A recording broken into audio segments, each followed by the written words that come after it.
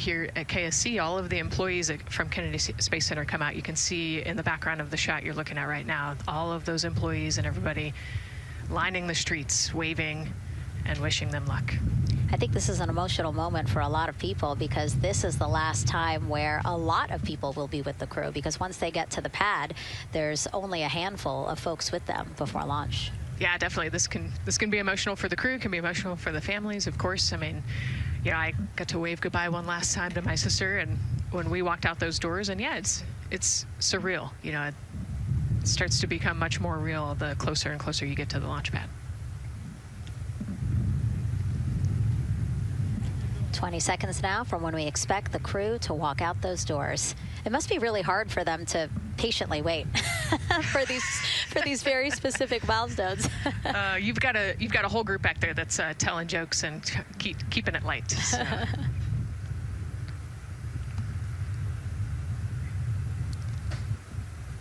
And here they are, NASA's Artemis II crew. Commander Reed Weissman, pilot Victor Glover, and mission specialist Christina Cook and Jeremy Hansen taking their first steps outside for their historic test flight. To a wonderful applause from the crowd. They're looking really excited. Some and big really smiles. Ready. I love that. Out here. It's a great day for us. It's a great day for this team. A few words from Reed. Great day for us, the team, he said. Thumbs up, more thumbs up. Of course, a lot of pictures. We hear some camera shutter clicks back there. I love the energy of this crowd. Let's go. And so now the crew walking over to each of their pens. The first people closest to them, of course, their family members who got to quarantine with them, correct? Yes. Yeah, so the ones that are close and waving, those are the immediate family, so spouses, partners, kids. And we're trying to give them some privacy so that they can have their conversations with their family members. Christina there, she has her husband. Victor has 4 daughters and his wife, they're there. Reed, his 2 daughters are there. And then Jeremy, his wife, 2 daughters and a son. You know, when you were standing in their shoes, Nicole, when you flew for Crew 10, what were you kind of talking about? Like, did you really think about this moment and what you might want to say? You know, they've all already done their real goodbyes, you know, in person. And so this is more just kind of, again, that last chance to wave, last chance to get one smile. You know, you see Christina there smiling. So this felt much less heavy and just, you know, waving and maybe cracking a joke or something, saying hi. So this was a really, really great moment for our crew. Reed's 2 daughters there. Reed spoke about when he told them that he was selected to be the Artemis II commander. And he said he was worried. He's a single dad, didn't know how they would react. And actually, he said he was overwhelmed by their support. He woke up the next morning with cupcakes baked by one of the daughters, moon cupcakes. Yes, I love this story. Moon cupcakes the next morning. Like, how awesome is that, right? Everybody needs their support system, and clearly he has that in his daughters. Christina said she took a bike ride with her husband and wanted to tell him when the moon rose, but that it was too foggy. But she said he was still very excited and happy for her. Yeah, the moon's still out there. A close-up now of, again, Commander Reed Weissman and Mission Specialist Christina Cook. To the right of your screen, as we pan left, we have pilot Victor Glover. Victor told his wife, and they told their 4 kids together, and he said that one of them just started yelling, "Let's go!" Yes, I love that. Again, the support from the family is awesome. And Jeremy said his wife and 3 children, super excited. He felt very supported. You know, he did have that tough conversation, obviously, of talking about the realities of this being a test flight, but he said they were super supportive. And now as he walks away, some kisses from Victor Glover to his family, hearts to Christina. Jeremy being a gentleman, pausing so that Christina can take a nice photo without him. Hearts too from Reed there.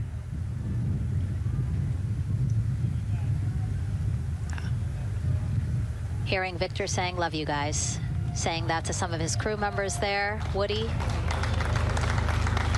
some more applause from the group. Quick wave to some of the NASA program managers, and I think Norm Knight's out there, the FOD Flight Operations Director.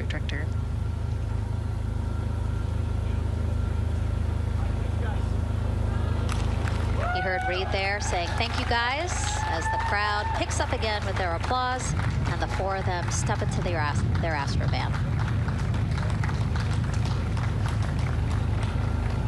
Looking at the clock, very on schedule right now. Again, according to the very detailed timeline of launch today, they're expected to drive off in about 20 seconds.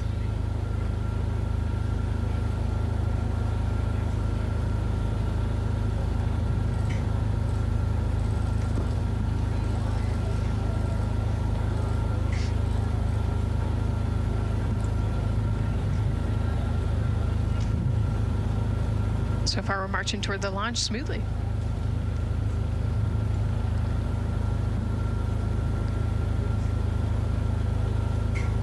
Do you think they're queuing up the video? Definitely. And that's why they haven't left yet? They're like, we can't go without our point break. And yeah. Where's the popcorn?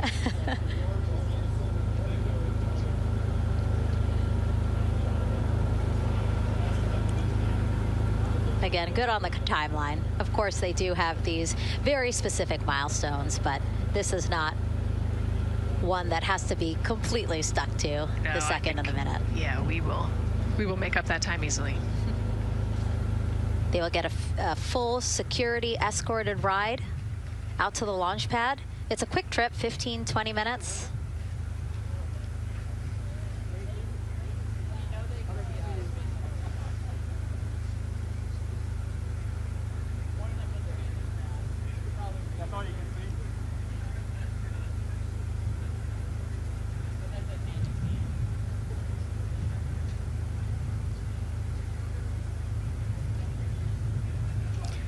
The closeout crew at the pad still just getting everything ready for their arrival.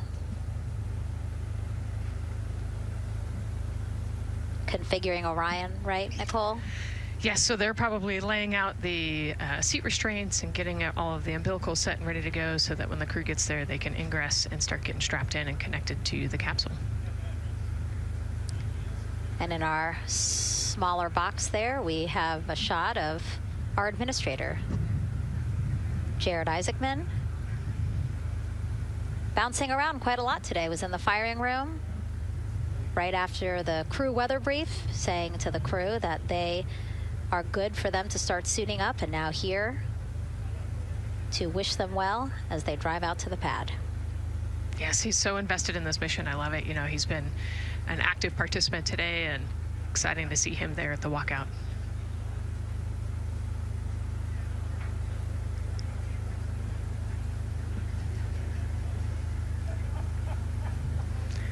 So in the van, they're probably getting hooked up to the portable cooling systems as well. So that would be my guess on the slight delay here, making sure everybody's situated, connected to cooling, and ready to go before they take off.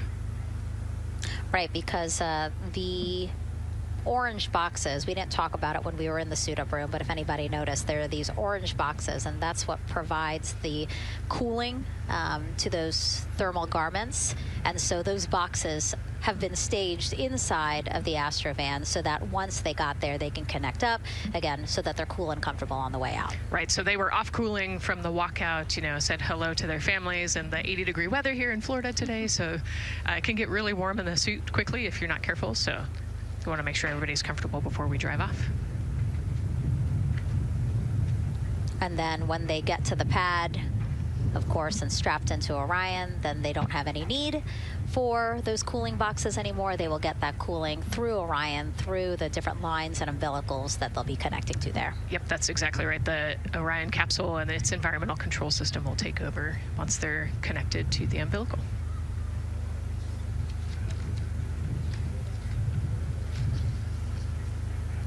And so when we were watching them get into the elevator, I said, oh, there's a couple more people going in there. And they were, again, those folks in the white suits that we saw. Again, suit technicians. Yep.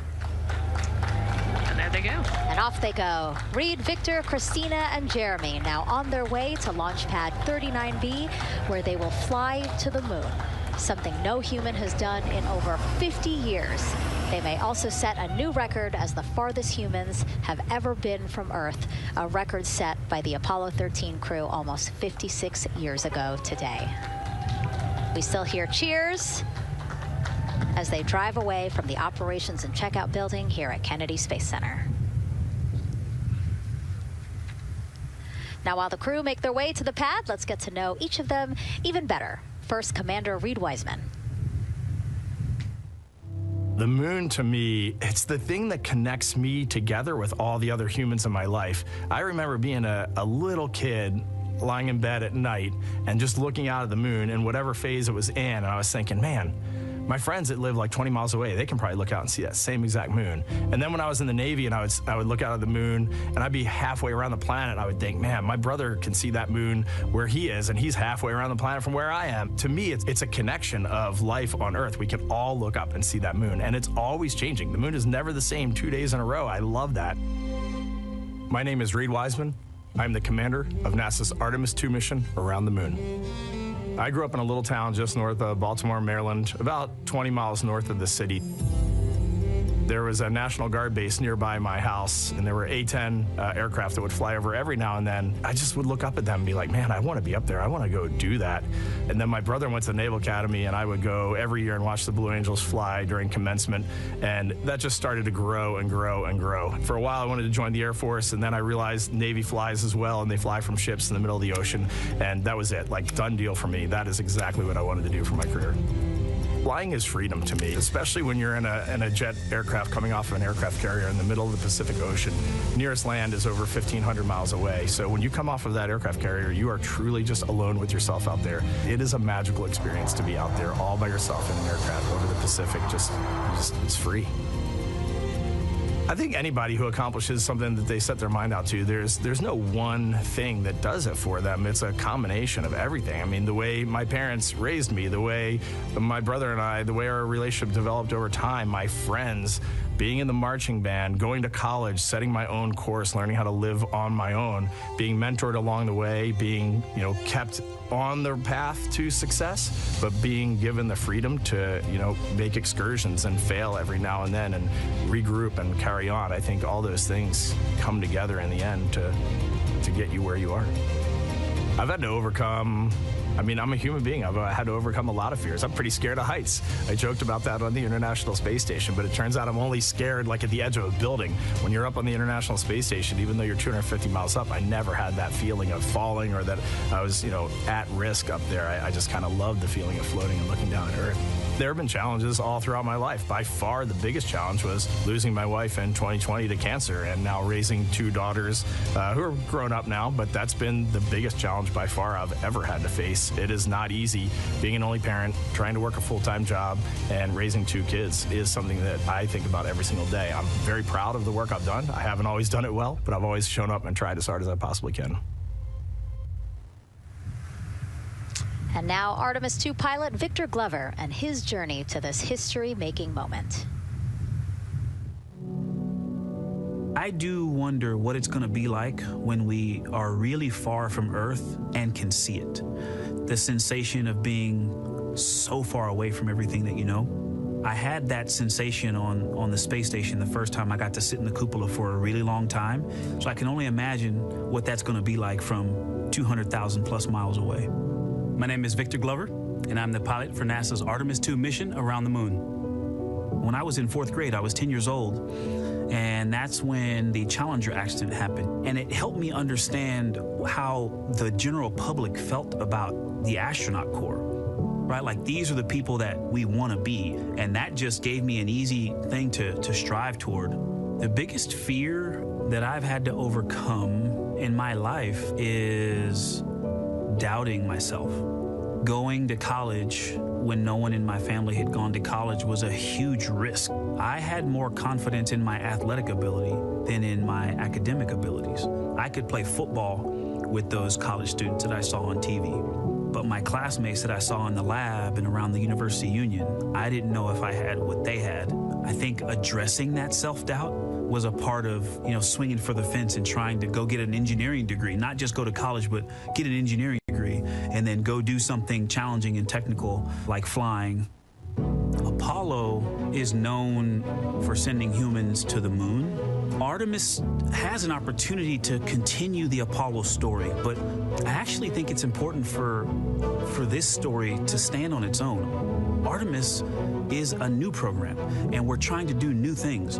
And it's great to compare and contrast. When you look at our spaceship, you can see parts that were designed, built, and integrated in another country. When you look at our crew, you see that our crew is international. There are also men and women. And I just think that comparing and contrasting makes the story even richer. The piloting role specifically, I will have an hour and a half or so where I get to fly the spacecraft by hand. We haven't flown that many spaceships. And so the ability to fly one actually in space on a test mission is just a really unique opportunity. I can't tell you how I'm going to feel when we fly by the moon and see the moon up close and the Earth from 250,000 miles away, but I don't use the word excited because I'm focused. What we do, this is very serious and it's very risky, and we are all intimately familiar with that risk. And so if we go out there and we're successful and we can pass that baton on to Artemis 3, that's something to really be excited about.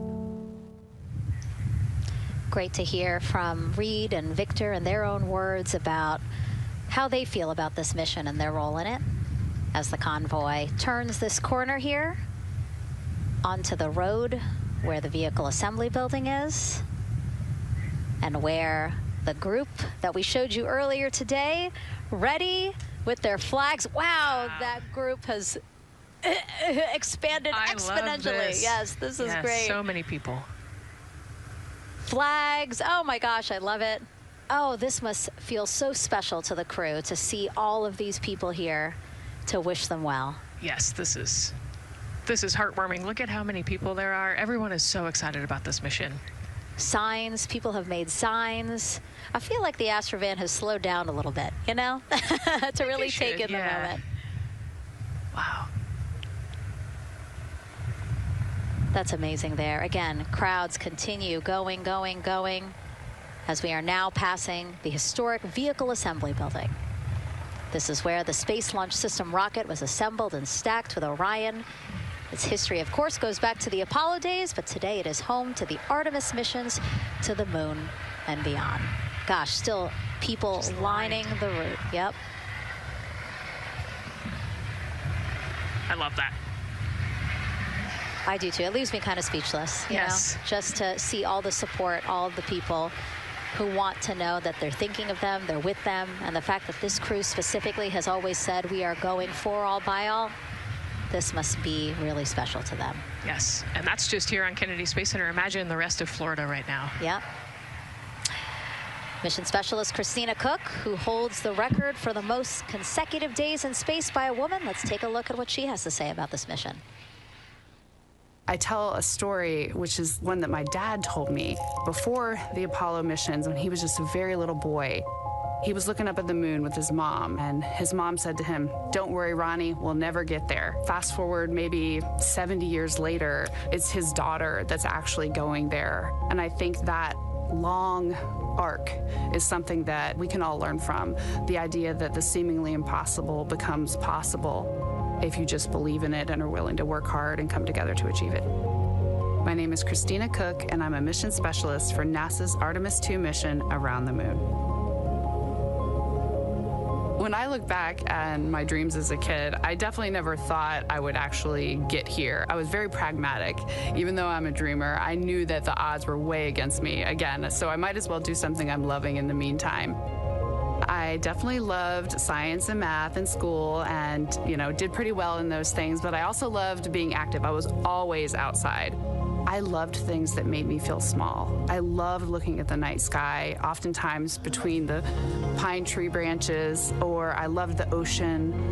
North Carolina also has mountains, and when we go there, I just love the vastness of all of those things. I loved how they made me feel and what they made me think about, and the vastness of the universe and how much out there was to learn. I'm drawn to exploring. I'm drawn to challenges that involve both mental and physical, and I'd much rather be solving problems wearing a whole lot of equipment and in a harsh environment, and that's just something I've carried with me ever since I was a kid. Thinking about the fears or challenges that I've had to overcome, there are just so many. I mean, basically, it's just been, that has been the journey. I always say to people, do what scares you. And that means I have to follow my own advice. So doing what scares me meant getting on a plane and going to the Antarctic, getting on a plane and going to study abroad in Ghana, applying to become an astronaut, opening the EVA hatch in the airlock and going out of it into the darkness, strapping myself onto a rocket. And so for me, I think that no matter what the challenge, recognizing that if people believe in you and you believe they believe in you, challenges seem always a little bit easier. To me, the moon, it represents history. It is a witness plate. Everything that's ever happened to the moon is still written on the moon. Every single person has looked at the moon their entire lives. We see the same moon. That's something really special. It's just the epitome of a symbol of something that's in each of our hearts, but that's also represents exploration and reaching. And as we continue to watch the convoy, almost at the pad, mission specialist and first-time flyer, Canadian astronaut Jeremy Hansen.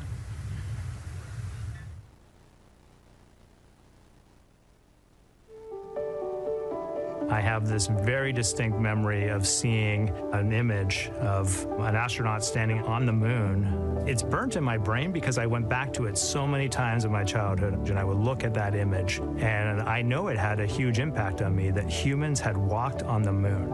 My name is Colonel Jeremy Hansen. I'm an astronaut with the Canadian Space Agency, and I'm a mission specialist on NASA's Artemis II mission around the moon. My elementary school years, I grew up on a farm outside of London, Ontario. I spent as much time as I could with my dad on the farm. I learned the value of hard work, for example.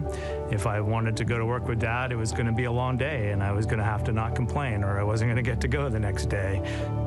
I had a treehouse. I had a vivid imagination.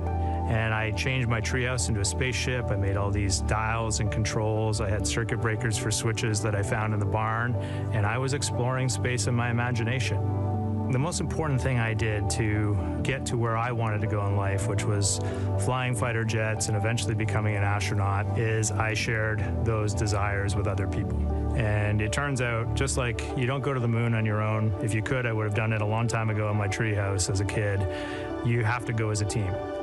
I think the biggest impediment to achieving my goals was, of course, myself. And I think that's a common human experience. There are many times where just little things would get in my way, and my immediate interpretation of that was, well, now that goal's out the window. You know, people must have lifted me back up, and somewhere in the back of my head, that persistence came through. And I think that's a common human experience, to doubt ourselves. I've come to this, I guess, realization that I believe that we all have gifts to contribute, and the goal is to figure out how to use your energy towards adding positively to humanity's existence on this planet. But I love it when humanity sets big goals, like sending humans to the surface of the moon with an eye to eventually going to Mars, because when we do that, we can bring together genius from not just even in one country, but around the world.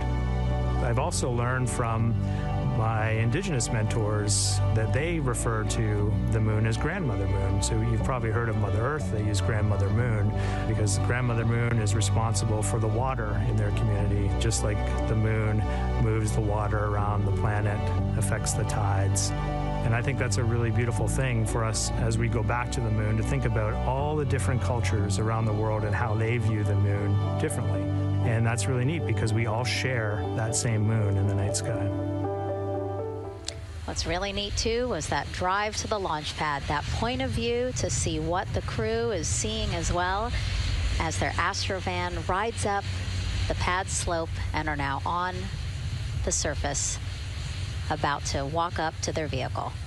Yeah, you know, we talked about how tall this rocket is earlier. Wow.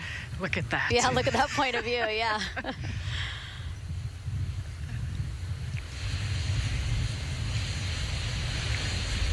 Pad 39B, another historic place here at Kennedy Space Center. Construction began in 1964, finished 3 years later. Apollo 10, the full dress rehearsal for the moon landing. That was the first mission to launch from this pad. Yeah, you know, we've used this pad for a lot of missions. You know, we modified the pad in the 70s and 80s, and then the shuttle missions actually launched from here as well.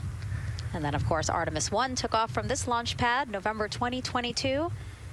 And now here we are about to see the Artemis 2 crew get out of the Astrovan and make their way up the mobile launcher to the 274-foot level, where they will embark on their first crewed test flight of the Artemis program. You know, I think that button in the elevator actually says space when you hit it. Yeah, really? Here? At least on 39 Alpha it does. So I imagine it says something similar here. Again, let's take a look at the clock as we wait for the crew to get out. 4 hours, 10 minutes and counting until the top of our 2-hour launch window today. Let's head back across the street to Daryl, who's following the launch team every step of the way. All right, thank you, Megan and Nicole. And here inside Firing Room 1, we had a nice moment. The launch director, Charlie Blackwell-Thompson, NASA's first female launch director, standing up from her console, taking her cell phone and snapping photos as the Artemis crew that she had just given the go to leave the astronaut crew quarters, driving by, and of course going up the causeway until they got there to the pad. And now we see them coming out of the Astro van there and getting ready to ascend the launch tower. Well, we got a weather brief before they went out to the pad, and of course LWO gave a go. There could be some rain out there at the pad. It's already rained out there already. If you're in the area and you're watching right now, well, certainly you know that there's some rain in the area.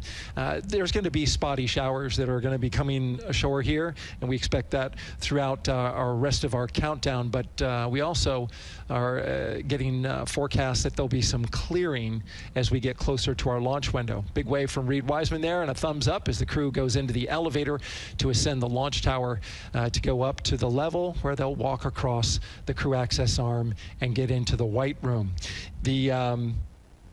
One of the things that you're going to start to hear now is from the crew themselves. We're going to be airing the Orion to Earth loop, which is the communications that's going between that crew and the launch team here as they walk them through configuring their various consoles as well as getting ready.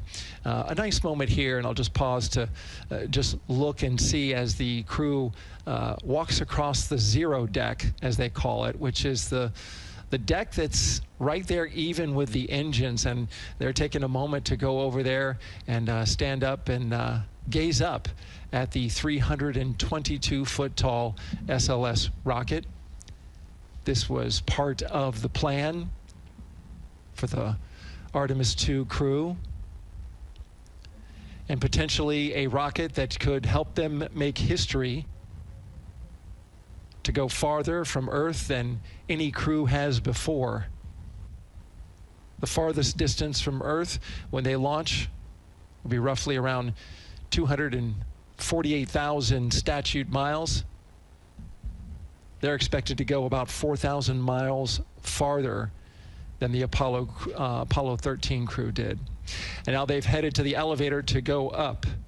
Again, I was talking about the loops. You're going to be hearing from the crew as they discuss with the launch team getting various systems ready to go. And then closer to liftoff, we'll hear the operational launch team loop brought forward ahead of the critical pre-launch polls and then the start of terminal count. And that should be right around L-25 minutes, right before the NASA test director gives their poll and the launch director gives her management poll, which happens at L-17 minutes. Right now, a lot of focus is on, of course, the closeout crew. They've made the way for the crew to get inside the spacecraft now and walk across that crew access arm, and there they are. They have been working on a tight timeline, but they are ready to go, and they are ready to receive the crew and start putting them inside their Integrity spacecraft. That's it from the firing room. We'll send it back to Megan and Nicole. And Launch Director Charlie Blackwell-Thompson, again, we mentioned her a second ago. Her team have been training extensively for this moment since Artemis 1 launched in November 2022. Today, they have a message for Reed, Victor, Christina, and Jeremy.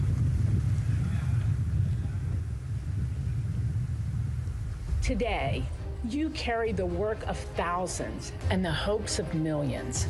Every test, every simulation, every long day and night have led to this moment. This team is ready. The vehicle is ready, and you are ready. From the ground to the moon, Godspeed, Artemis 2! I love that. I just love seeing all of the people who have contributed to this mission and the fact that this is what they've been working for, and now it's culminating today. Yeah, thousands of people have worked on this mission, and you know, we saw there from the launch team, but human spaceflight is like the ultimate team sport, is what I like to say, and that's just a great example of our team wishing our astronauts good luck. That shot there that we were just looking at was aimed at the elevator doors, again, to catch the astronauts as they make their way up to the 274-foot level of the mobile launcher. The mobile launcher is the structure you see there. It is not only a way for the crew to obviously access Orion, but also provides the fuels, communications, all that to the rocket. And now we're watching the crew walk across the crew access arm, getting a beautiful view of Kennedy Space Center. From 274 feet. Woo. Nicole laughs because Nicole is also, like Reed, does not like heights. Do not like how open that crew access arm is. But Reed made it across, so that's good news. It looks like they really enjoyed it. You know, they didn't just walk straight past. Christina and Victor, we definitely saw. Some thumbs up there, looking too. out, yep, that crew access arm. And then Reed, he knows where that camera is. Taking the opportunity to, again, just tell folks, hey, we're doing good. Ready for it. Yeah. And it looks like they're actually probably signing their patch. Yeah, there's a wall with patches there, and so each crew signs when they get up for their launch. And so this is probably actually the first time a crew is doing this in the White Room of Launch Pad 39B. Don't quote me on that, but I think the signing started with the commercial crew program. So there's a lot of that in the White Room over at 39A, but again, this is 39B. Yep. And so now in this room here, the White Room, again, we will see the crew don or put on their communication caps again, their helmets, their gloves, and remove coverings that they had on their shoes. Yeah, so they want to protect the suits while they're walking out and up to the White Room, and now they'll finish reassembling those suits. Put the boots on, put the gloves on. You can see they're working their comm caps now, and they'll work the helmets eventually as well. And so as we watch this process unfold, why don't we take a couple of questions from you guys? What is the most difficult thing about preparing for a flight? Nicole, that question's obviously for you. Ooh, this is a great question. You know, I think we get such good training. You know, this crew's been training for years. And so they know this rocket and this capsule inside and out. They know all the dangers. They know how to react to anything. So I actually think, you know, preparing your support system and your family, I think launch day is actually tougher for your family than it is for you. And you know, we've heard the crew talk about the difficult conversations that they've had with their family to prepare for this historic test flight. And so I think, you know, the closer and closer you get to the rocket, the fewer and fewer things from Earth you keep. You know, they left their suitcases at crew quarters this morning. They left their cell phones, their laptops, everything. And so you are just a human in a spacesuit about to get on a rocket with all of your loved ones watching. And I think that can be probably one of the most difficult parts about today. And while you were answering that question, Nicole, we did get a chance to check. Yes, this is the first time crew has signed the wall of the White Room, again here at pad 39B. Let's take another social question now. All launch windows happen to be in the evening. How come? Obviously referring to the April opportunities specific to Artemis 2. Right. You know, this is a complicated answer. I don't know that I would have the exact mechanics behind it, but it has a lot to do with orbital mechanics and where we are in terms of the Earth and the Moon relationship.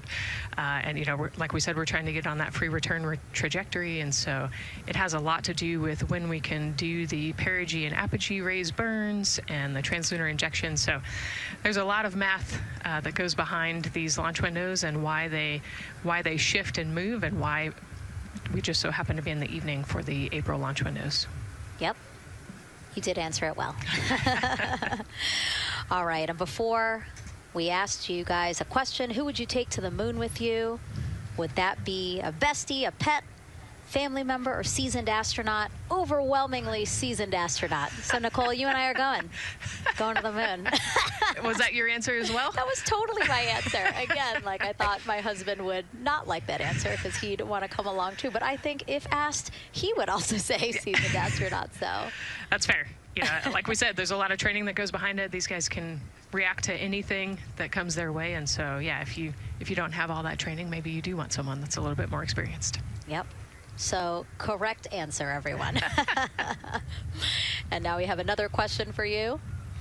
What do you want to know about living in Orion? What the crew eats, how the crew sleeps, how to fly the vehicle, or how free time is spent? Another great question. Yes, I'm excited to see what they say. Yeah, so head to NASA's Instagram or Twitch accounts to vote, and we'll share the results as soon as possible.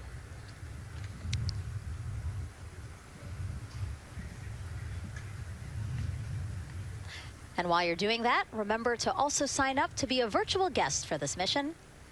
Just go to the link we'll pull up on your screen. As a virtual guest, you will get mission-specific information, notifications of any schedule changes, and curated resources straight to your inbox.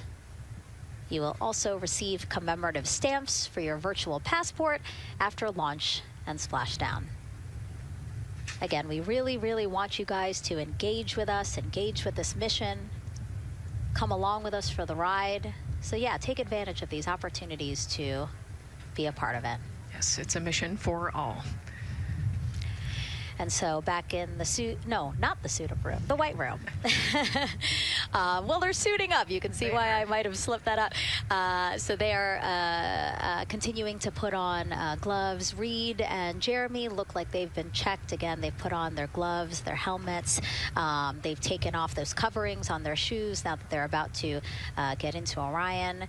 And then suit technicians are also helping Christina and Victor. And they're in this particular order, actually, because this is the order in which they're going to ingress into Orion. Again, we have Reed, Jeremy, then Victor, last Christina.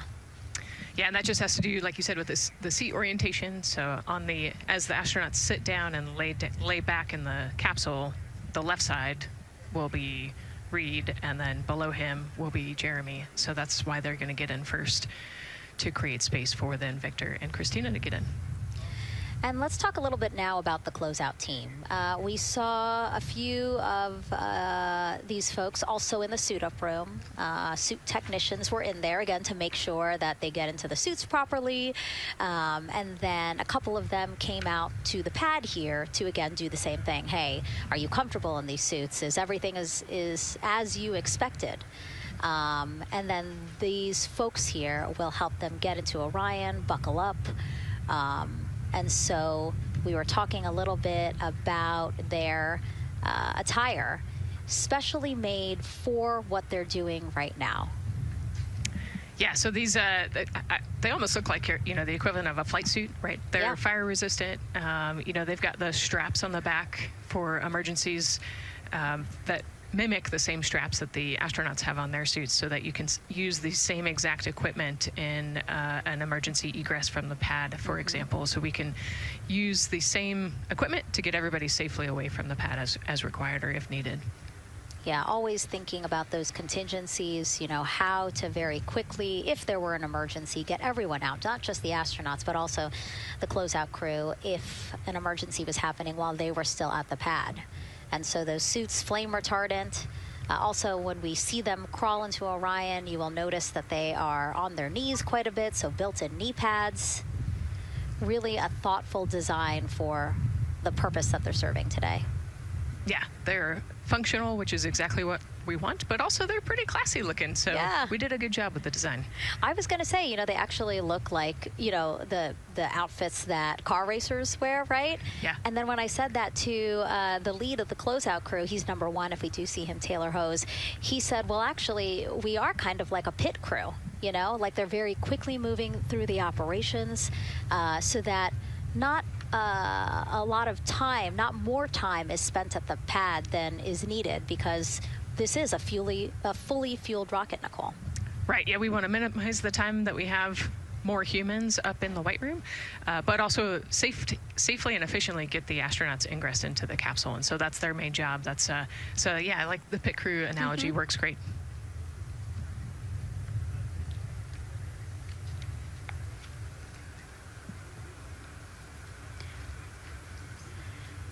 And so, Nicole, as we get ready to see them ingress, I know you'll be, again, an invaluable source as we talk through this part of the launch countdown, because you've been inside a mock-up of the Orion spacecraft. And I know that because you texted me a photo that you took, this selfie in the mock-up, and little did you know I was going to put it in this broadcast. Yeah, this was actually a really wonderful opportunity. Last week, our flight control team at Johnson Space Center hosted an open house of the Orion mock-up there in the Space Vehicle mock-up facility. And so I got to spend some time in the capsule with some of the flight controllers who are actually sitting on console right now and talk to them about everything inside the mock-up. So you can see I've got a bump cap on. It's like a small hard hat. There are a lot of, you know, metal corners and things, and we are still squishy humans at the end of the day.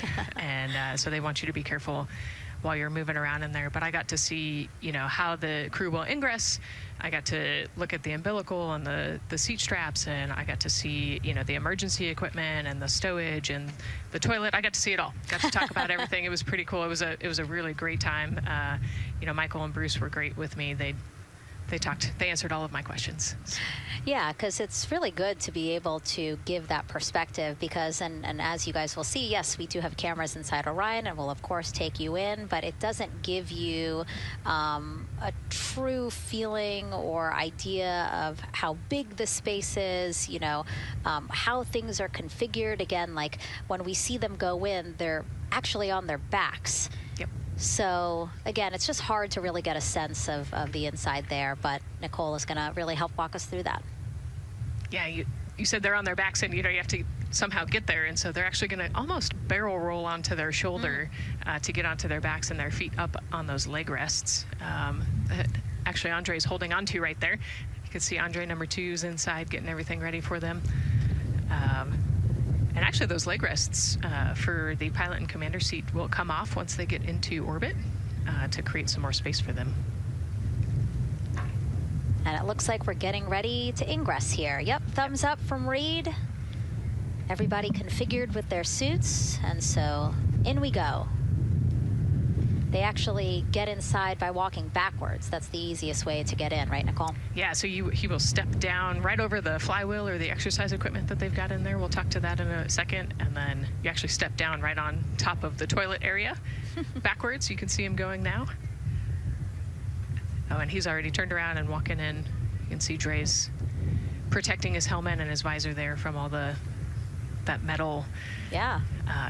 It's a tight squeeze, but they've done this a lot, so Reed's already all the way across the capsule. Yeah, that was fast. Impressive, Reed. Impressive. That's why you're the commander. Oh, a heart there from Jeremy again. Yep, Canada. Yeah. Canada is about to get into Orion. And so you mentioned Dre. Why don't we talk a little bit about him? So that was NASA astronaut Andre Douglas. And he is actually one of the backup crew members for the Artemis II mission. He trained alongside the primary crew and will step in and if any of the 3 astronauts are unable to fly. Yeah, Dre's actually a classmate of mine, so fellow fly. Oh, yeah.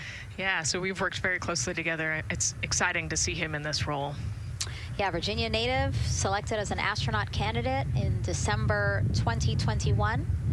He completed his training in March 2024 and was subsequently named as the Artemis II backup crew member just months later in July. Before joining NASA, Andre worked at the Johns Hopkins University Applied Physics Laboratory, where he specialized in spacecraft systems engineering. His work focused on the systems that help spacecraft know where they are and how to get where they need to go. So obviously critical for missions to the moon. Yeah, he's a wicked smart guy. He's got like 15 degrees, I think, or something. Oh, my. So. And so now here we are back inside Orion, where the closeout crew, each one with either Reed or Jeremy. So it looks like Andre is with Reed. And this is a camera shot of behind Reed's head. So Reed, while Andre is buckling him in, it's a 5-point harness, Reed was configuring his control panel.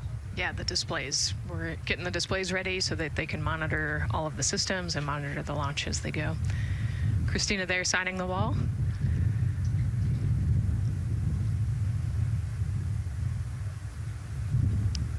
Got to put away the pen. The pen could be foreign object debris or FOD, which is bad for NASA. We definitely want to make sure that we keep track of everything and we know where everything is, because the smallest thing could prevent us from launching or affect the equipment out there. Yeah, and you'll actually see that most of their tools will be tethered as well, so nothing can fall through a crack or drop.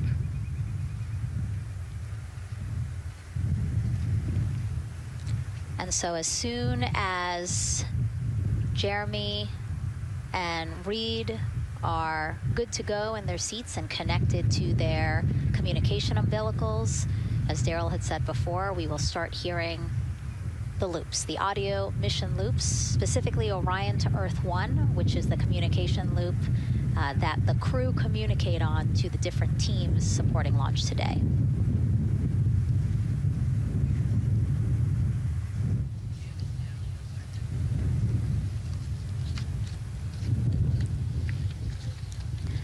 And as we said when we were in suit up, after they do communication checks, again, suit leak checks to make sure that nothing went wrong between the suit up room and here, and also to specifically connect them to the Orion systems. Yes, this will be an integrated test with Orion and the suits to make sure the entire system is working and ready for flight. And so you'll notice Reed and when Victor sits down, Reed and Victor are the only ones with the display panels in front of them. Jeremy and Christina will actually share a personal computer device, and that will be on Jeremy's leg, and that's how they'll continue to follow along with telemetry and data. Yeah, it's actually pretty cool. This is one of the technology demos that we're doing, and so they're going to plug into the system, and it'll be a screen repeater on that, that device for them so that they can see what the pilot and commander are seeing. OTC at MS2 is online for context. This is OTC. Repeat. MS2 ready for comm checks. The MS2 ready for comm checks. MS2, OTC, Orion to Earth 1, comm check. OTC, it's MS2. Have you loud and clear on 1. You're welcome, sir.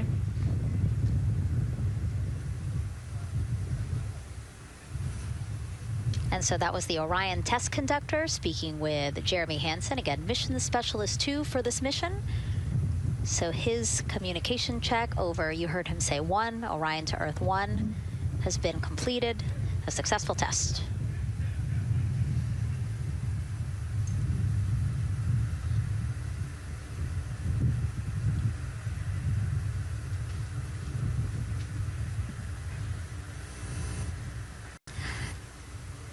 The rest of the crew here waiting in the white room. Again, as Nicole was saying, a little tight there for all of those folks. So Christina and Victor will wait until Reed and Jeremy are done getting buckled in. Yeah, I think 4 astronauts and 4 suit techs would be a tight fit in that capsule. Yeah, I mean, take a look at Bill. He's number 3 there, that the suit technician there. He is kneeling where Christina will be in order to get Jeremy situated.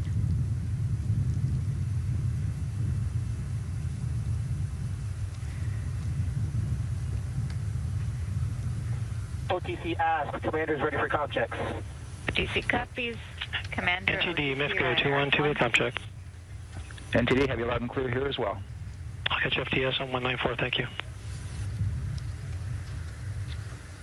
Commander, OTC Orion Earth 1.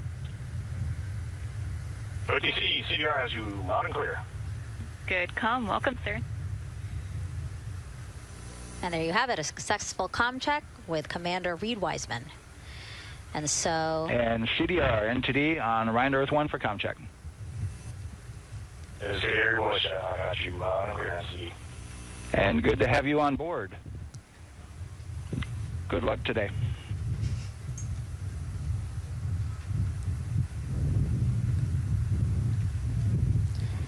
And so now these two closeout crew members will finish up what they're doing here.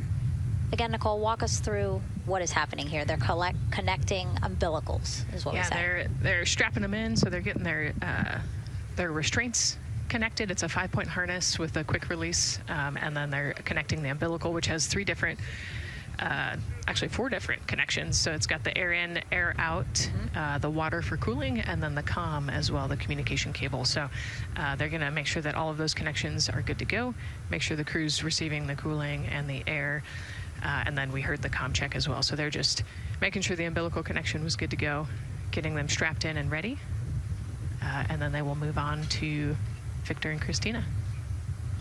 And so while we wait for that to happen, why don't we get another check of the launch countdown milestones with Daryl and the launch team?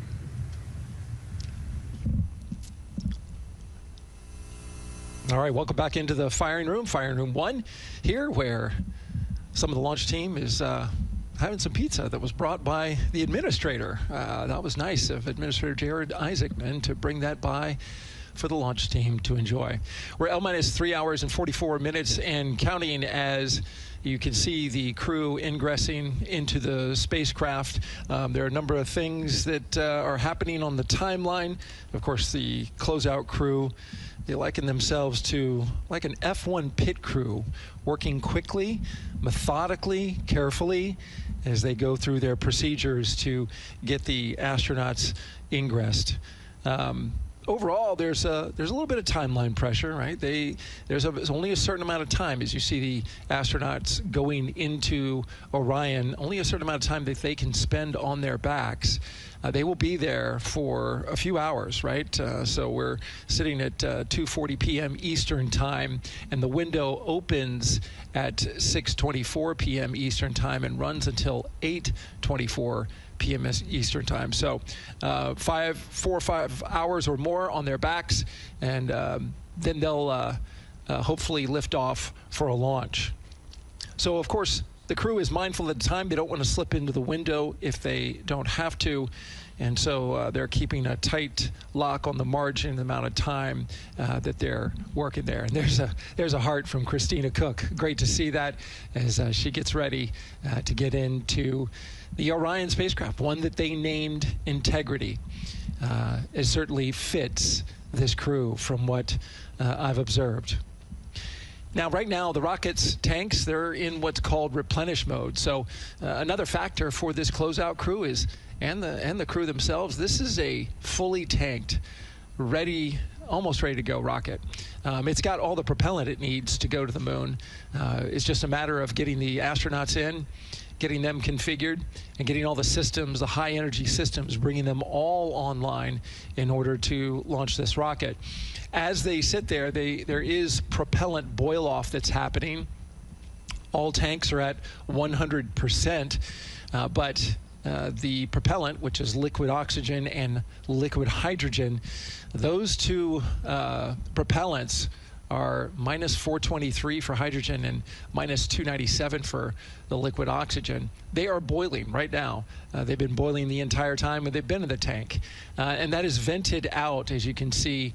When we look to a wider shot of the rocket, you can see the venting and the little wisp of clouds that are coming out from the top of the rocket in the middle part of the rocket. And that is because just like you boil water on your stove, those propellants are boiling. Of course, their boiling point is much lower than than water, and so it doesn't take much for them to boil. But just as if you were to leave your pot of water on the stove and just leave it there, what would happen? Well, it would completely boil off, and all the water would be gone. Just, you know, basically turned into water vapor inside your house. Well, it's the same case here. So we are continually replenishing the rocket with propellant, liquid hydrogen and oxygen, running from those propellant lines that you see there going into the rocket. So that continues to go well. Overall look from the launch team here, this has been a very smooth countdown so far. The cryo tanking went exceptionally well, and the launch team is really in a good mood right now. Cautiously optimistic, understanding that with a system this complex, you can have something unexpected happen. But to this point, the firing room is really encouraged by what they've seen so far, and are especially excited to see these astronauts getting inside the spacecraft. L-minus 3 hours and 40 minutes and counting until we open up that window for launch. For now, we'll send it back to Megan and Nicole. Thank you, Daryl. And, you know, he mentioned that the crew decided to name Orion Integrity, and it was not something they came to easily. You know, they really wanted to put in a lot of thought, and what they came down to is integrity is a value that NASA embodies, and also individually they felt like integrity is something that speaks powerfully to them.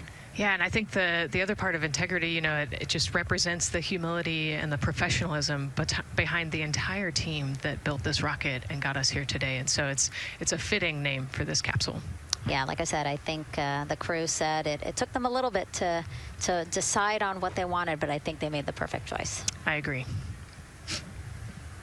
And so as the countdown to launch continues, we are reminded that this is an agency-wide effort to make today's launch attempt possible. We invited people across our NASA family to wish our crew a safe journey. Go Team Artemis! Go Team Artemis! 3, 2, 1, blast off! Have a great flight. Godspeed.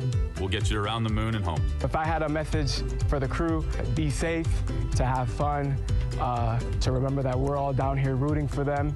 I want to wish my friend and former student, Victor Glover, and the entire Artemis team best wishes and a successful flight. Have fun.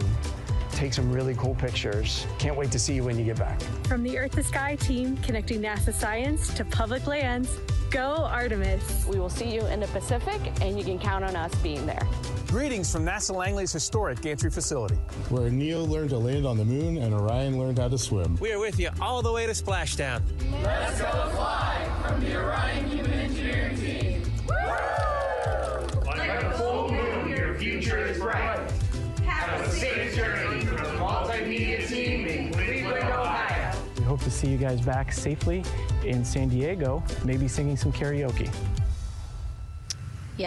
Yeah, right, maybe. He knows exactly what he wants to do. He's like, yep, karaoke.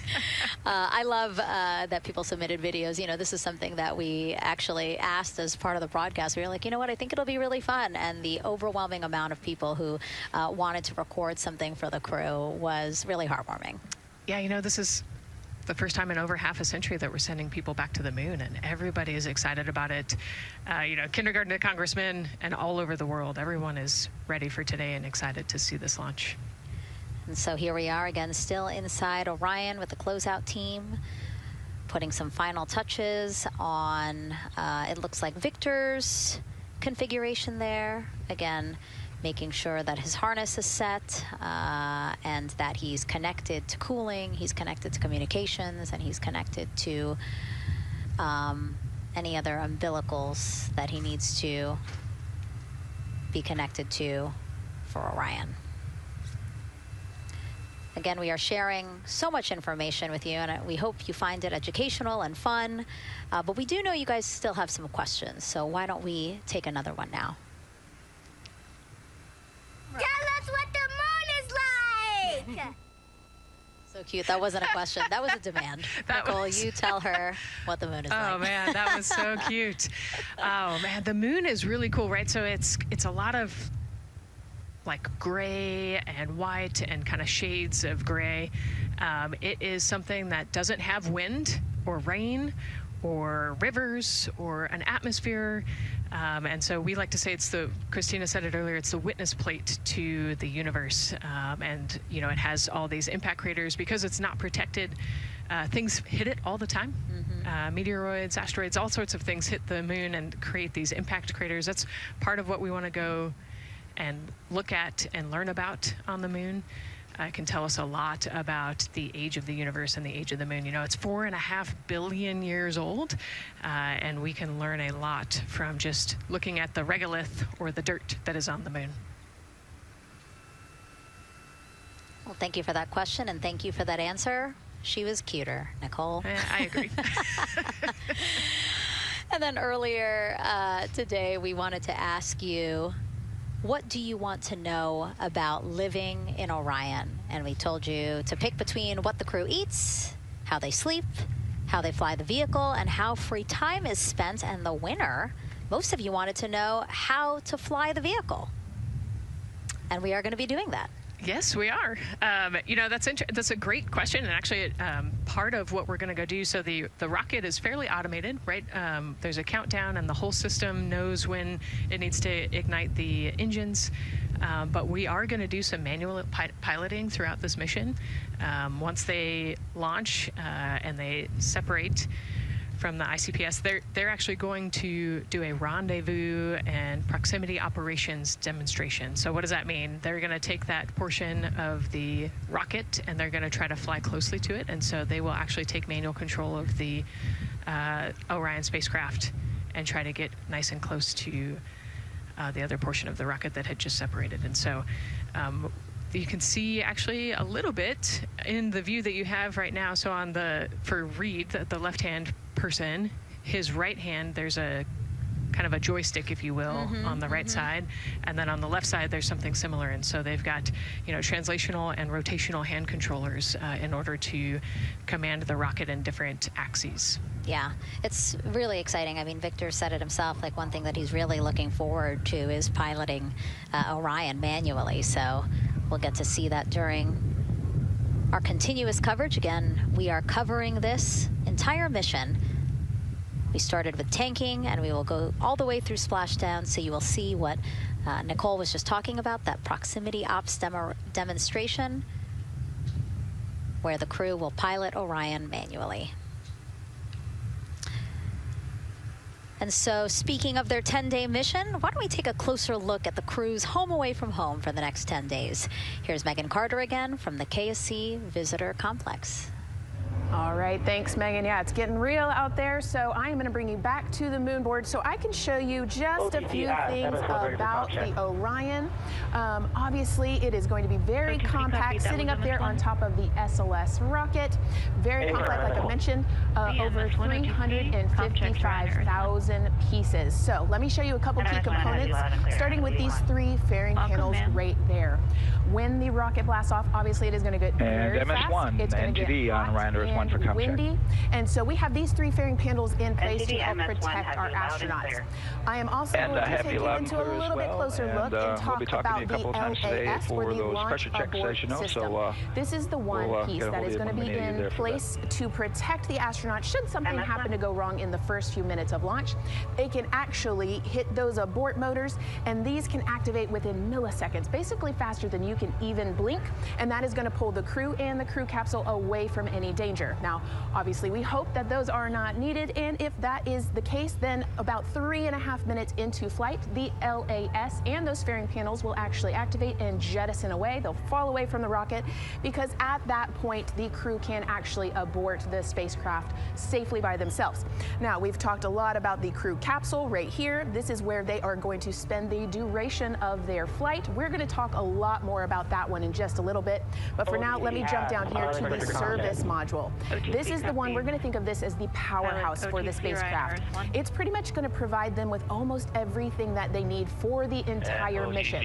Temperature control, removing the carbon dioxide, providing them with oxygen, so much more. You can also do course corrections and things like that. So super quick breakdown, but as you can see, all of these components together are going to make the spacecraft one that is built not just to fly, but to protect, sustain, and bring those astronauts home.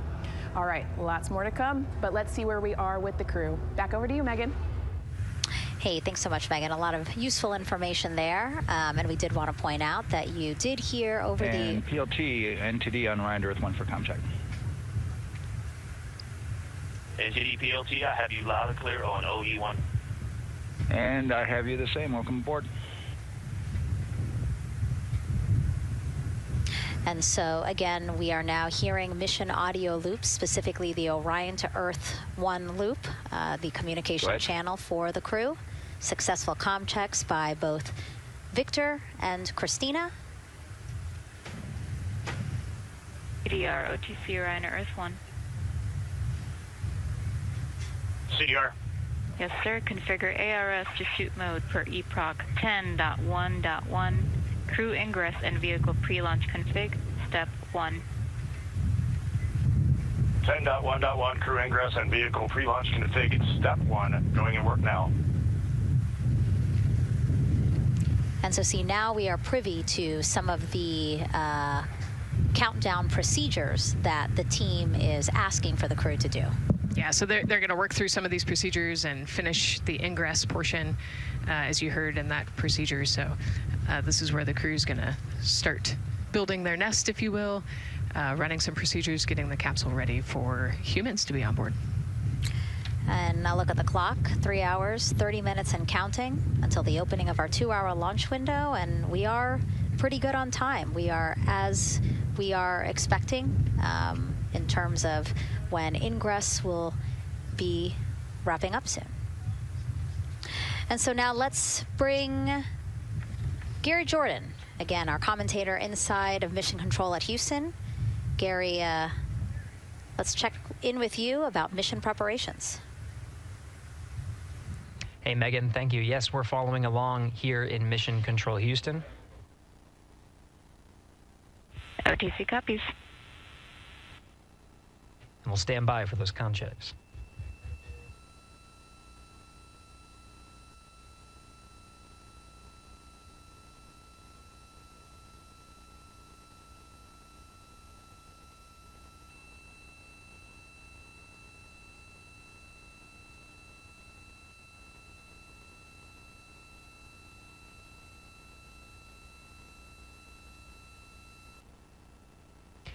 And again, we're waiting for those comm checks. We did confirm from our IVA officer here in Mission Control Houston that all 4 suits have plugged in umbilicals. And CDR, NTD. Go ahead, NTD. Yeah, Reed, we're ready to proceed with the voice checks if you and everyone else is.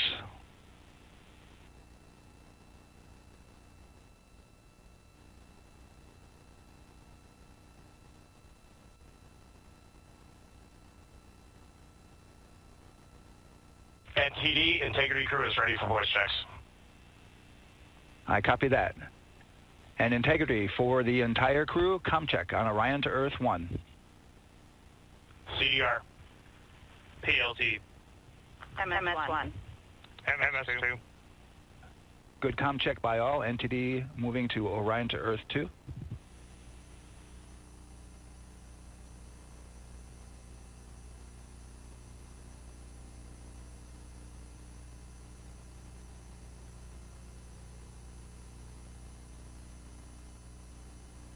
CDR. PLT. MS1. MS2.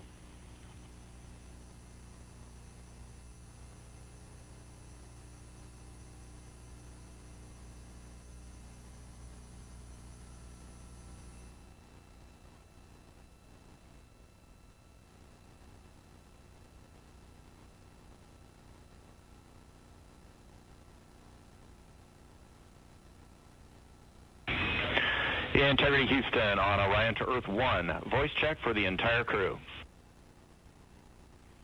CDR. PLT. MS1. MS2.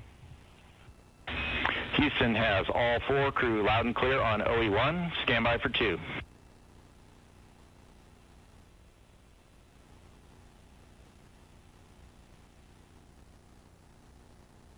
You're initial word was broken.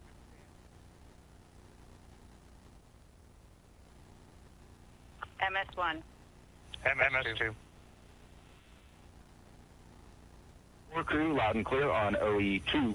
We'll use 1 for the default. Houston out.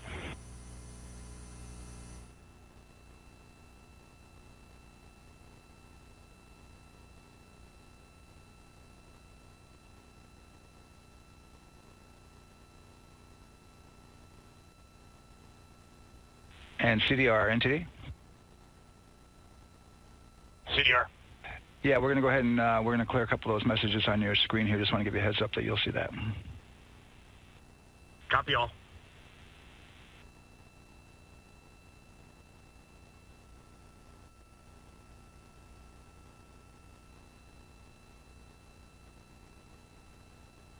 CDR, OTC, Orion to Earth 1.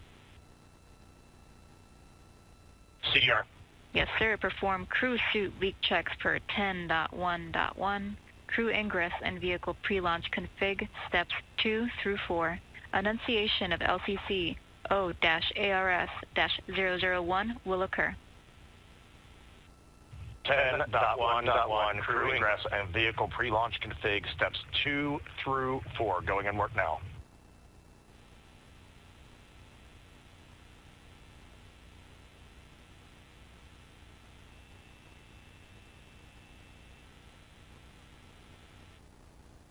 This is Mission Control Houston. We are following along as the 4 crew members of Artemis 2 work through their voice checks, then the umbilical connections and various pathways to get communications from all of the... refresh on your screen. CDR. Yes, sir. We're going to look to do a quick refresh on your screen if you guys are okay with that. Hey, firm, just let us know when we can continue in 10.1.1. We'll go hands off.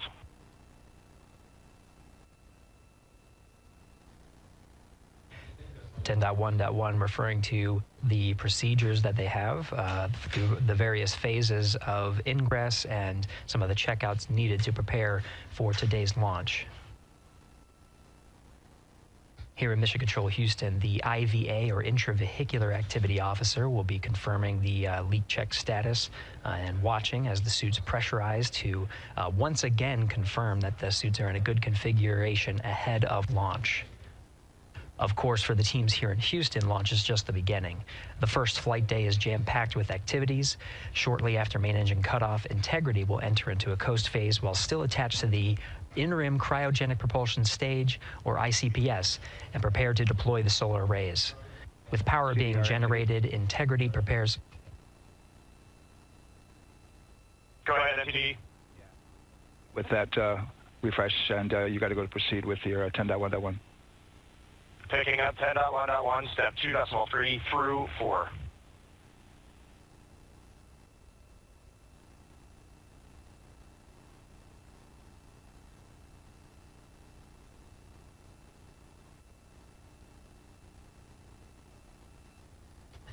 Picking up the procedures, the crew again working through the various steps to prepare for launch, standing by for suit.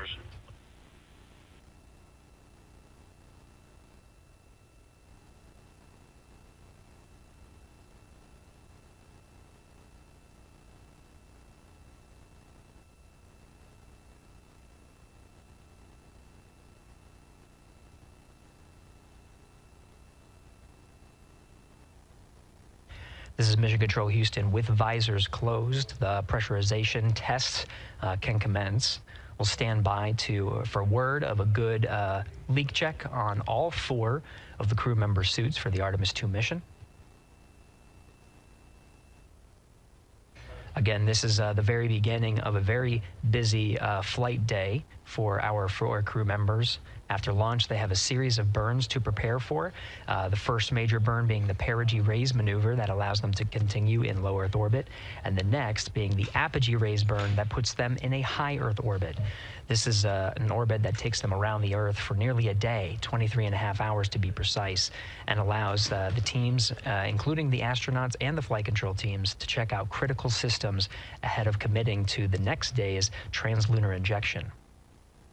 But before they even call it a day, integrity will separate from the ICPS, and the crew will command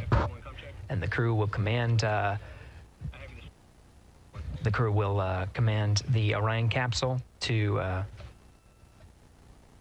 separate from the ICPS and turn around and approach the upper stage, but not dock.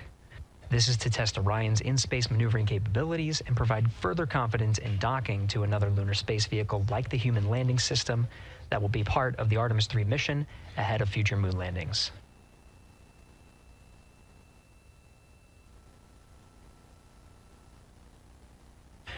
These are just a few of the highlights of the very first of 10 flight days as we await for confirmation of good leak checks inside the capsule integrity. And there's a lot more to this mission. A reminder that this is, of course, a test flight. The purpose here is to demonstrate procedures, systems, and life inside Orion on a mission around the moon for the first time, and give further confidence in the capabilities that are charting a return to the lunar surface.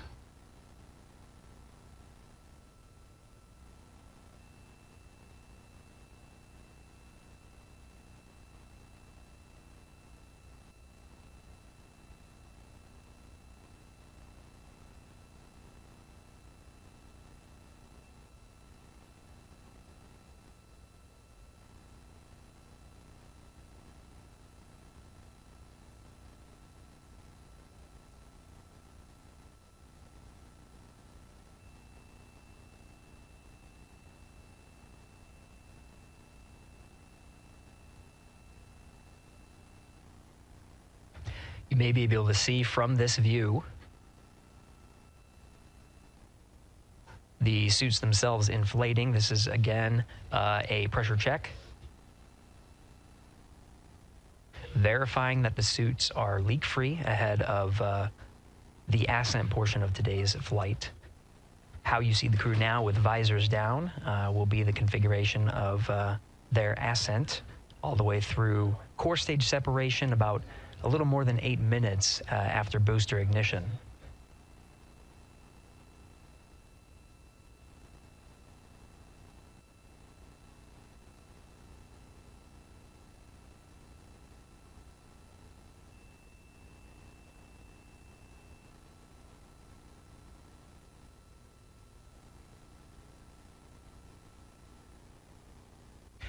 All right, here in Mission Control Houston, we are continuing to follow along, standing by for confirmation of good leak checks. In the meantime, there are no showstoppers here in Mission Control Houston.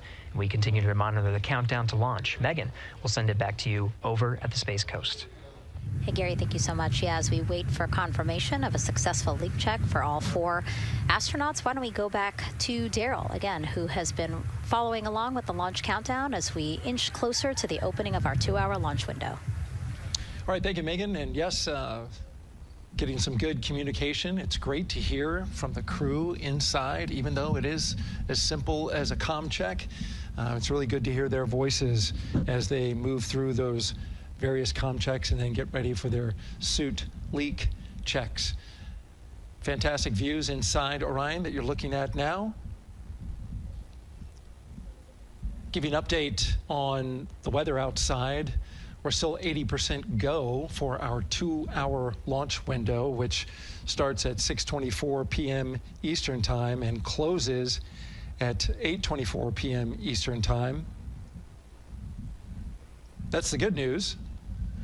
The bad news is that we've got some rain showers that are starting to head in. Looks like it may miss the pad. Wouldn't matter if it rained on it or not, though. It's received some rain earlier today. Water isn't going to hurt anything out there at this point. But the rest of the area might be getting a little bit wet, which may include the hostess, so keep an eye out for that.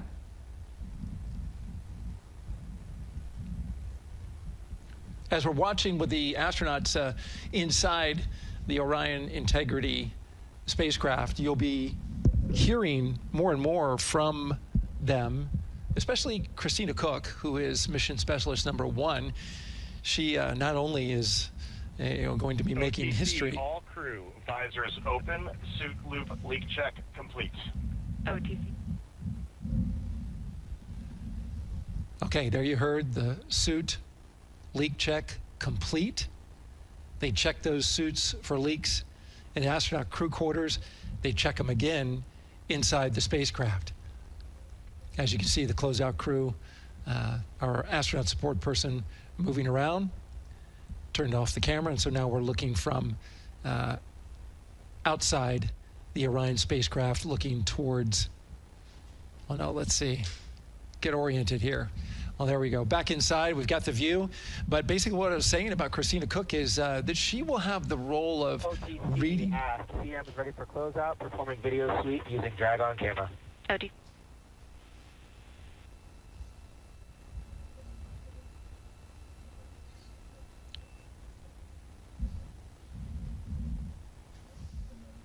She will have the role of reading out a pressure reading that tells the team that... and CDR or NTD? Go ahead, NTD. Yeah, we're going to do another cleanup on those suit leak check messages that we got from since we're done with that now. Integrity copies. Yeah.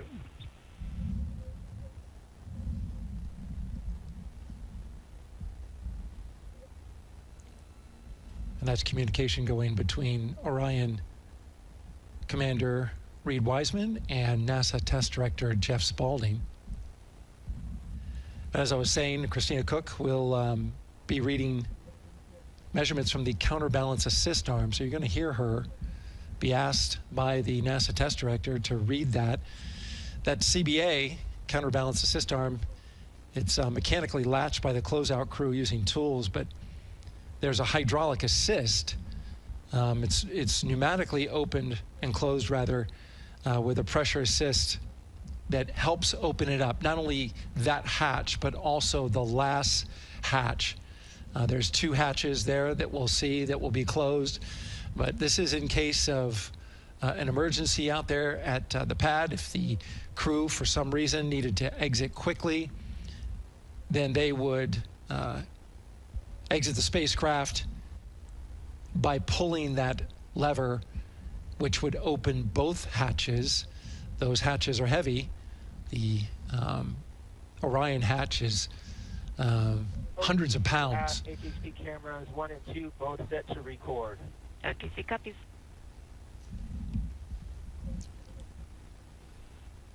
And just an update on the launch countdown, continuing to monitor the team's communications here in Firing Room 1. Everything going really smoothly so far. We don't have any significant open constraints to launch at this time, so we continue counting down. And for now, we'll send it back to the host desk with Megan and Nicole. Thank you so much, Daryl. And so we heard some of the communications over Orion to Earth 1, and it sounds like we are now moving into the hatch prep and closure phase.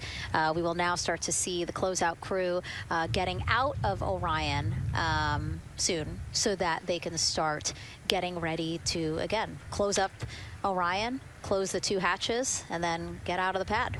Yeah, the closeout team will take the hatch seals off, and they'll inspect the seals, make sure everything's ready to go, and then do a few last-minute configurations before they close that hatch. And then, like Daryl talked about, then Christina will have a role in looking at the CBA there. So. Yeah, you might have heard them say over the loops again that drag-on camera. So basically, it's a camera that they can move around, and you might have seen it in a couple of our shots already. But they will take that camera and literally go and inspect the seal that. There's 2 seals, actually, 2 seals that go around the entire area of the hatch just to make sure that everything looks good. And that camera feed is being directly shown to NASA teams who need to monitor that. Yeah, they want to make sure there's not a single hair or a piece of dust on those, make sure that there's no damage and everything's ready to go so that the seal, they will do a leak check on this hatch seal as well.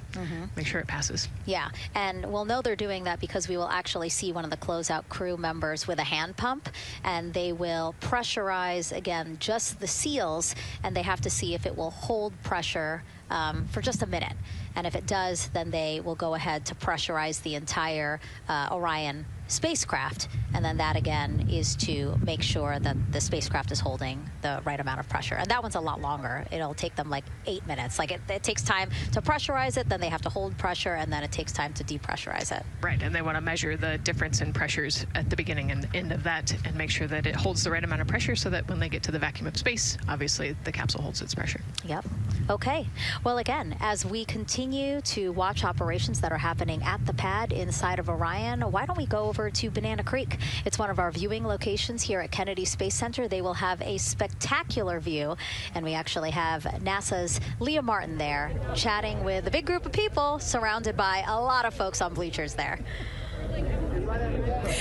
Hey, Megan, yeah, tons of people out here today, thousands of people gathering at Banana Creek to enjoy NASA's next big mission and humanity's next great leap today. It's a gorgeous day, and I'm joined here actually by some people who are probably the only people on center who are a little bit more excited than me to see this rocket lift off. Where are you from, and why are you here? So we're from the University of Tennessee, Knoxville. We're a group of 7 aerospace senior engineering students traveling here with Josh Dobbs, former quarterback of the University of Tennessee, with his extraordinary Dobbs Foundation. Now, you were actually telling me a little bit earlier, you're here local, you're from Orlando. What's it like being an aerospace engineer and then having the opportunity to come back here to the Space Coast and see this mission lift off today? It is absolutely amazing. I feel like the little 9-year-old girl inside me is so excited. Like, I'm from around here. I grew up watching launches in my backyard, and so this seems like such a full circle happy moment for me. Now, you are an aerospace engineer looking hopefully to join the workforce in the future. How does it feel to be here and see firsthand what that work does? It's just so cool to see what I've been working for the last 4 years and then the 12 years before that just actually be physically happening in front of me. It's something I never dreamed of as a kid.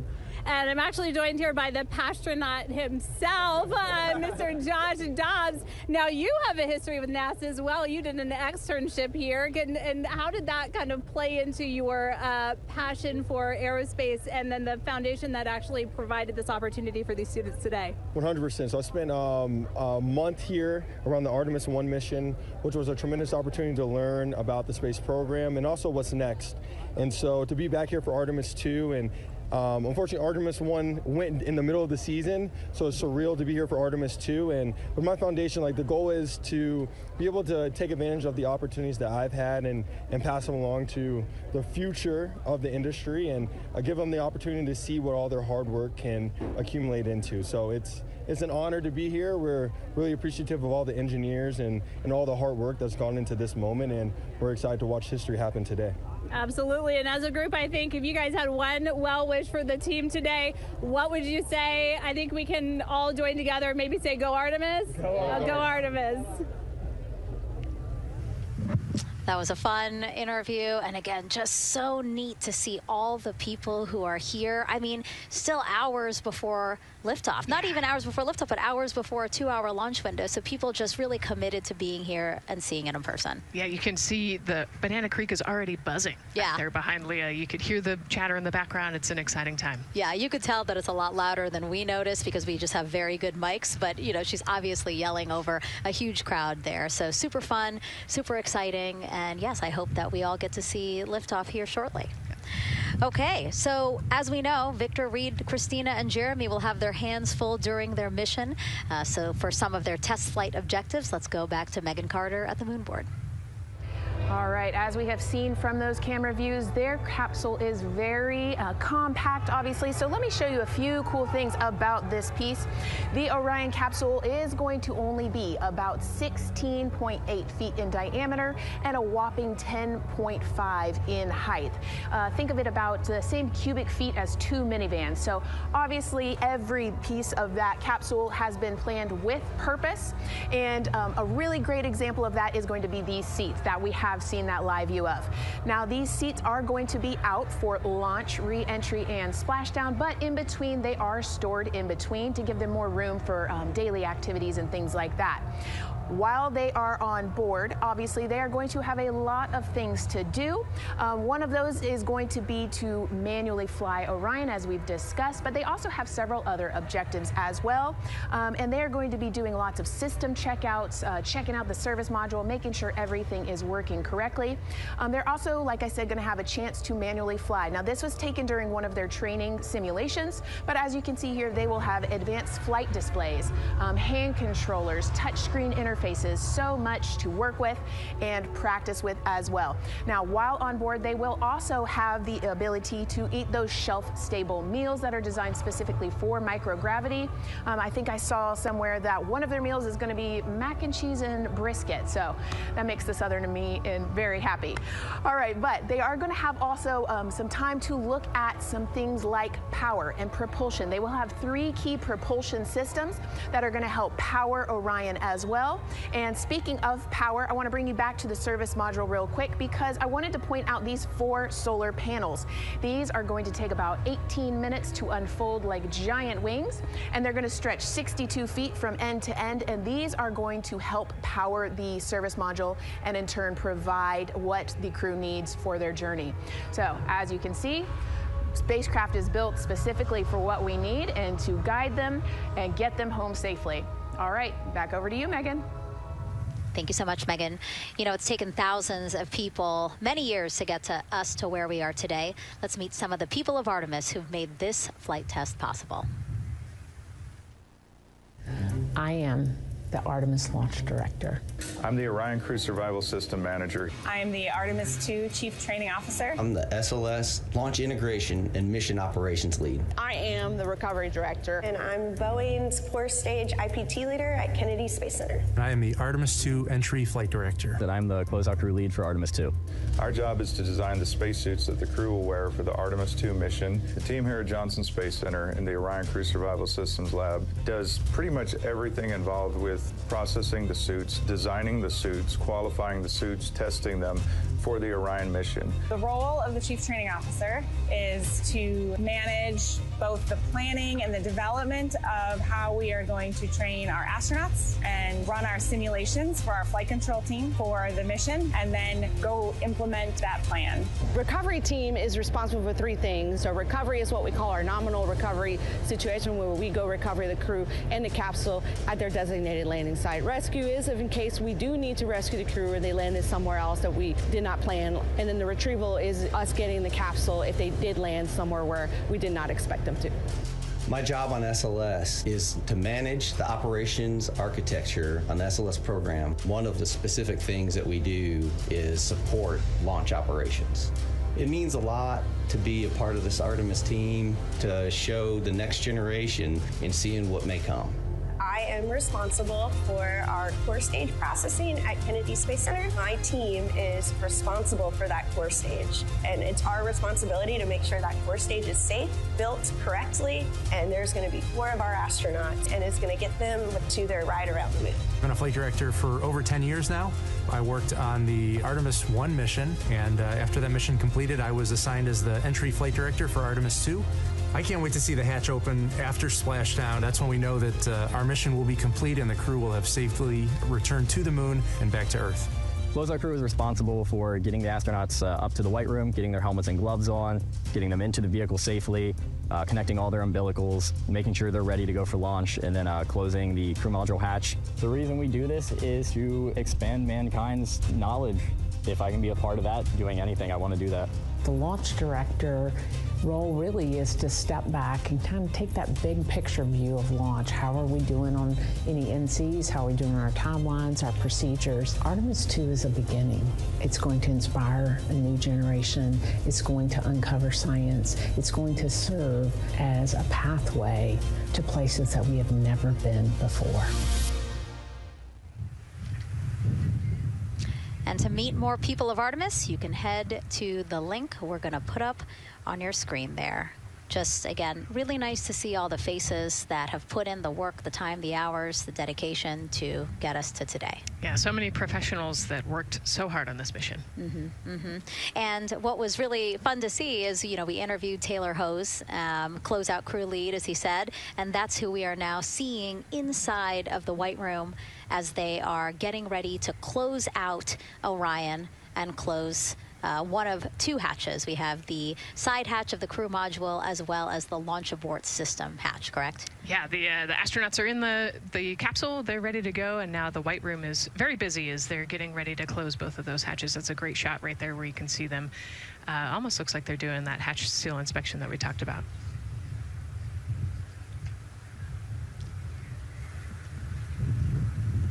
And so, Nicole, as we continue to see them get ready to close that smaller hatch, again, the crew module side hatch, let's take some questions now. Sounds good. A lot has changed since Apollo, and I have a few questions about what's next. What part of the moon are we exploring through Artemis, and what are some of the key points that NASA needs to consider when planning missions like this? Were you expecting to see Scarlett Johansson? I think that took you. Yeah, I mean, took you aback. We've talked about this, but everybody has an interest in this mission. You know, it's humanity trying to explore and go back to the moon. And I love this question. You know, what part of the moon are we going to? You know, eventually we want to get to the polar regions, the South Pole specifically. We think that there are volatiles there, so water ice, something that can be harnessed as a resource as we create the permanent base on the moon and then try to get onto Mars. But getting to the moon is a tricky mission. You know, we're going further than we have in a long time, and you know, on the International Space Station we're 250 miles from the Earth, and so we're pretty close. We resupply that spacecraft pretty often with cargo missions, but the further and further you get away from Earth, the more you have to think about the lack of cargo, the comm delay. You know, there's a communication delay the further away you get, and so there are different and unique problems as we continue to explore further and further out into the solar system. And there is so much to learn about the moon, so it's no surprise that yes, even though our goal is to have a moon base at the lunar South Pole, the lunar South Pole is not the main focus of this lunar flyby. So instead, the crew is going to be focused on observing the far side of the moon. So this is actually an animation of what teams expect the moon to look like if the crew launches today. So this is, of course, the side that faces the moon, and this is the far side of the moon, which when, again, the crew does their lunar flyby on flight day 6, we are expecting this will be their view. What an amazing view and an opportunity. Yeah, you know, there's so much to learn from this particular mission, because obviously we're not landing with this mission, and so they actually potentially could see the South Pole and kind of scope out what our landing regions look like in the context of the entire moon. But also they're going to see parts of the lunar surface that have never been seen before by the human eye, and so they're going to take these detailed notes. They're going to record themselves talking about what they see. You know, we do a ton of geology training as astronauts, especially this Artemis 2 crew. They did a ton of geology training working with scientists to learn how to pick out the unique portions that we want to go study. You know, what is the context of the moon? What parts of the moon look interesting and look different? You know, the impact craters that we talked about earlier. So really trying to take all the pictures, take all the observations, write down, talk about their observations, and record as much data as we possibly can for the researchers back here on Earth.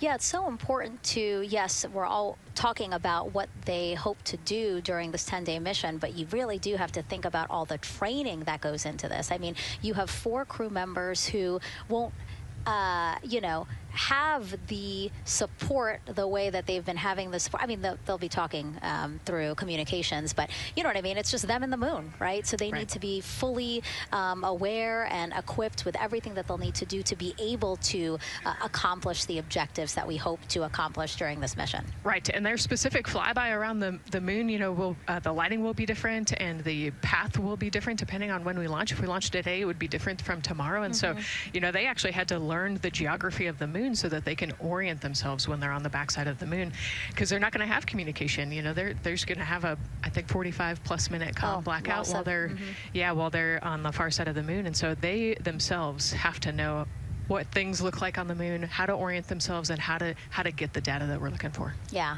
really ambitious mission. Excited to be here at the start of it. All right, so another check of the clock, 2 hours, 57 minutes and counting to the opening of our 2-hour launch window for Artemis 2. This pivotal test flight comes 250 years after America began its journey as a nation. As we celebrate that milestone, a special live performance now of our national anthem by singer Ann Wilson.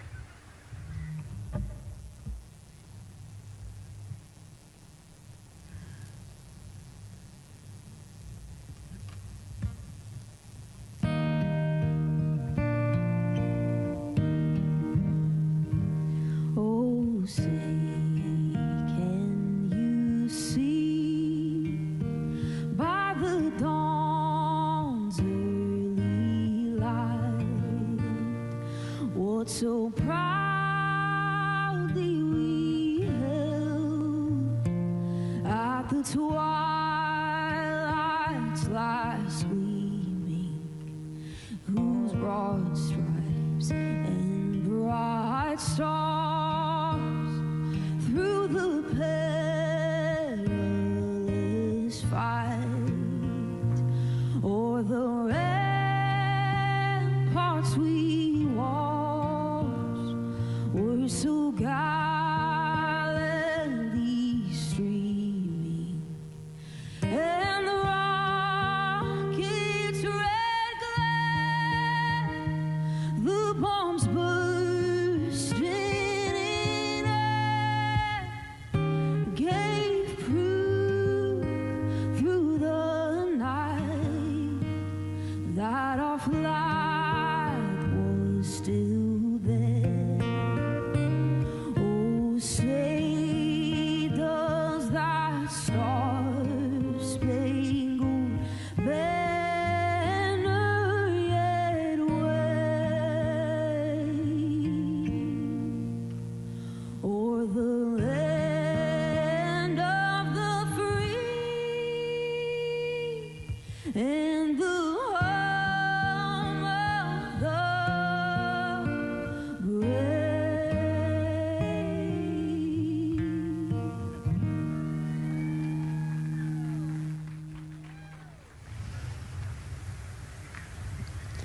A beautiful rendition. Honestly, I'm a little emotional, a little speechless. Yeah, that was gorgeous. Yeah.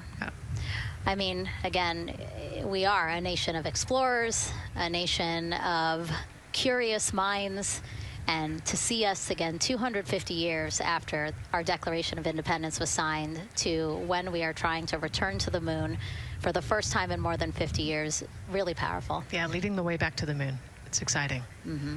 And that's so important to us. You know, we do want to be the leaders in exploration, but we definitely know we can't do that alone. You know, we often hear NASA leadership say that, you know, this is not something one nation can do. This is something that is a collaboration of nations, and that's why we have European countries. We also have Canada, again, joining us on this ambitious test flight.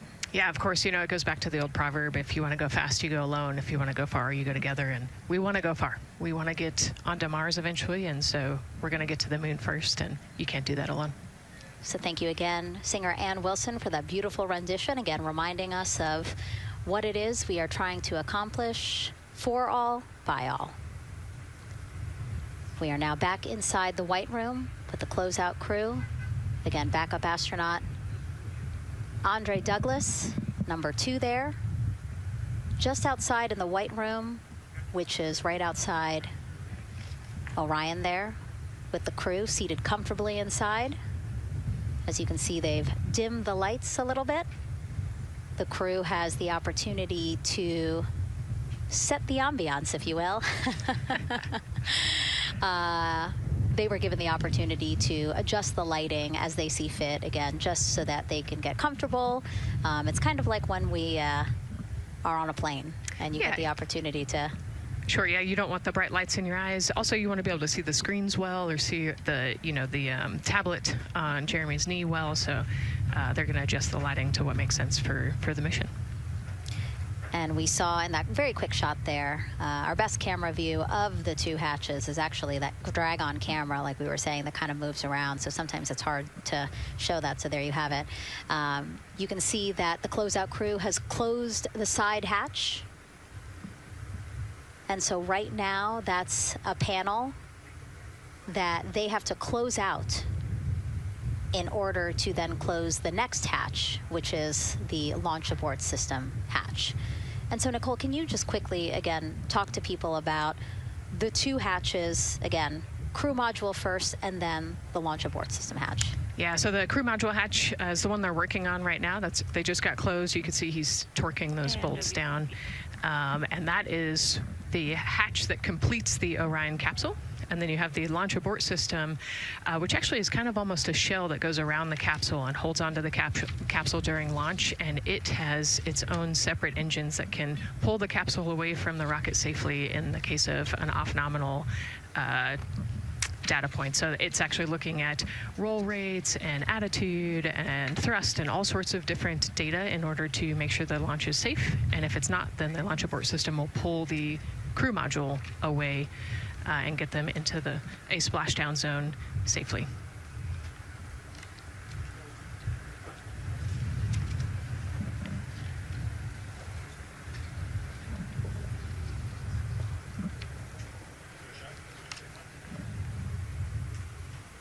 And as we wait for the crew to complete closing that side hatch of the crew module, let's head over back to Banana Creek, where we have Leah Martin standing by with the person who designed this mission's zero gravity indicator, named RISE. It was second grader Lucas Yee from California. Hey, Leah. Hey, Megan. Yes, of the many special guests we have with us today, I think one of our most exciting guests is Lucas, who's joining us, like you said, all the way from California. He and his family actually worked this as a group project to design the zero gravity indicator. Lucas, can you tell us a little bit about your design? Yeah. So you named him RISE. Can you tell me why you picked that name? It was very remote, representing the Artemis 2 launch and Earthrise. And yeah, that's pretty much it. So were you really excited to find out that you won the competition and that your zero gravity indicator would be going to space? Yeah. So how does it feel? We're actually just across the river right now from Artemis. We can see it from where we're standing. How does it feel to know that design you created is actually currently on that rocket just a couple hours away from going to space? Really, really, really, really, really, really, really surprised and very happy. And very happy. Now, Mom, you were telling me on the way over here that it was kind of hitting you what was happening. Tell me a little bit about that. It's definitely very surreal to be here in person. It's definitely very surreal to be here in person. That Commander Weissman said that it's for all and by all. That we couldn't have said it better. We're just very grateful to be here. Super, super excited. And we're so excited to have you here too. Now, Oliver, this is your first launch too. Is that right? Yeah, that's right. And how does it feel to be here just a little bit away from watching the first group of astronauts in your lifetime on their way to the moon? It feels like very, very happy and surprised. So if you had one word of encouragement or something to say to the crew who's sitting on that rocket right now, what would you say?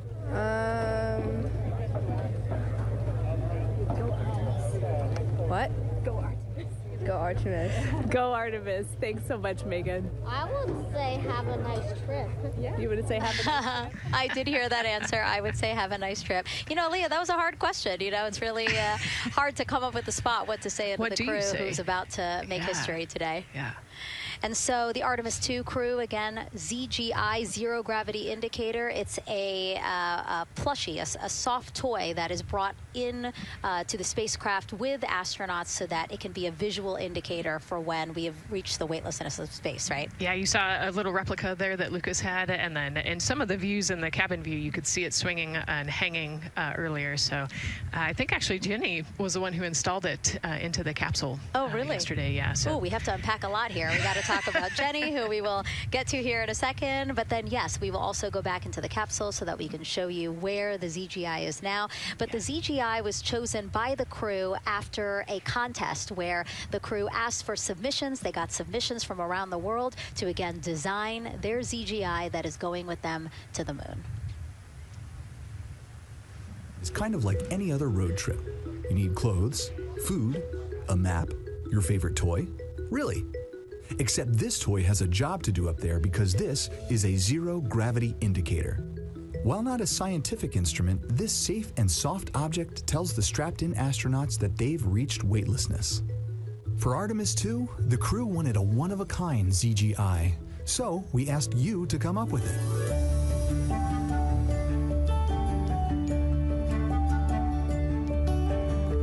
Thanks everyone for sending in your entries from around the world. Over 2,600 of you submitted. And we loved seeing all of your contributions. It was a really difficult decision because each design had a unique quality that stood out to our crew. In the end, we were able to narrow it down to a top 5 from Finland, Canada, Peru, and 2 from the United States, Kansas and California.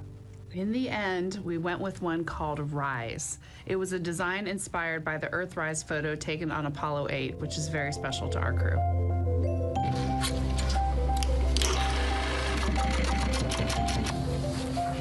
With the winner chosen, next came the task of bringing it to life here in the Thermal Blanket Lab at NASA's Goddard Space Flight Center. This lab specializes in custom materials to protect sensitive spacecraft equipment and is perfect for creating a ZGI that meets the rigorous safety standards of NASA. Because you have to be concerned with whether the thread's going to outgas or if it will hold up, if it's flame retardant. This is the Rise ZGI doll. All I have left to do is to close the opening here and hand sew the hat on, make sure its stuffing is stuffed in there, and we have our pocket here for the SD card. And on that tiny SD card will be millions of names submitted to virtually join the crew aboard Orion. Got Rise. Not the real one, obviously, but this is a replica. I mean, so clever for Lucas and his family to design. Yeah, I love that he replicated the famous picture that we all love of Earthrise, and then I love that the bill represents the space in between the moon and Earth. It's just such a cute and wonderful way to represent this mission. Yeah, and again, Earthrise, very important to this crew. It harkens back to the picture that was taken by the Apollo 8 crew where they saw Earthrise, and so very appropriate since, again, now here we are going to see Earthrise again with this mission. Yep.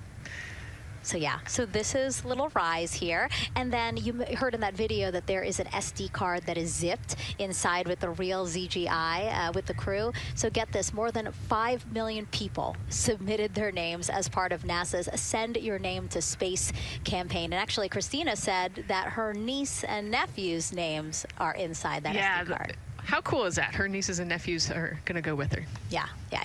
Love this. Love that people are engaging in such a cool way. And actually, if we take a look back inside of Orion, we can actually see the actual ZGI inside with the crew. As we said, the purpose of a zero gravity indicator is to show when we've reached the weightlessness of space. Now, I know that it's probably dark in there because, as we said, the crew decided to just dim it a little bit for them. But here again, as we see, Reed on your left, Victor on your right. Below Victor, or next to Victor, again, because they're on their back, it's a little weird. It's a little hard to explain their orientation. But between basically Victor and Christina is where Jenny Gibbons has placed the zero gravity indicator. And Jenny, who, again, Nicole just training in 2020, mechanical engineer, combustion scientist, and actually before becoming an astronaut, she was an assistant professor. So again, another very well accomplished person on the team. And I know the Artemis 2 crew has really enjoyed working alongside both Andre and Jenny. Yeah, actually, Jenny was our EVQ mentor when I went through our Ask-Canner initial training, so she helped us with all of our spacewalk training, which was kind of cool as well. Okay, and there we have Andre again, number 2, with the rest of the closeout crew team there. Why don't we get another check with Daryl and see how the launch countdown is going.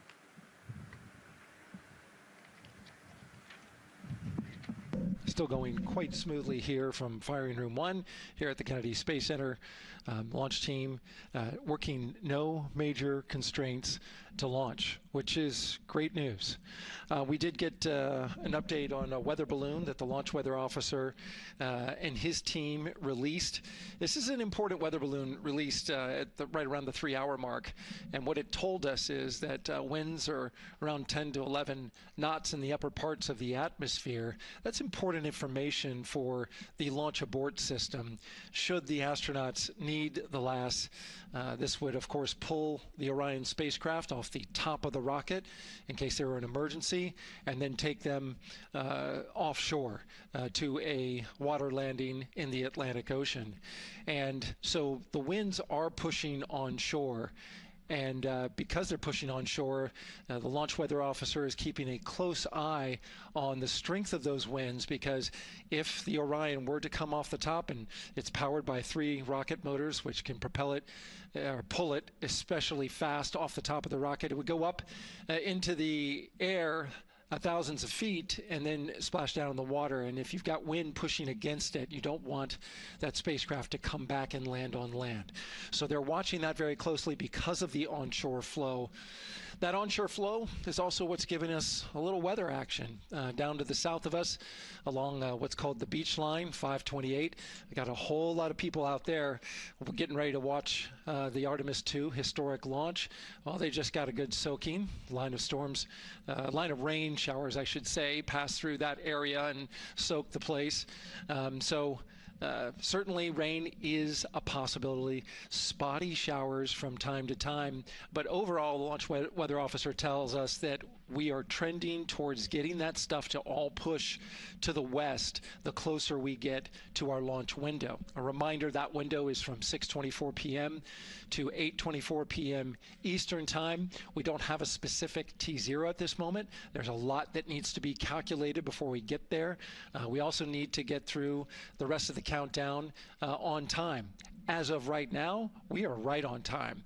The launch countdown is going exactly as planned. That's not something that we saw certainly in Artemis 1. There was a lot of flexing in the timeline during those 3 launch attempts back in 2022. But so far today, on our first launch attempt, we're really enjoying some really solid countdown work, some solid operations by the launch team so far. And to quote our friend Lucas, who created Earthrise, we all really like that. We'll send it back to the host desk.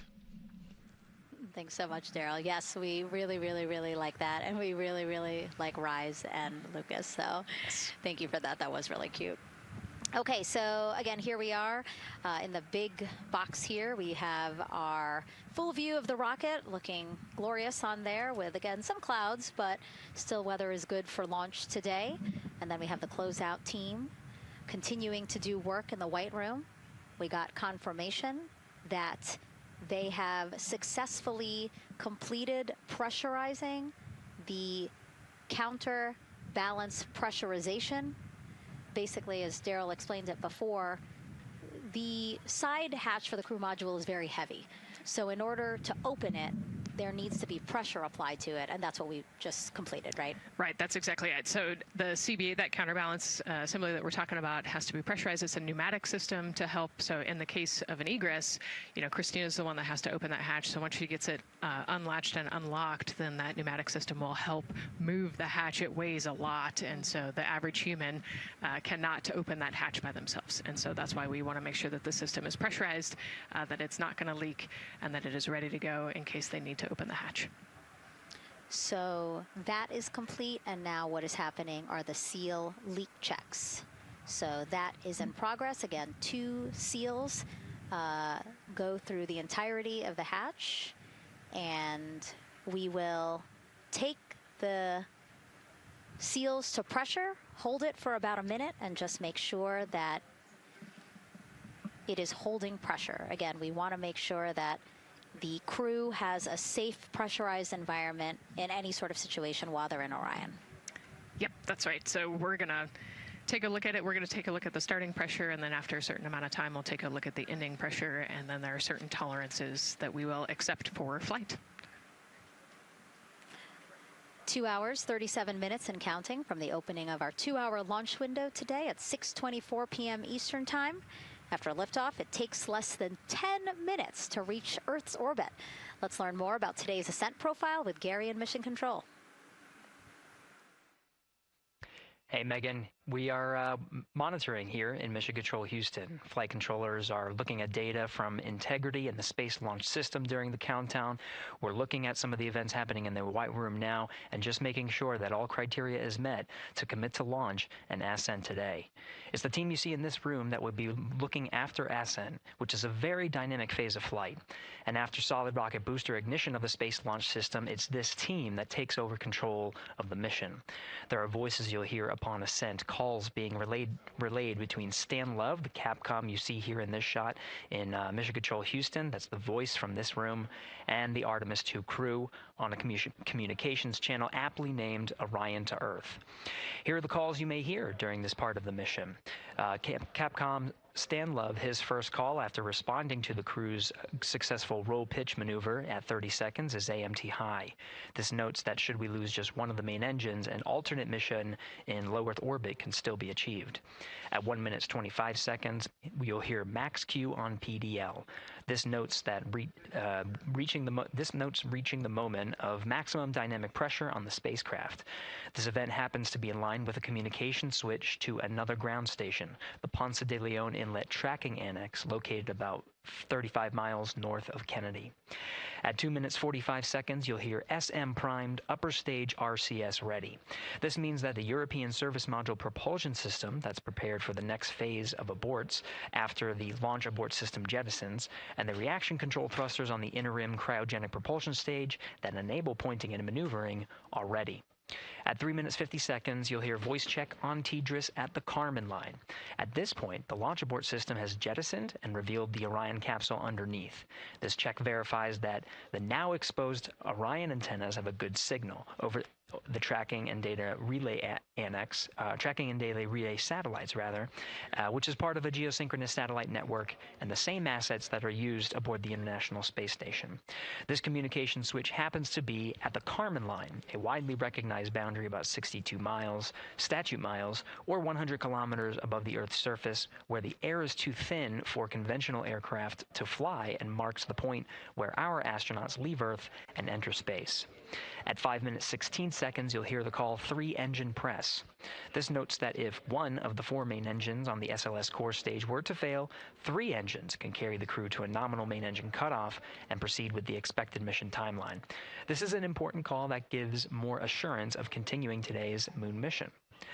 At 7 minutes, you'll hear expect nominal shutdown. You'll hear this call should the main engine performance be as expected up to this point. Shutdown plans can vary and may impact G-forces experienced by the crew or future burn plans, but a nominal shutdown is more indicative of continuing the mission on the expected timeline. At 7 minutes 30 seconds, you'll hear AOA open. This notes crossing into a new abort profile. At this point, an abort would use Orion engines to escape the core stage, and the altitude and velocity are enough to make it one lap around the Earth and aim for a splashdown in the Pacific Ocean instead of the Atlantic. And then, of course, shortly after 8 minutes, you'll hear nominal MECO. You won't hear MECO right away. Teams here wait until the core stage has separated and the trajectory is confirmed as expected before that call to the crew. Now, this ascent profile is approximate, as there may be calls that move a few seconds depending on the trajectory, and of course these are the calls and times for a nominal trajectory. Teams in this room have been training extensively to prepare for any and all scenarios, and they are confident and ready to take this crew into space today. In today's pre-brief, the flight director, Judd Freeling, expressed his confidence to the team, citing the hundreds of simulations to prepare for this very moment. These are the calls you'll hear during ascent less than 3 hours from now, but now we'll turn our attention to the countdown to launch and send it back to you, Megan, at the Space Coast. Thanks so much, Gary. Now, one of today's 4 astronauts, of course, Canadian Space Agency astronaut Jeremy Hansen. Let's go now to Jasmine with her next guest. Thanks so much, Megan. Yeah, we're joining you live now from the Operations Support Building here at Kennedy, where crowds are starting to gather, and we're honored to have Lisa Campbell of the Canadian Space Agency joining us. Lisa, Jeremy Hansen is about to make history as the first Canadian to venture to the moon. What does that milestone mean for your agency? Thanks so much, Jasmine. It's wonderful to be here. It's such a special moment, both for our astronaut colleague Jeremy Hansen, but also for Canada. We're here because of decades of public investment in space robotics, in space collaboration, and so for our country, we're very proud. He's so ready. He's been waiting for this his whole life, preparing, training, and he's a wonderful example of Canada. Yeah, and that's a perfect way to capture Jeremy. He really has been prepping for this his whole life. This will be his first space flight. So what has it been like watching him become part of this Artemis 2 crew? Well, as I mentioned to you, I've known Jeremy since 2020, and he's a colonel, fighter pilot, a father, and he really is a very dedicated, passionate human being. So both for him to realize this goal of being an astronaut and flying, he also is hopeful that witnessing that will raise awareness about the value of a space program, of the benefits here on Earth, of exploring the universe and our place in it. Wow, that's beautifully said. And really, this international collaboration has been going on for quite some time now. We've worked together in low Earth orbit and now going into deep space together. So why is it so important that we have these international partnerships? It makes us stronger. We can go faster and further together. Canada is one of the original signatories of the Artemis Accords, and Canada and the United States have been partnered for more than 60 years in space. Wow, that is phenomenal, Lisa. And this really is a team effort in many ways. We also have Jenny Gibbons. Yes. She'll be listening in on Capcom. What is her role going to be like? So Dr. Jenny Gibbons has been training all along as the Canadian backup with the Prime crew. Last night, she was in the Orion capsule checking out all of the communications, making sure all of the systems test out and work perfectly. And then she will be among the first lunar Capcom, helping the astronauts navigate during their mission. Wow, Lisa, that is so exciting. Any final words for the nation of Canada before today's mission? Just, we are so proud, so excited, and we can't wait to welcome Jeremy home. Oh, fantastic. Lisa Campbell, thank you so much for being here today. Thank you, Jasmine. Of course. And with that, let's get back to NASA's Megan Cruz.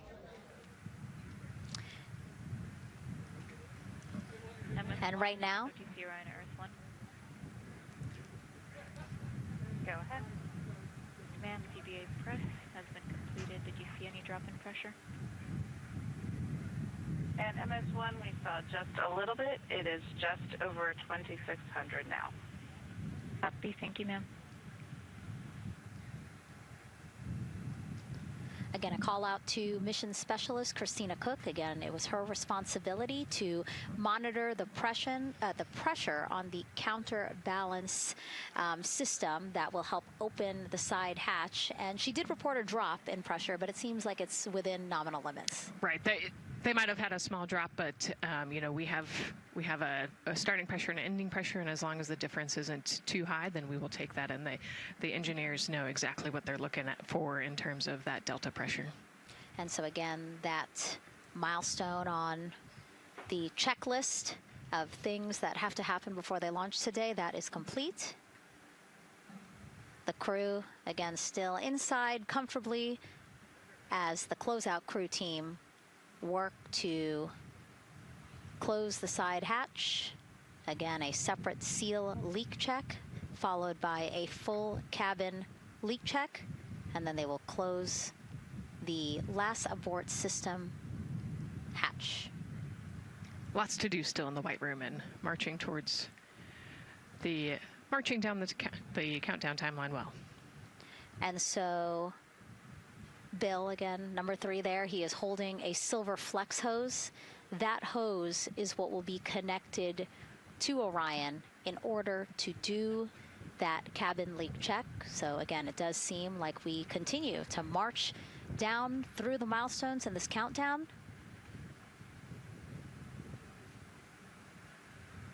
Hopefully lifting off today within our 2-hour launch window that opens at 6:24 p.m. Now, right now, people inside the Kennedy Space Center Visitors Complex are learning about this mission. There are great exhibits there about the rocket and Orion, and of course, our Megan Carter with the moon board. All right, Megan and Nicole, yeah, you mentioned that checklist before launch. That checklist is going to continue during the mission, as well as there are several vital objectives that we are hoping to accomplish with this mission. So we've talked about the rocket. We've talked a little bit about Orion. Obviously, during Artemis 1, we had that test flight, and there were no humans on board. That is our one big difference for this one, and we are going to have that crew this time. So what are they going to be up to during this mission? Let me tell you just a little bit. Now, for Artemis 1, like I mentioned, we were really focused on the SLS, making sure it had the power and capabilities that we needed. We were also checking out the Orion spacecraft in deep space environments, making sure that it was good to go. Now for Artemis 2, we are going to be taking the testing for Orion to the next level by adding that human component. So those test objectives are going to start even before launch. Like you mentioned, they are out there making their way through that checklist. But these objectives are going to start now. And and that includes safety. So one really great example of safety is going to be something called the egress baskets. They're out there in the spacecraft, obviously, and should a situation happen to come up, they are going to have something called the egress baskets they can get in, and those are going to zip line them essentially down to the ground within seconds to safety. Another great example of those safety procedures are going to be the LAS, or the Launch Abort System that I mentioned earlier. Just a reminder, that's the one that can pull the crew and capsule away from any danger within a few minutes of into the launch. Now, those are just a couple quick examples, but our recovery teams have been training extensively, quite a lot, to make sure that they are ready and prepared for any challenging situation that could possibly arise. All right. Several other objectives that we are going to be looking at are also going to be communication checkouts. That is going to be vital. I know we talked a little bit earlier about all the maneuvering that they're going to be able to do, but we want to make sure that they have full communication ability from space to ground so that we can fully support them here. We are also going to be checking out those life support systems. Obviously, we've talked a lot about the service module and what it is going to do for the crew, but we want to make sure that those life support systems are fully functioning, obviously, before we send them farther into deep space. That's going to be critical for them. So on top of being able to maneuver the spacecraft and check everything out, we are also going to be making sure that everything is fully functioning. So as you can see, big part of this mission is to make sure that the spacecraft, the hardware, and all the operations are working, and that the data is going to make sense. And speaking of recovery, we are also going to have the opportunity at Splashdown to recover that launch or that flight data, and we're going to be able to take that back, analyze it, and make sure there are if there are any enhancements we need or changes we need to make before our next missions, we'll be able to do so. So lots to do. They're going to stay very busy, obviously. And with that, I will turn it back over to you, Megan. 2 hours, 25 minutes and counting, and the crowd, check it out, continues to grow at our Banana Creek viewing location. They will have a great view of launch, and we will go back now to Leah Martin, who's standing with her next guests. Hey, Megan. Yeah, we're surrounded by thousands of people, some here local from the Space Coast, but we actually have quite a few people who have traveled a pretty far distance to be with us today. I'm actually joined here by a group from the International Space Station Ambassadors Program who have come from all over the globe. Saku, you're here from Japan. You've come, Val, from Mexico, and then we have brother and sister Cosma and Jessica here who are visiting from Germany. You actually told me that you participated in the NASA Rover Challenge in Huntsville. How was that experience, and how is it kind of participating there in Alabama and then being here today? So it is an amazing experience because you meet so many young people with visions, with dreams, with ideas which inspire you and motivate you. And it's even better to be here now to see the SLS launch because we are going back to the moon, and that's what we're working for. Absolutely. And, you know, the Artemis missions, we talked a lot about the Artemis Accords and this being an international effort. You were actually telling me, Saku, that you're interested in becoming an astronaut with JAXA, pursuing your PhD to be able to do that. Tell me a little bit about that. Yes, actually, I applied for the Japanese Aerospace Agency, the astronaut selection like 2 years ago, and then I didn't make it all the way, but I'm still working on it, and hopefully I can be at the launch pad sometime, and then I hope to go back to the moon and Mars, and yeah, I'm working on it. Absolutely incredible. And Val, you're from Mexico. We were talking a little bit about women in space. This is a team who, you know, is predominantly made up of women. What is it like knowing that Christina is on that rocket right now, about to be the first woman to travel around the moon? I think that's such an amazing news. It's just so inspiring that we are taking the first Black person and also the first woman to the moon. It's just the first step in humanity and a big step in equality as well. Megan, a lot of excitement here, not just in Florida, but from around the globe, and we're keeping our eye on that rocket, and we're ready to see it lift off. Thanks, Leah. Yeah, a lot of excitement, but also a lot of inspiration. Again, this is part of, or a big part of the reason why. 130.6. Good readback. Aux 1 voltage, 131.3. I copy 131.3. Again, those numbers you hear, they're referring to specific steps in the launch countdown that the crew have to step through in order to get us to launch today. And so we were saying, yes, inspiration, a big part of why NASA does what it does. We want to go together and we want to explore together to learn more about ourselves and here on Earth. Yeah, humans, I think, naturally want to explore, and so going together, like Lisa said earlier, we're going to go farther and faster than we possibly can alone. And, you know, what a way to celebrate that today. Yeah. Going back to the moon in the first time in over half a century. And we have that great shot there in our small box of the rocket on the pad. And at the very top there, our Artemis 2 crew. Right now, we know that the crew has begun the closeout crew has begun doing that cabin leak check. So they are currently pressurizing the cabin, and it sounded like it would take about 6 to 8 minutes for them to get to pressure, and then they have to hold that pressure for 5 minutes, right? Yes, that's correct. Yeah, so there's quite a bit of volume. You know, we talked about it being a 6-person tent. I think it's 330 cubic feet. Don't quote me on that number, but you know, they have to pressurize that capsule, and then, like we talked about, take that initial pressure, wait 5 minutes, and take the second pressure. Yeah, and then it takes about 6 to 8 minutes again to depressurize the cabin. So this process will take a few minutes. OTC ascent switch configuration complete. OTC copies. Thank you. And then after the cabin leak checks, then they will finally close the last abort system hatch. So again, chugging along in the countdown, really excited to, again, continue to hear the crew's voice inside Orion, stepping through all the procedures. Yes, it's exciting to hear them making progress, right? It's all good news hearing the crew talk to the ground and working together to get to the launch. And what I think is really cool is that this is the first time NASA is going to have astronauts in low Earth orbit, but also in deep space at the moon. So here's a message from some of the crew aboard the International Space Station right now. Hello, Megan, and a big hello to everyone around the world counting down together to the launch of this historic flight test. If we weren't in microgravity, we would also be on the edge of our seats. Here on the International Space Station, all of us are honored to have the chance to wish our fellow explorers Godspeed. Throughout human history, the moon has sparked our imagination, curiosity, and wonder. With our return to the moon, we're not only going to be learning about its history, the history of our solar system and of our planet, but also about our place in the cosmos. We are so proud of the Artemis team and so excited for what you will see and learn on behalf of all of humanity during your trip around the moon. As we push the boundaries of exploration and expand our knowledge with scientific discovery, we advance our collective civilization together as one.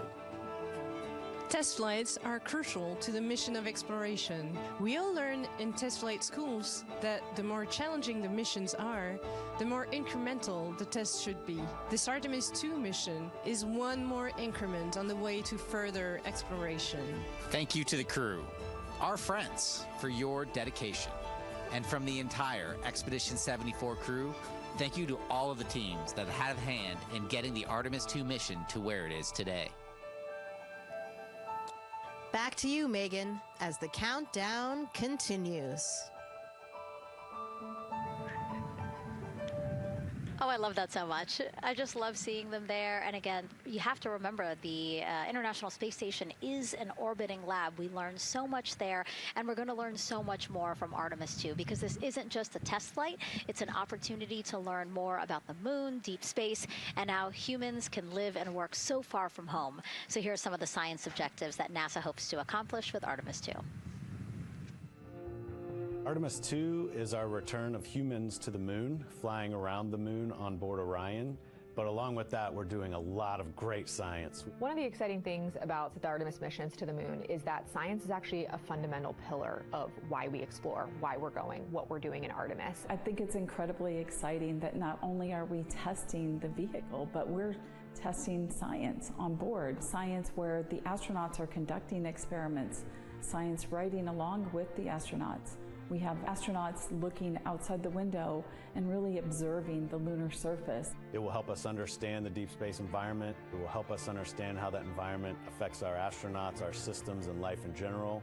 So deep space is a challenge for us because you have to leave Earth's protective magnetic field. Here in low Earth orbit, the crew members are protected from some of the harmful radiation. Going to the moon, they'll no longer be protected, so they'll have a higher radiation exposure. Much like Artemis 1, we have so many radiation sensors and detectors that are inside the capsule so that we can fully understand and appreciate the radiation environment for protecting our astronauts. In my hand here, I'm holding a tissue chip model. This is the exact design that's going to be flying alongside the astronauts. We'll be collecting samples from each of the crew members, and we can make these organ chips out of the astronauts themselves. So every crew member will have their own avatar on board, and then upon return, we can evaluate that deep space radiation environment and what that compares to the astronaut themselves. Not only are they going to help change the course of medicine for the astronauts, but revolutionizing that on Earth as well. We're looking at sleep, we're looking at team dynamics, we're looking at how you interact with the environment. We're also looking at the immune system, so what are the biomarkers? We're using saliva as a method to study hormones and different things in your body that may change during a mission like this. And then finally, how do we function after microgravity, being close to the moon, then returning to Earth. Which will ultimately help us achieve our goal of getting humans to Mars. And then on top of that, we have an opportunity to look at the moon from deep space on the far side for the first time in over 50 years. Having human eyeballs and brains back around the moon is going to unlock a new generation of lunar science discovery. The human eyeball is capable of taking in so much data in just a split second. They'll be able to tackle impact history, volcanic history. They'll be able to look at how the albedo, or kind of the shade and hue of the moon and the color of the moon, can tell us something about how that terrain evolved over time. We're integrating science in ways that have never been integrated into human exploration before. We have a front room mission control flight controller position called the Science Officer. We have a brand new science back room where it's basically our brain trust of lunar scientists and geologists supporting the crews of the future. And Artemis 2 will allow us to really test how this works so that future missions are really set up for success. We'll also be deploying some CubeSats. They're small shoebox-sized spacecraft of their own. They're each provided by another country, one of our partners. As they conduct their research, they'll complement what we are doing at the moon with Orion. It is so incredibly exciting to be a part of this mission. It has been, really one of the privileges of a lifetime. I can see the work I'm doing benefit crew members right now and benefit the crew members in the future. So it's incredibly exciting and it's very rewarding. As this rocket launches humanity off of the Earth, we'll be setting the stage through our science to prepare humanity to leave Earth and explore the solar system. And what we learned during this and future Artemis missions to the moon will eventually get us to Mars. Here's Jasmine Hopkins again, now with Nikki Fox, Associate Administrator of NASA's Science Mission Directorate. Thanks so much, Megan. Yes, we're back on the balcony now, joined by Dr. Nikki Fox. Nikki, in this nearly 10-day mission, we are covering a lot of science, from CubeSats to tissue chips. What are you most looking forward to learning? Oh my goodness. I think for me, the most exciting thing is actually being able to interact with the crew while they are flying, doing this historic journey on the far side of the moon. They are going to be seeing pieces of the moon that no human eyes have seen before, which is really spectacular. It's going to be an interesting trajectory. Some of it is in darkness. Then at the terminator, so in darkness, they'll be able to look for like impact flashes and things when micrometeorites pummel that poor moon. And then at the terminator, they can see shadows and interesting things, which kind of gives you depth perception. And then, of course, in the sunlit, picking out everyone's favorite craters. Also, if we launch today or tomorrow, they will see a total solar eclipse from the Orion capsule. How cool is that? That is very cool. We are thrilled for this Artemis 2 crew to be able to see the moon in a way that we've never seen before. What is so unique about that far side? Why are we going there? I mean, honestly, it's just, it is unique. It's very different to the near side of the moon. The actual sort of terrain, the morphology, it's very, very different. And so it will be very exciting to see that as we're going past that.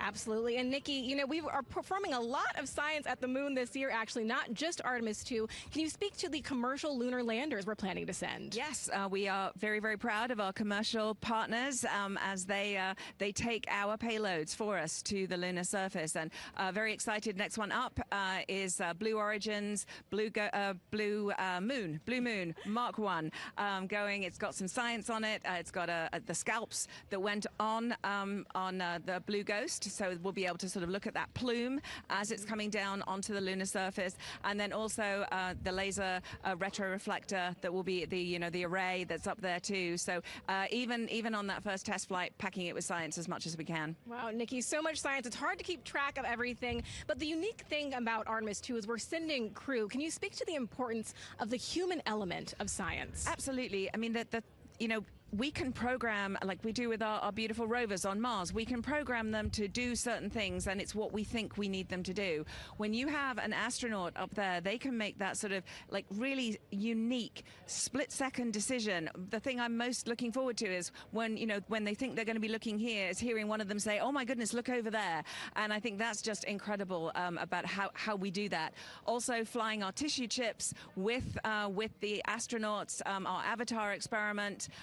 Here we go, Avatar. Oh, wow, look at that. And that's got the tissue chips samples that matched to the crew, so we'll be able to monitor the effects of microgravity and radiation on that human tissue as we prepare for more and more missions to the moon for longer and longer durations, and then off to Mars. Wow, Nikki, so much science ahead of us, but first we have to launch. Thank you so much for being here today. Thank you so much. Go Artemis. Oh, of course, go Artemis.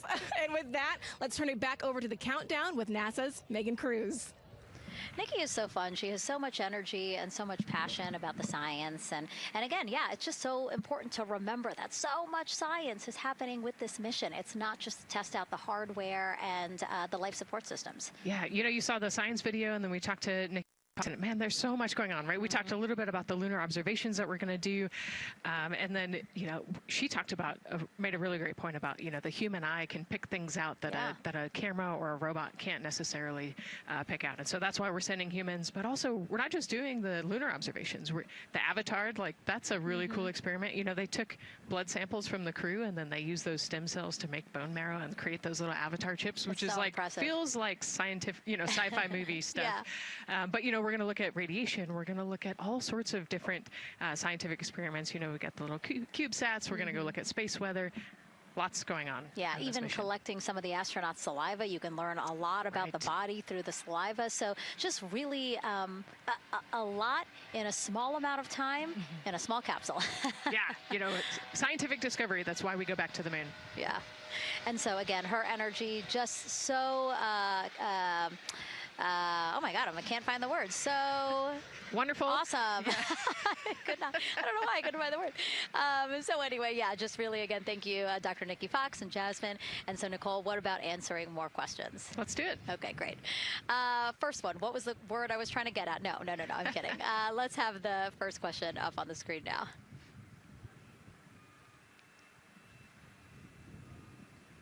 I know we got him. I see him being asked. And CDR OTC Rhino Earth 1. Go. For your awareness, scrubber cycling is about to be restarted. Integrity copies.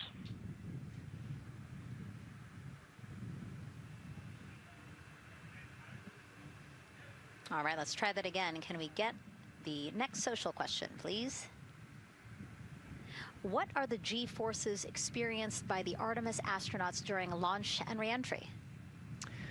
Ooh, these are actually pretty similar to a Dragon launch or a shuttle launch.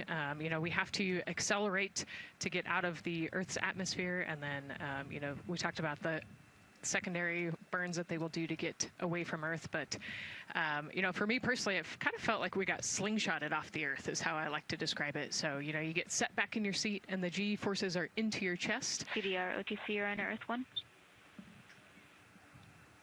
Go ahead. Moon leak check complete. The cabin is going to be vented to flight pressure momentarily. Integrity copies.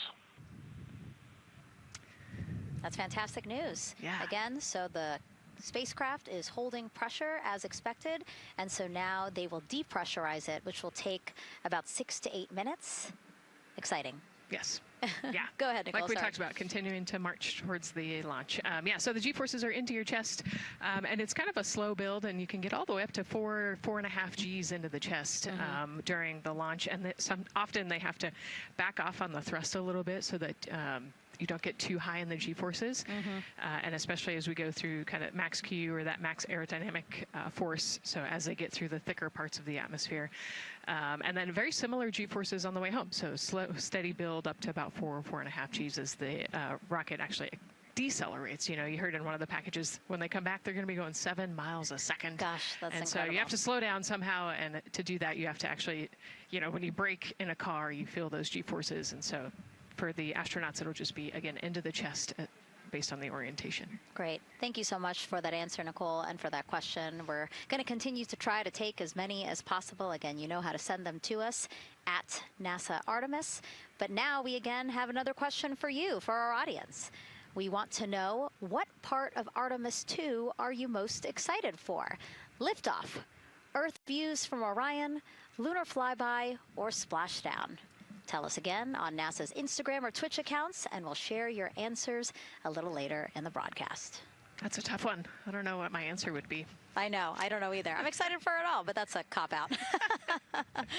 All right, now let's head back over to Banana Creek. Again, the crowd's there, really excited. People coming from all over the country, from around the world. Why don't we get another check with Leah Martin to see who she's caught up with now.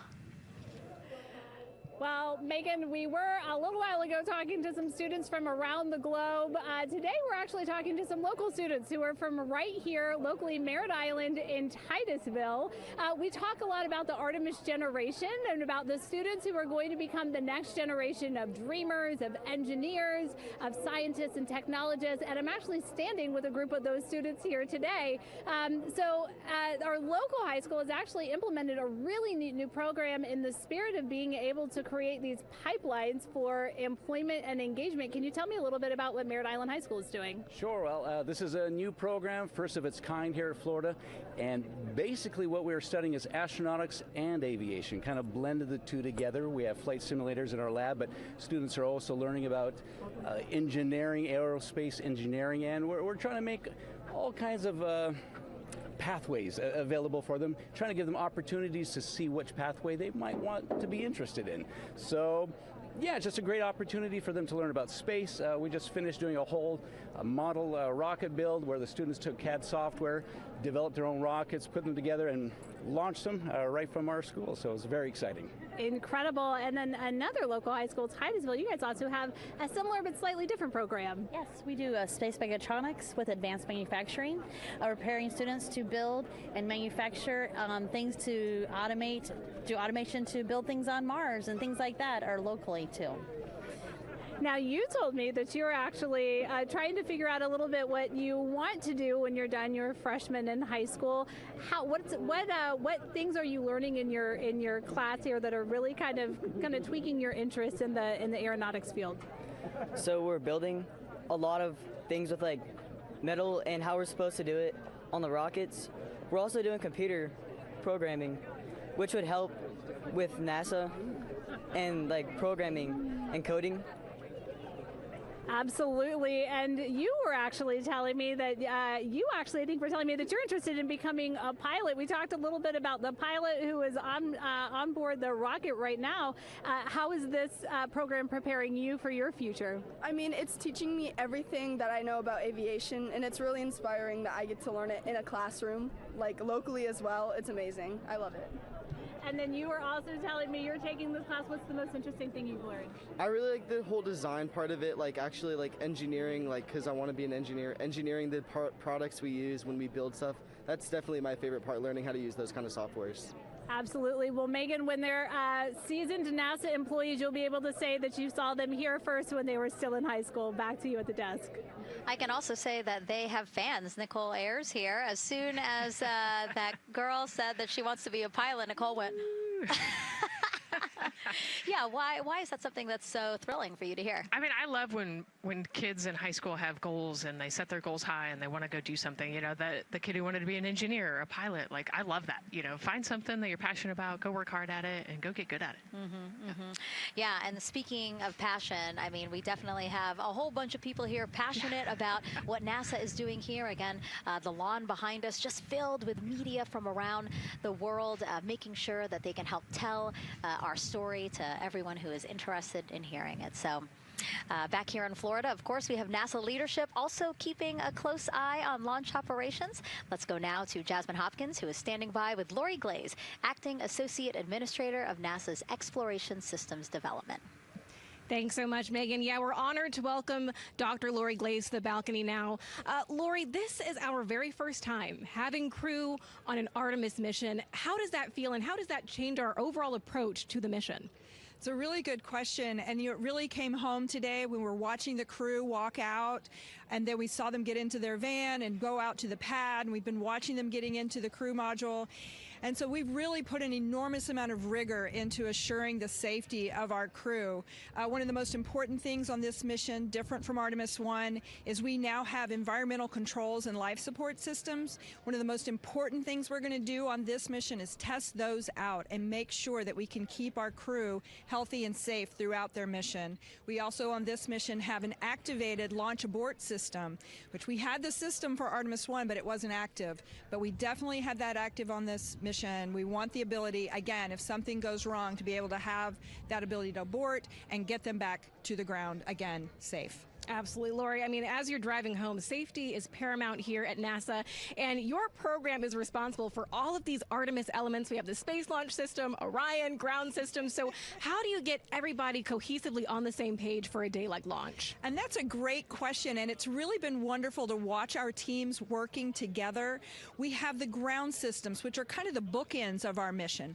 The ground systems help prepare us to get the rocket ready to take off. They're doing all of the loading of the tanks right now and getting the crew into Orion, and then at the back end they'll be there to recover the crew when they land in the ocean. But they know that their job is to make sure that that rocket is ready to go and that the crew module is ready to go.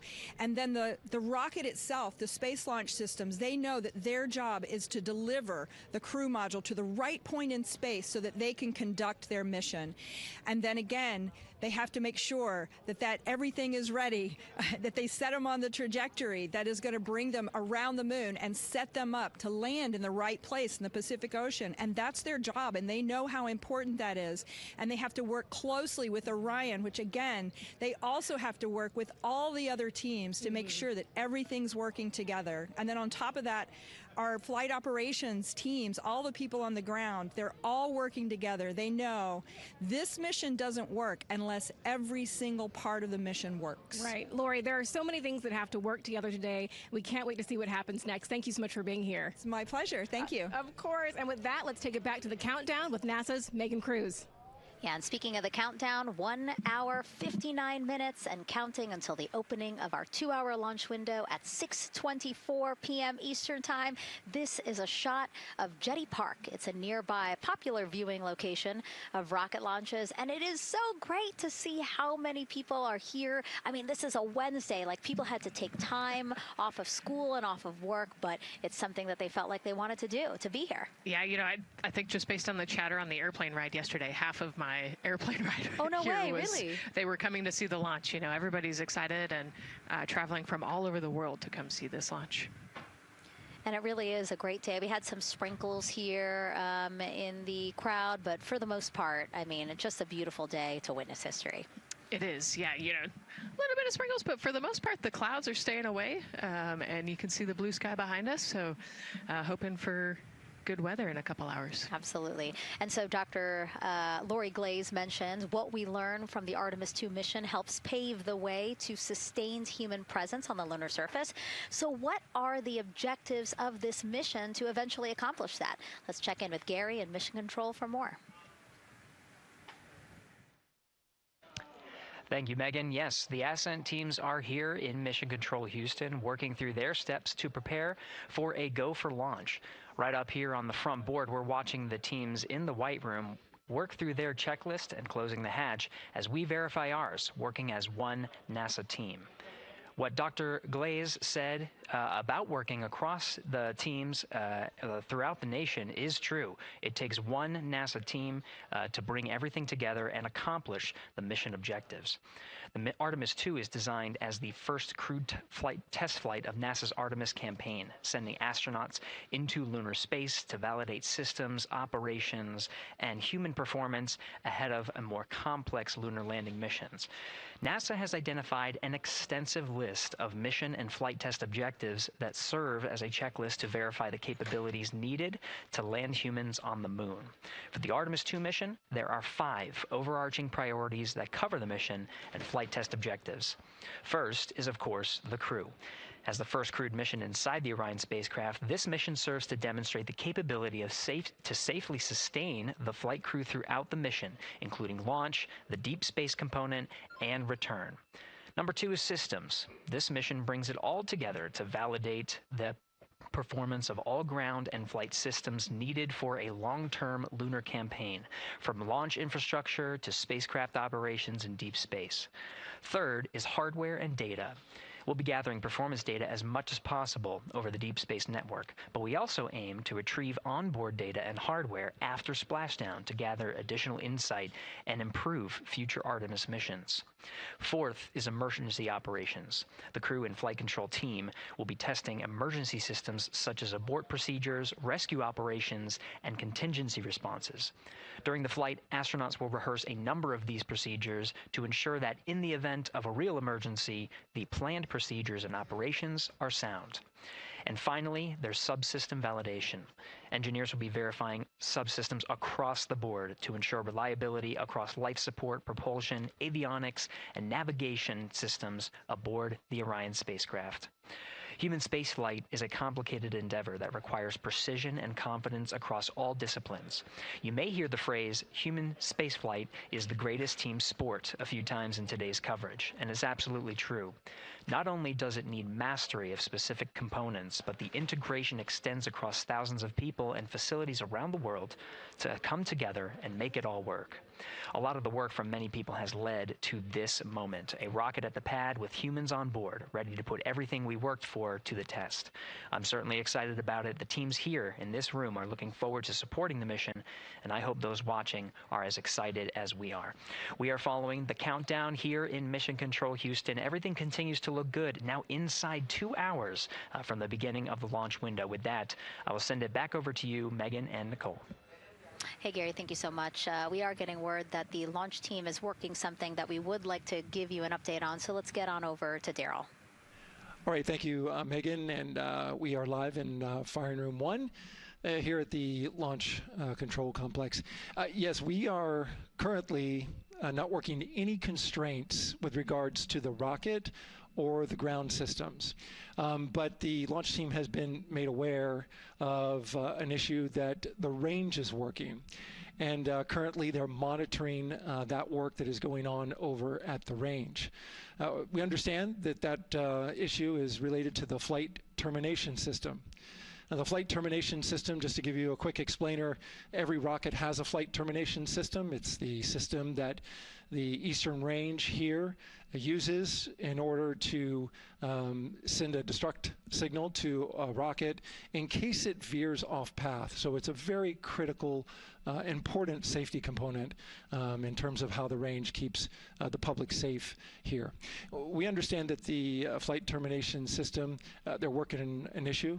And so as they continue to work that issue, they've asked for some assistance from the launch team to help verify some of the work that they're doing on their FTS system.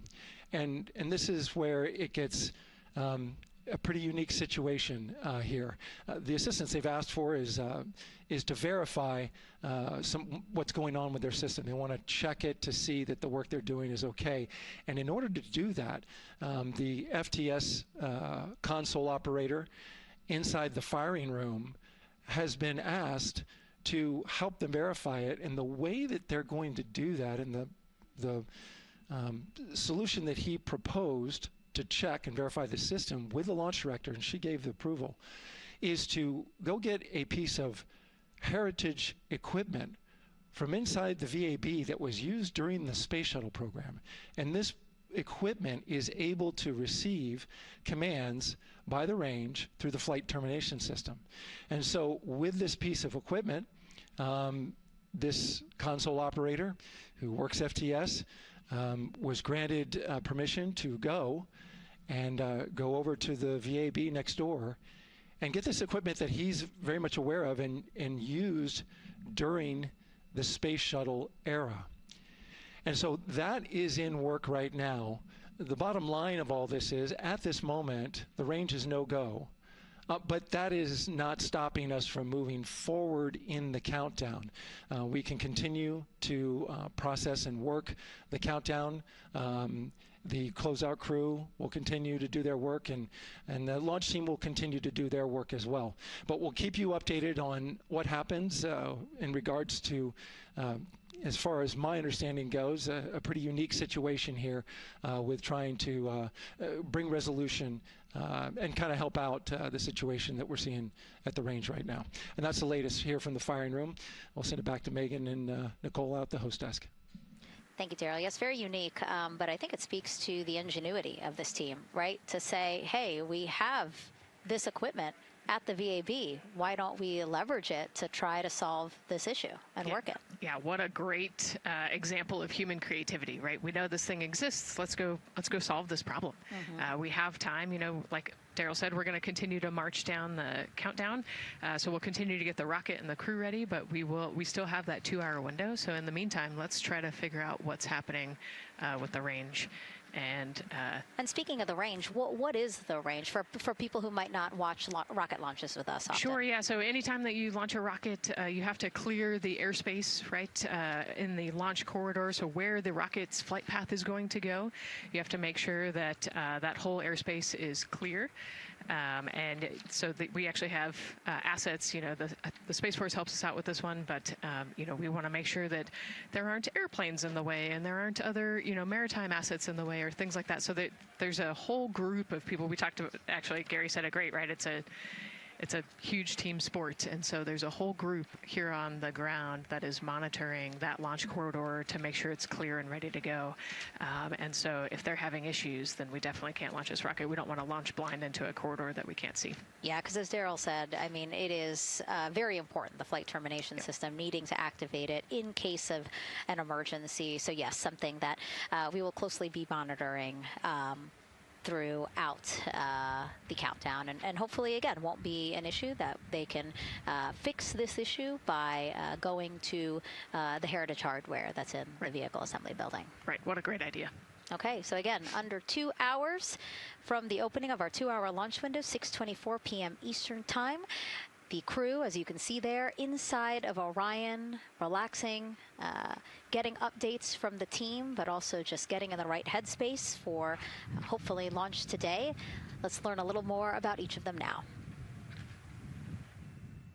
The moon, to me, it's the thing that connects me together with all the other humans in my life. I remember being a little kid lying in bed at night and just looking out at the moon in whatever phase it was in, and I was thinking, man, my friends that live like 20 miles away, they can probably look out and see that same exact moon. And then when I was in the Navy and I would look out at the moon and I'd be halfway around the planet, I would think, man, my brother can see that moon where he is and he's halfway around the planet from where I am. To me, it's a connection of life on Earth. We can all look up and see that moon, and it's always changing. The moon is never the same 2 days in a row. I love that.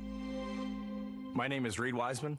I'm the commander of NASA's Artemis II mission around the moon. I grew up in a little town just north of Baltimore, Maryland, about 20 miles north of the city. There was a National Guard base nearby my house, and there were A-10 aircraft that would fly over every now and then. I just would look up at them and be like, man, I want to be up there. I want to go do that. And then my brother went to the Naval Academy, and I would go every year and watch the Blue Angels fly during commencement, and that just started to grow and grow and grow. For a while, I wanted to join the Air Force, and then I realized Navy flies as well, and they fly from ships in the middle of the ocean, and that was it. Like, done deal for me. That is exactly what I wanted to do for my career. Flying is freedom to me, especially when you're in a jet aircraft coming off of an aircraft carrier in the middle of the Pacific Ocean.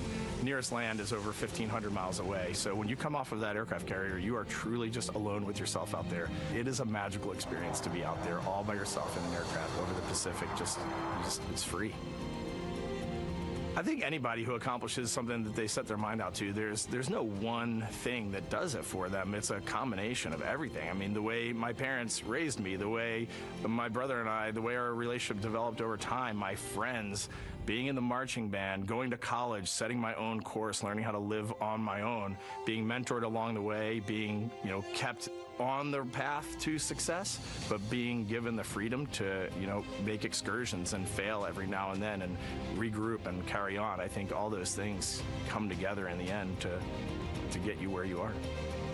I've had to overcome, I'm a human being. I've had to overcome a lot of fears. I'm pretty scared of heights. I joked about that on the International Space Station, but it turns out I'm only scared like at the edge of a building. When you're up on the International Space Station, even though you're 250 miles up, I never had that feeling of falling or that I was, at risk up there. I just kind of loved the feeling of floating and looking down at Earth. There have been challenges all throughout my life. By far, the biggest challenge was losing my wife in 2020 to cancer and now raising two daughters who are grown up now, but that's been the biggest challenge by far I've ever had to face. It is not easy. Being an only parent, trying to work a full-time job, and raising two kids is something that I think about every single day. I'm very proud of the work I've done. I haven't always done it well, but I've always shown up and tried as hard as I possibly can. I do wonder what it's going to be like when we are really far from Earth and can see it. The sensation of being so far away from everything that you know. I had that sensation on the space station the first time I got to sit in the cupola for a really long time. So I can only imagine what that's going to be like from 200,000 plus miles away. My name is Victor Glover, and I'm the pilot for NASA's Artemis II mission around the moon. When I was in 4th grade, I was 10 years old, and that's when the Challenger accident happened. And it helped me understand how the general public felt about the astronaut corps, right? Like, these are the people that we want to be, and that just gave me an easy thing to strive toward. The biggest fear that I've had to overcome in my life is doubting myself. Going to college when no one in my family had gone to college was a huge risk. I had more confidence in my athletic ability than in my academic abilities. I could play football with those college students that I saw on TV, but my classmates that I saw in the lab and around the University Union, I didn't know if I had what they had. I think addressing that self-doubt was a part of, swinging for the fence and trying to go get an engineering degree, not just go to college, but get an engineering degree and then go do something challenging and technical like flying. Apollo is known for sending humans to the moon. Artemis has an opportunity to continue the Apollo story, but I actually think it's important for this story to stand on its own. Artemis is a new program, and we're trying to do new things. And it's great to compare and contrast. When you look at our spaceship, you can see parts that were designed, built, and integrated in another country. When you look at our crew, you see that our crew is international. There are also men and women. And I just think that comparing and contrasting makes the story even richer. The piloting role specifically, I will have an hour and a half or so where I get to fly the spacecraft by hand. We haven't flown that many spaceships. And so the ability to fly one actually in space on a test mission is just a really unique opportunity. I can't tell you how I'm going to feel when we fly by the moon and see the moon up close and the Earth from 250,000 miles away, but I don't use the word excited because I'm focused. What we do, this is very serious and it's very risky, and we are all intimately familiar with that risk. And so if we go out there and we're successful and we can pass that baton on to Artemis 3, that's something to really be excited about. I tell a story, which is one that my dad told me before the Apollo missions when he was just a very little boy. He was looking up at the moon with his mom, and his mom said to him, "Don't worry, Ronnie, we'll never get there." Fast forward maybe 70 years later, it's his daughter that's actually going there. And I think that long arc is something that we can all learn from. The idea that the seemingly impossible becomes possible if you just believe in it and are willing to work hard and come together to achieve it. My name is Christina Cook, and I'm a mission specialist for NASA's Artemis II mission around the moon. When I look back at my dreams as a kid, I definitely never thought I would actually get here. I was very pragmatic. Even though I'm a dreamer, I knew that the odds were way against me again, so I might as well do something I'm loving in the meantime. I definitely loved science and math in school and, did pretty well in those things, but I also loved being active. I was always outside. I loved things that made me feel small. I loved looking at the night sky, oftentimes between the pine tree branches, or I loved the ocean. North Carolina also has mountains, and when we go there, I just loved the vastness of all of those things. I loved how they made me feel and what they made me think about, and the vastness of the universe and how much out there was to learn. I'm drawn to exploring. I'm drawn to challenges that involve both mental and physical, and I'd much rather be solving problems wearing a whole lot of equipment and in a harsh environment, and that's just something I've carried with me ever since I was a kid. Thinking about the fears or challenges that I've had to overcome, there are just so many. I mean, basically, that has been the journey. I always say to people, do what scares you, and that means I have to follow my own advice. So doing what scares me meant getting on a plane and going to the Antarctic, getting on a plane and going to study abroad in Ghana, applying to become an astronaut, opening the EVA hatch in the airlock and going out of it into the darkness, strapping myself onto a rocket. And so for me, I think that no matter what the challenge, recognizing that if people believe in you and you believe they believe in you, the challenges seem always a little bit easier. To me, the moon, it represents history. It is a witness plate. Everything that's ever happened to the moon is still written on the moon. Every single person has looked at the moon their entire lives. We see the same moon. That's something really special. It's just the epitome of a symbol of something that's in each of our hearts, but that's also represents exploration and reaching. I have this very distinct memory of seeing an image of an astronaut standing on the moon. It's burnt in my brain because I went back to it so many times in my childhood, and I would look at that image, and I know it had a huge impact on me that humans had walked on the moon. My name is Colonel Jeremy Hansen. I'm an astronaut with the Canadian Space Agency, and I'm a mission specialist on NASA's Artemis II mission around the moon. My elementary school years, I grew up on a farm outside of London, Ontario. I spent as much time as I could with my dad on the farm. I learned the value of hard work, for example. If I wanted to go to work with Dad, it was going to be a long day, and I was going to have to not complain, or I wasn't going to get to go the next day. I had a treehouse. I had a vivid imagination. And I changed my treehouse into a spaceship. I made all these dials and controls. I had circuit breakers for switches that I found in the barn. And I was exploring space in my imagination. The most important thing I did to get to where I wanted to go in life, which was flying fighter jets and eventually becoming an astronaut, is I shared those desires with other people. And it turns out, just like you don't go to the moon on your own, if you could, I would have done it a long time ago in my treehouse as a kid. You have to go as a team. I think the biggest impediment to achieving my goals was, of course, myself. And I think that's a common human experience. There are many times where just little things would get in my way, and my immediate interpretation of that was, well, now that goal's out the window. You know, people must have lifted me back up, and somewhere in the back of my head, that persistence came through. And I think that's a common human experience, to doubt ourselves. I've come to this, I guess, realization that I believe that we all have gifts to contribute, and the goal is to figure out how to use your energy towards adding positively to humanity's existence on this planet. But I love it when humanity sets big goals, like sending humans to the surface of the moon with an eye to eventually going to Mars, because when we do that, we can bring together genius from not just even in one country, but around the world. I've also learned from my indigenous mentors that they refer to the moon as Grandmother Moon. So you've probably heard of Mother Earth. They use Grandmother Moon because Grandmother Moon is responsible for the water in their community. Just like the moon moves the water around the planet, affects the tides. And I think that's a really beautiful thing for us as we go back to the moon, to think about all the different cultures around the world and how they view the moon differently. And that's really neat because we all share that same moon in the night sky.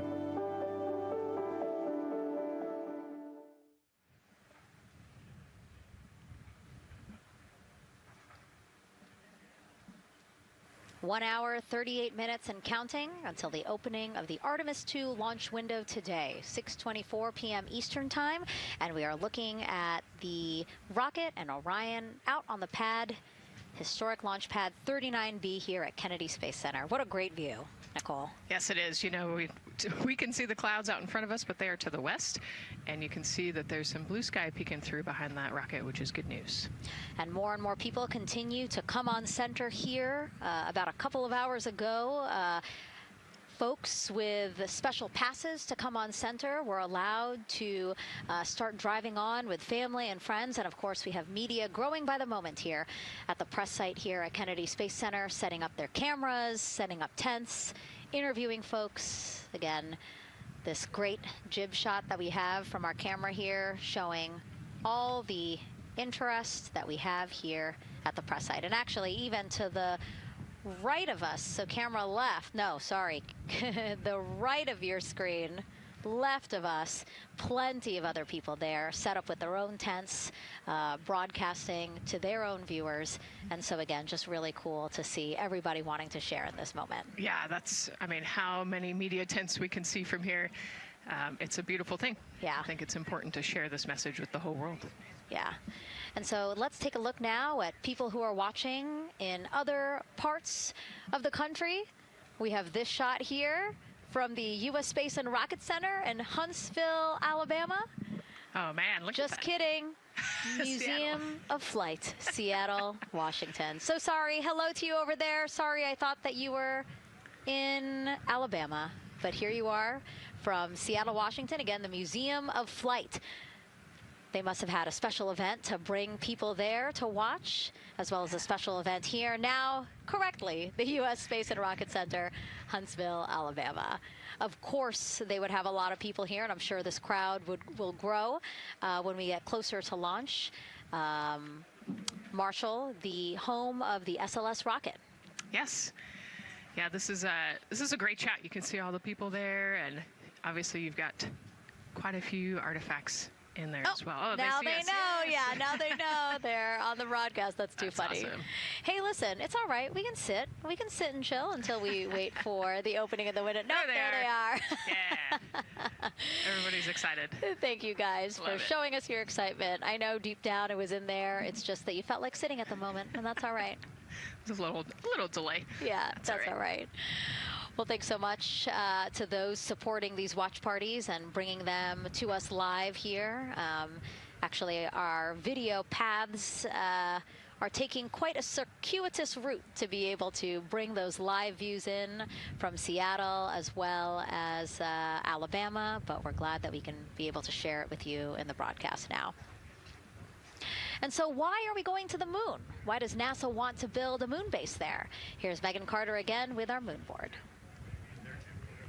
All right, thank you, Megan. Yeah, so we are right around that hour-and-a-half mark, hopefully for that launch. It's going to be very exciting. So they are going to have a few days to be around the low Earth orbit, and then they'll be heading on to the moon. So yes, let's talk what will be happening. Why are we going to the moon? So obviously this is not going to be a landing, as we've discussed. They are going to be coming with 4,000 to 6,000 feet around the moon's surface, and this is going to connect us directly to our past. Those Apollo missions did have 6 lunar landings, and the Artemis campaign is looking to build on that past by going back to the moon, staying longer, and then going farther. So how are we going to do that, and why?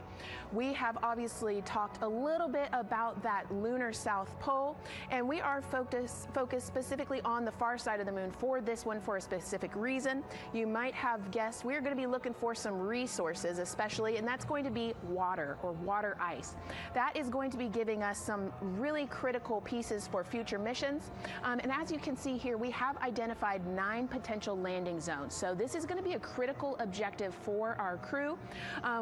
Depending on when they launch, it will determine what is going to be visible, but we do have these 9 landing zones right here here around the Shackleton crater. And as you can see here, a lot of that area is deep and dark, and that is where we are going to be looking for that water ice, because that is obviously going to give us not just water to drink, but as we know, that can actually be converted into our propellant potentially, that hydrogen and oxygen.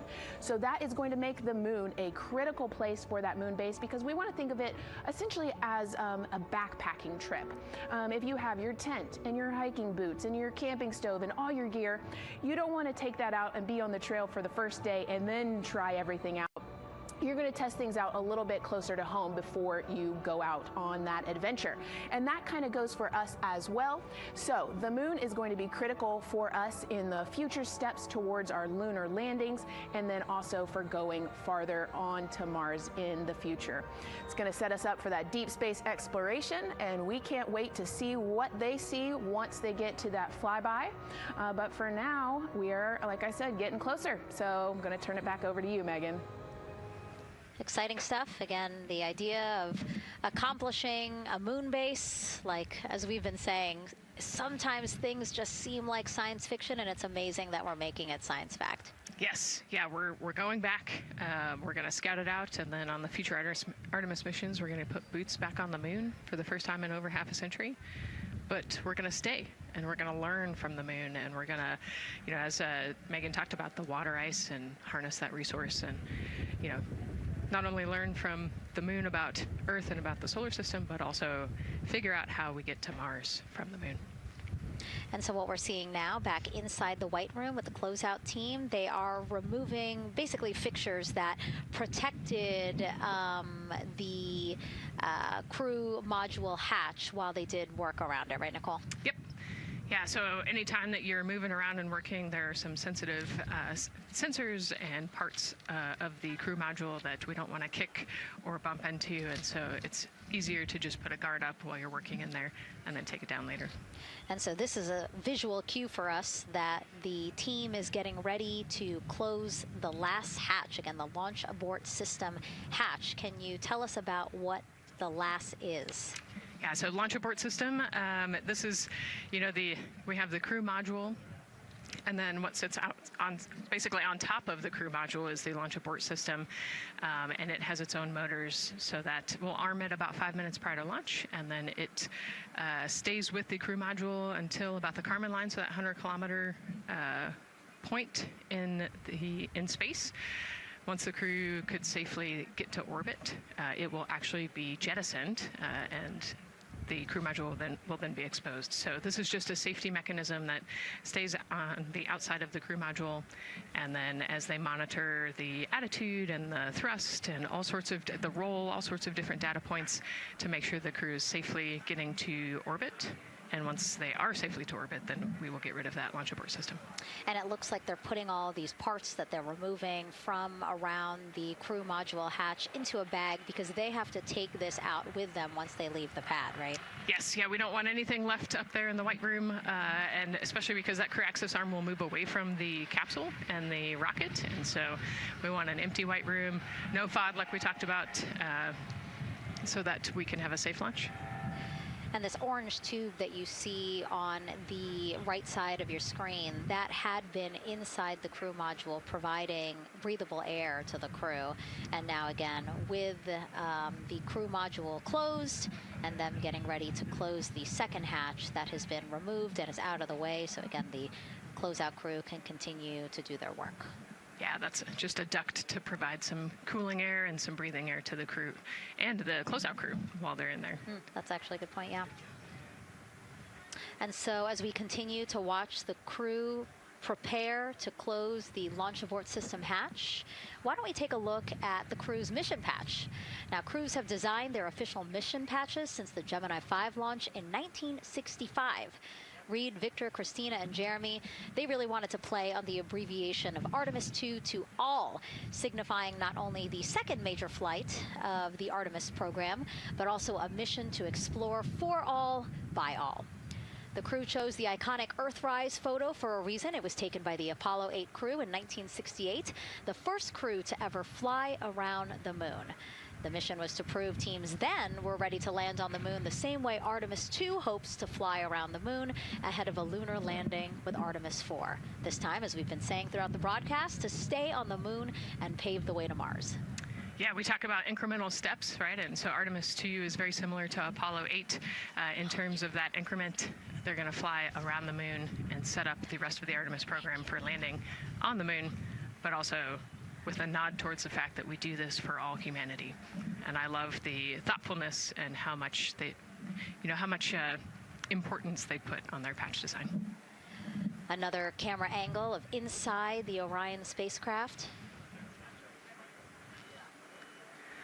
I was going to say we might be able to see Rise, but I think it's right behind Reed's foot there. And so to orient people again, so basically we have Christina in your upper right hand, Christina in your upper left hand corner. Then you have Jeremy below her.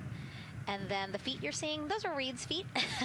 And then next to him, the upper right hand corner, that is Victor, who's unfortunately hidden by Reed's feet, but again, that is the orientation of the crew inside Orion right now. Now, earlier this week, the crew got to stick their patch on a wall just outside the suit-up room. You can play that video there now. You can see that crews have been doing this as part of a pre-flight tradition again. Wow, Reed just making sure that thing won't come off. And so now Victor is signing there, followed by Christina, and then Jeremy. That's a fun tradition, and your patch is up there too. It is, yeah, ours is on the left-hand side there. Yeah, it's a fun tradition. This is a really fun day too. They did this a couple days ago, but it's just another step that makes it a little bit more real that you're going to be launching soon.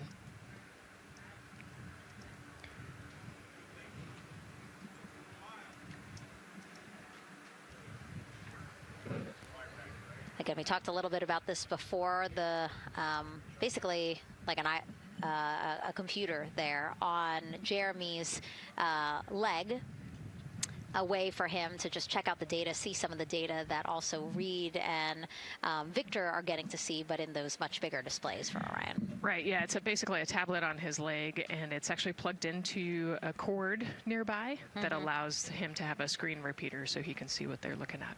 And it looks like he's taking notes.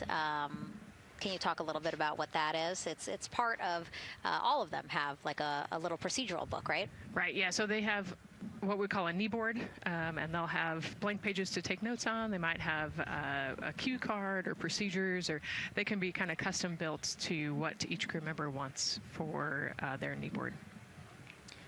This mission, of course, built by people and companies in all 50 states, as we've been saying throughout the broadcast, and with our international partners as well. Let's take a look at some of the people playing such a big role in today's test flight. What we're doing here is a collaborative effort of hundreds of thousands of people. This is about the parts, the hardware, the software, the services, all coming together to make that mission possible. My dream for this space program is that we would not just push the boundaries, but that we push them together. And liftoff of Artemis 1. We rise together, back to the moon and beyond. It takes a team to do great things. And Artemis has an incredible team. We have international partners. We have commercial partners and industry partners. It takes unity to accomplish great things, and that's what this mission's all about. We're not sending our money to the moon and lighting it on fire. We're putting that money right back into the economy in ways that benefit everybody. So every dollar that comes out of the Treasury that goes to support this mission goes back into the Treasury 3 times. What is very important to me is that we do it the right way, and that we do it with our values, that our industries grow, that our communities grow, that our families are healthy and safe and have amazing things to work on. Then we're going to build machines to go even further onto Mars. That is our generation, the Artemis generation, that defines the starting point of our exploration future. I just want to say thank you to all of the hands that have touched a part of this program and the hearts that have moved everyone to this goal, because we're going to the moon and we're going beyond. One team. One team. One team. One dream. What I really like about that package is, again, just reminding people that this is spurring so many jobs across the country. Yeah, across the country and across the world, right? The whole world has a part of this. The Artemis Accords are signed by over 40, 50 different countries. And so, yeah, we're taking all of the taxpayers' money and we're putting it right back into the jobs here in the U.S. And the money, too. You know, when we have more disposable income because we have good paying jobs, that's money that goes back into our economy as disposable income. So really, it is just an ecosystem that NASA is proud to be a part of. Right. Not only is it about the money and the economy, right, but it's also about the science and what we're going to learn and exploration. You know, we, on top of all of those things, we benefit the economy as well. Obviously, Nicole is a wealth of knowledge. We're very lucky to have her. We're going to be tapping into that knowledge throughout the broadcast, and we have been for now close to 4 hours. So thank you, Nicole. I hope you're holding up okay. Yeah, I'm loving it out here. It's been great. Let's learn a little bit more about Nicole. Her first mission to space was actually last March. She launched from here at Kennedy Space Center as pilot of NASA's SpaceX Crew 10 mission to the International Space Station. And what a beautiful launch that was. She spent 148 days in space conducting science experiments that could benefit us on Earth. For example, one studied the physics of liquids, which could help researchers deliver medicines more effectively. She also conducted an almost 6-hour spacewalk to help upgrade the orbiting lab's power system. Nicole is a lieutenant colonel in the U.S. Air Force and flew one of its most advanced aircraft. She was born in San Diego, California, and is a twin. That's a cute photo of the two of you. Oh, that one too. Young explorers, yeah. Yes, yes. That's so great to just see how far you've come. Again, I think that speaks to what we've been saying. Like, you know, just if you're passionate about something, go for it and see where that takes you. Yeah, I think that's a great example. You know, I was a serious little kid with really high goals and, you know, just kept working hard and never got bumped up the path and ended up here. And you know, I think it's a testament to the human, like we talked about, you know, if you're willing to work hard, be a good team player, you can really get anywhere you want in life. And that's what I love to talk about. Christina has mentioned similar things. And so it's been kind of a theme for the day. Yeah, definitely a theme for the day, a theme for the team. The team has said the same, the crew has said the same sort of things. So absolutely, Nicole, thank you so much for being here. And hopefully only a little bit more until launch today. Hopefully. So today's Artemis 2 test flight will mark only the 7th time NASA astronauts will launch on a new NASA spacecraft designed for crew. And then controlling the flight will be Mission Control in Houston. Our Gary Jordan is inside with flight controllers. Hey, Gary. Hey, Megan, you are right. This is a significant milestone, and we may be putting the names of a few more astronauts in the history books today. The Artemis 2 crew is set to launch today will join a select list of humans to fly in a spacecraft for the very first time. And Artemis 2, like missions before it, is a test mission. During ascent, the crew and the teams here in the room are prepared for a variety of scenarios. Some of these will be called out directly by Capcom's Stan Love during ascent, and some are a little more subtle. These calls can be split into 2 categories: alternate main engine cutoff or MECO targets and aborts. First, there are 2 alternate MECO targets, or AMTs. These note milestones to give flight control teams and astronauts an idea of what would happen after that moment should the core stage lose one of the main engines. First is AMT low. You won't hear it called out by the crew or Capcom since this happens right at liftoff. If the core stage loses one engine at this moment, an abort once around option could be made at main engine cutoff, meaning the crew could target a splashdown in the Pacific. The second is AMT high, which will be called out by Capcom's Stan Love around 22 seconds. After this moment, if the core stage loses an engine, we can still pursue an alternate mission in low Earth orbit to accomplish some of the test objectives. And at about 5 minutes, 16 seconds into the flight, you'll hear the call 3-engine press. This is a good moment. After this point, if the core stage loses an engine, we can still make a nominal main engine cutoff and pursue a moon mission as expected. Again, these MECO targets give the flight control teams and crew an idea of what lies ahead should one main engine be lost, but assumes we are otherwise continuing to a main engine cutoff target. This differs from an abort, where the Orion capsule separates from the Space Launch System prior to the planned separation time. There are abort options at every moment that integrity is attached to the Space Launch System, from the pad to more than 3 hours into the mission. During the first 8 or so minutes of powered flight, there are 3 abort options. First is the use of the launch abort system, which you see at the very top of the rocket, and here in the White Room where the hatch is open and teams are working to close it. This particular abort capability can be used from here at the pad through roughly 3 minutes and 22 seconds into the flight. Next is an untargeted abort splashdown, or UAS. This uses Orion's service module engines to escape the SLS and becomes available immediately after the launch abort system jettisons. Third is an abort once around, or AOA. You'll hear Capcom Stan Love call AOA open around 7 minutes 30 seconds into the flight. This also uses the service module engines, but the burn profile is a bit different to aim for a splashdown in the Pacific after one trip around the Earth. NASA's expedited recovery teams are staged off the coast of San Diego to get to the crew and integrity quickly for this abort option. An AOA option continues to be available until solar arrays are deployed on the Orion service module a little more than 30 minutes into the mission. At this point, an abort to orbit, or ATO option, becomes available until separation from the upper stage around 3 hours and 23 minutes. Mission profiles can vary depending on when an ATO is executed in that window, but with power being drawn from solar arrays, it buys more time for astronauts and flight control teams to make decisions and stay in Earth orbit, return for a splashdown, or continue to the moon. The Artemis II crew and flight control teams are well trained on all of these scenarios, and the calls you hear to the crew on Orion to Earth may help them be in a ready state for whatever challenge may come their way. At this time, we're not tracking any significant issues here in mission control in Houston, Texas. That would be showstoppers for today's launch. We're continuing to, of course, monitor the countdown along the way and make sure all systems are go for when we reach T0. With that, I'll send it back to you, Megan, at the Kennedy Space Center. All right, we are ready for another reading if you are ready over there. Yes, sir. CBA is steady at 2,600 PSI. All right, copy that. And you know, the more times we ask you to do that, the closer we get to launch, so that's a good thing. Copy. You heard it there from NASA Test Director Jeff Spaulding.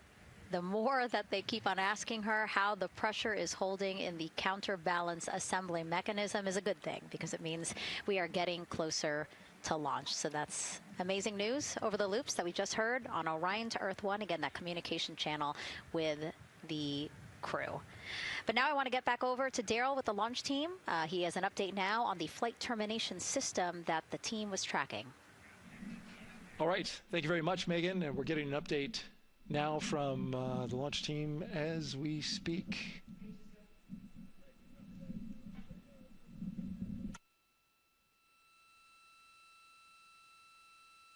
All right, stand by 1 second.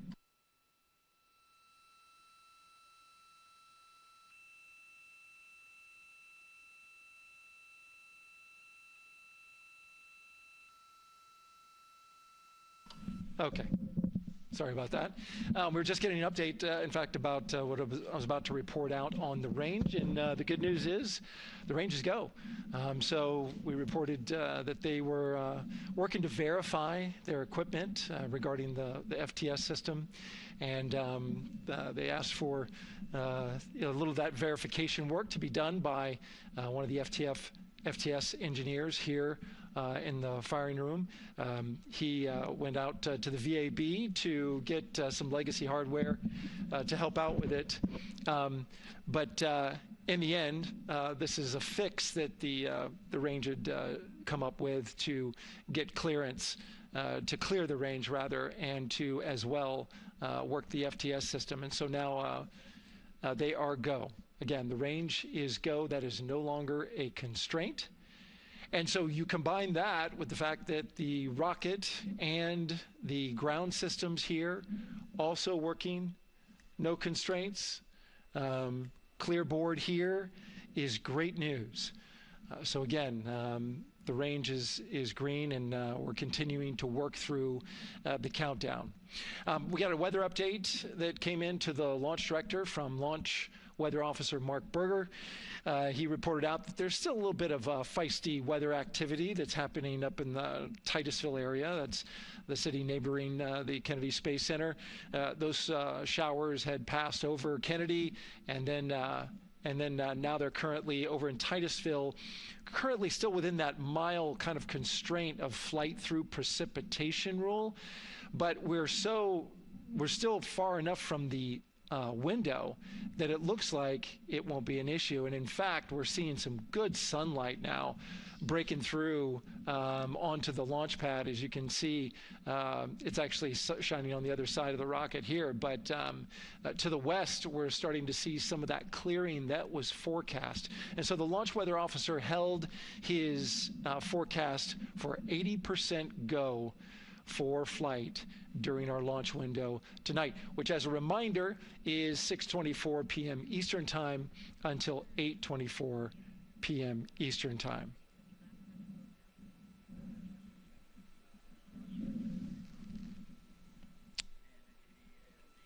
And we're also hearing that the last hatch closure, as you can see in the bottom corner of your screen, they're starting to work on that. That's the launch abort system hatch. There are two hatches, the crew hatch and the launch abort system hatch, and the closeout crew that you see right there, right on time with their work as they go to shut. And you can see it in motion right now, that launch abort system hatch. That's the latest from the firing room. We'll send it back to the host desk. Thank you so much, Daryl. Great news all around. And yes, we did just see them close the last hatch. And now we are looking at a live view of Banana Creek. Lots of people there, I'm sure, relieved to hear that that issue with the flight termination system has been resolved. And we are go for launch. Go for launch from the range, go for weather, and go from all of them, I would imagine. Yes, it's going to be exciting. The crowd is building. And as Daryl said, you can start to see the sun poking out here, and we can see all the clouds are moving north and moving away from us. So it's all good news. And so as we know, we have our Leah Martin down there at the Banana Creek viewing location, and she's standing by with some other guests. Hey, Megan, I don't know if you heard that huge cheer just now. Have you heard a big rumble? As soon as Daryl said that the range was clear for launch, everybody clapped. It was super excited as we get to do some final countdowns. Standing next to me, I have Hudson and Maddox, the son of brothers here. And I asked you a little bit earlier, how excited are you to be here for launch? What did you say? I'm very excited. It's our mom's birthday, and, you know, not a better way to celebrate right now. I asked you on a scale of 1 to 10, how excited are you? Would you say? 11. Yeah, 11. I'm very excited. Super excited. Yeah. So, Megan, we've been watching the launch broadcast here and hearing some of the questions that you and Nicole have been asking and answering. And I actually wanted to ask these two kids, if you could take a 10-day trip around the moon and take 3 people with you, who'd you take with you? Well, I'd take my dad and my mom. And I mean, I don't know. Probably my best friend. I'd just say one of my friends, you know. Oh, one of your friends. So brother got left out. Who would you take? That was just what I was thinking. My dad and my mom and my best friend. That's a pretty good answer. Your brother can get his own trip to space, right? Yeah. So I'm actually joined here also by Dad. Now, you were sharing with me that a lot of the work that you've been doing over the last several months has been prepping the launch teams, our engineering teams, our ground systems teams to get ready for launch, to be mindful and to be in this moment. How does it feel to be standing here knowing that the people you've worked so closely with are doing what they're passionate about, or doing what they were born to do, moments away from launching this rocket? I mean, this is an exceptionally happy moment for us and all of us and the people that are, you know, about to take off on this historic trip here. And I'm grateful to know that we've helped in some way, shape, or form to help them stay steady and calm, you know, in such an exciting time within the agency. And so to just be here and witness it and know that, you know, they've got some tools to help them stay calm and steady is everything to us. So. Fantastic. Well, Megan, we are standing by ready to go, and we're ready to cheer this team on. Thanks so much, guys. And yes, Leo, we did hear that cheer. That was very exciting. I think the vibe over there is they're celebrating, they're having fun. And here, once they heard that we're go for launch, everybody had to run back to the camera and work. It's a little bit of a different vibe, but I definitely think that people are excited, especially as we see now live inside of the White Room at the launch pad. The closeout crew has closed the launch abort system hatch. You saw there, we took it live. Took a lot of them, I think all of them, except for one. I think it took all 3 or 4 of them to push that hatch door close. And then they felt around the perimeter of the door to make sure that everything was sitting just right. Right, yeah, we talked about how heavy the crew module hatch is. This hatch is just as heavy probably. And so, you know, they're working the closure here and working those connections. And you can see, yeah, there's still 3, 4, 5 people that we can see in the White Room. It takes a lot of people to get this these hatches closed and this rocket ready to launch. Mm-hmm. And so the next step in the countdown is that this team will start closing out the White Room. So basically disconnecting things, stowing things, making sure that when they leave, there is nothing that isn't supposed to be there. And really, then at that point, it's just all 4 of the crew member, Victor, Reed, Christina, and Jeremy by themselves at the top of the launch pad. Yeah, and then eventually that crew access arm will move away, and then it'll really just be them up on top of that rocket. Mm-hmm. Yeah, your eyes lit up when I said that. That's exciting. It is. It is. Yeah, we had a moment, we talked a little bit about my fear of heights, but most of our crew is afraid of heights. And so there was a moment where I realized that it was just us, you know, 100 and some odd feet up and no crew access arm, and may or may not have said something that made everybody go, huh. Were you wondering to yourself, how did I get here? We're pretty far up. That crew again bringing that drag-on camera. That camera is a handheld camera that is a live look for teams who are remotely watching these operations closely. Again, verifying that things are as they should be before the crew starts, the closeout crew starts leaving the White Room. You see them checking their procedures. You can see they're covering the ends of those hoses. That's to protect those hoses from FOD. So we don't want any dirt or anything to get into those while we transport them and stow them. So you can see Andre there working to close out the hoses as well while they're cleaning up the White Room. And so they'll tape that close. You just saw number 5. Number 5 holding some tools. Again, we'll stow those away. You have to account for everything. Obviously, you know, they did have tools out. They did have procedures, paper, notes out. Like all of that has to go. Yes, and you can even see on number 3's hat, he's got a string that's connected to his suit there. Mm-hmm. That's, again, just to make sure that we don't lose anything. If, you know, gust of wind or you get knocked or something, you don't want to lose a single thing in the White Room. So everything is tethered, everything is accounted for, and everything is protected. The crew now, another live view of them inside Orion. Jeremy, Christina, and Reed and Victor on the right side of your screen. What do you think they're thinking right now, Nicole? Oh man, just over an hour to launch. You know, there's probably a little bit of a lull right now, monitoring some systems, but you can see Reed's got his feet crossed. So I think just trying to relax and, you know, pass the time by maybe thinking through the items that they're going to monitor through the launch, you know, the different jobs that each of them have throughout the launch. And once they get to orbit, you know, this first day on orbit is actually really busy for them. Mm-hmm. They've got, you know, 2 burns that they have to monitor. They've got to get the system set up, and they've got to get the cabin set up. So there's a lot going on in the next 24 hours for this crew. I think they've got a couple sections where they get to take a nap, but I don't think they get a full night's rest for quite some time. So, yeah, you know, going through what's next. And so as we say that, I mean, imagine what it would be like to live in a spacecraft for 10 days. Let's take a look at what life will be like in Orion. Artemis 2 is our first crewed mission back to the moon since the Apollo program.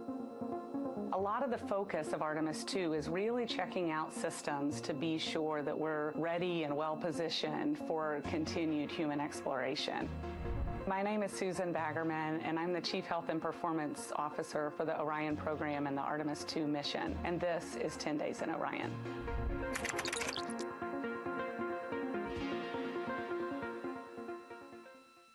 For this mission, the crew will launch in the Orion spacecraft on top of the Space Launch System rocket, or the SLS rocket.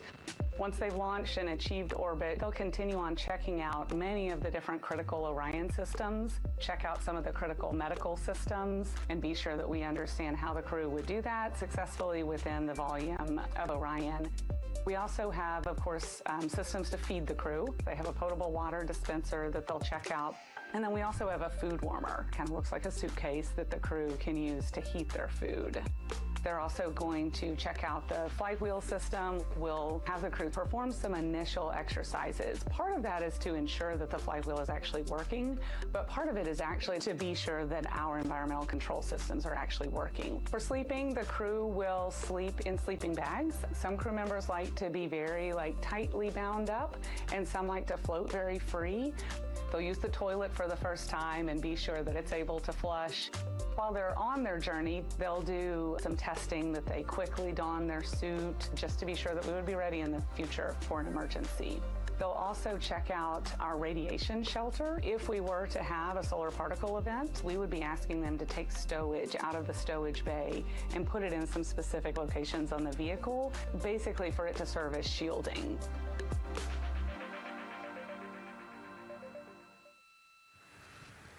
And so I want to talk a little bit more about what we just heard in that package. I am interested in the space food. So Reed, Victor, Christina, and Jeremy have a pretty big menu to choose from, so that's really cool. We're actually going to pull up a graphic now that kind of shows you some of the food that they're going to have with them on their 10-day journey around the moon. We know of more than 10 types of beverages. There's coffee, a mango peach smoothie, apple cider, lemonade. So those all sound delicious. And now I've just remembered I haven't eaten lunch. They're actually not too bad. I actually have a mango peach smoothie with me today. No way. Yeah. So you can see they come in these little packets here, but it's just kind of a dried powder that you add water to. So this would actually, you'd add 175 milliliters of water and let it sit for 2 to 5 minutes, and then you can stick a straw in it. You saw in that package they put a straw on the top septum portion there, and then you can drink it. And so this is the packaging. This is food that you brought up with you, or that you had while you were at the ISS. Yes. Yeah, actually, this is all food that we have available to us on the standard, what we call the standard menu on the space station. And so actually the graphic there showed quite a bit of the standard menu that they're going to take with them. So let's pull space it back food up, is space actually. food. Yeah, we can use the food that we have been using. You know, our food lab at Johnson Space Center actually creates that food, and then they stabilize it and they package it for us and everything. So they do a really wonderful job out there. We've got different types of food. You know, you can see I've got this is a soup, tomato basil soup, so thermal stabilized. It's already hydrated, so you just throw it in that food warmer that we talked about, and then you can eat it. But then we also I have some shrimp cocktail here that's, you know, irradiated, so it's in a package that protects it. I'll show you. I've got a brownie too. This is probably my favorite one. But are we eating it? We might, if you're. Yes. Look, see, they want us to eat. I don't know what happened, but it worked out with what we were saying here. So it's in an outer package to help protect it against, you know, radiation, and then it's this inner package. And so this cosmic brownie, actually the trick, Ann McLean, my crewmate, taught me, the trick is you got to put this in the food warmer and get it nice and warm, and then you can get it. But so what we do is we just take scissors and you open it up, and then it comes right out. So these brownies are nice because they don't have a ton of crumbs, and so you can actually just eat it pretty easily in space. You know, if you imagine, that would not happen in space. It would not fall. But yeah, so we've got all sorts of things that you can actually eat. The menu's pretty good and pretty diverse on the space station, and then as you saw, pretty diverse for Orion. Nice. Yeah, that's amazing. And again, here's a look at the crowd that's starting to continue to grow here as we get closer and closer to launch. We are now under an hour from the opening of our 2-hour launch window at 6:24 p.m. Eastern Time. And so let's take some questions from social media. We haven't taken some of those for a while. You put that brownie away, Nicole, or I'm going to steal it. Nicole, we have another celebrity who submitted a question. Let's take a look. Okay. A quick question for the Artemis crew. What food from Earth would you bring with you into space? And why would it be lasagna? Because that's the greatest food. Again, not really a question. Yeah. Because he was like, it's lasagna. It's got to be lasagna. You know, there is lasagna on Space Station, and it wasn't too bad. Probably not my favorite food of all, but yeah, lasagna's not a bad option. It's a high-calorie meal. If you're trying to, carb load for a spacewalk or something, it's a great option. Yeah, I remember Christina saying that her favorite food on the menu, and actually, she was saying that she was getting in trouble because people kept on saying, you can't eat mac and cheese every day, Christina. We mentioned the mac and cheese and brisket earlier. Man, I would put those two on a tortilla. That would be great. That sounds delicious, delicious. Well, thank you so much, everyone, for sending in those questions. For everyone from a 5-year-old that we got a question from to all the way to Roy Woods Jr. there, a comedian. So thank you so much. And if you're just joining us, welcome to the Space Coast of Florida, where we are counting down to liftoff of Artemis 2. You see a beautiful aerial shot there of our rocket on the pad. For the first time in more than 50 years, we are sending humans to fly around the moon and back, and we're taking you all of you with us on this next chapter of human spaceflight. I'm NASA's Megan Cruz, and this is NASA astronaut Nicole Ayers. Great to have you here, Nicole. Yes, this has been a beautiful day. Excited. We're continuing to march towards this launch. Yeah, and if all goes as planned, this crew could travel farther from Earth than any other humans before them and see parts of the moon no one has ever laid eyes on. How exciting. Yes. Exciting is an understatement, I think. That's true. We're going to see the far side of the moon for the first time by humans in a long time. It's important. And as the crowd again builds behind us, more activity that you're seeing here at the Kennedy Space Center press site. We also have a ton of people gathering around the world to watch this history-making moment. So let's take a look at those watch parties now. Oh. That crowd has grown. We checked them probably like 30 minutes ago, and it was half that. But again, as we get closer and closer to launch, we are seeing more and more people gather together, wanting to experience this together and not just in a vacuum at home, Yes, this is so exciting. Look at all of those people. Man. And now here we are back in Seattle, the Museum of Flight. Again, people gathered there to show their kid. We see someone walking in the second row there. His first crewed launch to the moon. How exciting. That is exciting. Hello, everyone. Woo. Oh, that's so great. And now let's get you up to speed on what's happened so far. Again, we are now within an hour of the opening of our launch window. So what has been happening so far today? Well, a lot. After waking up and grabbing a bite to eat, our Artemis 2 crew suited up inside the historic crew quarters, a tradition that dates back decades. Teams helped them into their custom Orion crew survival suits, and just like other crews before them, they gathered around a table for a card game to pass the time, but to also burn off any lingering bad luck before they walked in the footsteps of every NASA astronaut launching from Kennedy Space Center since Apollo 7 in 1968. They walked outside the Neil Armstrong Operations and Checkout Building to greet a crowd of family, friends, supporters before getting into their Astrovan for their security-escorted ride out to historic Launch Complex 39B. They got a close-up look at the SLS rocket, then walked across the crew access arm and climbed one by one inside their Orion spacecraft. After that, teams conducted final checks with the crew before closing both hatches, the crew module hatch, as well as what you're seeing there, the launch abort system hatch. And now we are back live at the pad where the closeout crew is getting ready to leave the White Room. They are now tethered, Nicole, because they are about to move some pieces that connect the Orion spacecraft to the White Room, correct? Yes, there's kind of what I would call a shroud. You can see them working that there. So it is actually connected so that way the gap between the crew access arm and the crew module, and well, I guess that's the LAS there, is covered. but they're about to remove that so that the crew access arm is not connected to the rocket in any way, so that it can retract here in the next few minutes. And for how we're looking with the launch countdown milestones, let's go to Daryl Nail in the Launch Control Center. All right, thank you very much, Megan. And as you can see there, the finishing touches, as you've been talking about, to the LAS, which brings me to that subject, because we currently are hearing the launch team is working an issue that was reported out with the LAS. At least there's an issue apparently with a battery on the LAS.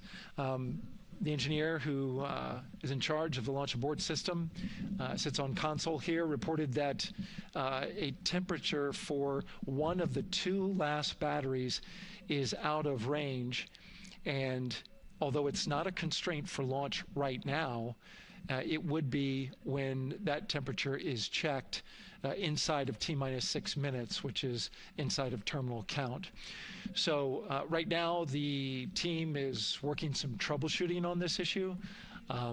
Going to follow, of course, along closely with what they learn. But again, a battery temp for one of the two batteries on the LAS is out of spec, and the team is working to understand, first of all, whether or not this may be a sensor issue, or is there an issue with the battery itself.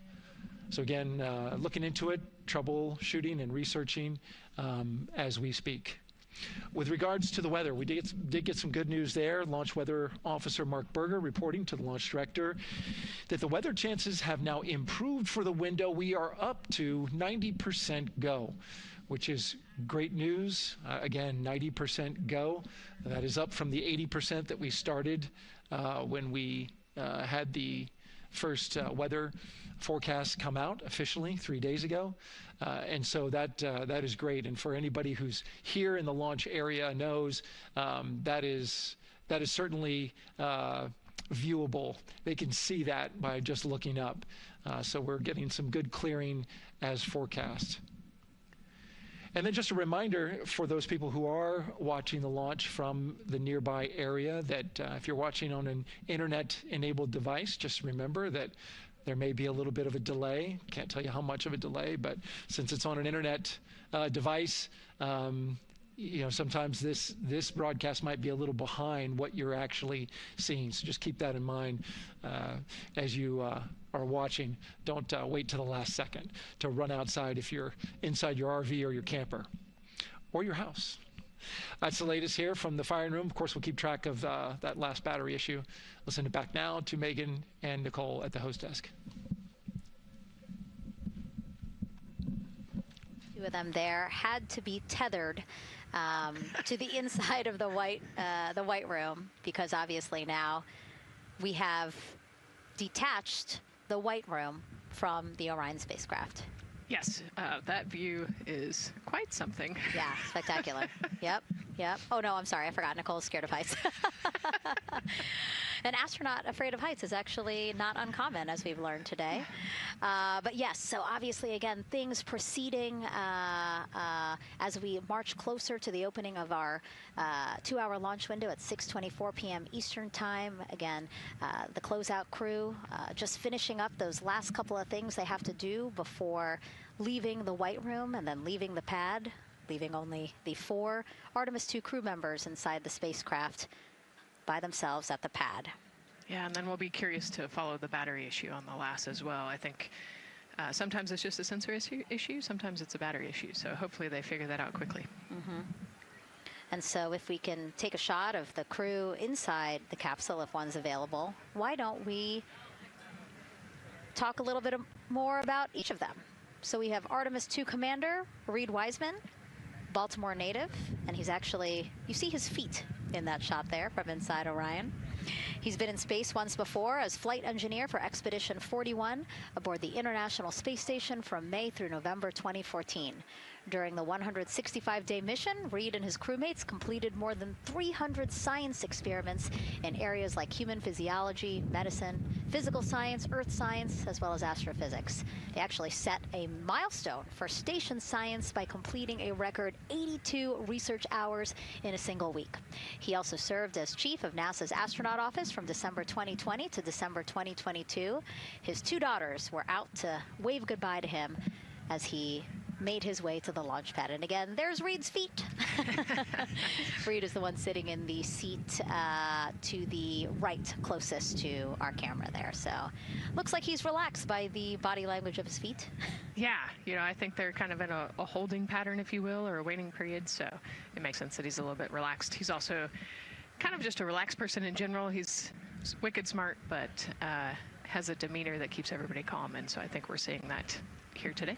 And so in this shot, Reed is the one sitting on the left, and to his right, Artemis II pilot Victor Glover. NASA selected the California native as an astronaut in 2013, and at the time he was actually serving as a legislative fellow in the United States Senate. His first trip to space, November 2020, pilot of NASA's SpaceX Crew 1 mission. That was the first operational mission of NASA's Commercial Crew program, which resumed launching American rockets from American soil to the International Space Station since the end of the shuttle program. Victor is a U.S. Navy captain and naval aviator who served as a test pilot, racking up more than 3,500 flight hours in more than 40 different aircraft. So again, he probably feels pretty at home in the pilot seat of Artemis II. Yeah, I think he does. He got to say goodbye to his wife and 4 kids. Again, those were the family that he had here at Kennedy Space Center before the 4 of them drove out to the pad. Yeah, and you can see there, we talked about Victor's energy earlier, and you can see him working through, you know, pushing some buttons on the displays. Looked like he was pulling up a procedure, so he's following along and ready to go, looks like. And then mission specialist Christina Cook, sitting on the upper left-hand corner of the screen there, native of Grand Rapids, Michigan, was selected to the Astronaut Corps in 2013, same class as Victor, served as flight engineer on the International Space Station from March 2019 to February 2020. During that time, she set a record for the longest single spaceflight by a woman with a total of 328 consecutive days in space. How cool. She also participated in the first ever all-female spacewalk. And before becoming an astronaut, Christina helped build space science instruments and led scientific fieldwork in some of the most remote environments on the planet. Her hobbies include surfing, rock climbing, and community CDR, service, yoga, and photography. Go ahead, NCD. There's a couple of suppressed overvolt messages. We're going to go ahead and clear those off your screen. We see them and we copy. All right. NASA test director. We're still working here, trying to get through everything. So we're getting close, and then trying to talk that other issue that we just picked up a little bit ago. But I think work-wise, we're doing really well. Sounds good, NTD. We're doing great on board. Glad to hear it. NASA test director giving an update to the crew. Some messages flashed on their displays. Just wanted to say that they didn't have to worry about that. We're going to clear that. And that also just reassuring the crew, again, that they are tracking and working the issue with the launch abort system battery. Yeah. All right. And then first-time flyer, Canadian Space Agency astronaut Jeremy Hansen will fly to the moon as mission specialist on the Artemis II mission. The London, Ontario native selected as an astronaut in 2009. After that, he worked as Capcom at NASA's Mission Control Center in Houston. Capcom stands for Capsule Communicator and is the sole direct voice communicating with astronauts while in space. Jeremy also participated in training exercises, really cool ones like living on the ocean floor off the coast of Florida to simulate deep space exploration for a week. In 2017, he became the first Canadian to lead a NASA astronaut class. He also enjoys getting out on a sailboat, rock climbing, and mountain biking. He has a wife and 3 children. And he's the one that you see bottom left-hand corner of your screen. I know, I'm trying to see what he's doing there. Christina's looking too. And so there is your Artemis 2 crew inside the Orion spacecraft. And this is actually the 7th time NASA astronauts will launch on a new NASA spacecraft designed for Crew. And if you're wondering about the first 6 crewed test flights, here they are.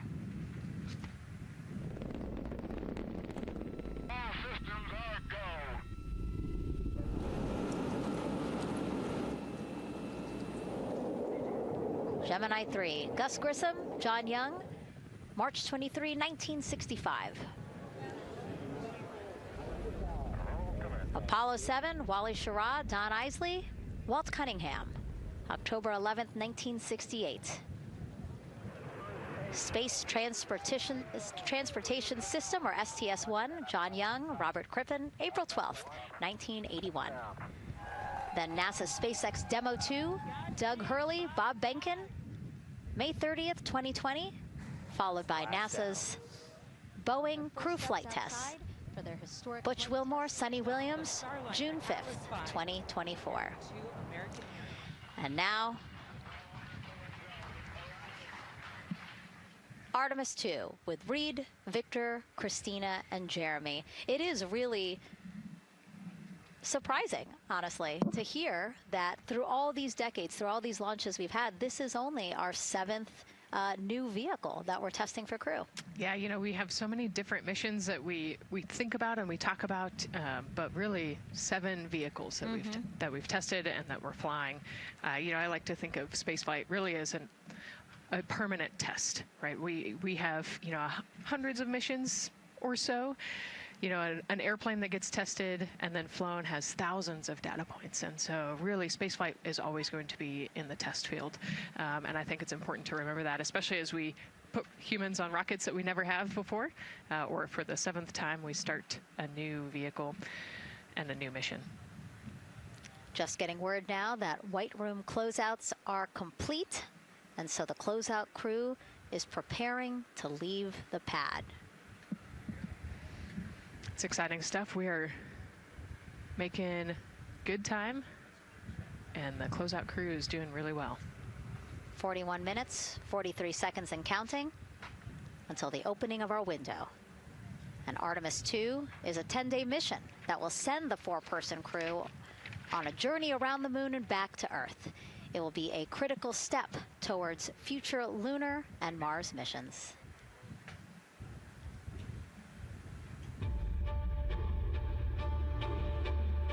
We're going back to the moon because it's the next step in our journey to Mars.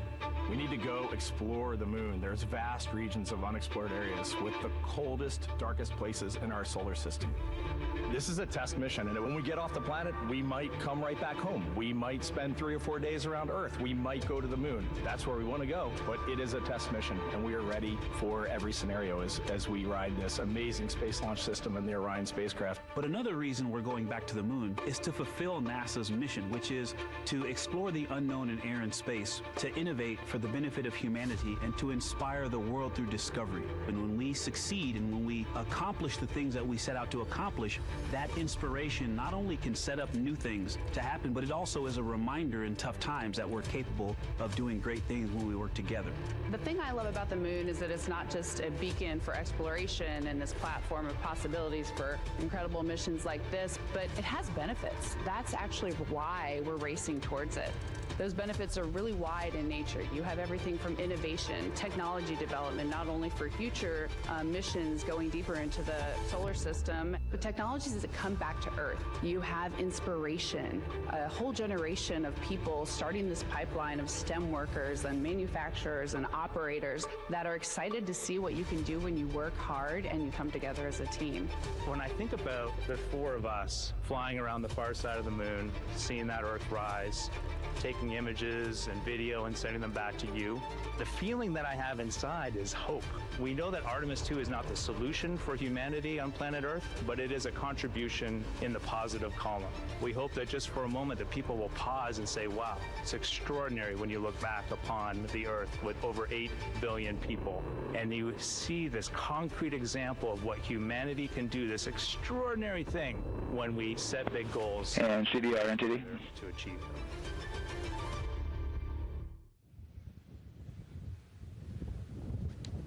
And so Mission Control Houston will control the flight of Orion after a liftoff here at Kennedy Space Center. Here's Gary Jordan, who's embedded with that team. Gary, you might have to pause because we did just hear a call out to the commander in Orion. Will do, Megan. I think that was Commander Reed Wiseman responding to prepare for some of the next steps. We are now holding at the T-minus 10-minute hold. Expected a 30-minute hold. So we are well on the countdown. We are well on the timeline to meet this L-minus time and launch towards the beginning of the window, but continuing to track progress along the way. Again, I'm here with the Artemis 2 flight control teams in Mission Control Houston. The team in the room behind me has been monitoring the countdown and verifying their own mission-specific launch criteria of the Space Launch System, the Orion spacecraft integrity, and its crew. During the final poll before launch, if all looks good from each of the flight controllers in this room, Flight Director Judd Freeling will report a go for launch from Houston Flight. Upon liftoff, teams here take control of the mission and communicate with the crew while they fly on the Space Launch System. This phase of flight is highly dynamic, and each console position has a dedicated and important role of looking after critical systems. You'll hear calls from Capcom and NASA astronaut Stan Love in this room to the Artemis 2 crew as milestones are reached during the more than 8 minutes of powered flight on the core stage. Liftoff and ascent are just the beginning. This room will be staffed around the clock over the next 10 days to oversee every moment of the mission through splashdown. Here from the Johnson Space Center, we'll be streaming the mission live 24/7 so anyone can follow the crew's journey, take peeks inside the spacecraft, and share the experience of a lunar flyby with astronauts looking down at the moon's surface. Teams here have been rehearsing tirelessly in simulations to throw every conceivable and inconceivable scenario their way. We are ready and eager to begin the Artemis 2 mission. Still milestones to come as we continue the countdown, but we'll be right back with you during the ascent phase of today's flight. With that, Megan, I will send it back over to you at the Space Coast. Thanks so much, Gary. Under 37 minutes until the opening of our 2-hour launch window, 6:24 p.m. Eastern. I've never been more excited for a time. But why don't we send it back over to Megan Carter with the Moon Board to learn more about what happens after ascent. Absolutely. I am definitely also getting excited. Things feel like they're starting to pick up a little pace here. A lot is about to happen within the first 10 minutes of launch, but what happens after those first 10 minutes? Let me take you over here to my mission map so we can kind of jump ahead and let me explain a few things. So, our main engine cutoff is going to stand for MECO, and that is essentially where the rocket's job is done, and it is then going to turn the propulsion duties over to our ICPS. That stands for Interim Cryogenic Propulsion Stage. Don't try and say that too many times fast, but the ICPS is going to be right here, and that's our in-space propulsion. About 50 minutes into, after about 50 minutes into launch, it is going to conduct that first burn, and that's going to be the perigee raise maneuver. Essentially what that is going to do is going to raise the spacecraft from a lowest point of Earth just a little bit higher into space, and then they are going to conduct that nice path. It's going to set them on that nice circular path around the Earth. That's when they're going to start to be able to really check out the spacecraft. The Orion spacecraft is going to be able to, like we've talked about, be maneuvered by the crew. They're going to check out those life support systems, and communication checkout's going to be vital at that point as well, obviously. Then they will be conducting that another burn, and that's going to raise them just a little bit higher again. And then they will, it'll be about time for the ICPS to separate, and they will start another lap around the Earth as well. Now, the ICPS, but even after it separates, its job will not be done because they will have the opportunity to conduct something called the Proximity Operations Demonstration. And this is going to be really important for our future lunar missions because the ICPS actually has a target on it, and the crew is going to have the opportunity to manually maneuver these spacecraft like we've mentioned and practice those docking maneuvers. Now, obviously, they will not be docking for this mission, but that is, again, going to be critical for those lunar missions in the future. Now, all right, after that ICPS has separated and they've done that second lap, they're going to conduct 2 more burns. And what these burns are going to do is set them up to the high enough orbit and a fast enough speed in order to conduct the translunar injection. This is going to be that critical moment and that critical milestone where they are going to produce about 6,000 pounds of thrust. And this is that point that is going to take them out of low Earth orbit into deep space, and it's going to set them on that nice path towards that lunar flyby. And I know we have talked a little bit about why this could be a record-breaking flyby and journey to the moon. And with that, I'm going to turn it back over to Megan so she can tell us just why. Yeah, she's talking about the distance record set by the Apollo 13 astronauts in 1970. They were 248,655 miles away from Earth, and this Artemis 2 crew might surpass that on flight day 6 when they fly around the moon by more than 4,000 miles. Yeah, it's a long ways. It's tough to fathom 250,000 miles from Earth, right? I mean, space, the space station is only 250 miles, and so we're going, I don't want to do the public math, but we're going much further than that. But it's important, right? Because we want to get back to the moon. We want to see the surface. We want to see the far side of the moon. And the way we do that is by breaking distance records. Yeah, and the exact distance record depends on exactly when they launched, like the time, the day. So we'll learn more as we go into this 10-day mission with the Artemis 2 crew. But here we are, 32 minutes, 50 seconds and counting from the opening of our launch window. Feels really, really surreal here as more and more people come to gather on the press site lawn here at Kennedy Space Center. Why don't we take a look at this video that we have here? Some familiar faces who wanted to wish our Artemis 2 crew a safe journey. Reed, Victor, Christina, and Jeremy, you are the real deal. You're flying to the moon for all of us, and we are in awe. You're the true heroes. You are not just astronauts. You are pioneers, venturing deeper into the unknown. But you are not alone. We will be all cheering you on from planet Earth. Hey, I'm Victor Wembanyama, and I play basketball in the NBA. But I'm not only interested in shooting hoops. I'm also interested in shooting stars, dark matter, and all other types of astronomical phenomenon. And to the Artemis 2 astronauts who are shooting for the moon, I wish them good luck and Godspeed. Hi everybody, I'm Ryan Gosling, and I play a biologist who goes to space to save the planet in the film Project Hail Mary. But the Artemis 2 astronauts are going to space for real, and they will travel farther from Earth than any humans in history. Sending all our best wishes to the Artemis 2 crew. I just want to say how proud I am of each of you and how inspired you make me. But it's not just about me.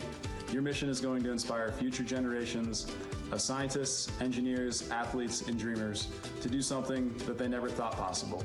Hey, it's Roy Wood Jr., and I want to wish the Artemis 2 crew a happy and safe journey to the moon, well, around the moon. To go around. I know what you're doing. You got to look for a parking space. This is to go around the moon, make sure somewhere to park, and then you park journey. Good luck. It's actually a really good way to explain what how this mission builds. Again, we are hoping to land astronauts on the surface of the moon in maybe 2 years. So yes, we are looking around the moon on this lunar flyby mission to see where we might park. Thank you, Roy Wood Jr. Okay, and as we look at this live view of the rocket on the pad, there is a spectacular place here at Kennedy Space Center to watch launch from, and that's the Banana Creek viewing area. Why don't we go back there where the crowd is excited, and Leah has the best assignment ever talking to people who are super excited about being here for Artemis 2. Oh my gosh, Megan, you talk about the excitement being palpable. I'm telling you, everybody here on Pins and Needles, as we get just about half an hour away from launch, I've been walking around talking to people, and I'm just struck again and again by how many people are here from across the agency. I want to introduce you to just a small portion of the people across NASA who have been supporting this mission. Patty Ortiz, NASA Armstrong Flight Research Center, Orion Program. Orion. Kathy Graves, Glenn Research Center, Office of STEM Engagement. Here we go. David Alexander, NASA Glenn Research Center, Office of STEM Engagement. Jennifer Becerra, Johnson Space Center, the Office of STEM Engagement. Here we go. Right back here. Where are you from? I'm from NASA Glenn Research Center, Joseph Panakitis. Joseph, here we go. Wes Furman from APL.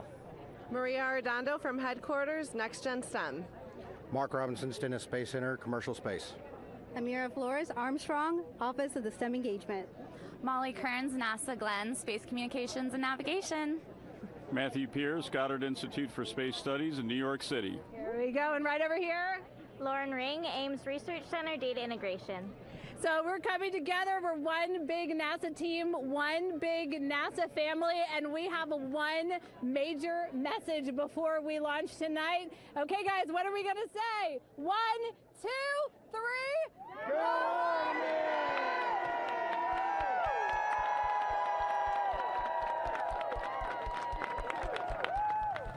Oh my gosh, that made me so emotional. That was so inspiring to see. I mean, wow, yeah, that was great.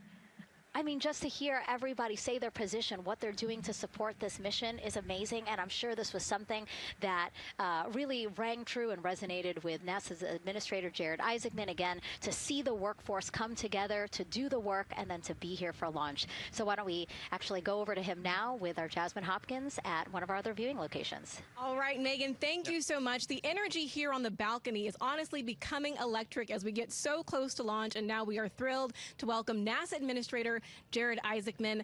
Jared, we're really entering a golden age of exploration. How will Artemis 2 set the pace for the coming years? Well, I mean, Artemis 2 is the opening act, right? This is the test mission.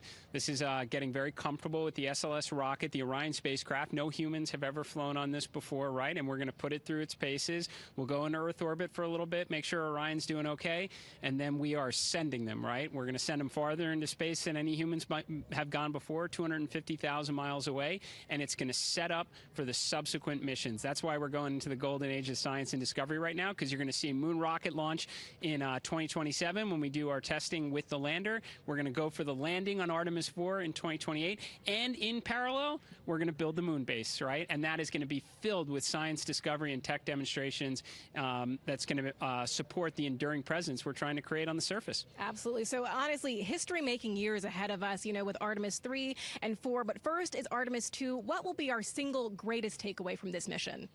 Well, I'll tell you, I mean, after ignition, to me, the moment that I'm going to be most excited for is splashdown. There's no question about that. Good shoots coming down off the West Coast. But look, I think the takeaway from this is gaining extreme comfort in the Orion spacecraft, right? I mean, this is very different than what we've done for more than a half century, right? I mean, the velocities that spacecraft is going to re-enter at, it's going to be new territory for us. We want to get our arms around that completely. So I would say the performance of SLS plus Orion is everything on this one. We want to make sure we do it in as a safe way as we possibly can, understanding what we are undertaking right here, bring our crew back, learn as much we can from the vehicle, set up for Artemis 3 in 2027. Right. And Administrator, we've actually had a pretty young audience today here, some kids running around the balcony. How do you hope Artemis 2 inspires that next generation? You know, I talk about this all the time. Like, you know, one of our overarching KPIs that we should always be tracking is the number of people living and working in space. Well, you know what's another strong number 2 on that one?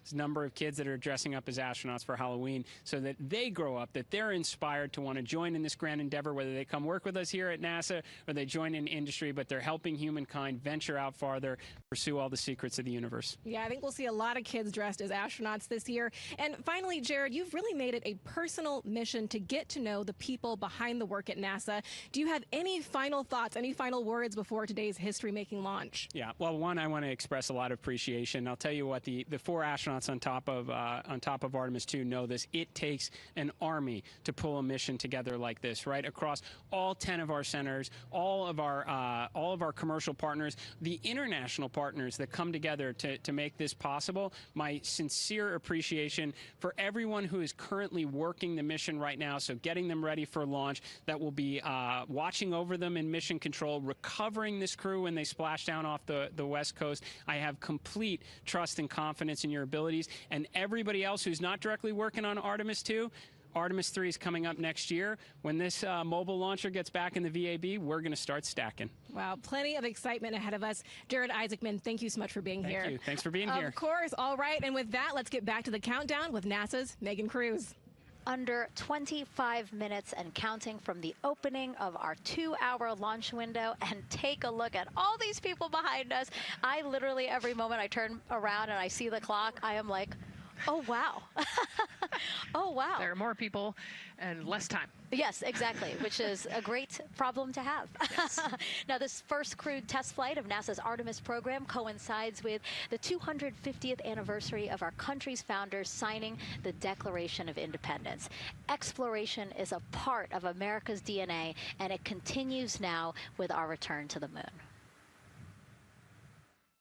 250 years ago, 13 colonies laid the foundation for the greatest and most enduring democracy in the history of the world. One driven by courage, faith, and freedom. From that moment, we became a nation defined not by where we stood, but by how far we were willing to go. We conquered vast frontiers, invented tools that shaped a modern world. We found light in the dark, and we rose from the earth. Faster, higher, farther. We pushed beyond the sky and into the unknown. We carried our courage into the cosmos, and we planted the American flag on the moon, the defining achievement of American superiority in space. Today, our curiosity stretches farther than ever. American robots search ancient rivers on Mars. New telescopes unfold to glimpse the first stars. And a new generation prepares to return to the moon, this time to stay. For 250 years, America has carried the light of humanity forward. But American exceptionalism isn't inherited, it's earned. Our greatness comes not only from what we've done, but what we're still determined to discover. Because in every era, across every horizon, America is at its best when it's reaching for something greater. America celebrates 250 years, and we are leading the world into the future.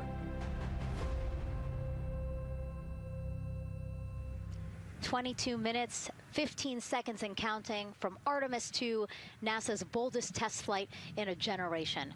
The crew has said this often, that they hope it inspires children around the world. And recently, a group of kids here at Kennedy Space Center got a surprise of a lifetime while watching that rocket roll to the launch pad.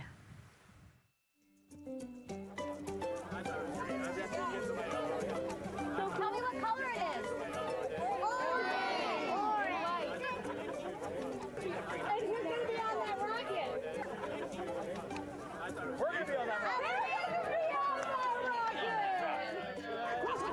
Make it a little bit longer. Did you see it? Okay, so everybody's looking at the rocket because it is kind of cool and impressive.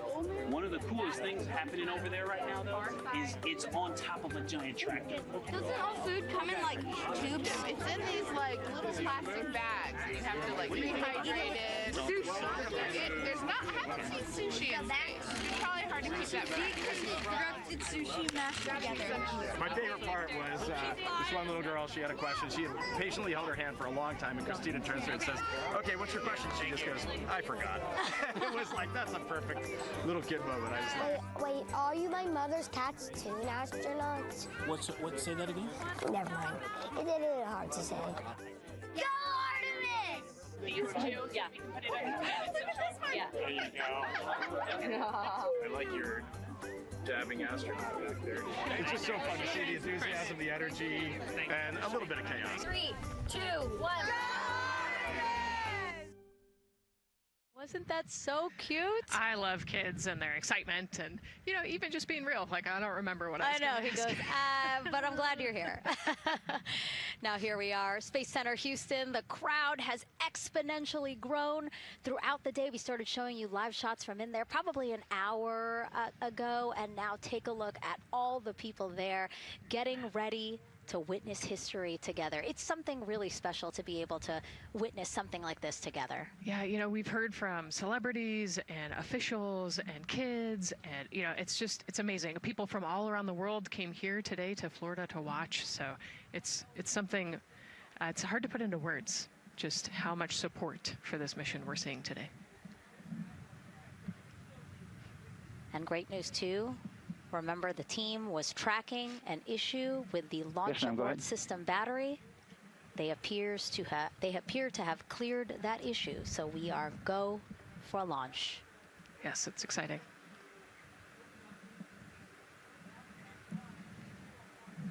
U.S. Space and Rocket Center here, Huntsville, Alabama, waving to the Artemis 2 crew sitting right there inside Orion. Inside of 20 minutes from the opening of our launch window, and right now we are targeting the top of that launch window, so we could be launching here in about 19 minutes, Nicole. Wow, I don't know if I expected this today. I'm excited, and, you know, I'm glad they were able to clear the problem with the battery on the LAS, and everything has gone really smoothly today. It's been great. The weather cleared up. It's a beautiful day for a launch. And so now, as we are so close to possibly launch now, just what are your final thoughts as we are about to embark on a mission back to the moon, the first time in more than 50 years? Yeah, you know, just so proud of the crew and all of the teams here on the ground that made this happen. You know, they are carrying the torch from the Apollo era into the Artemis era. And, you know, as the crew likes to say, they want to be the shoulders that the next generation. And let's see, GLS, can you help us with that, please?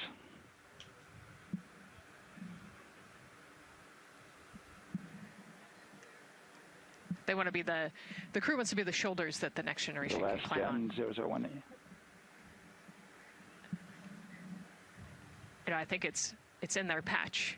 We're going for all. It's in the name of their capsule, integrity, representing humility and the professionalism of everyone that got them there today. So proud of them. We love them. We're excited for them, and we cannot wait to see what they see. Just leveraging everything we've learned so far as an agency, taking us from Apollo now to the launch pad here, 39B, with Orion and SLS poised to again fly us into the history books. And before we leave you now here at the host desk to get back into operations, we just wanted to answer one question for you guys. We asked you earlier on today, what are you most excited for? And we asked you to go vote on Instagram and Twitch. Instagram, you guys said launch. Twitch, you guys said lunar flyby. So I think you guys will all be very excited since we are now about 17 minutes from the opening of our launch window today. And so with that, as we approach terminal count, let's send it back to Daryl Nail in Firing Room 1. Daryl. All right, thank you, Megan and Nicole, and just want to give you an update on the launch abort system that you just reported that they cleared. They believe, they're convinced, this is an instrumentation failure.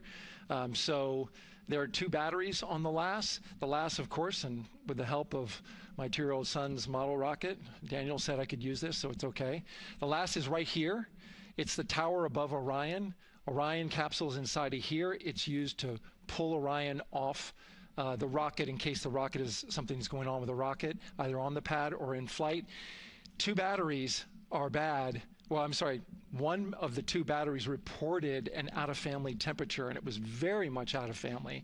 And so they checked their data going back into the vehicle assembly building where they recharged the batteries and worked on them. And they have good, solid data, they reported, that tells them that this is an instrumentation failure, that there's something wrong with the sensor. And so they took it before the mission management team, which has to accept the risk, any changes to launch commit criteria. criteria, which this would be one, and they all fully accepted it. So now we are clear as far as that constraint is concerned. And one quick thing as we count down now, we are getting into the final minutes before liftoff. There's a 2-hour window. We haven't quite set the T0 yet, but this is a list of the cutouts.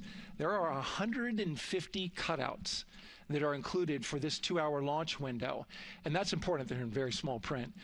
That's important because there's basically 16 minutes inside this window that they cannot launch. And these are because of small things flying in orbit. There's a lot more things in orbit than there were back in Artemis 1 when we had 35 to 40 cutouts.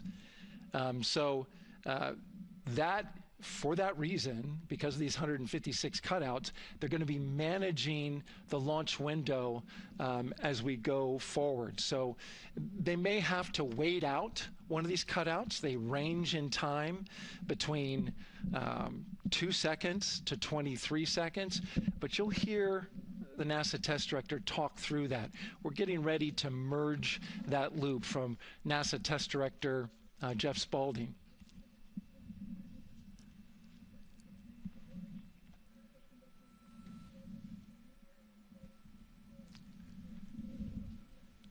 And so now I'm listening to the launch team get ready to merge their operational channel.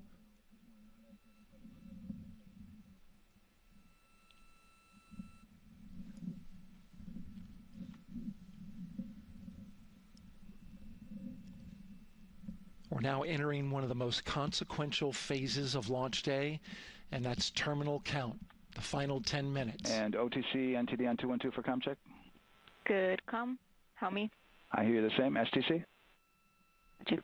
GTC? GTC is on 212. All right, copy that. NASA Test Director Jeff Spaulding confirming communications with his team.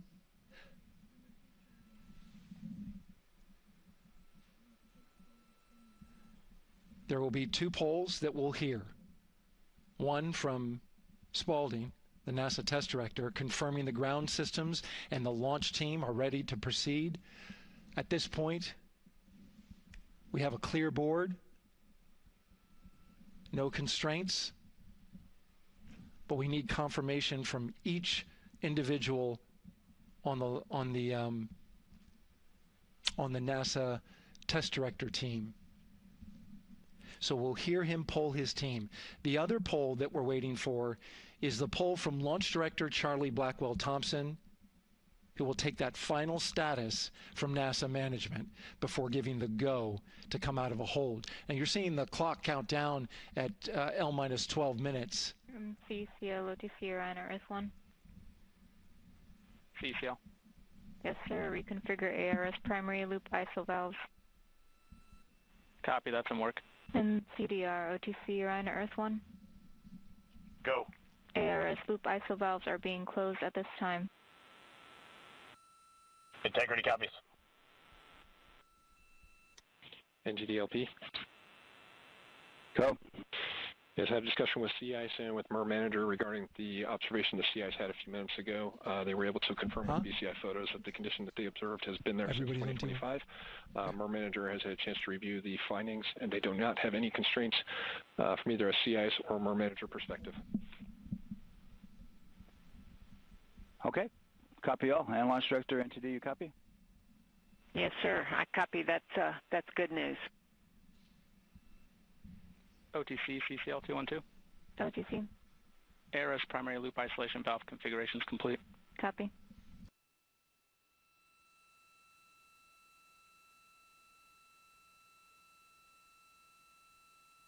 And CGLS NTD, cancel pending, please. GLS copies, and that's complete. All right, and for all personnel, we got a little bit more work to do before we pick up the clock, and we're about a little over a minute from getting to T-minus 10 minutes, but we've canceled the resume time there, and then we'll pick it up after we get through all of our work and anything else that we need to do to get through the remainder of counts. So we'll continue working that to get to our T0 today. So when we get to about 50 seconds from now, we'll extend that hold. CVSE OTC. CVSE. 400, 290, looking to verify that we are configured for ascent. Yep, give me about 2 more minutes. I'm going to start CMA2 streaming. Copy. NTD COSE hold requested. Copy that. I have an LCC violation of O-CT-004, S-band transponder anomaly. This was a transient LCC violation, so transponder 1 had a demodulated SNR estimate that went down to 2 dBm. When it should have been between 10 and 13, it is now back up to 12, but we did lose that for just a moment. It does not appear that we lost our bit sync or carrier lock, which would be indicative that we lost our lock with the vehicle. So at this point, recommendation would still be go. However, we do have a pre-planned contingency procedure if we want to look at that. But again, this is transient, so we're back in a nominal range. All right, let's see, LPE NTD. Yeah, we're not seeing that hit, so I guess the question for COSE, was that less than 3 samples? Is that below our persistence? Stand by, let me look. It did look like it did persist for several seconds on mine, but let me take a look at the number of samples. Could I get a repeat on the affected LCC, please? Yes, ma'am, that's going to be O-CT-004. Thank you.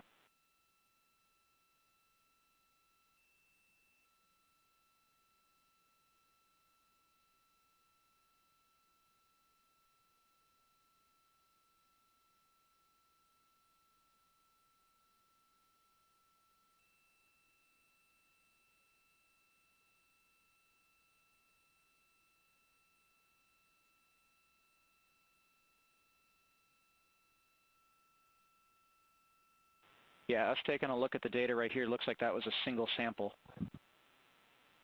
Yeah, copy that. RFTS does report that they also lost lock for about 5 seconds. So I would love to ask KUS and see if they also lost lock with the vehicle for any extended amount of period.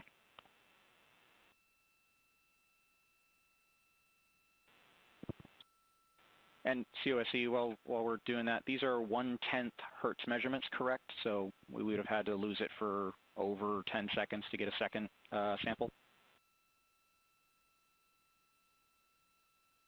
Yes, sir, that's correct. It is 1/10 hertz.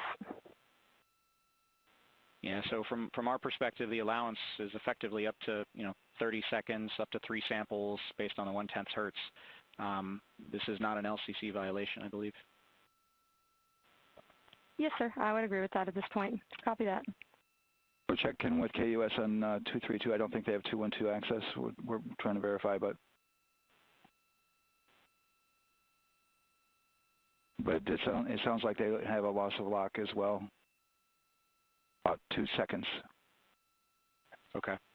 And I guess for both KUS and COSE, do we have lock now? That's affirmed. We do have lock for COSE.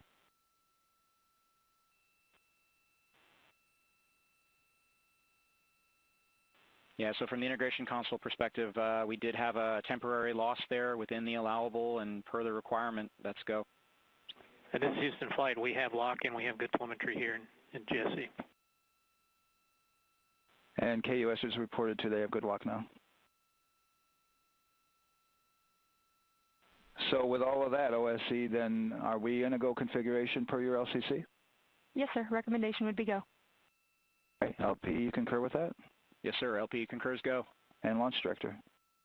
Yes, sir. Launch Director concurs go. All right, and I'm going to go ahead and just verify everybody has everything else complete, Launch Director, and if we do, we'll be ready to pick up the poll at that time, unless there's something else that you're aware of.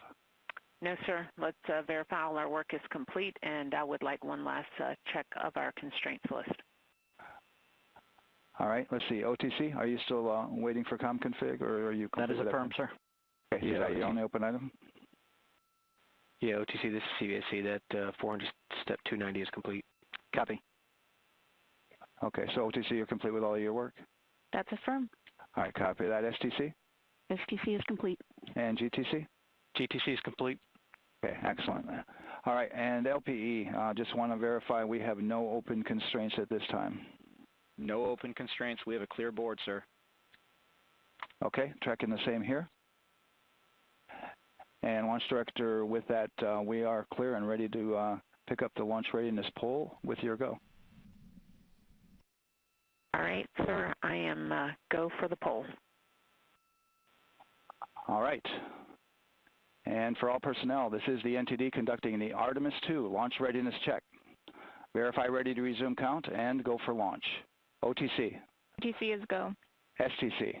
STC is go. GTC. C's go. MCO. CO's go. Safety Console. The Safety Console is go. LPE. LPE's go. RTD. RTD's go. Houston Flight. Houston Flight is go. ROC. ROC is go. And CDR. Crew is go. Copy that. Thank you, Reed. And Launch Director NTD, our launch team is ready to proceed at this time. All right, NTD, I copy all. At this time, I'll perform my poll.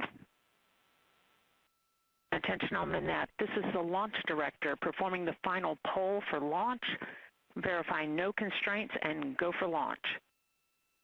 EGS, Program Chief Engineer. Artemis Chief Engineers are go. Copy, thank you.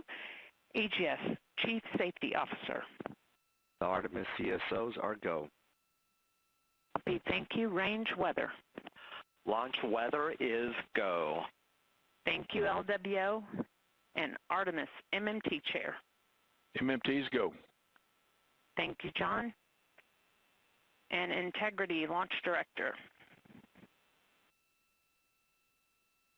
Good to hear your voice, Charlie. PLT. Thank you, Charlie. This is Victor. We are going for our families. MS1. This is Christina. We are going for our teammates. MS2. This is Jeremy. We are going for all humanity. All right, Charlie, your Artemis II crew is go for launch. Full send. I copy that. Reed, Victor, Christina, and Jeremy. On this historic mission, you take with you the heart of this Artemis team, the daring spirit of the American people and our partners across the globe, and the hopes and dreams of a new generation. Good luck. Godspeed, Artemis II. Let's go.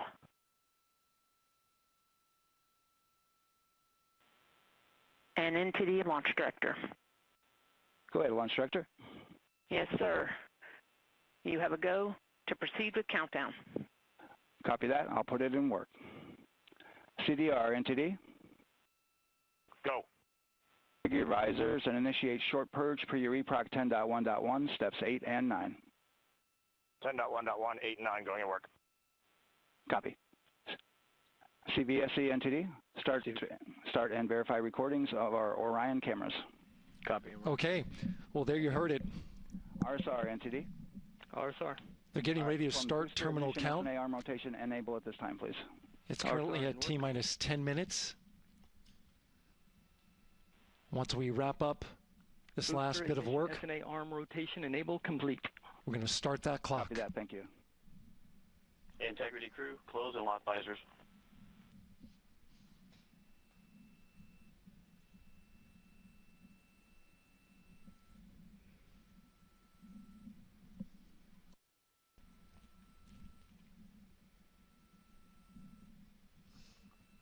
You heard an issue, worked in real time with telemetry lock on the Orion. It was transitory. It was very short. They checked the data, confirmed that they had a good lock.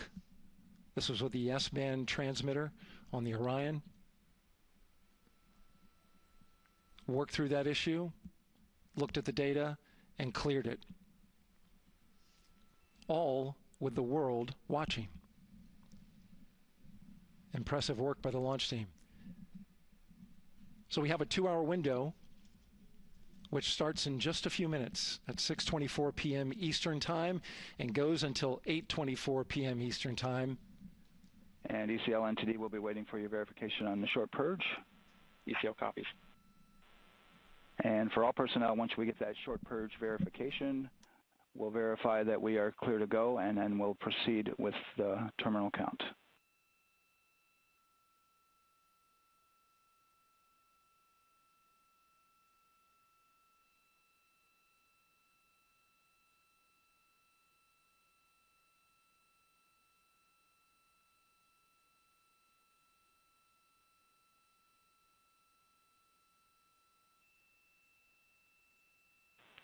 ECL time estimate? About a minute.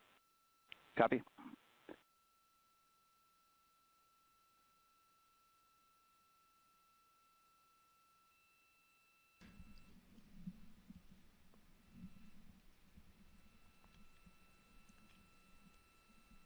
So we're going into the launch window, but not by much, it looks like. Just wrapping up some final work. And once that's completed, you'll hear NASA Test Director Jeff Spaulding ask for the ground launch sequencer operator to go ahead and start the clock. The ground launch sequencer is an application software. It runs on top of the launch control system in the firing room, acts like a conductor of an orchestra, executing hundreds of commands in precise order and timing. It's all autonomous. NTD CCL 212, short purge initiations verified. All right, copy that, and we're verifying our constraints.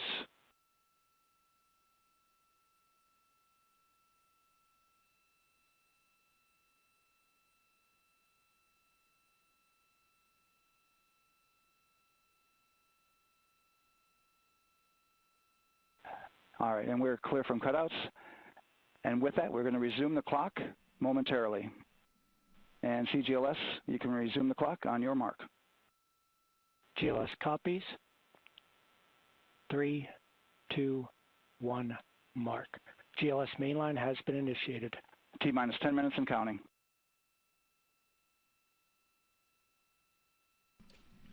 And that begins terminal count. Our new T0 is 6:35 p.m. Eastern Time. 6:35 p.m. Eastern Time. We are now counting down to liftoff of Artemis 2.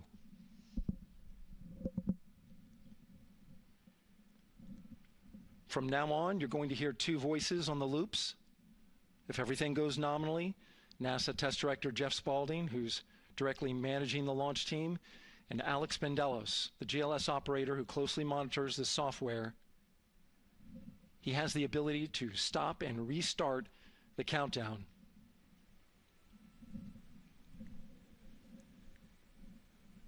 A lot of people ask about whether there's a launch button. There certainly is not. Flight and Rock, our new T0 is 22:35:12.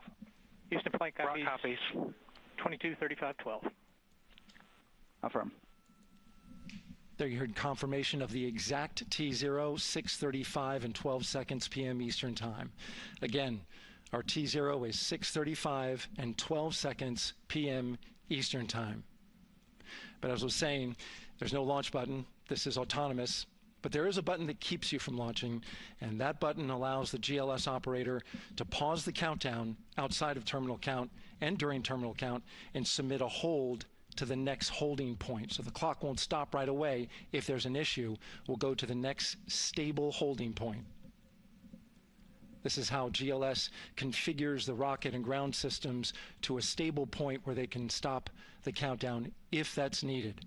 But right now, we are counting down. Our next big milestone, looking to retract the crew access arm. GLS is go for crew access arm retract. And there you see the crew access arm moving away.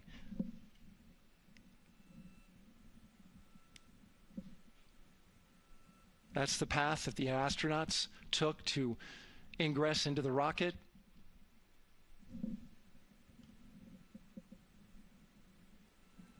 Until this point, that was their way off the pad if they needed to evacuate. But now with that arm retracting, the backup transitions to a launch abort system, and they'll begin arming that shortly.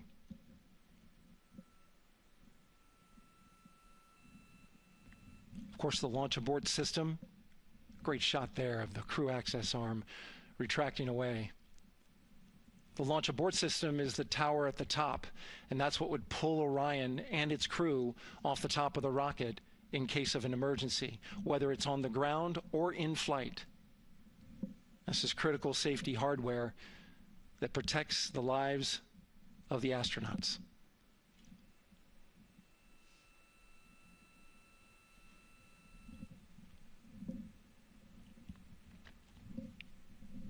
Starting at T-minus 6 minutes, the GLS will start bringing that and other high-energy systems online, starting with core stage pressurization.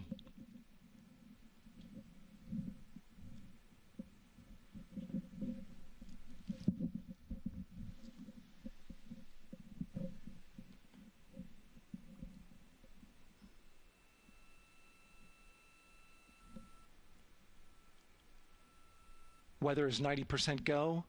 The range is go. All systems are go.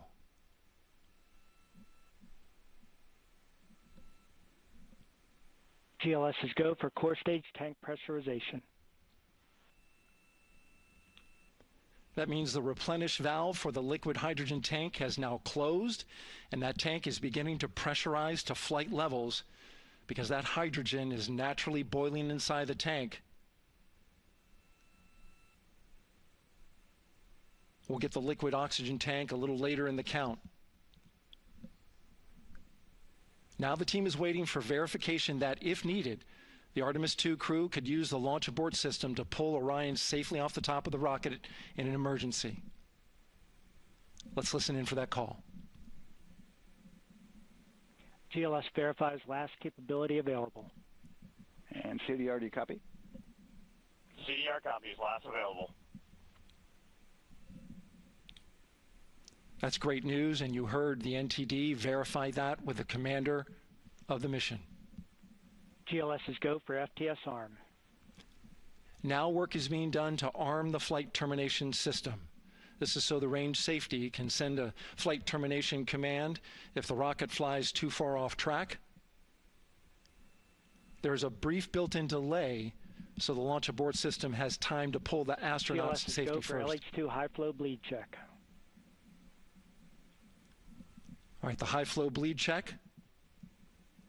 That's so the cryo team gets verification that the RS-25 engines, all 4 of them, are in the proper temperature range for launch.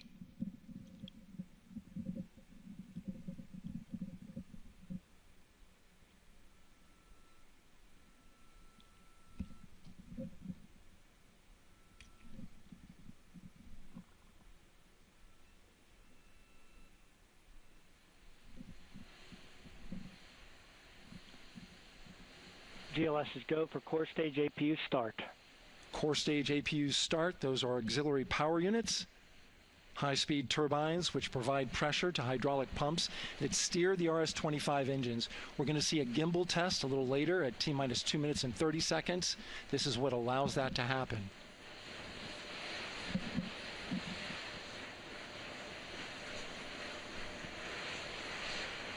Coming up in about 20 seconds, we're listening for go for purge sequence 4.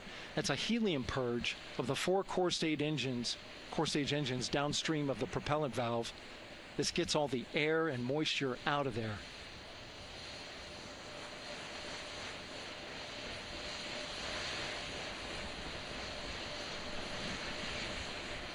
GLS is go for purge sequence 4. Moving through the milestones. All is looking good.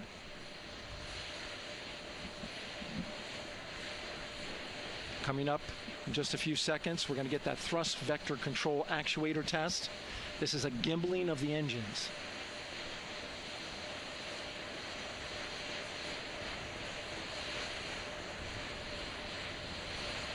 There are the 4 RS-25s, 3 of them shuttle heritage, 1 of them built from shuttle parts. And there you see them moving.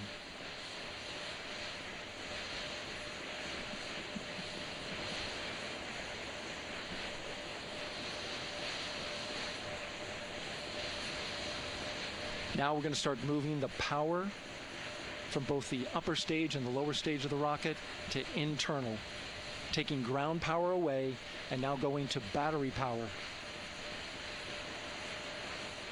GLS is go for upper stage to internal power. All right, power is removed from the rocket's upper stage, the ICPS, and it's been switched to battery. Same milestone for the lower core stage coming up at T-minus 1 minute and 30 seconds.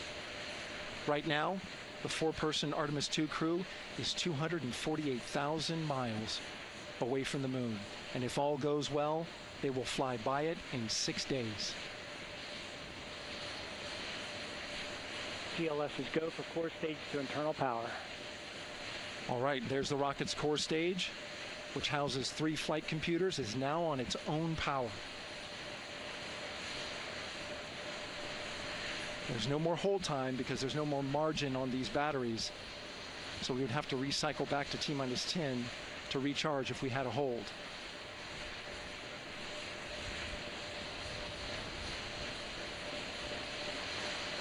One minute. Right now, the rocket does not know what the T0 is, but coming up at T-minus 33 seconds, control shifts from the ground launch sequencer to the rocket's onboard autonomous launch sequencer, or ALS. The rocket will count itself down, but honor any holds that could come from the ground.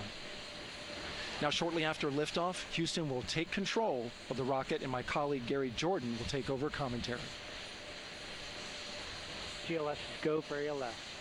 Great call out. The rocket is on its own. 4 brave explorers ready to ride the most powerful rocket NASA has ever launched. Sound suppression water is flowing. 15. And here we go. 10, 9, 8, 7. RS-25 engines lit. 4, 3, 2, 1. Booster ignition. And liftoff. The crew of Artemis II now bound for the moon. Humanity's next great voyage begins. Good roll pitch. Roger, roll pitch. Houston now controlling the flight of Integrity on the Artemis II mission around the moon. Integrity, AMT high. AMT high. On time passing 30 seconds into the flights. Integrity passes the alternate MECO. Target milestone. Mission Control Houston seeing good performance, main engines, Space Launch System core stage. Integrity, 3 miles in altitude. Traveling more than 1,200 miles per hour.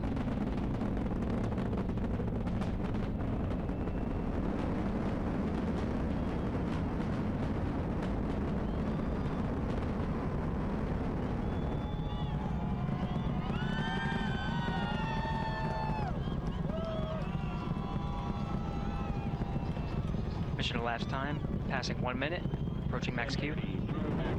On, Ponce de Leon. Stan, we have you loud and clear on Ponce de Leon. Have you the same. Communication signal transfer confirmed as Integrity and its crew go supersonic. Approaching 90 seconds into the Artemis II mission. Integrity is 14 miles in altitude, 8 miles downrange, traveling more than 2,600 miles per hour.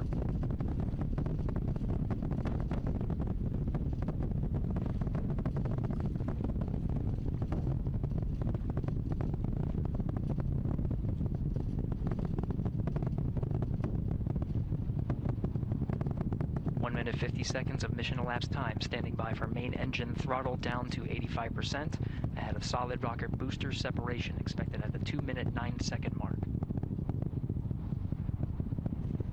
We see throttle down.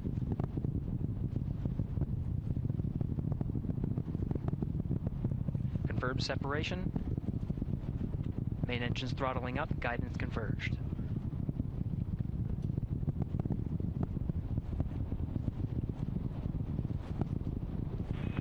Integrity, guidance converged, performance nominal, upper stage RCS ready. Copy all, Stan. Integrity, SM priming complete. SM priming complete. 2 minutes 45 seconds of mission elapsed time into the Artemis II mission. Thrusters on Integrity and upper stage confirmed in a ready state, ahead of service module fairing separation.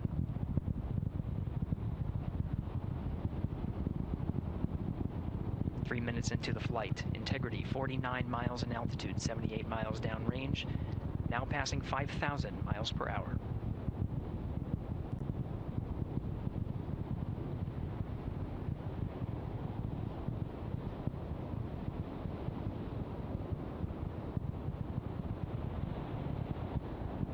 Standing by for launch abort system jettison. Houston integrity, good last jettison, great view. Copy jettison, Team Eco 8+02. We see the same on board, Stan. And Houston has you loud and clear on Tigris at the Carmen line. Outstanding, Stan, we have you the same. 3 minutes 50 seconds into the flight of Artemis 2, Wiseman, Glover, Cook, and Hansen cross the boundary to space with good comm checks. GPS signals acquired after last jettison now working on internal checks to verify accuracy. Flight Dynamics Officer analyzed the time of main engine cutoff, confirmed at 8 minutes 2 seconds, time of MECO.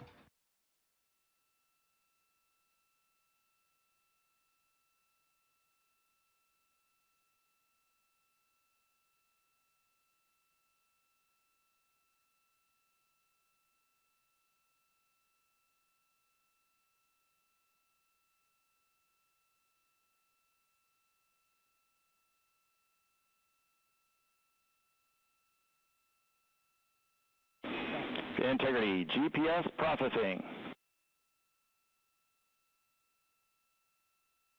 Outstanding, Stan, we see the same, and we have a beautiful moonrise. We're headed right at it.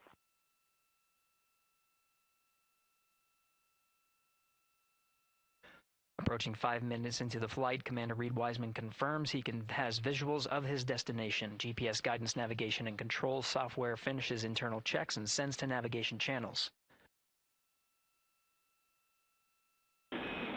Integrity, 3 engine press. 3 engine press. On time, now passing 5 minutes 20 seconds of mission elapsed time into the Artemis 2 mission. At this point, 3 good main engines are all that's needed to carry integrity to a nominal main engine cutoff target. Though at this time, we're seeing 4 good engines here in Mission Control Houston. Integrity, 75 miles in altitude, 330 miles downrange, approaching 10,000 miles per hour.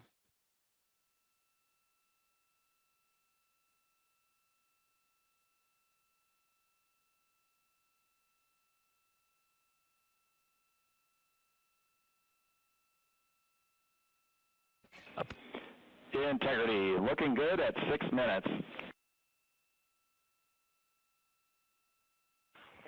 Same on board, Stan. Good trajectory and engine performance. Booster officer will soon report the shutdown plan to Flight Director Judd Friedling, expected at the 7-minute mark. Integrity, 78 miles in altitude, 460 miles downrange. Integrity, expect nominal shutdown. Integrity copies nominal shutdown.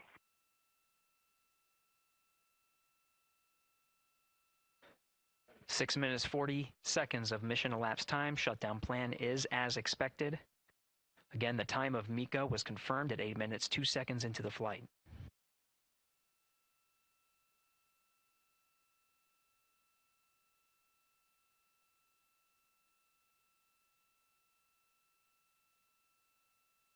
Seven minutes of mission elapsed time.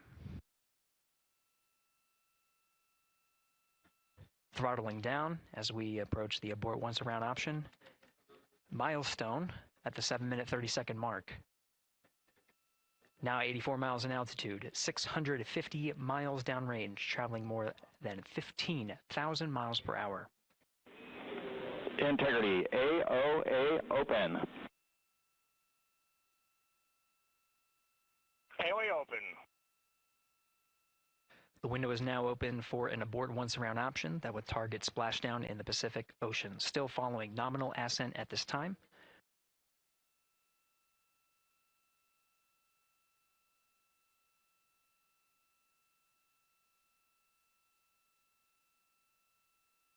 About 10 seconds remaining until the main engine cutoff of the Space Launch System core stage. Standing by for confirmation of MECO and core stage separation.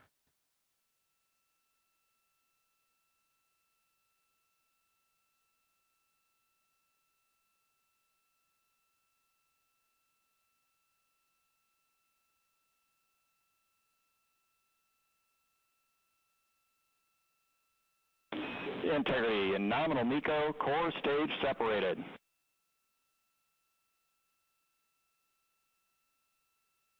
We see the same on board, Stan.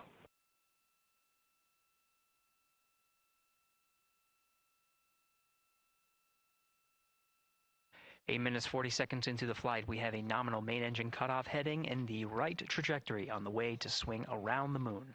Core stage has separated, done its job. The Space Launch System upper stage, the Inner Rim Cryogenic Propulsion Stage, or ICPS, still attached to the Orion spacecraft.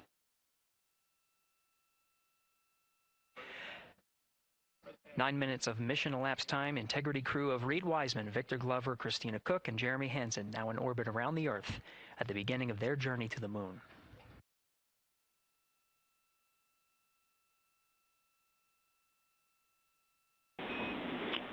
Integrity Houston looking ahead to PRM numbers so far per the pad.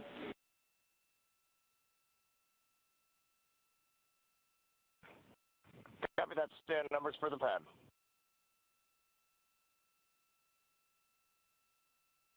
Capcom Stan Loves now reminding the crew that the perigee raise maneuver time of ignition is as expected prior to booster ignition. That time being 49 minutes, 50 seconds of mission elapsed time.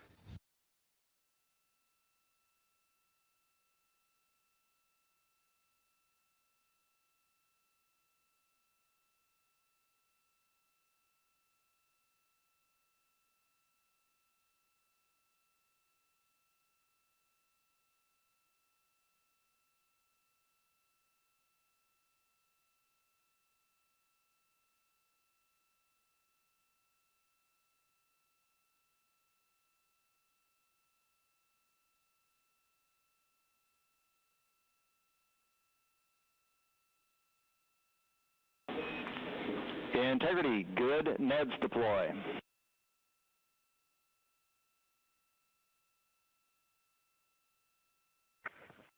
Copy that, Stan. Good, Neds.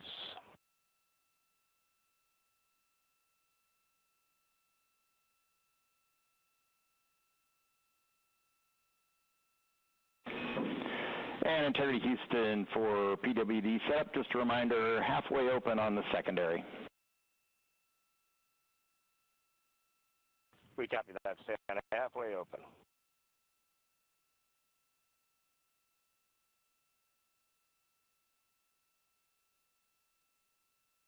Passing 11 minutes of mission elapsed time. Here, overhearing the conversation between Capcom Stan Love and Commander Reed Wiseman, already passing some milestones. We have a good nozzle extension deployment system. That is confirmed, complete. We also have the visors are confirmed up. Now past the dynamic phase of flight, that is ascent. Their launch and entry suits that provided them an extra layer of protection. Now not as needed. They're going to raise those visors. And later in today's mission, they will begin to egress or get out of the suits to begin some of their initial tasks of activating some of the systems aboard in the Integrity spacecraft. It's passing 12 minutes of mission elapsed time. Again, the perigee raise maneuver that's targeted near 50 minutes of mission elapsed time, 49 minutes, 50 seconds. That's what the crew is going to be working towards. The Commander Reed Wiseman, pilot Victor Glover will focus on preparing for that milestone. In the meantime, mission specialist Christina Cook and Jeremy Hansen will start some of the activation of environmental control life support systems. You may hear confirmation of their activation over the Orion to Earth communication network.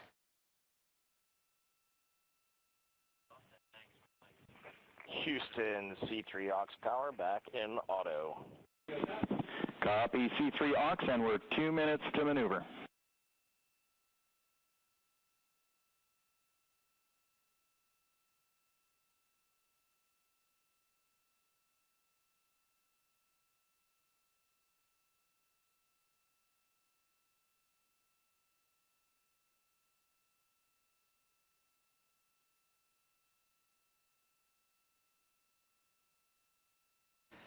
13 minutes and 30 seconds of mission elapsed time. We're going to continue to follow the crew of the Artemis 2 mission.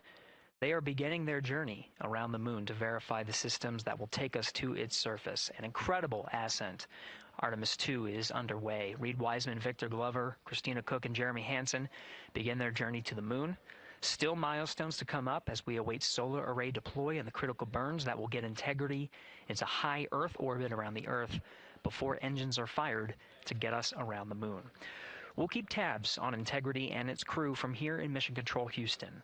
But for now, we're going to send it back to you, Megan and Nicole at the Kennedy Space Center. Very jealous to hear how the launch experience was over on the Space Coast. Yeah, Gary, if people are just joining us, welcome back to the Space Coast, where we just saw Artemis 2 lift off 14 minutes ago. And wow, what an amazing launch, and an emotional one, too. As soon as the rocket lifted off, Nicole, you had tears in your eyes, I had tears in my eyes, and we had all these people around us cheering. It was amazing. Yeah, the energy was wonderful. I mean, it was a beautiful launch. You know, we've got 4 friends and family members headed to the moon. It's pretty amazing. Yeah, how does that make you feel as someone who, you know, is an astronaut as well, but also, as you said, friends? Yeah, so proud of them. You know, man, we don't have the words in the English language to describe this kind of an event, and pride, love, so many emotions. You know, they are truly breaking some barriers, and hopefully, you know, as Gary just said, they've got a long day ahead of them, so wishing them well on everything. But so far, what a beautiful launch to watch. Yeah, to be returning to the lunar orbit in more than 50 years. Maybe they go farther from Earth than any other humans before them. Maybe they see parts of the moon that we've never seen before. I mean, what a great start to what could be all of these milestones that we break in just a 10-day mission. Yes, what a way to welcome in the Artemis generation. Yeah, how do you feel? I mean, we saw some beautiful shots we were covering of course, the rocket, of course, the Earth falling away as we continued up into our ascents, but also some of those crowd shots where we saw young and old, just emotional, overcome by this history-making moment. Man, we are going back to the moon for all, and we saw that today. We saw that in all the crowds. And yeah, you guys just saw that view, the sunrise or sunset, I guess. They just made it over the crest of the Earth, and you could see the sun peeking over. One of my favorite views from space, and I can't imagine what they're looking at now, and I can't wait to see what they're looking at in about 5 or 6 days. Yeah, and you know, I know a lot of people are like, you know what, I'm surprised this launched on the first try, because we know, like any little thing, we have to be keeping safety in mind, and we want to make sure we're ready to go. But we were ready to go, and I think it surprised a lot of people. What a wonderful surprise on this Wednesday evening. It did, you know, and it kind of surprised me as well. But you know, it's just a testament to the team here that has been working so hard on Artemis. You know, Artemis 1, we learned a ton of lessons. We learned a ton from the wet dress for Artemis 2. We were able to go in, fix those things. We even had a couple mishaps today, not mishaps, but a couple, you know, anomalies today that the team creatively came up with solutions for. It's just a testament to the teamwork that gets us to the moon. And so we can continue to watch Christina, Reed, Victor, and Jeremy on their way now to the moon in Earth's orbit, and awaiting the next in-flight milestones, deploying Orion's solar arrays. So why don't we get back in with Mission Control and Gary. Hey, thank you, Megan. Again, we're following along in the action. It is a long day. They have a number of procedures they need to get to immediately in their timeline. And Integrity Houston, cross-tie is on board per the ETSI-DEM. We copy, Houston. Thank you.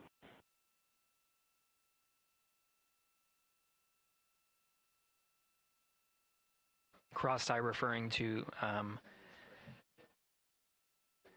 flight controllers here initiating a connection between some of the batteries aboard the Orion spacecraft, allowing for an even distribution of power.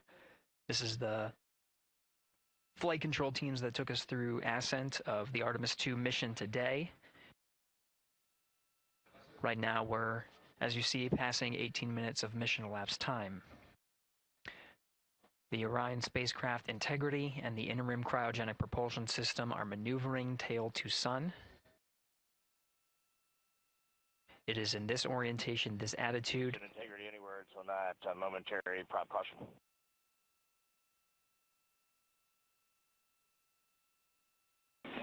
And Reed, no action. We're looking at it.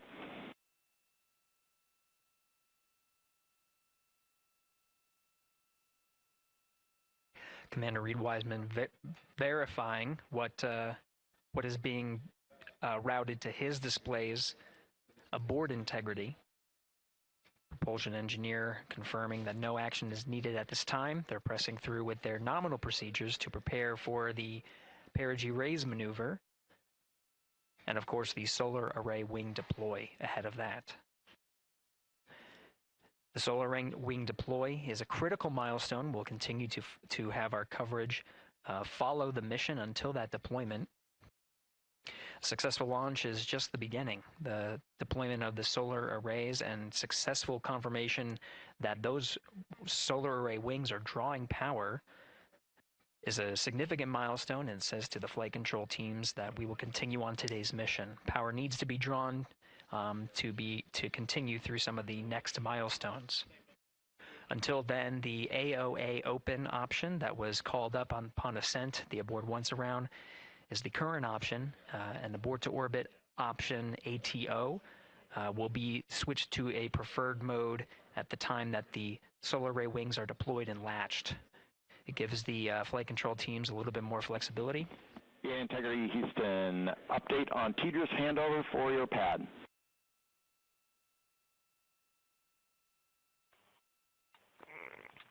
Give us just 1 minute. And Stan, you can read it. Ike is ready to copy.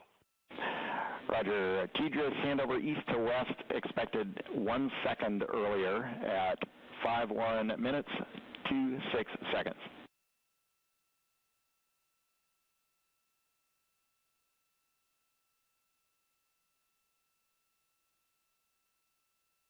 Hi, Stan. We copy 1 second earlier for 5126 TDRS east to west, and saws are starting to deploy. Thermal knives are firing.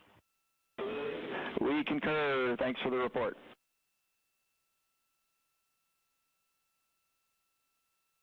Read back of the reports that you just heard on the Orion to Earth network.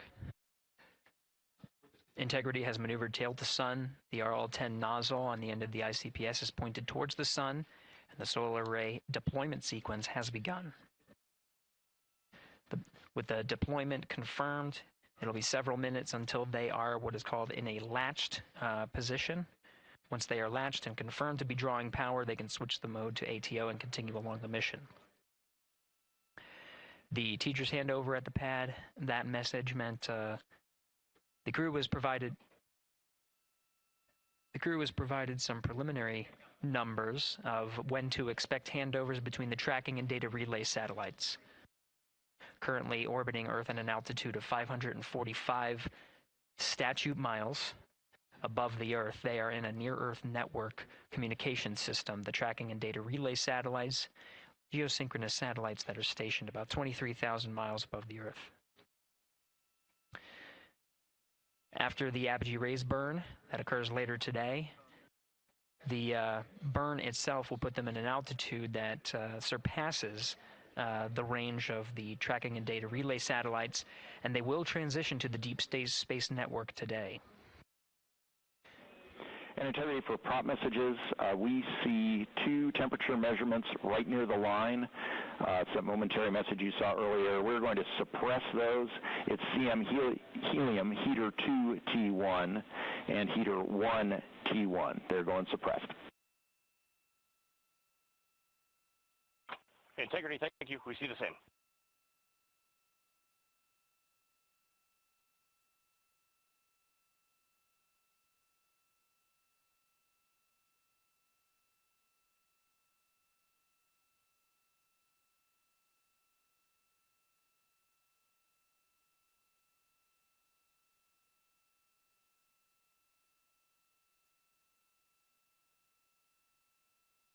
This is Mission Control Houston, passing 23 minutes of mission elapsed time into the Artemis 2 mission.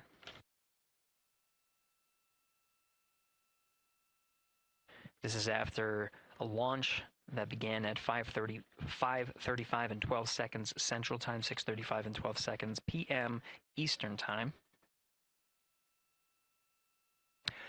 Right now, the orientation you're seeing from our aero visualization that translates some of the telemetry that we're getting from the spacecraft and puts it into a model so you can follow along on some of the milestones that we are following here. The RL-10 nozzle that you see at the left end of your screen, though it is currently not firing, that nozzle is pointed towards the sun, and the solar arrays are currently deploying. From this visualization, they look fully stowed in a position. Integrity, we are happy to report that Jeremy has the O2 sensors on. Copy O2 sensors.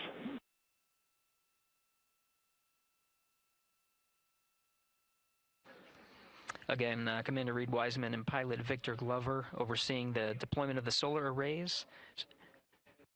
And we'll follow the attitude maneuver changes ahead of the first burn of the ICPS engine, the perigee raise maneuver. Integrity Houston, we see 4 saws deployed and latched, ready for ATO preferred. Yeah, we're almost there in the procedure stand, and we see the same thing. And Integrity Houston, we are seeing a 7-second miscompare between the MET on Orion and ICPS. We'd like you to read us the MET from your center status bar and for the ICPS on StackSum.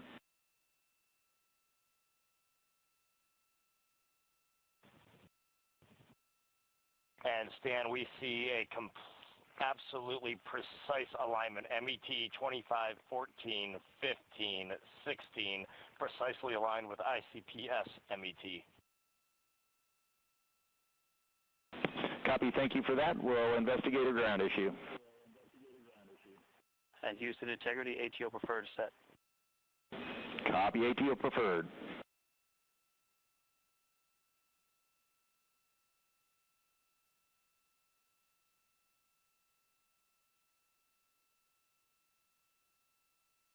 This is Mission Control Houston, 25 minutes, 45 seconds into the flight of Artemis 2. We have confirmation that all 4 solar array wings are deployed and latched. This is the configuration needed to switch to ATO preferred, which you did hear confirmed from pilot Victor Glover. That mode has been switched. There's also a discussion with Capcom Stan Love and Commander Reed Wiseman about the alignment of the MET clocks on the Orion spacecraft and the ICPS. Commander Reed Wiseman confirmed the clocks are in sync, no issues. They're going to investigate it on the ground. We're proceeding with today's mission. 26 minutes of mission elapsed time and counting.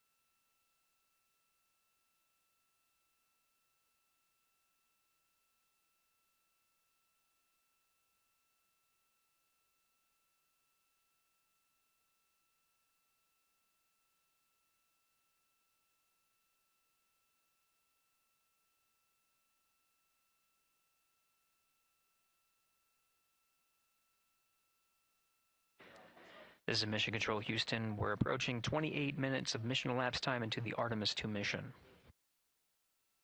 At this point, we've had a successful liftoff from the pad at 5:35 p.m. and 12 seconds p.m. Central Time, 6:35 and 12 seconds p.m. Eastern Time.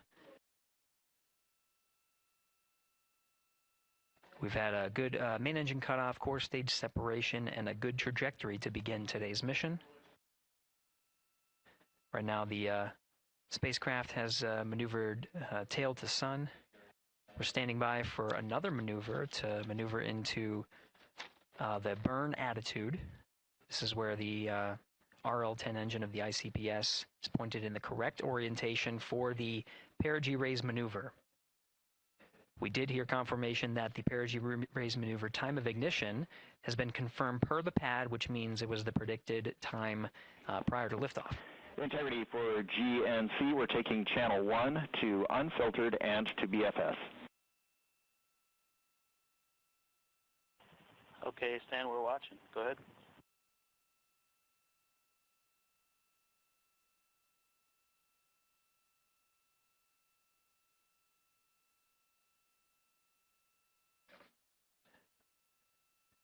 Capcom Stan Love reading up to the crew of Integrity. They will switch the navigation source from channel 1, standing by for confirmation that that switch has occurred. Pilot Victor Glover will receive confirmation when, and as at least watching to confirm that that switch has occurred. Again, the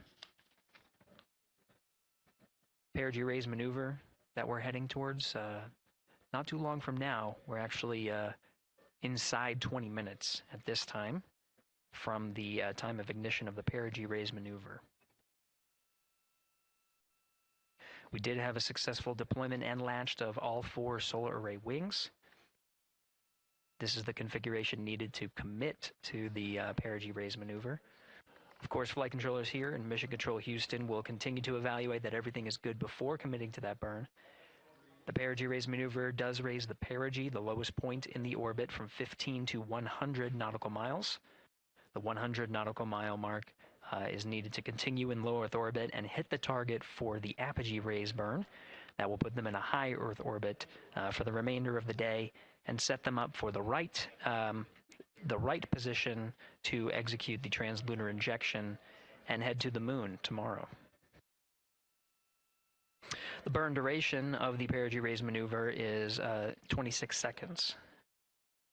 It's a relatively short burn, but it does raise the perigee and do the job to get into the correct position before firing that main engine on the ICPS. The pad had a teacher's handover. This is the tracking and data relay satellites. East to west, they are geosynchronous satellites that are positioned around the globe. And as Orion makes its way around the Earth right now, above the west coast of Africa, at an altitude of about 923 statute miles, and counting.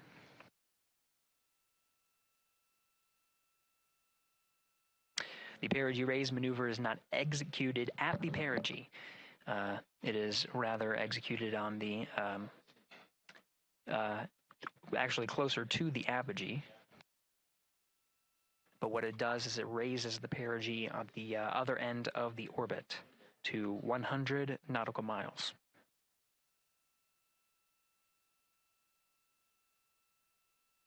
The 26-second duration burn does not conflict with the time that they've reported of the tracking and data relay satellite handover from Tejas east to west.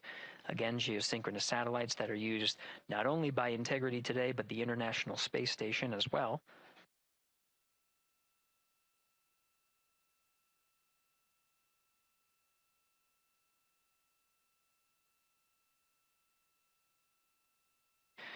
That time of handover is 51 minutes, 26 seconds. Plenty of margin before the perigee raise maneuver cutoff happens, and the trajectory is analyzed to see whether it was a good burn. A good burn means that the burn was performed as expected and sets the trajectory on course for that 100 nautical mile perigee target mark.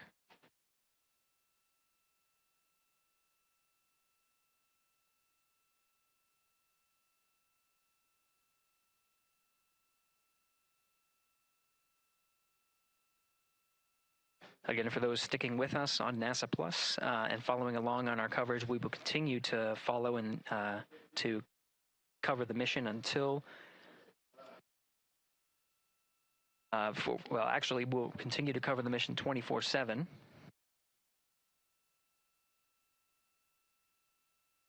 But we'll wrap up our coverage here shortly. And now that solar array wing deployment has occurred on NASA Plus and Amazon Prime. Again, we will continue coverage 24/7 at the NASA YouTube channel. For those that want to see all of the upcoming milestones, there are select times where we will be coming back to NASA Plus and other streaming platforms. You can go to nasa.gov to find the latest on when to find those activities. Given that this is an operational mission, we do want to make sure that we are maintaining transparency in the mission and providing you all the information on what's happening in space as Reed Wiseman, Victor Glover, Christina Cook, and Jeremy Hansen head on their mission around the moon.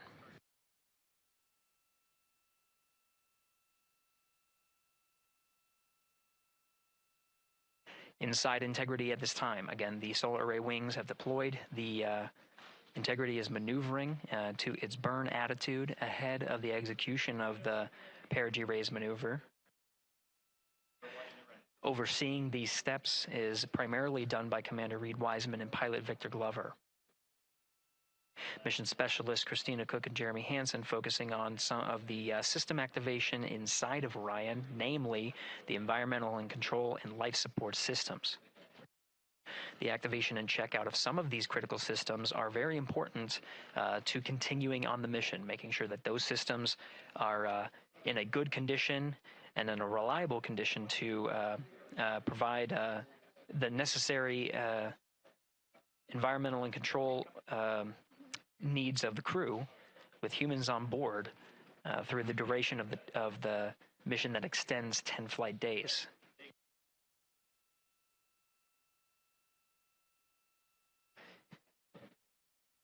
We're standing by for an update to the perigee raise maneuver time of ignition. Should be read up to the crew very shortly. Integrity Houston, updated PRM numbers when you're ready to copy.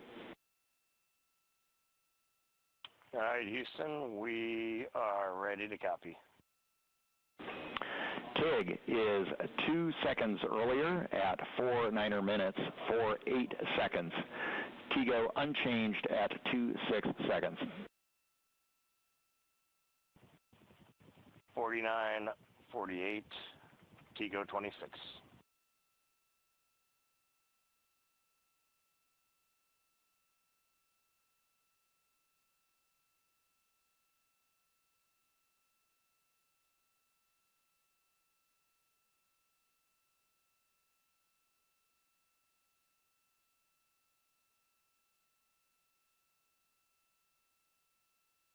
This is Mission Control Houston. With that update, we are approaching a little more than 13 minutes from the time of ignition of the perigee raise maneuver. That time updated to be 2 seconds earlier was 49 minutes, 50 seconds of mission elapsed time. We'll now move to 49 minutes, 48 seconds. The duration of the burn, that's what was referred to as the TGO, will still remain at 26 seconds. Relatively short duration burn, again, just raises the perigee of the orbit today.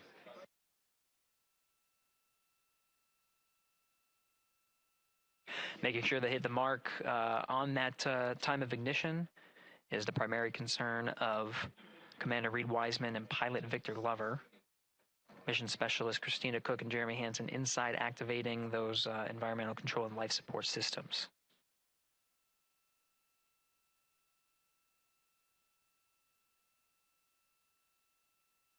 At this time, all 4 crew members are wearing the launch and entry suits.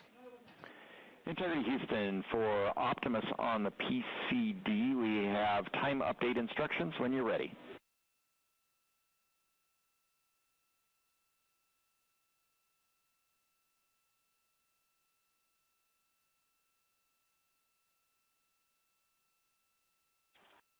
And Houston, Integrity, we copy. Hands are pretty busy at this time. I think we will call you back when we're ready for that. All right, that one is not urgent. 2 minutes to maneuver to PRM attitude. We are watching and concurred. 90 seconds maybe. Pilot Victor Glover confirming that that maneuver less than 2 minutes. Again, that the point of that maneuver is to point the main engine of the ICPS, the RL-10 engine, in the proper orientation to execute that 26-second burn. It needs to point in the correct position to achieve the goal of raising the perigee to 100 nautical miles.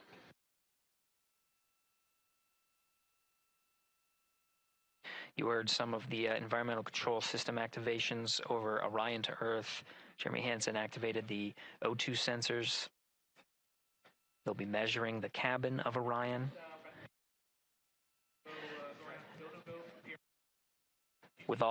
During all of the activations, here on the ground in Mission Control Houston, Flight Director Judd Freeling is doing a poll with all flight controllers in the room to see if we are in a go position to go ahead and execute the perigee raise maneuver. Once concluded, Stan Love will report it back up to the crew, and we'll stand by for that.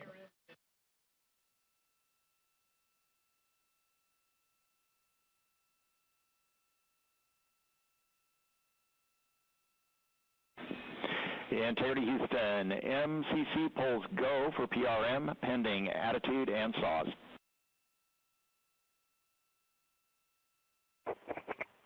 Okay, we copy. MCC is go. Maneuver starting.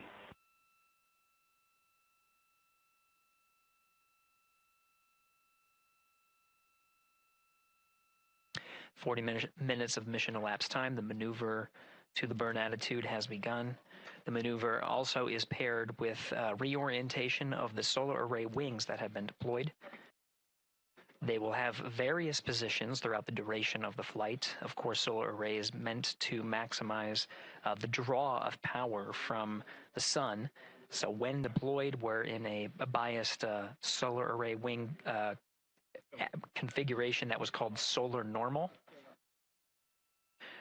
This allows for the greatest surface area of the solar array wings to be drawing power and powering up those batteries of Integrity, of which a cross-tie was enabled between the four batteries, the four battery buses that are inside of Orion. However, for the perigee raise maneuver, the solar array wings will be put into a position to take on the loads imparted by the ICPS main engine when they execute the 26-second burn.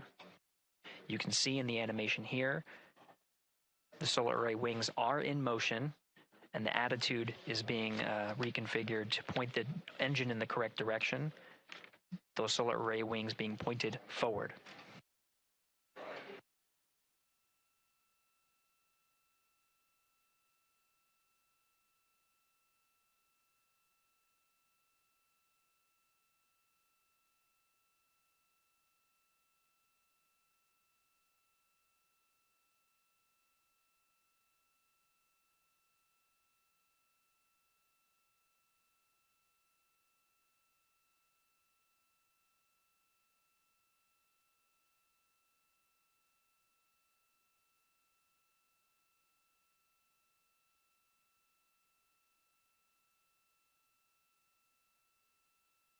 You're getting a live look inside the Artemis 2 mission flight control room. The team you see here oversaw the ascent of our four astronauts inside Integrity, launching at 6:35 and 12 seconds p.m. Eastern Time.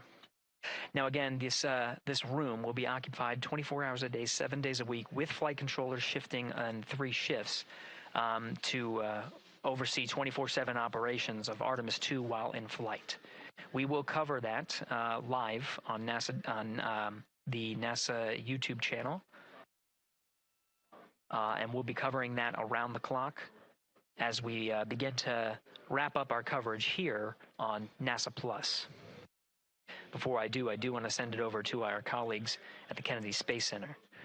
And to my colleagues, it was a pleasure to join the teams at the Kennedy Space Center and be a part of such a historic launch. Here in Houston, again, we're turning our attention to the mission. And for now, we'll say farewell and thank you to our colleagues there for today's launch coverage. We'll see you again soon for Splashdown. This is Mission Control Houston, sending it back over to Megan and Nicole at the host desk. Thank you, Gary. And yes, it was such a pleasure to be a part of this historic mission that started right here at Kennedy Space Center. It was such an amazing sight to be a part of. And now, as Reed Wiseman, Victor Glover, Christina Cook, and Jeremy Hansen begin their journey, we here at the Kennedy Space Center are about to wrap our broadcast. We'll, of course, though, have 24/7 coverage with our colleagues at Johnson Space Center starting as soon as we sign off, so don't worry. You can follow along our 4 astronauts every minute of their nearly 10-day journey to the moon and back. Nicole, I'll definitely be watching it, and I'm sure you will, too. Yes, of course. You know, they just started, right? The launch was beautiful. This was a historic day. They're on their way back to the moon for the first time in over half a century, but they've got a lot of work ahead of them, and so we're excited to see what they have to do and excited to test out the Orion spacecraft. This is a test flight after all, and we're excited to see what we can learn from this mission. Very humbling, inspiring. It was really amazing to be a part of this, and I'm so glad that so many people joined along by either watching here in person or watching online. And of course, Nicole, thank you so much for sitting through this, answering questions, adding so much context and information that really brought a lot out of what we saw today. Oh man, I had a blast. You're a rock star. You're a professional. Gosh, this was great. Oh, you're great. So this was a wonderful day. Well, again, thank you so much, and thank you to you for watching at home. You know, tonight we didn't just launch a rocket, we launched the next chapter of human exploration. Our Artemis 2 crew now on their way back to the moon, and we're taking you with us. So thank you again for watching, and go Artemis 2.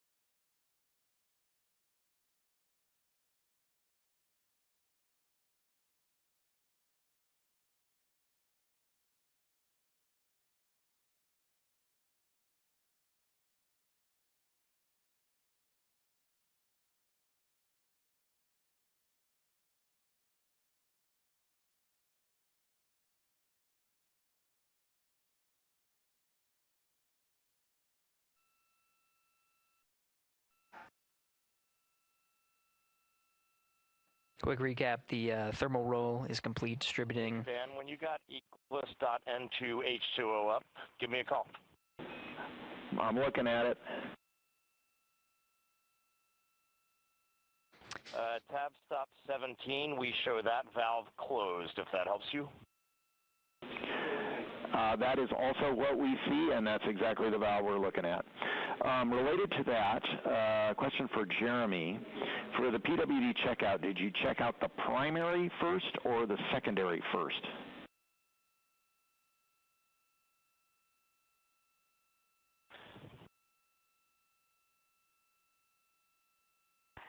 And Stan, Jeremy says primary first because he had trouble getting the secondary on, and I'm also ready to take your call. Copy primary first. We appreciate that. Christina, for the toilet, can you please tell us what the status LED is doing or was doing when you saw the fault?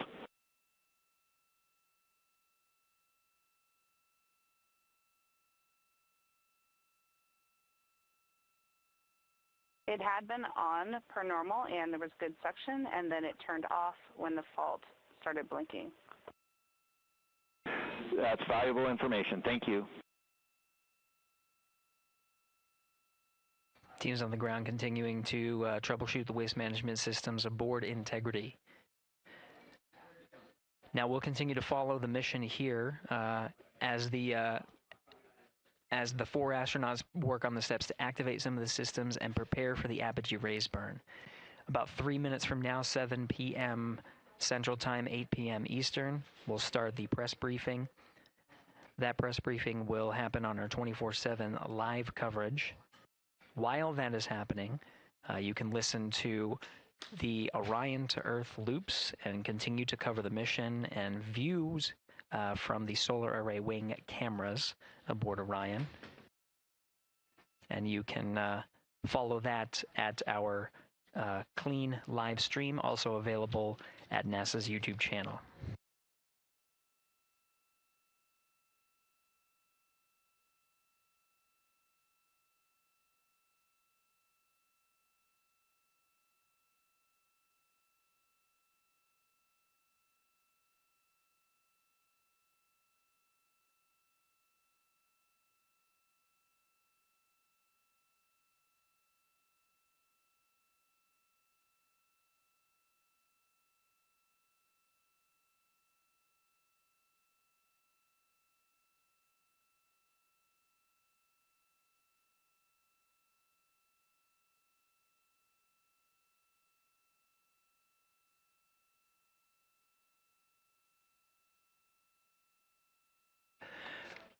This is Mission Control Houston, passing 1 hour and 23 minutes of mission elapsed time into the Artemis II mission.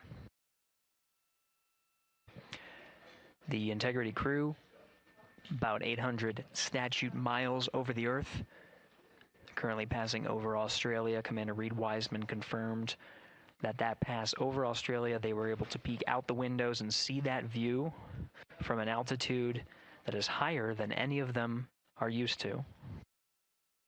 Jeremy. Integrity Houston for GNC, we are taking channel 1 to unfiltered and BFS. Also for the solar array indication we saw earlier, we think that when the brake originally set, it was like on a tooth, and that when the engine lit for PRM, it slipped one tooth. That brake is now showing nominally.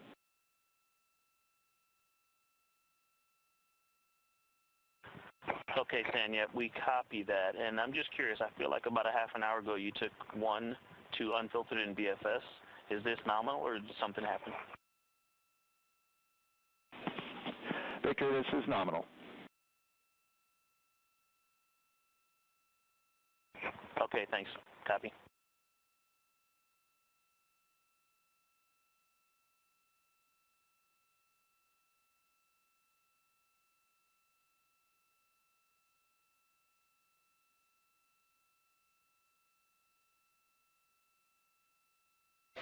Now 7 p.m. Central Time, at a mission elapsed time of 1 hour 25 minutes. An update for viewers. We are continuing to cover the Artemis 2 mission and see live views from the solar array wings. The press conference scheduled for 7 p.m. The current start time for that press conference is 7:05 p.m. Central Time, 8:05 p.m. Eastern Time. During the conference, we are expected to execute the apogee raise burn. We're a little more than 20 minutes from the time of ignition of that burn. We do know that the time of ignition has been updated from the pad. This is the predicted time of ignition and trajectory that was uploaded to the crew prior to liftoff. The current time of ignition is 1 hour 46 minutes and 9 seconds of mission elapsed time.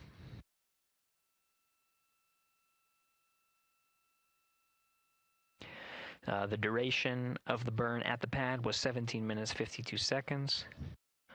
Ahead of the execution of the burn, any changes in that duration will be reported to the crew and uploaded to ensure that the apogee raise burn goes as expected and puts them on the predicted trajectory. That trajectory being 43,000 miles, 43,730 miles by 0 statute mile orbit. This high Earth orbit will take the crew of Integrity past the tracking and data relay satellites that are positioned about 23,000 miles away from the Earth. Again, they're currently on TDRS West.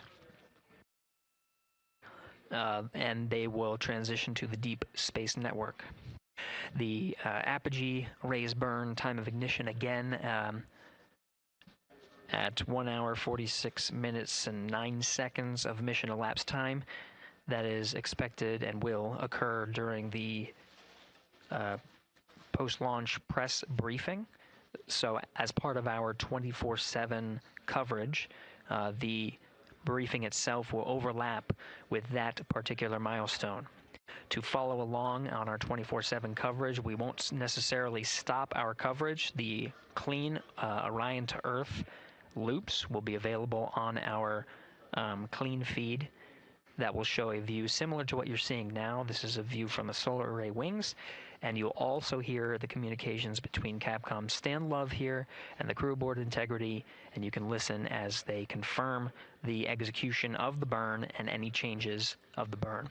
When we come back from the press conference, expected about around 8:05 p.m. Central Time, 9:05 p.m. Eastern. We'll go ahead and recap any of the milestones that occurred while we transitioned to the press briefing to answer the questions that come from the press, and continue along on our 24/7 coverage.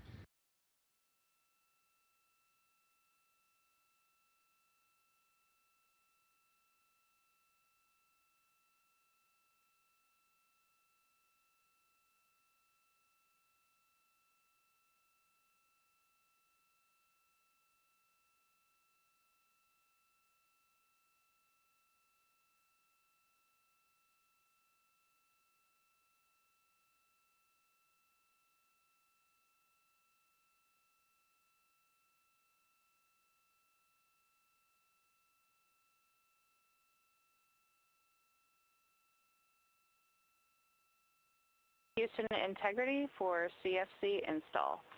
That is complete. Copy CFC, thank you.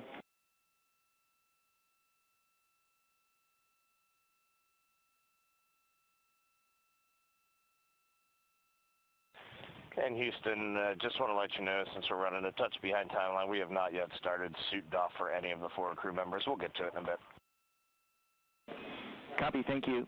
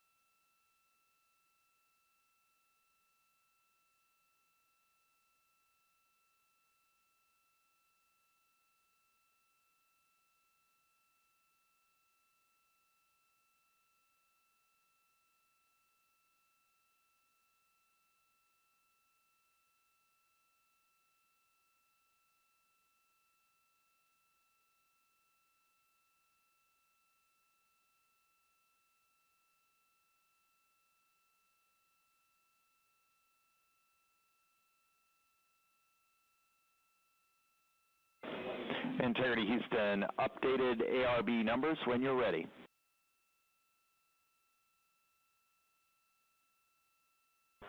Stan, we are ready. And sorry, false alarm. Still integrating on the ground. We'll be back with you shortly.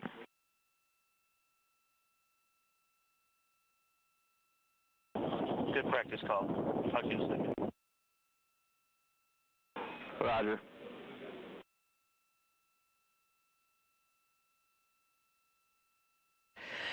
This is Mission Control Houston. For those still with us, the press briefing that was scheduled to begin at 7:05 will begin shortly. They're just getting set up, and just stay tuned until we are able to transition to beginning. Activity on Jeremy's timeline is complete. To the beginning of the press briefing. Copy docking camera. Thank you. Teams on the ground are analyzing the time of ignition and what's called T-GO, the duration of the burn.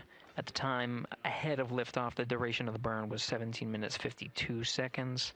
There might be some changes. The flight dynamics officer and his support in the back rooms are analyzing to make sure that what they are about to report to the crew is rock solid.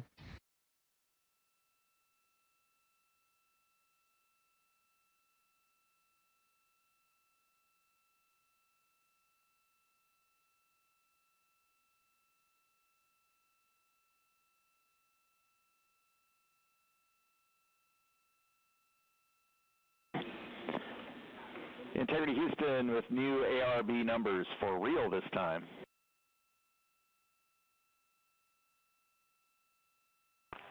Okay, Stan, we're listening. Go ahead.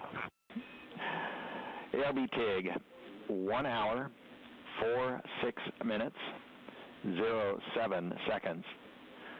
TGO is 18 minutes, 06 seconds.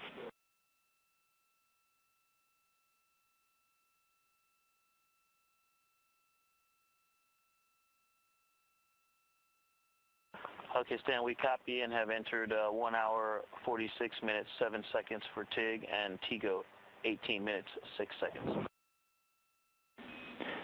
Thank you for that. With that, we also have an updated time for the handover from teeters west to east. That is going to be over 6 minutes earlier than what's on your pad. You can expect that at MET 2 hours, 03 minutes, 04 seconds, 2:03:04.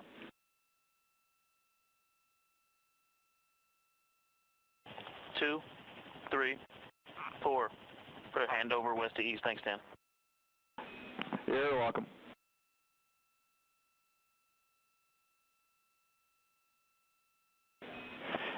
And integrity, 2 minutes to maneuver. PFE is reading 3, which is nominal. Copy PFE.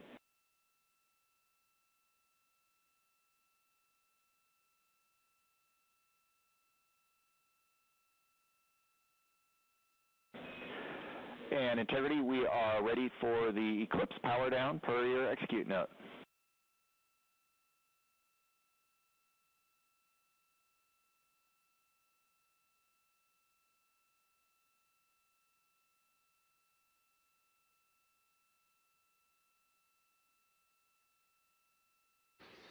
All right, as we've continued to follow along on the mission, here in Mission Control Houston and on the Orion to Earth loops, we'll take you over to the beginning of the press briefing, the post-launch press briefing over at the Kennedy Space Center.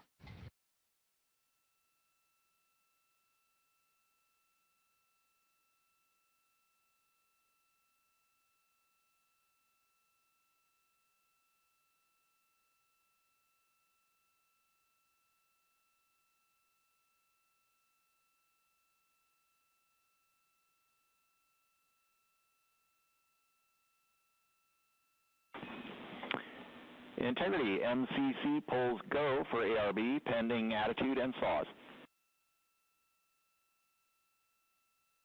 Integrity.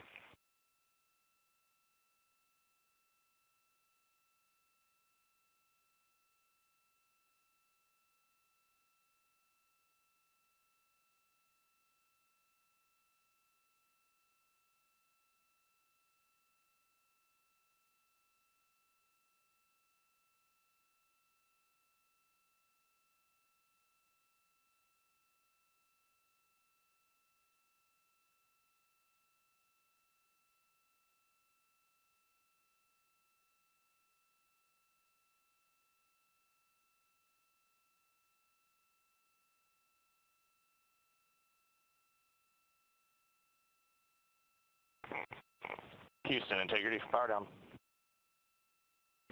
Go ahead.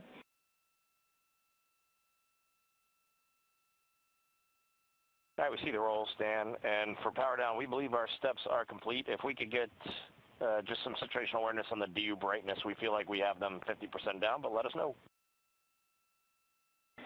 Checking.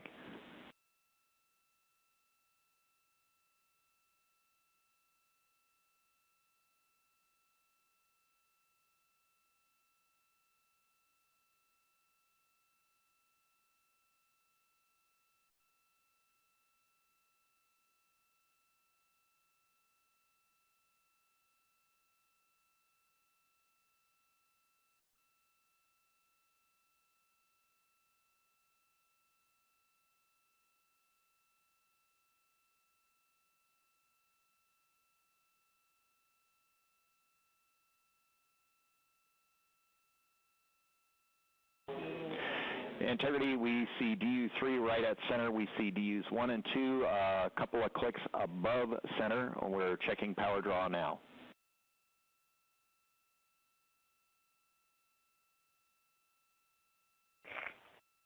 Copy that, Stan. And obviously, when we go into eclipse, we can bring them down a bit further. Roger.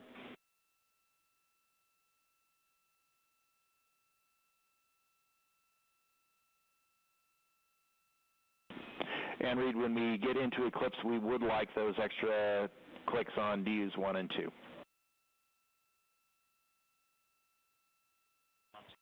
Yeah, you got it. We did bring 1 and 2 down a touch, but we'll bring them down as far as we can when we get into eclipse. That's perfect. Thank you.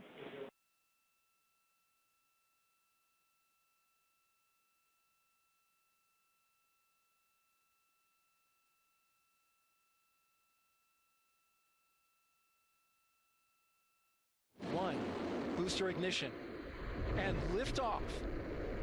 The crew of Artemis 2 now bound for the moon. Humanity's next great voyage begins. Good roll pitch. Roger, roll pitch. Houston now controlling the flight of Integrity on the Artemis 2 mission around the moon. Integrity, AMT high. AMT high. On time, passing 30 seconds into the flights. Integrity passes the alternate beacon. Target milestone. Mission Control Houston seeing good performance of the 4 main engines. Space Launch System core stage. Integrity, 3 miles in altitude. Traveling more than 1,200 miles per hour. Good evening and welcome to NASA's Artemis 2 post-launch news conference. I'm Bethany Stevens, Senior Advisor and Press Secretary, and I will be your moderator today. I am joined by Administrator Jared Isaacman, Associate Administrator Amit Kshatriya, Acting Associate Administrator for the Exploration System Development Mission Directorate, Dr. Lori Glaze, and Director of Flight Operations, Norm Knight. Administrator Isaacman will give opening remarks, and then we will open the floor to questions. If you are dialing in to be with us here today, please press *1 to get in the queue. And with that, Administrator. Thanks, Bethany. Good evening, everyone. So today, April 1st, 2026, 6:35 p.m., NASA Space Launch System rocket lifted off the pad with 8.8 million pounds of thrust, carrying the Orion spacecraft and the Artemis 2 crew out to Earth orbit and beginning America's grand return to the moon. Now, about 51 minutes into the flight, during a planned handover between satellites, the Orion spacecraft underwent a communications issue, leading to a temporary partial loss of comms. The uplink from Capcom to the crew was being heard by the crew, but we cannot hear their responses for a brief period of time. There were no issues with the vehicle itself. Comms with the crew have been restored.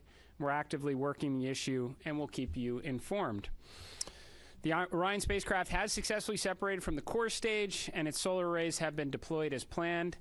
Soon, the crew will execute the apogee raise burn, placing the spacecraft into a stable, high Earth orbit as we prepare for the translunar injection and the journey into cislunar space. NASA astronauts Commander Reed Wiseman, pilot Victor Glover, mission specialist Christina Koch, and Canadian Space Agency mission specialist Jeremy Hansen are safe, they're secure, and they're in great spirits. We will continue to monitor their health and the status as we move into the next phase of the Artemis II mission. So after a brief 54-year intermission, NASA is back in the business of sending astronauts to the moon. We have arrived at this point through a sustained effort and national commitment and the work of thousands across the agency, our industry partners, and our international allies. I want to personally thank the ground crews, pad controllers, the entire workforce here at Kennedy Space Center. This mission belongs as much to you as it does to the crew. The crew is now in the capable hands of Mission Control Houston, the Johnson Space Center, where teams will guide Orion through each phase of the mission with the same discipline and precision that has brought us to this moment. We've certainly been here before. We know the challenges ahead. We have a lot of checkouts to get through before TLI. And when, if all goes well, everything is go, Artemis II will be moonbound. You have our commitment to keep the public as informed as possible on this historic mission. And we will celebrate when we will hold our celebration until this crew is under parachutes and splashes down off the west coast of the United States. Thank you. So with that, we will open this up to questions, and we will start here in the room if we have any takers. We'll start right up here.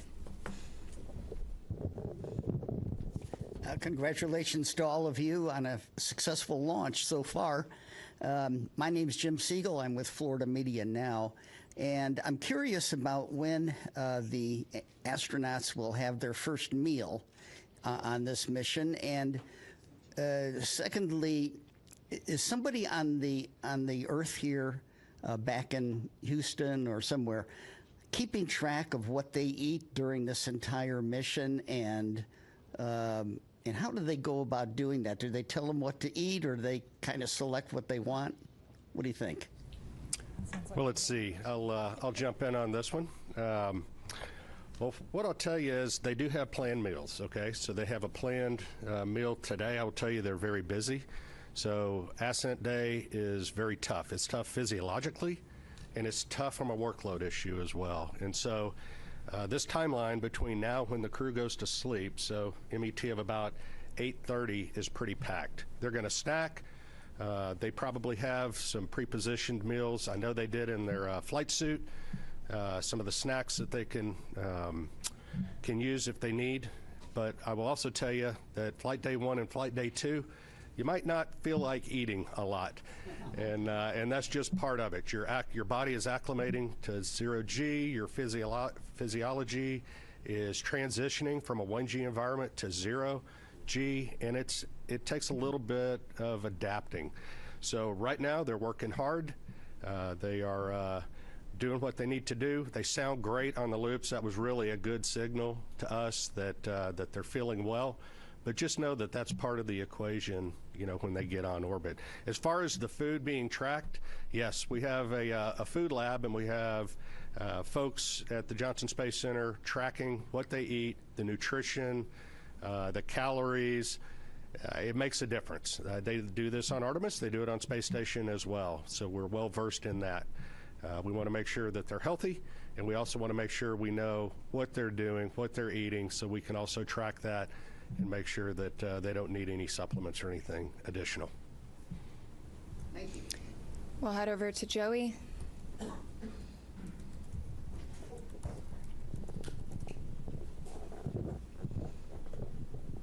Thanks, guys, and congrats on a clean launch so far. Jared, or whoever wants to answer, how were you able to resolve the communications issue, and do you have any guesses as to what might have caused that? And was there any part of the mission so far that appeared off nominal, or is everything looking good? Just curious to hear how things are going on that. Thanks.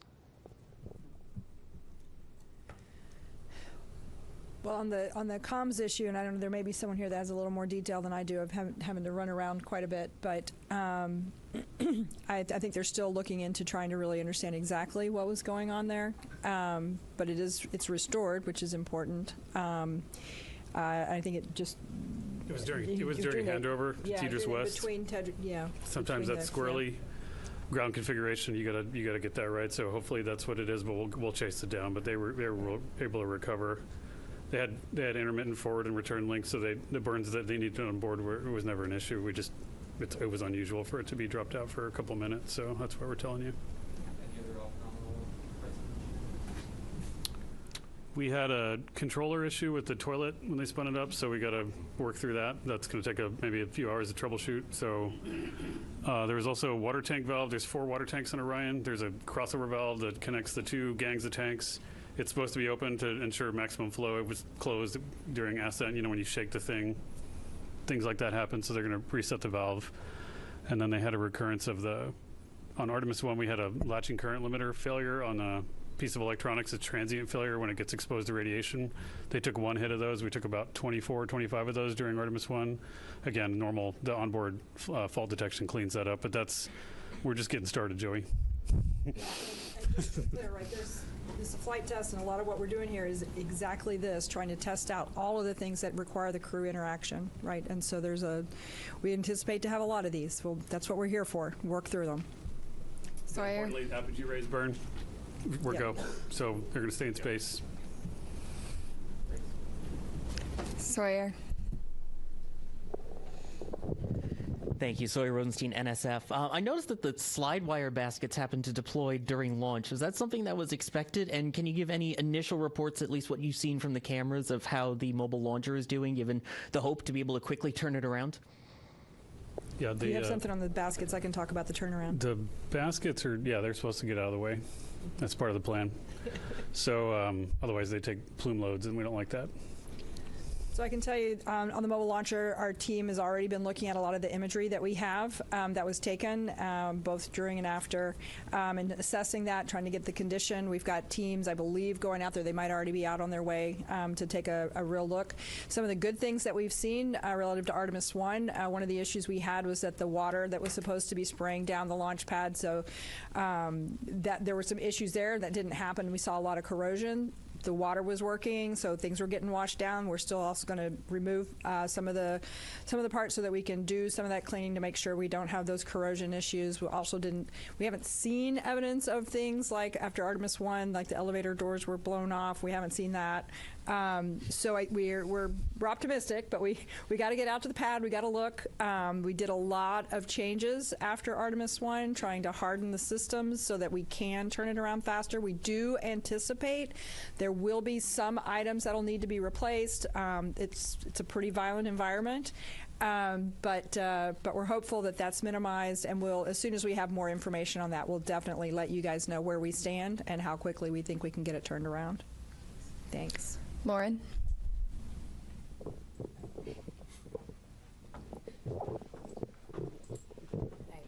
Lauren Grush with Bloomberg. I just wanted to get a gut check on how we're feeling about the upcoming proximity and operation.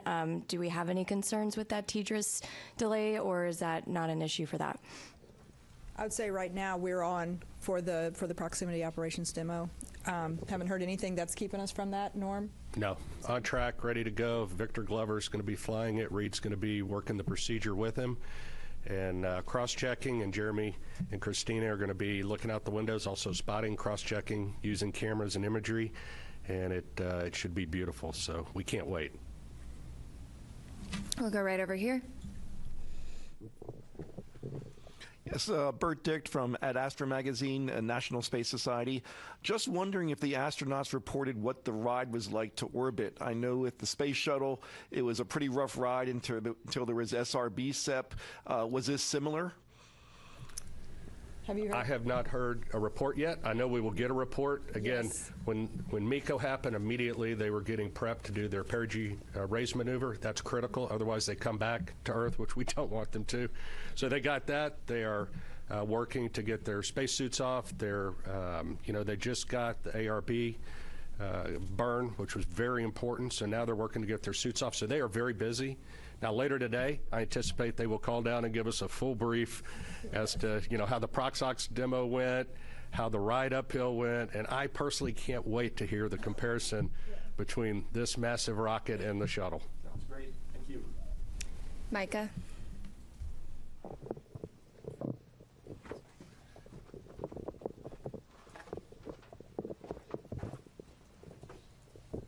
Thanks, Bethany. Micah Maidenberg, Wall Street Journal. Maybe for the administrator, I'd like to ask you, I know we're early on here, how you're thinking about success for this mission, defining success.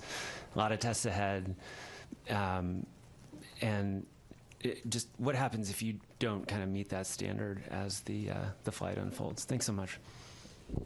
Well, I mean, to me, success is undershoots and in the water safely after a 10-day mission duration, so no early off ramps there. I think we're, right now we're already getting good ECLIS data. We've never flown Orion with crew on board, so that's pretty important. I mean, understanding the Orion spacecraft is, it's paramount in this one to progress on to integrated operations of Orion with a lander. Every day we're getting data. It says, it was mentioned from the get-go, this is a test mission for sure. No crew have ever ridden this before. We'll keep gathering data over the next 10 days. We'll share updates, but we'll call success when they're in the water safely, and we'll start working on the next mission. Jackie. Hi. Right here. Sorry if I missed it. I just wanted to check in on the status of the perigee and apogee burns. Are those both finished at this point? And then I also wanted to check how the best way to explain to the audience why we're doing that apogee raise maneuver and why we go into that high Earth orbit. Thanks so much. Do you want to take it? Oh, I mean, I can certainly say we completed the perigee raise maneuver. That was done pretty quickly, as you heard, and the apogee raise burn should have already happened. That should have been happening while we sat here. They were getting ready as we were walking in. And then if you want to talk maybe about the rest. So we go into a high Earth orbit. Roughly, the perigee is about 1,000 nautical miles, rough give or take, of the Earth, 25,000. So it's pretty elliptical. That's getting us, everything we do is getting us set up for the translunar injection burn. And so it's getting these burns, it's all converging down to what we call TLI. So we got to get the ECLIS system checked out. We got to make sure we have our redundancy. We got to make sure these burns go off where they should go off and get Orion and the SM configured exactly where it needs to be. So when it comes around and it's time for the translunar injection burn, off we go. And that takes us really, that puts us outbound to the moon. That's a real big commit point. And so you'll be hearing more about that tomorrow. You might mention it not only sends us outbound to the moon, but it also sets us up for the gravity assist that brings us back. So we are set all the way. Yes. Once we make that burn. Go right back here. Hi, TJ Musco with the Epoch Times. Thank you all so much. Something that hasn't been really talked about is that the Space Launch System predates the Artemis program, going all the way back to 2011. So 15 years really invested in this. And just how does it feel to finally see it launch with the human crew on board? Yeah, I mean, right now, like I said, we're focused on the next 10 days. But I mean, I'll tell you, I'm incredibly proud of the folks that worked on this machine for as long as they did. And one thing we didn't talk about earlier was, one of the big objectives is getting the organization and getting our qualification standards and getting our certification rigor up to the standard for crewed flight. That's a big, even though the mission is a complicated mission, moving the entire organization to a mindset of thinking about risk in the right way to fly crew is a big deal. And making sure that the way we've gotten the machine configured to fly crew with the resilience and the reliability we care about is also a big deal.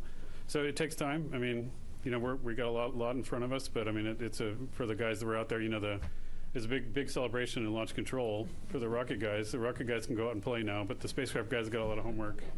So they're going to go work on that. But yeah, for them, I can see it on their faces. Jeff.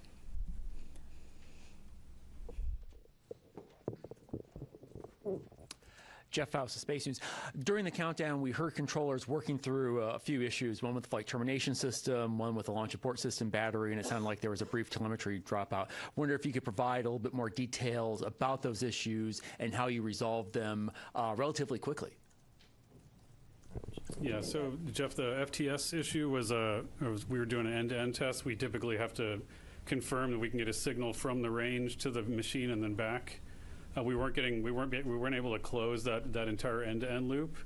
But the guys at the range, they were really quick on their feet. They swapped to a different range receiver, which is a slightly different heritage, but has the same fundamental algorithms on it, and they were able to switch over to that and able to confirm a good end-to-end signal, which is really clever. We had thought about getting a receive-only box that we had in the VAB and shipping that over to Patrick quickly so they could do it, but they were able to fix it on the fly over there, so that was good. And once we knew we could confirm the end-to-end loop of that command, then we didn't need that we don't need to do that test more than once. We just need to verify the commands get on board. And so once we confirmed that command was there, then we met all of our public safety risk. For the launch abort system, we had a battery, so 2 batteries, several temperature sensors on both batteries. We had one poke out of family. We want to make sure all of them are tracking within certain limits, but we could confirm, given the locations of the temperature sensors, where they are on the battery itself, that the reading was instrumentation, because there wasn't a credible physics-based explanation for why that sensor would be that far high. It was an order of magnitude off scale high from the rest, and so we were able to quickly vote that sensor out. So that was two of the major issues. But again, the team, this is what the training is for. This is what the practice is for, is to go into those things and knock them out quickly. So they did really well. We'll go right over here. I noticed there was a lack of public address announcing outside, and there was a lot of going back and forth when we realized there were some issues, and we had to go back inside to find out, or we had to have our phones. Why was there no public address system available with loudspeakers outside? I'm not sure what you're referring to. We're not sure what issue you're talking about the public address. Okay. Available to people outdoors, and I thought that was a lacking. Which We'll take a look into that. We'll definitely look into that. I wasn't aware that happened. So thank you for that information. That's new, and we'll definitely look into it. We'll go right back here.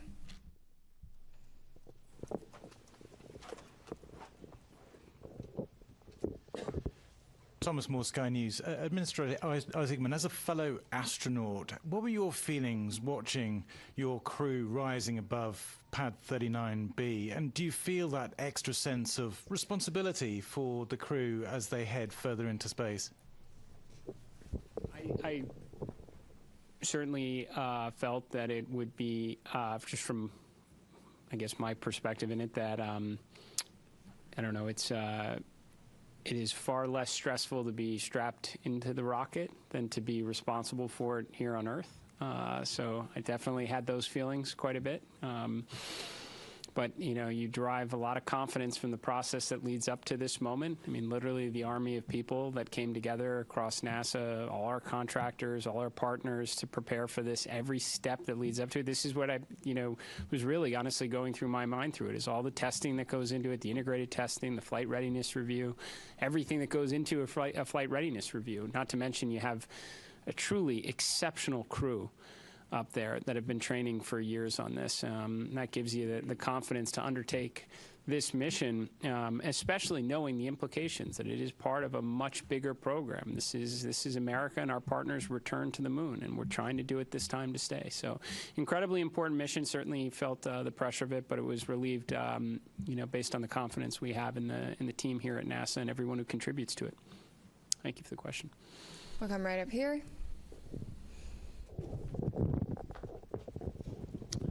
Frederic Castel with France 24. First, of course, congratulations to NASA for the grand return to the moon. Mr. Administrator, I have this question that they ask me constantly in Europe and in the States. In the 60s, NASA was using just the slide rule to go to the moon, and they could launch almost every 3 months. Of course, they had more money probably, but what happened in 50 years? Why is it so difficult to make it again? What has changed? Thank you. Well, for sure, we knew. Look, it's a very fair question. I know a lot of people ask it, not just in your country, but here in the United States. Certainly, financial resources are part of the equation. NASA's budget, if I recall, was somewhere between 4 and 4.5% of the discretionary budget during the space race. About a quarter percentage of that today. And I mean, to be very honest with you, I think competition is a factor in this as well. it's a great way to mobilize the resources of a nation and concentrate on something extremely challenging, and that's what we did in the 1960s. And I think with absent some competition, we focused a lot on partnerships and all that we could do collectively with respect to science and discovery. But competition can be a good thing, and we certainly have competition now.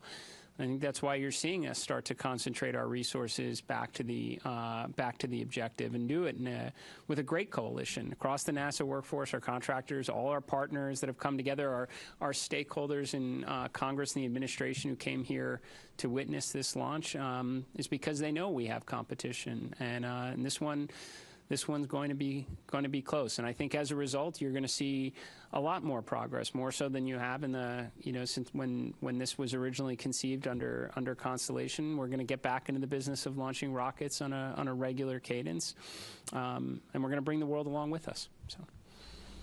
We're going to take a couple of phone bridge questions for just a moment. Reminder that you can join by pressing *1 to get into the queue. We're going to start with Will Robinson-Smith from Spaceflight Now. Hi, thank you, Bethany, and congratulations, everyone, on a good mission so far. Question about the upcoming TLI burn tomorrow. At what point during the day will the team conduct a poll on readiness to proceed into the TLI, and what are the main criteria that you'll be assessing to make that final determination? Thank you. Okay, well, the TLI burn actually happens about the time that launch happens, so it's 1 day into the mission. So tomorrow, Eastern time, would be about 6:35-ish. Obviously, those burn times can change, so check that before tomorrow. But what are the teams looking for before TLI? We're looking to make sure that the life support systems work, that the vehicle's healthy, the life support systems have been checked out, they're ready to go. We assure that those are functional, because once we commit to TLI, they have to function. And so we want to make sure. So that's why we spend a day checking out the systems. Ascent is, you shake, rattle, and roll a little bit, the vehicle. You saw that today. And you can imagine what that does to the systems. The systems, though, are performing very well. We anticipate that they continue to, but we want to get some track record on them before we do that. We also want to make sure we have redundancy in the system for comm, for environmental life support, propulsion, those type things, before we embark on that TLI mission. So that's what the mission control team in Houston will be doing tomorrow. Jeff Radigan and his team, as the lead flight director, will be well into that. The teams are well versed on it. They have trained for it. They work very closely in conjunction with the engineering team, the mission evaluation room in Houston, where the engineers that have the intricate knowledge of Orion come together with the operations team, and together they work with the crew to make sure that the vehicle, is doing what we want to and accomplishing the mission objectives that we need to. But it always comes down to crew safety, vehicle safety, and mission objectives in that order. I might also mention, as those teams are checking out all of those systems, there will also be a meeting of the mission management team that's led by John Honeycutt, whom I think many of you have seen before, and they'll be meeting tomorrow afternoon to hear all of the results from what's happened over the last day, in preparation to make the decision on whether or not we proceed with the TLI burn. We will next go right back here to Manuel. Thank you so much. Manuel Masanti with Exploración Espacial. I understand that the CubeSats are going to be deployed like 5 hours into the flight. Is there any chance we're going to see live images of the deployment?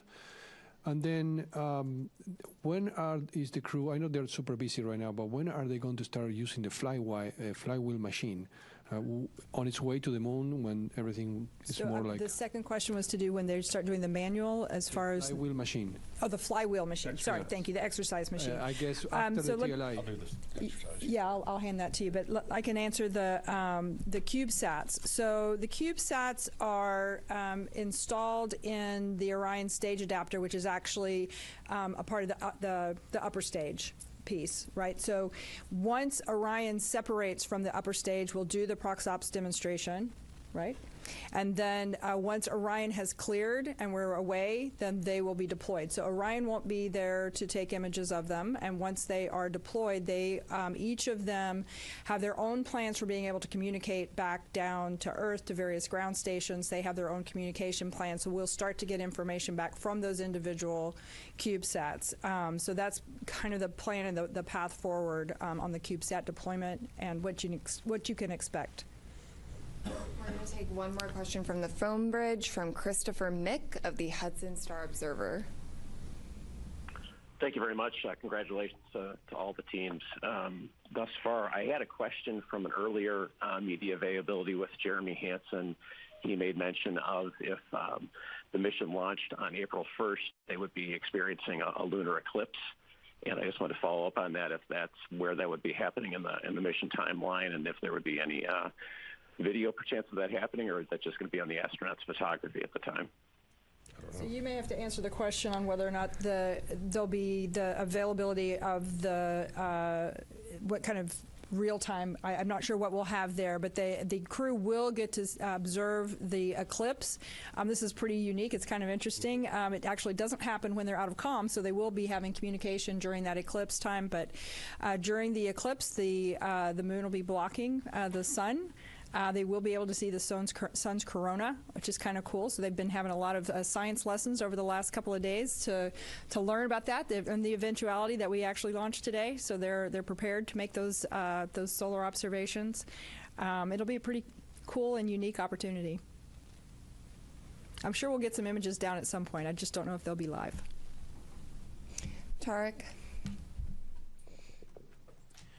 Thank you very much. Tarek Malik with Space.com for the administrator. There have been a lot of comparisons of Artemis 2 to Apollo 8, a pioneering mission, daring, that sent astronauts on an untested crewed vehicle around the moon. And I'm very curious, given last week's ignition event and how that really laid out an audacious and ambitious plan to really explore the moon in a stepping stone approach way, where you see Artemis 2 in that plan, and basically the importance of riding on this mission before you can make that next step for next year.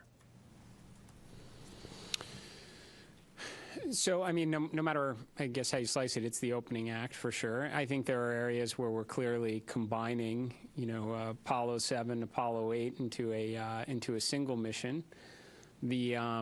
Which we should be able to do. There has been, to your question earlier, there's been substantial progress, over the last half century. We have tools. We've certainly been there before, so I would expect us to be able to get some, mission efficiencies through. But I would say that what we learn from this, for sure, will inform how we think about Artemis 3. Now, there's certainly big picture objectives in that. We'd like to get the lander together. We'd like to test that out in Earth orbit before we go to the moon with it. But if there are things that we don't see, maybe it is comm-related issues, then we're going to try and fix those, and then we're going to want to validate that on the next mission as well. So, and that should be the idea, right, as we progress forward. I suspect when Artemis 3 comes around, we're going to learn a lot about the integrated operations that we'll want to validate and ensure is rolled into the subsequent missions. But yes, this should be a philosophy that we take across all of the grand efforts that we are pursuing right now, to not necessarily jump to the ultimate desired state, but to build up to it. I'm going to jump right up here.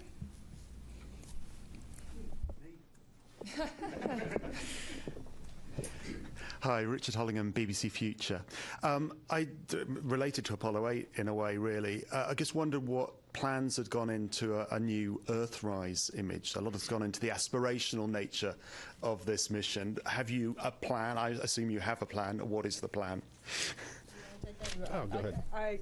I do know that the teams have been looking at what the opportunities might look like. They've looked at the different launch dates, and so I know that they're really going to try to make that happen. I can't give you a confirmation on that yet, but stay tuned. My understanding is they have been equipped with additional camera imagery capturing, equipment. So we're going to do everything we can to try and make that happen. It'd be awesome. We're going to go right back here.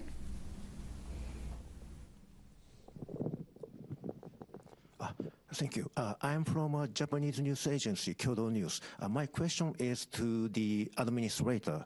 The United States and China are competing over moon development. What significance does today's launch have for the U.S. and NASA? Thank you. Well, it's certainly an incredibly important step. I mean, this is the first crewed mission into this environment in more than a half century on a rocket that has never flown human beings before, along with a spacecraft. So it's incredibly important because we're going to learn an awful lot from this to inform subsequent missions. So, yes, this is the beginning. I can tell you, having had an opportunity to speak with the Artemis II crew after the State of the Union address, we talked a lot about what we wound up sharing with the world at the Ignition event about adding additional missions, accelerating production, building out a moon base.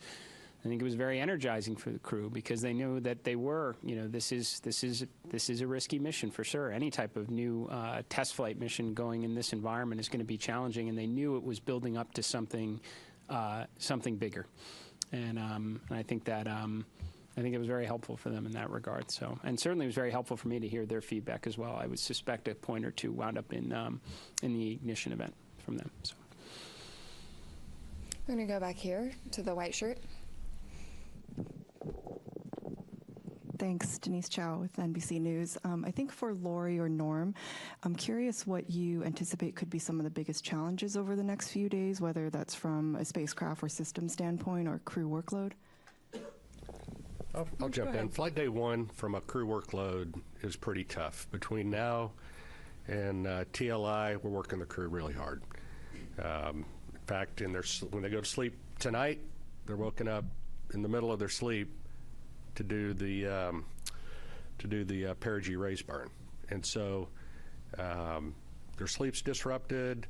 They're hitting on all cylinders. They may not be feeling well. On top of that, so we know that flight day one and flight day two up to TLI is really good. We know it drops off then, and so going into this, we trained for that. We did simulations for this. We put the crew in exactly that state. Now, they weren't on orbit. They probably were feeling great. But we got a good gauge, hey, are we working them too hard? And the mission control team is great because they're watching the crew constantly. They're watching their performance. And we also have a crew that's very good at saying, hey, enough's enough. And so together, we will make certain that we're doing everything in the best interest of meeting the mission objectives. Making sure that we're not working the crew so hard that they make mistakes or something of that nature. And again, we work as a collective team going forward. So this is our best opportunity, and they may add more stuff to the timeline before it's all done, and they may take some stuff out if we need to. But we adjust all the time on those things. So that's leading up to TLI. That's probably one of the bigger challenges, making sure we get those done. I'm going to go right up here. Hi, Robert Perlman with CollectSpace.com.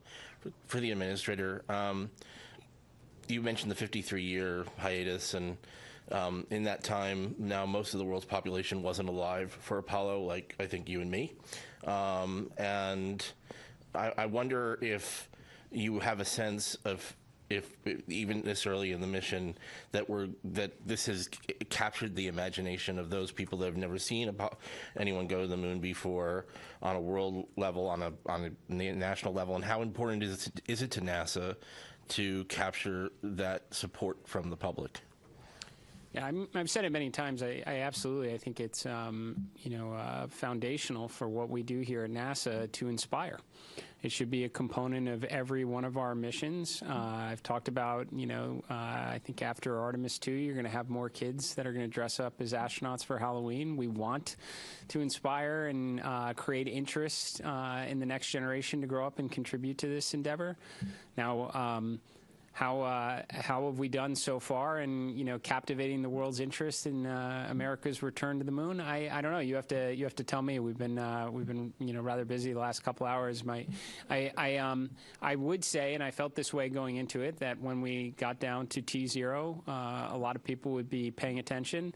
I suspect when some of the imagery starts to maybe come back from the moon, that's gonna further bring people into this story, right? And then we bring them home safely, and we start preparing for, again, the next chapter in the story. So. Yeah, I think inspiration is extremely important. I think people, despite, some of the commentary up to now, how many people really know we're going around the moon? I'm willing to bet right now a lot of people do. And I think we'll only draw in their interest further as the mission proceeds. I'm going to go right here.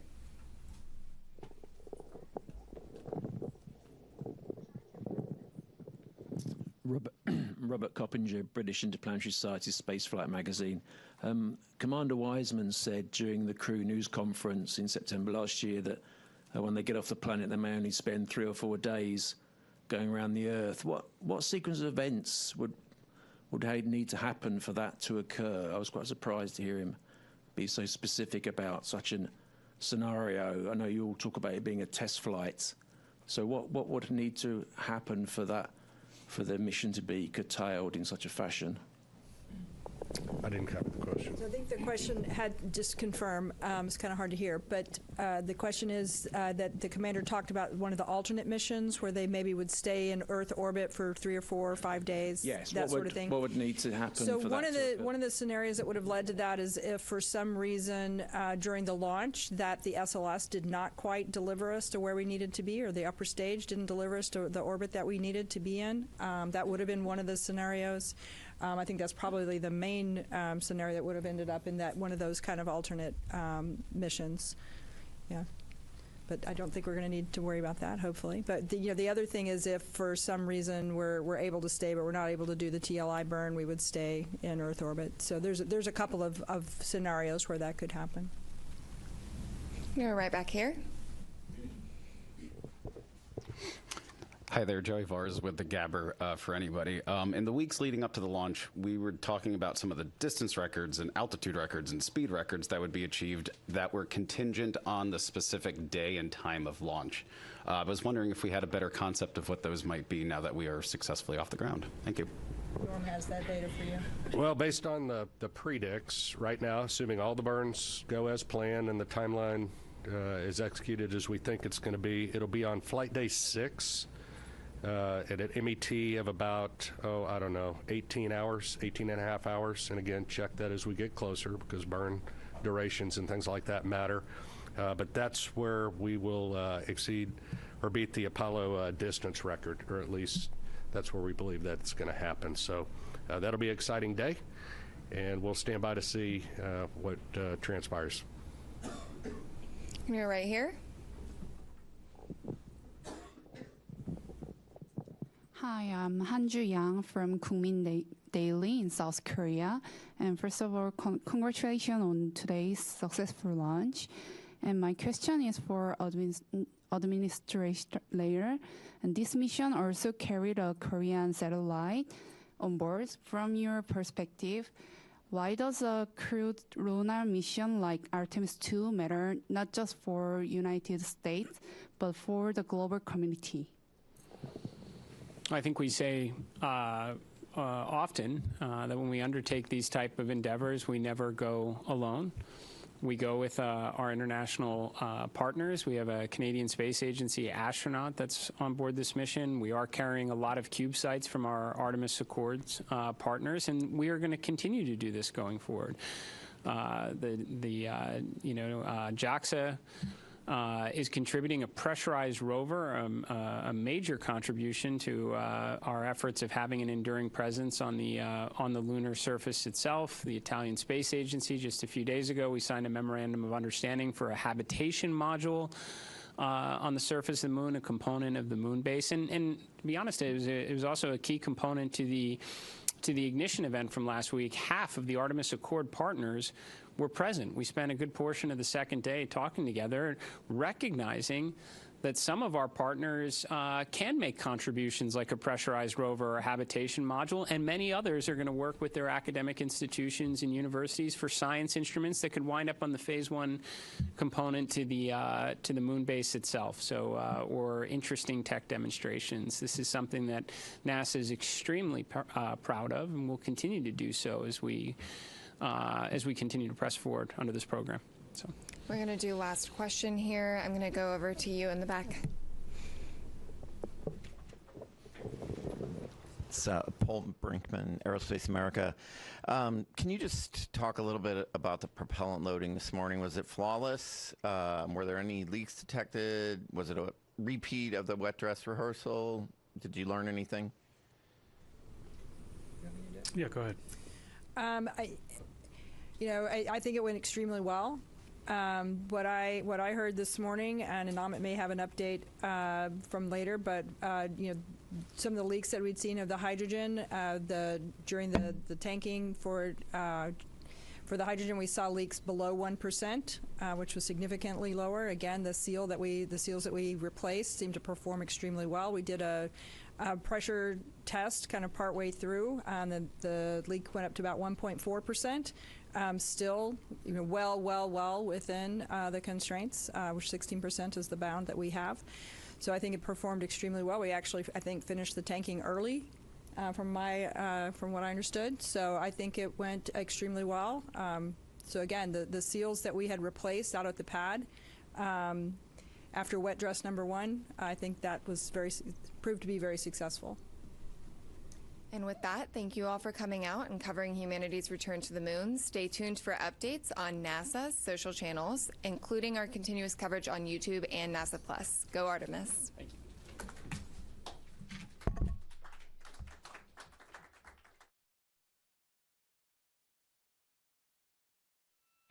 This is Mission Control Houston. Thanks for coming back to us. We are here in the Artemis II flight control room. The white flight control room here in Mission Control Center in Houston, Texas, following along with the mission and 4 Artemis II crew members who are making their way to the moon.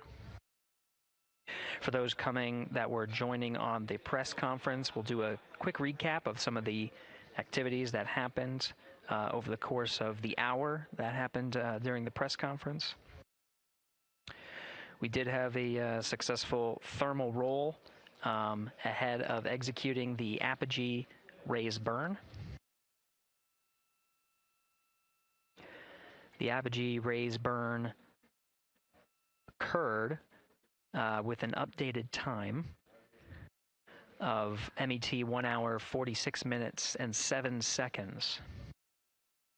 The duration of the burn was 18 minutes and 6 seconds. At this time, the flight dynamics officer confirms that it was a good burn, so they are on a good trajectory for staying in high Earth orbit for the remainder of this flight day and into next. The high Earth orbit puts them into a 43,730 by 0 statute mile orbit, which orbits the Earth approximately once a day. It's a 23.5-hour orbit.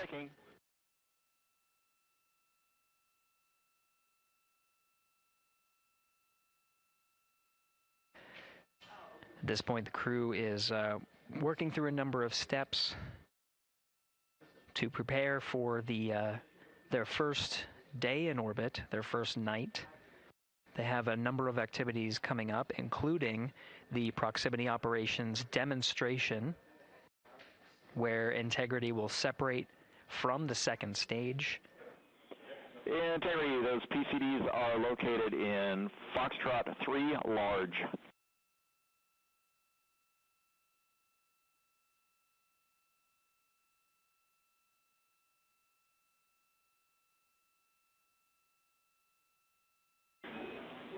Integrity, good. String 1, helium clearing. Integrity copies. And stand in the docking camera checkout, step 9. Would you like me to go ahead and configure for RPOD at this time? Checking.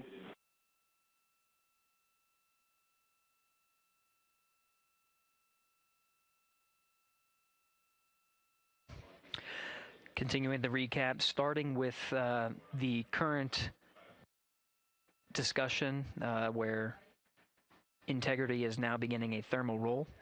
And Integrity for docking cam, yes, please configure for RPOD. Copy.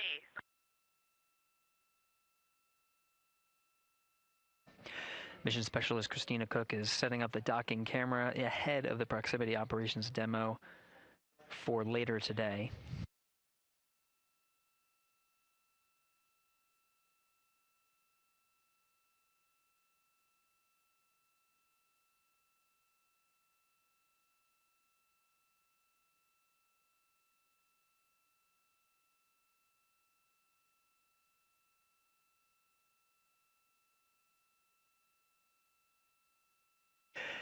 Right now, the crew is in the middle of executing a thermal roll.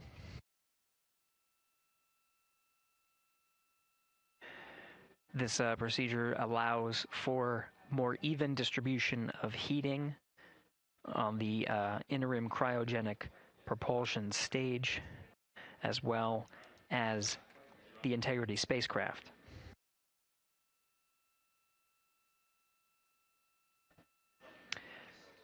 NASA astronaut Christina Cook is also working through troubleshooting steps of the waste management system that's aboard the Integrity spacecraft.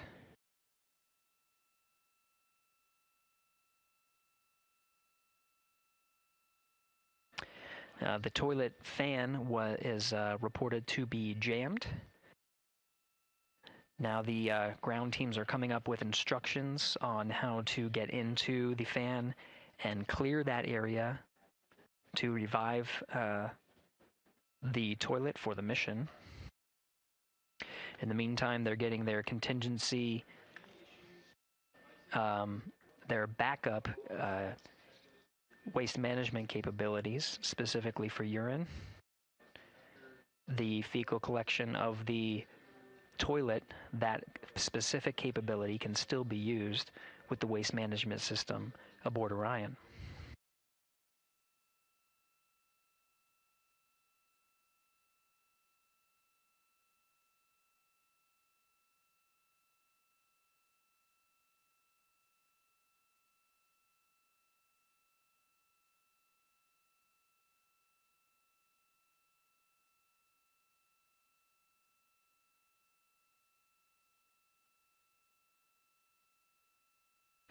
At this time here in the Artemis II flight control room, we're beginning the first handover of the mission.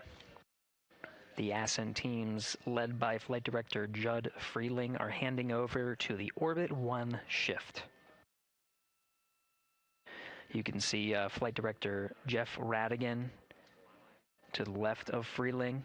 Right now he is the one conducting the handover with his team, getting a read on all of the activities they have upcoming for the rest of the day.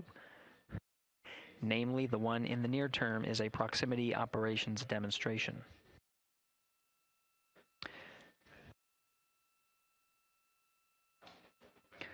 We are also anticipating a crossover of the tracking and data relay satellites. Integrity Houston for GNC. System is still performing nominally, but we are updating unfiltered and BFS with channel 1 again.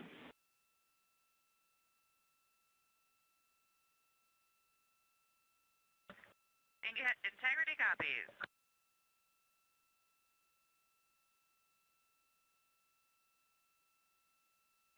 That call from Capcom Stan Love addressing the guidance, navigation, and control system navigation source, specifically channel 1.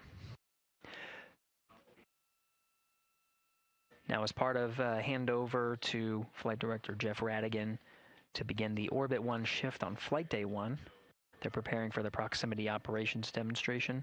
Ahead of that, there's an expected handover from the tracking and data relay satellites to the Deep Space Network.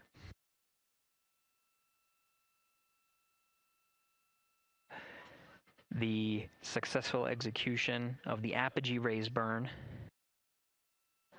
puts the crew in the high Earth orbit, which will take Integrity and its crew far from Earth, with the apogee being upwards of more than 43,000 miles. With the geosynchronous TDRS satellite network in a geosynchronous positioning around 23,000 miles, the crew of Integrity will pass the near-Earth network.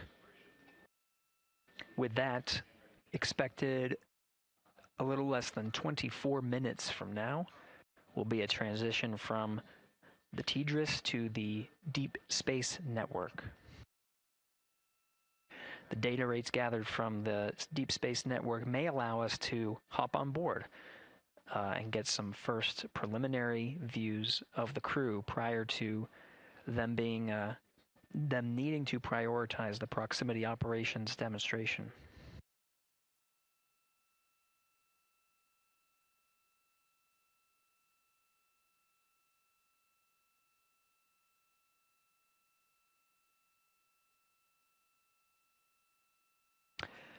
We'll take a pause here and listen for some Orion to Earth communications as the team goes through their handover procedures, so we can listen in on the next steps for the Orbit 1 team.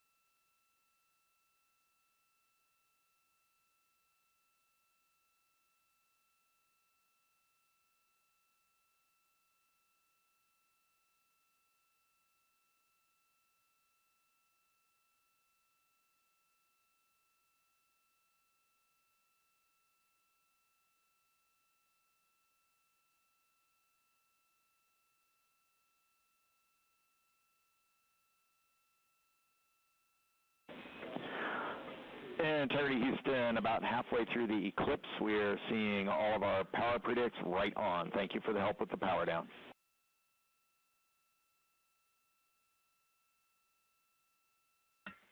Integrity copies.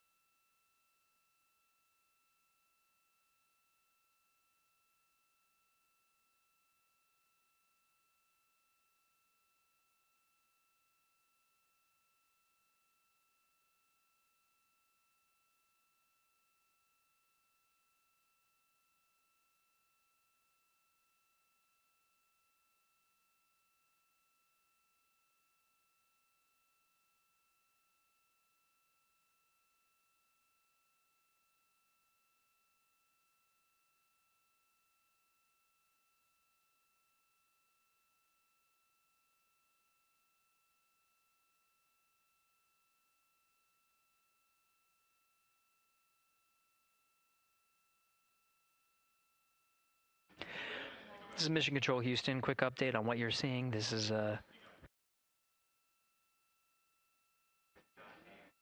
this display is brought up onto the front screen by the control officer here in Mission Control Houston. It's called the Ascent PFD and is available at the first phases of flight. It includes toggled settings between tanking, the ascent phase on the core stage, and now the ICPS phase. As you can note from the display here, we're in a post-apogee raise burn coast. Right now the attitude for integrity is... Integrity Houston, 1 minute to string 2 helium clearing. Also, your PCL Rev 1 HEO deorbit burn plan is on board. That's in slot 2.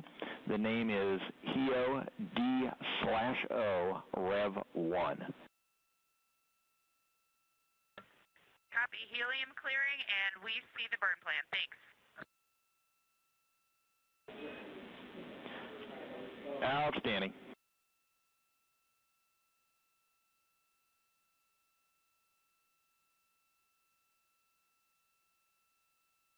And integrity, 2 minutes to thermal roll. Copy.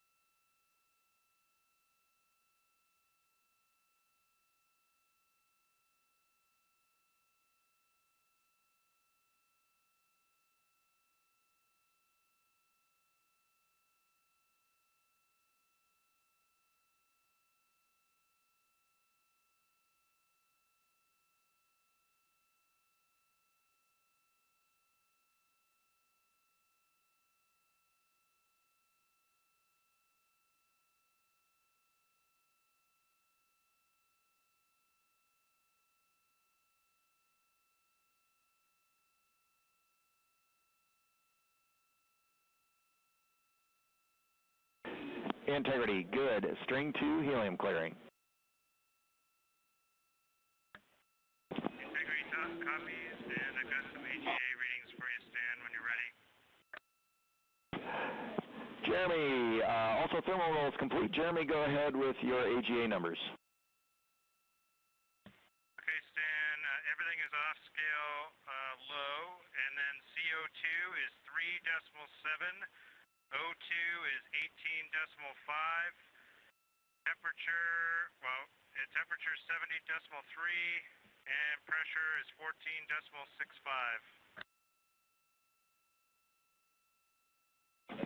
14.65. We copy all those numbers. Thank you.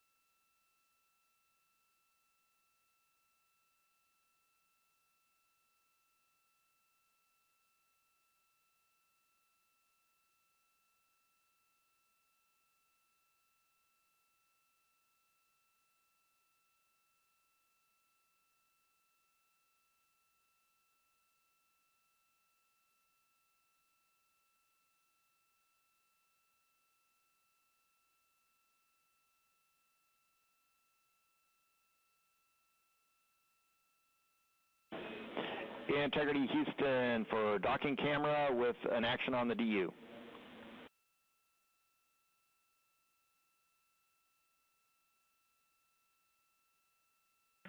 Go. For the docking cam, we see exposure set to 1 instead of 3. We think that'll be too dark. You can set that back to 3 on rpod.doccam HTL4. Copy. Thank you.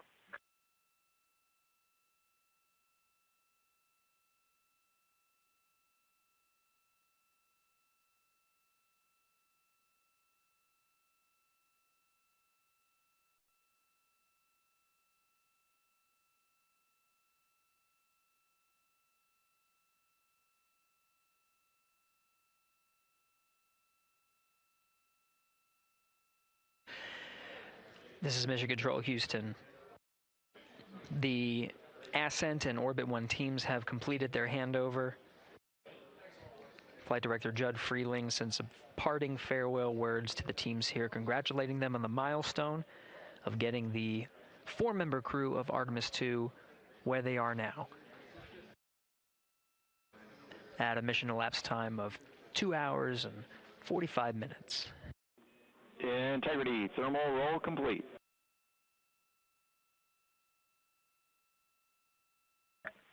Integrity copies.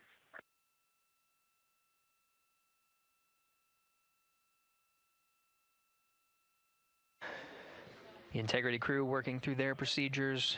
You heard thermal roll complete to allow for even heating on the outside of the spacecraft. We'll do this periodically throughout the flight. Right now, the teams here have, like I said, have successfully handed over. You've been hearing the voice of Capcom Stan Love for the Ascent shift.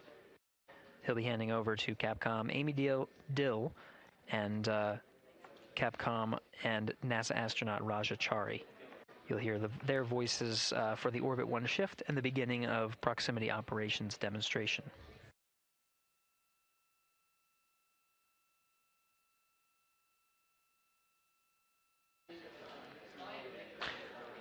From here, Mission Control Houston, that will conclude the Ascent shift. We'll hand over here at the PAO console to your Orbit 1 commentator, Leah Cheshire Mustachio. She'll take you through the proximity operations and some of the activities that lead to the end of the cruise day and the beginning of their sleep period. That's it for the Ascent team. This is Mission Control Houston. Stand by as we allow a few minutes to reconfigure the PAO console and provide 24/7 commentary. Integrity Houston, com check on Peltor. Houston Integrity, com check on Peltor. Hello, Christina. You're coming in louder. How me? Amy, great to hear your voice. I have you the same. Good to hear that our Peltor is a little louder than the mic stub. We copy.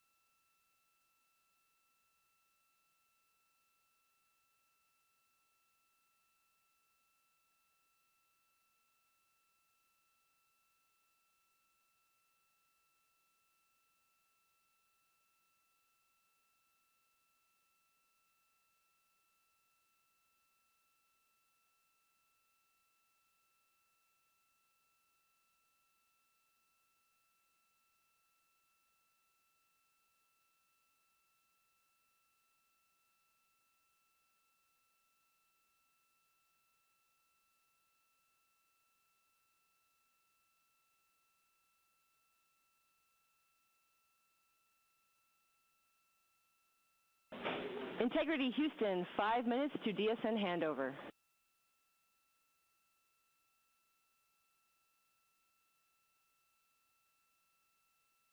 Integrity.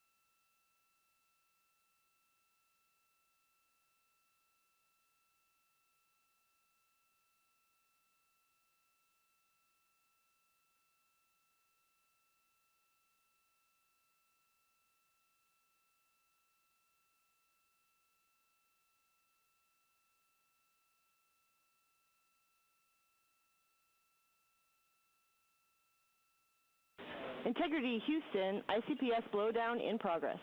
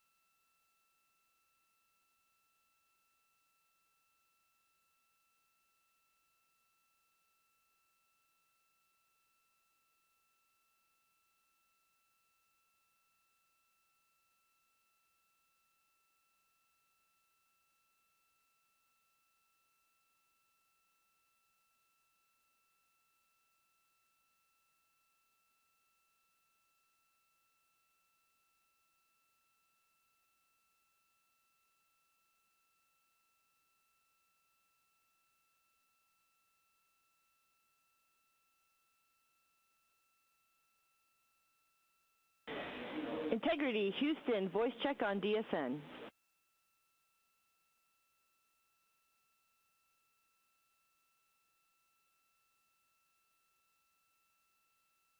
Houston, Integrity has you loud and clear on DSN. And we have you loud and clear as well, and while we were handing over, ICPS was in blowdown.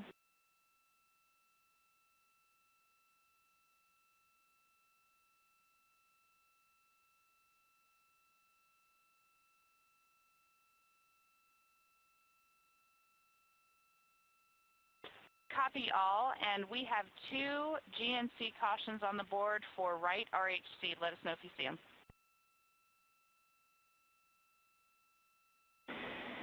Copy, Christina. We're seeing the same. We think we might have a channel failure. We are taking a look.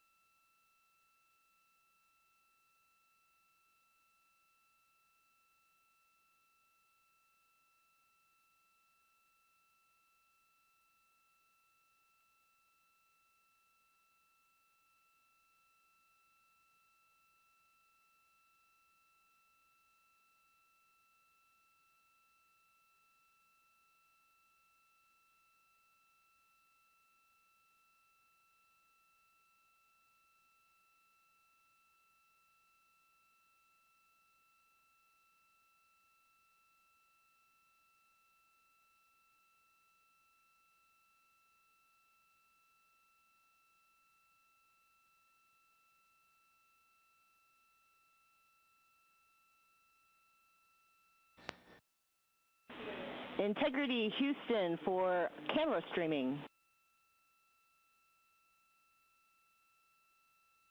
Go ahead. All right, we are ready to join you on board if you're ready for us.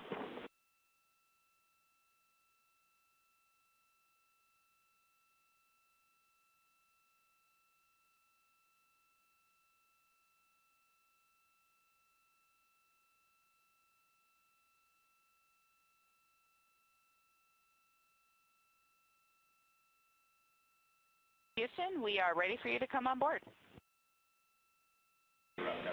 Copy. We'll let you know when we join you.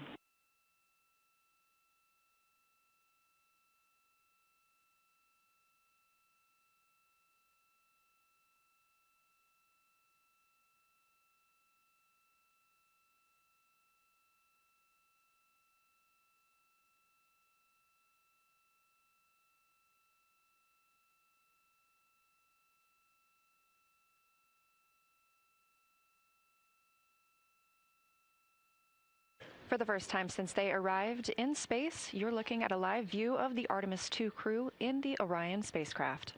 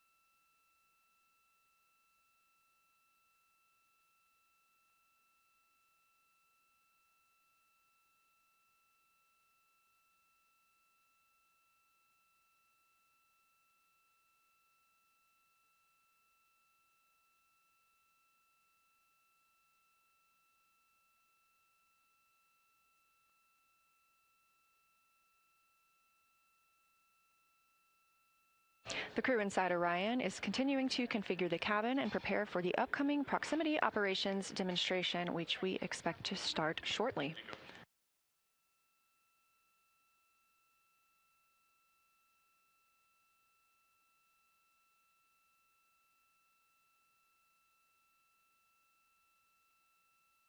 And as you can see, it's pretty dim in the cabin right now. The lights are dimmed as the vehicle is in an eclipse.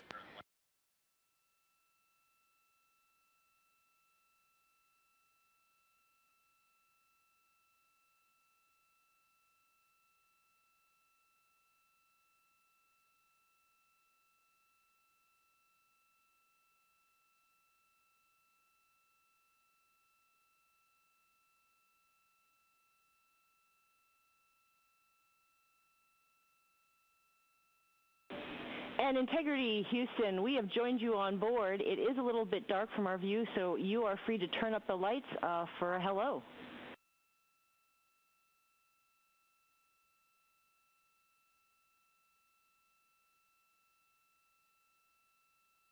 All right, Houston, I just want a quick comm check. Can you hear this transmission? Loud and clear, Reed. All right, Amy, welcome on board the Integrity spacecraft. We got, right now, myself and Christina are in seats 1 and 2, getting ready for rendezvous and prox-ops demonstration. Victor's just finishing up getting out of suits and getting suit drying going, and Jeremy is hard at work in cabin configuration. It was an amazing ride uphill. The views, we've got 2 moon rises that we've had so far, and the views of planet Earth. We've circled it completely, and we forgot how beautiful it is to look down on Earth. Wonderful, Reed. It's spectacular to see you all, and so far so good with the day.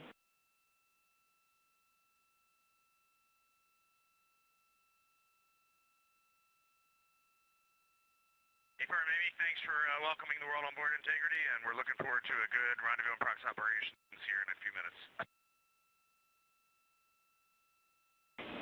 And on that note, Reed, we have the prox ops pad whenever you're ready to copy.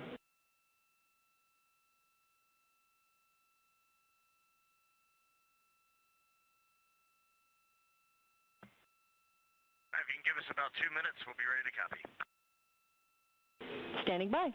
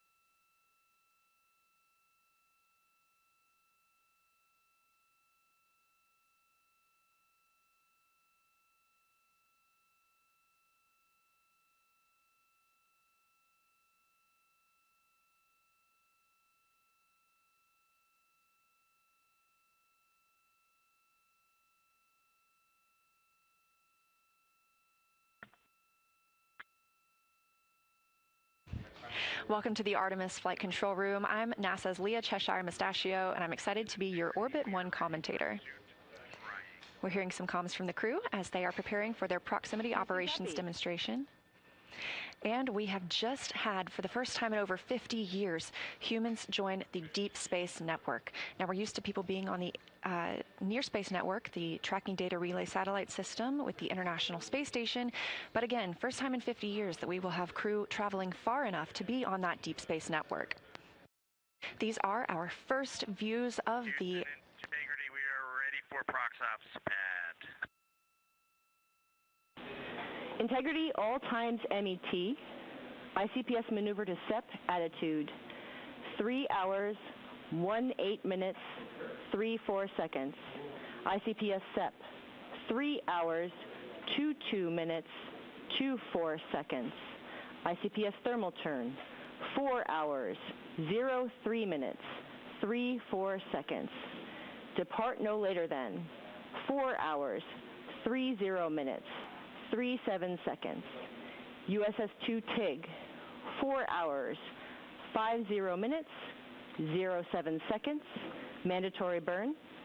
ICPS disposal burn, 5 hours, 00 minutes, 11 seconds. How copy?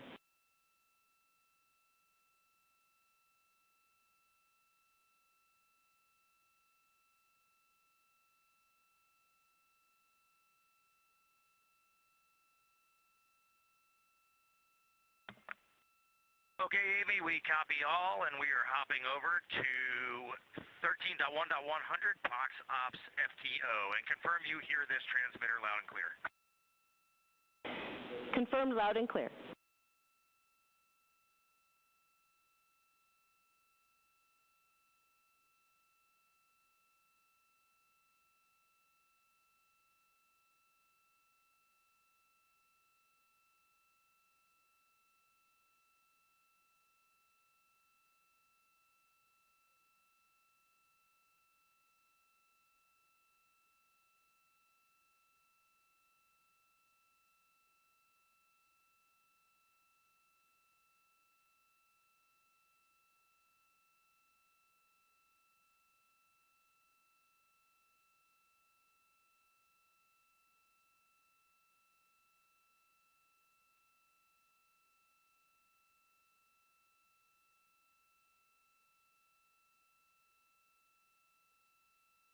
Mission Control Houston just polled go for the ProxOps demo.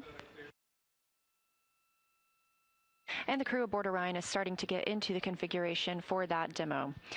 Another live view here in Artemis Mission Control. So with proximity operations coming up first, we will look for separation from the interim cryogenic propulsion stage. That is the stage that propelled us in the perigee raise maneuver and the apogee raise burn. Amy, we have 20.8.101 post-BFS engage actions open on step 2.1, but we are taking no actions in that procedure. Moving on. Copy, and I have a story on the right RHC when you're ready to hear it.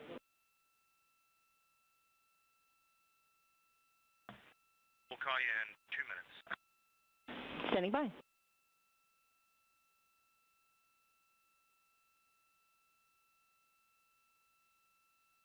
As we mentioned, the crew is... Integrity, comm check from the Peltor headset connected to Seat 1 AIU. Loud and clear, Victor. Tell me. I have you the same, thank you.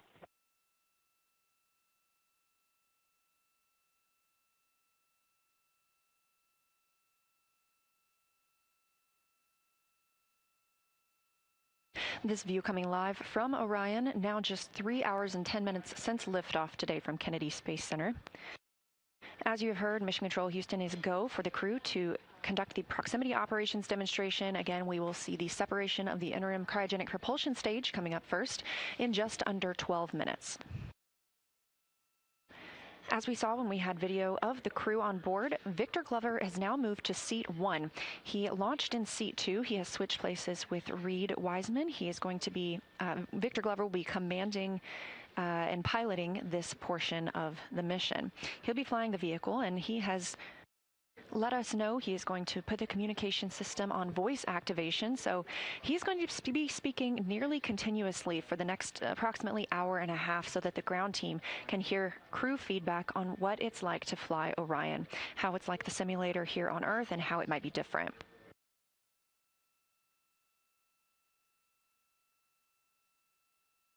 During the proximity operations demonstration, Glover will use the translational and rotational hand controllers to command Orion, first doing a translation control checkout and roll control checkout.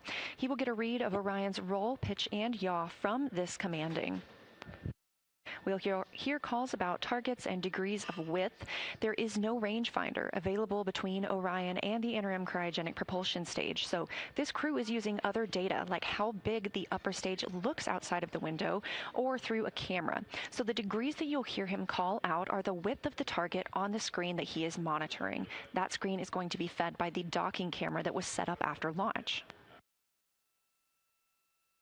The target that he'll be reading initially is the entire ICPS itself. We'll be about 100 meters or 300 feet away from the ICPS. Those degrees are going to be reported as greater on the screen because it's a larger target. Houston, can you just confirm that we have a gas introduction of some sort, nitrogen, I'm guessing? Checking.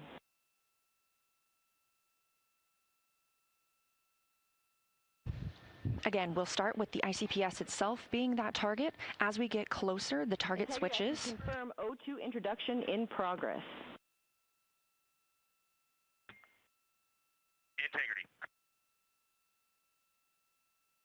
As we get closer to the ICPS conducting these maneuvers, the target that they will be reading back switches to the docking targets that are on the interim cryogenic propulsion stage, as if we were going to fly in and dock. Of course, this is a practice, essentially, for our future Artemis missions in which we will be docking to a lunar lander.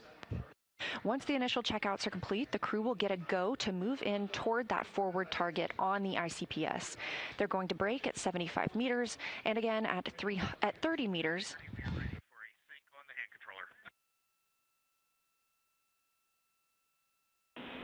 Okay, Reed, for the right RHC, it looks like it was a single event upset.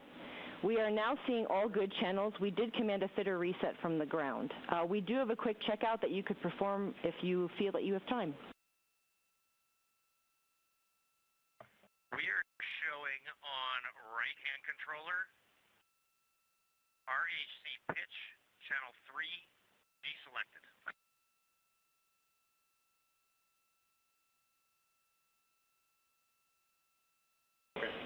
And we expect that. For the checkout, you're going to confirm CSS is not selected and then do a full deflection positive pitch, then negative pitch.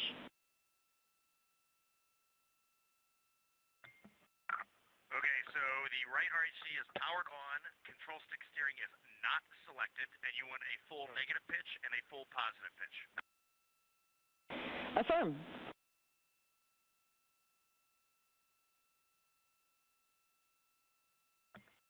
From C2, right RHC, here is a full negative pitch.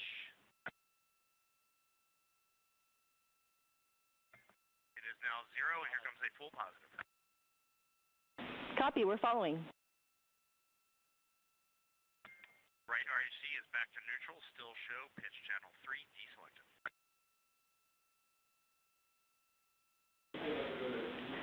Copy, that's a good checkout, and we'll do the reselection of the channel from the ground, and you are go for Orion 180 pitch ATP and Prox Ops FTO after set.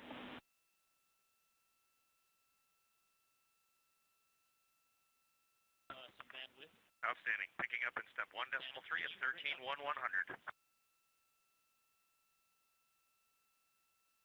13.100. The crew just did a couple of tests with their hand controllers that they'll be using to command the spacecraft. Again, we expect to hear quite a lot of communication from them during this time period, so I'm going to front load you with a lot of information of what you can expect to hear. So initially, again, that target that they will be monitoring is the ICPS itself once we have undocked, and then as we move in closer, it becomes the docking target. The crew will fly all the way into 30 meters before, and they will break at 75 meters, braking again at 30 meters, and then arrive and hold at 10 meters away from the interim cryogenic propulsion stage. Victor Glover is going to conduct an attitude alignment and then move into the precision translation test and then the precision rotation test. They are exactly as they sound. These are small movements while closer to the ICPS, like we would need to make if we were docking. Of course, again, this is essentially a practice for our future Artemis missions in which Orion will need to dock to a lunar lander.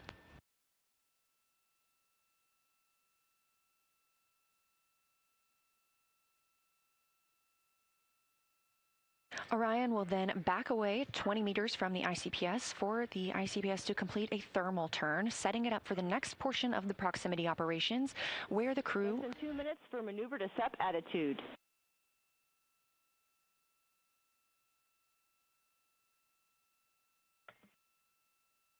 Integrity copies. Once that thermal turn is complete, the crew will approach the side docking target. Again, we're not docking today, but Glover will command Orion to hold at 15 meters from the ICPS. He'll then move into the precision translation test again, but this time with the side target, conducting multi-axis tests of Orion's yaw before maneuvering the spacecraft to its tail-to-sun configuration, which helps generate power through its solar arrays. Finally, the proximity operations demonstration will be complete, and Glover will initiate Orion's departure from the interim cryogenic propulsion stage. This is the upper stage separation burn and provides the separation we need between Orion and the ICPS. ICPS will then have its own deorbit burn over the Pacific Ocean following Orion's departure.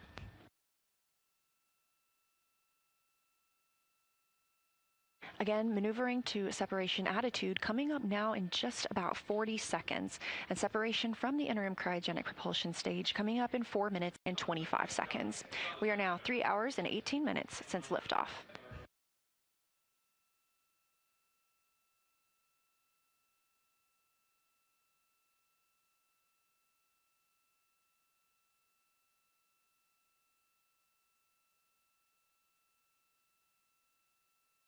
We expect to have views from the docking camera. This is new hardware on Artemis 2, and testing it out here helps us reduce the risk in using it for future missions. We'll be using this for proximity operations and our overnight demonstration tests as well. It remained stowed for ascent and was installed shortly thereafter. The plan is to keep it installed during the crew sleep period, but they will remove it during crew wake since it keeps the crew from observation and photography out of that window.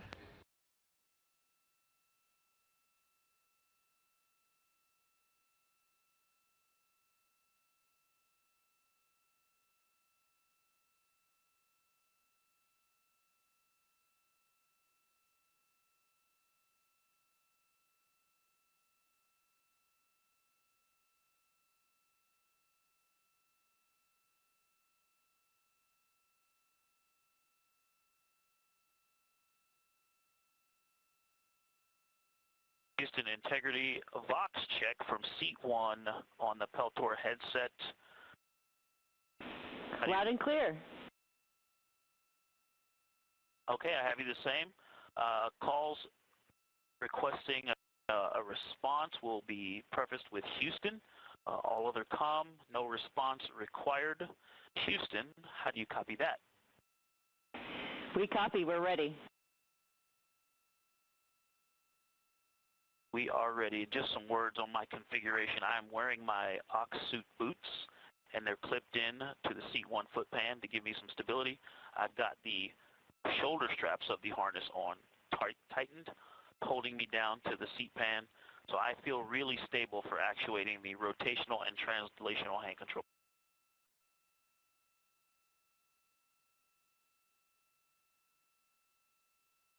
Glover letting the teams here on the ground know that he doesn't expect a response from them. We're currently ICPS, next phase 245. Our next action is in about 2 minutes. Starting timers. Thank you for brights. Did we confirm with them about the power down? The sun is coming up. Houston integrity for the power down. Are we okay to brighten the DUs or ProxOps demo? Your go to configure DUs as bright as you like. Integrity. Expecting ICPS separation coming up in about a minute and a half. Houston, ICPS maneuver complete. Good step attitude. Integrity copies. Reed shared just before launch. This is a crew activity. We will be hearing Victor's voice. But also the sun's coming up, so that could be it. Okay, about a minute until we start timers. Christina Cook is floating to Victor's left. She's in charge of the timing and procedural discipline. Jeremy Hansen. Roll this up now, just to have it for the. Hansen is floating to Reed's right, watching the ICPS, ready to call a back away if need be. Standing by for separation.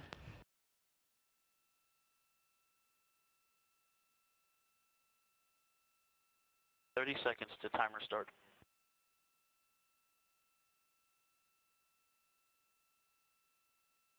And that timer starts at separation. Command sent.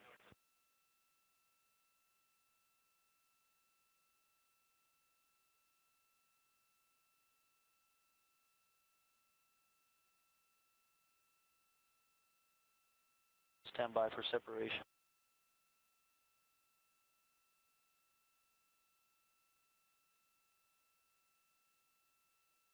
Yeah, we have good separation, good motion. We are ATP go. Confirmation, separation from the interim cryogenic propulsion stage. Good motion. Go for 180 pitch, confirmed. Separation confirmed, Houston. Houston copies. All right, here comes the pitch rate.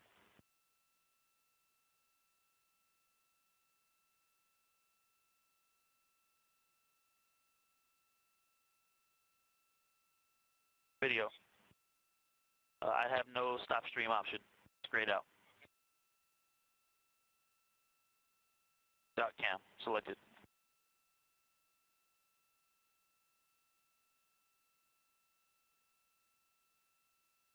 I see it. Look at that. Woohoo! That This view inside Orion. I see the moon in the camera, and now I see ICPS in the docking camera field of view. Okay, waiting for 550. I'm on the THC. There's 550, starting the 19N. 1. This is the view from 9. And this is the view arrow. The docking camera is showing the crew inside Orion. 19 ends.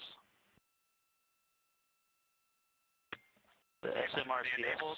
Caution, prop, SM, RCS, manifold 3, OX-P health. Much quieter. Got a little rumble, Checking. like we're driving on a rocky road, but much quieter than in the sim. I'm showing about 3 degrees wide on ICPS. And it's holding right near the center. Integrity, no action for you on that enable prop caution. No action. All right, still waiting on the 19 ends to burn out. Thrusters are still fine. We've got a little rumble. It's like driving on a rocky road. All right, burned out. Okay, I see about 2.6 degrees wide on ICPS. All right, zooming in. There's 3x. 2.7 degrees wide. Here goes 6x zoom.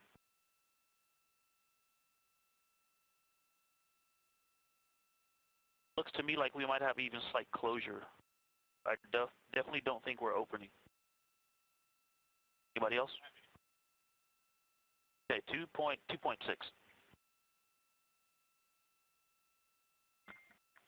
Houston, hold confirmed at 2.6 degrees. Copy.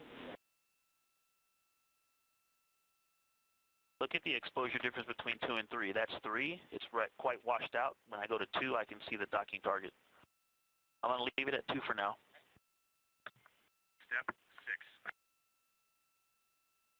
6. The degrees Glover is reporting. Okay, here come 3 outpulses.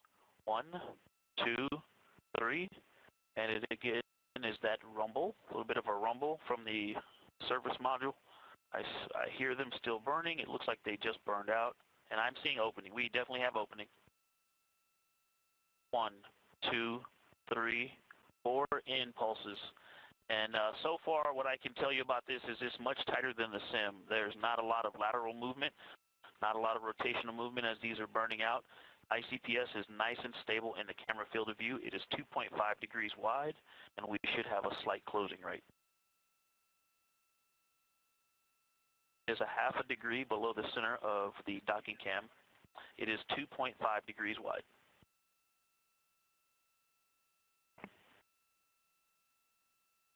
In authority DAP, it's quite nice and very responsive.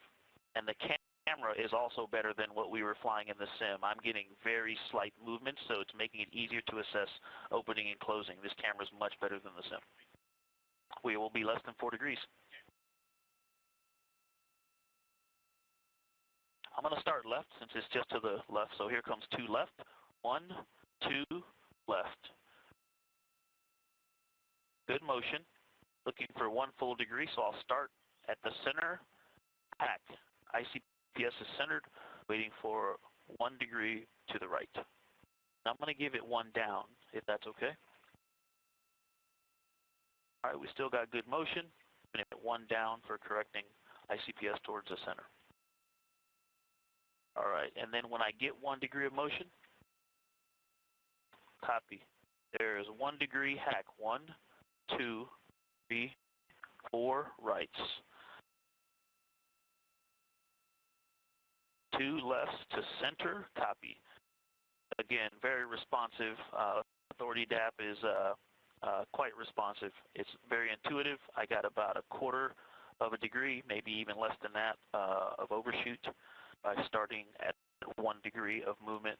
And I've got good motion, half a degree back toward the center line, and I will capture it with 2 lefts. I'm going to lead that by about 1/4 of a degree. Here comes the first 1, 2, and I'm going to give it, I'm going to let those down slowly correct themselves. So, all right, again, that little rumble, it's like a very slight rumble, like just driving over a little slightly rocky road, and the 2 lefts are in. We've stopped on the center line laterally and vertically, waiting for it to correct back to the center. Here comes 2 downs. 1, 2. Start counting at the center. Copy 2.5 degrees wide on ICPS. And Houston, Ike keeps talking about the rumble, and I think from the previous spacecraft that we have flown, Soyuz and the SpaceX Dragon, we're used to a more distinct popping sound out of the thrusters, and this is just more of a gravelly road, kind of very calm. There's not a lot of dynamics on board. Very smooth vehicle. 1 degree of motion. Here comes 1. Copy 2, observation. 3, 4 up. Okay, there's 1/4 of a degree overshoot, maybe 1/3 of a degree, and we've got motion is stopped. Waiting for motion. Yep, this one is taking a little longer. Motion is tracking back the other direction now. We'll go 2 downs to center. We also had an up correction going in, so I think I didn't take that out before we started this. That may have contributed to it overshooting a little bit more than the previous.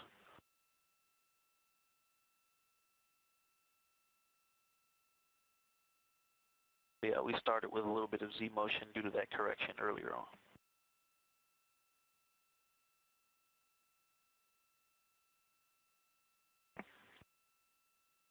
All right, half a degree to go, and then we'll go 2 downs to stop it in the center. Still right at 2.5 degrees wide. We'll probably only need 1 down to stop this. Okay, gonna put that in now. There's 1 down, and we are centered.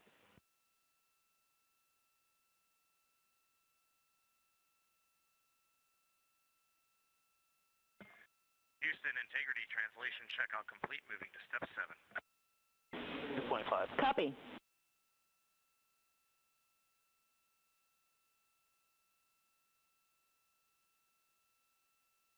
Equal.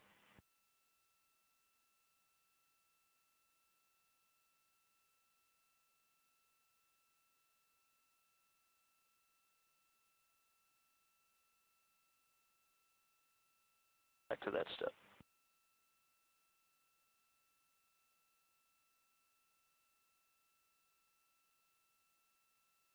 Okay. Okay, I'm good.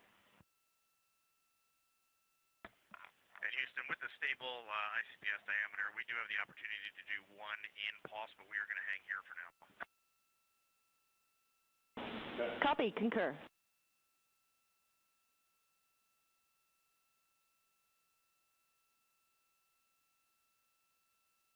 Okay, I don't need to ref. Okay. All right, control stick steering. Engage. Hold inertial. Diaphragm is ref.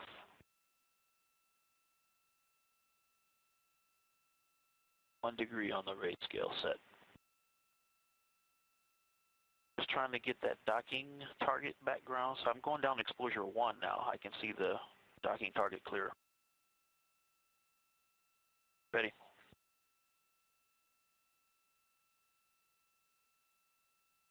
Okay, 3 pulses to the right coming in.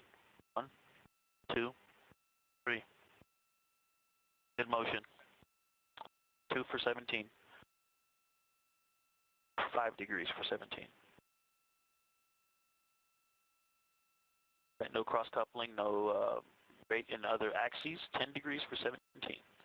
Good motion. See ICPS center docking target 12 for 17. The degrees you hear Glover reporting are the amount the ICPS is taking up on the docking camera, which you see in the left side of your screen. All right, roll rate is at 0. Ready?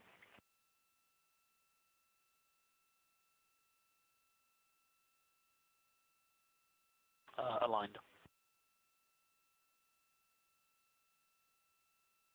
Giving it 1 down, 1 left.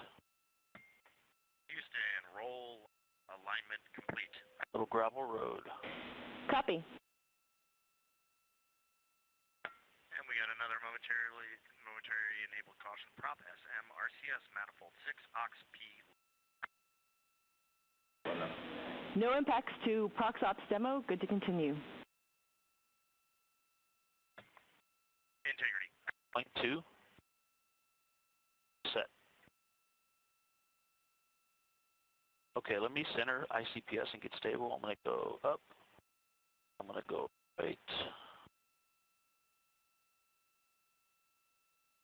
Okay, roll right and hold.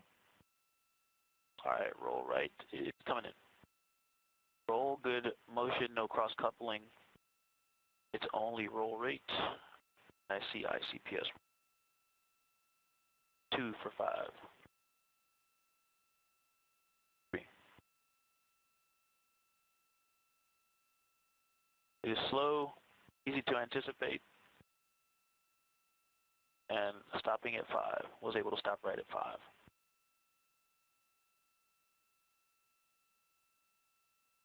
Houston integrity. Oh, sorry. Okay, going left. Good motion. It's all roll.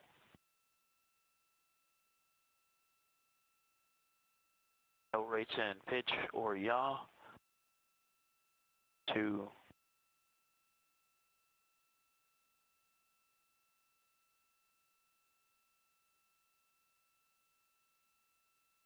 All right, roll rate released. It's 0. Back to the center. Roll is slow but nice and predictable. Easy to anticipate and stop with precision. Houston, roll checkout is complete. Copy. You're 2.6 degrees wide.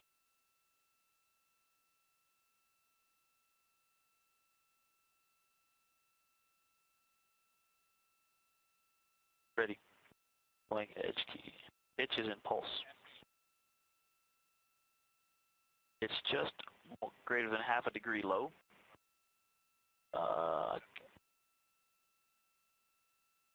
3x. Pitching up, 1 pulse. For 1 degree. Pitch up, nice and snappy. And there's 1. Anticipated, stopped it right on that 1.5 degree line. Okay, and returning it to the pitch down. Stop just greater than half a degree low. Stop. Very nice. That pitch was very tight, very responsive. I was able to stop it right where I started it.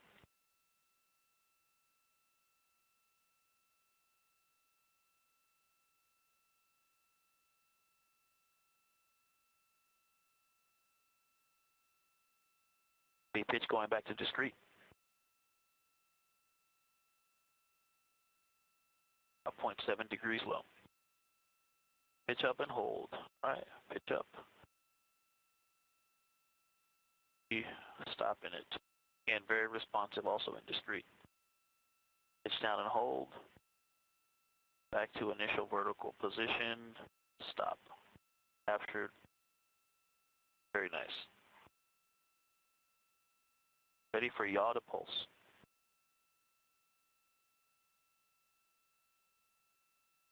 Going right, one pulse. A good motion. There's all right, and yaw left, one pulse, and stopped it right at 1 degree. Very responsive in yaw as well.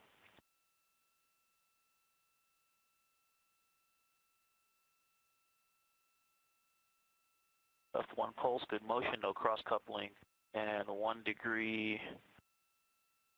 Stopped, overshot about 1/8 of a degree. Back to original position.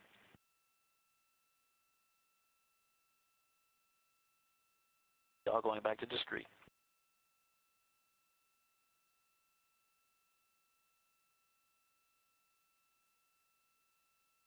Yawing right and hold. 1 degree. Good motion, no cross coupling, half a degree. There's 1 degree stopped and overshot about 1/8 of a degree, but nice capture.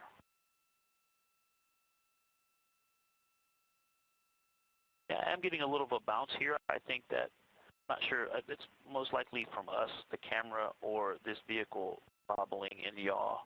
So ICPS is moving, it's wobbling left and right slightly in the camera view. It did stop at the 1 degree of motion quite precisely, but we got this bobble just now, going back to initial position by yawing left and holding. While it's yawing, it is solid. There's no bobble. Stop. Released. See if that bobble comes back. There is a slight bobble, maybe dead banding or just the camera or the vehicle fluctuating. Are you guys seeing that, Houston? Are you seeing the bobble in the docking cam video?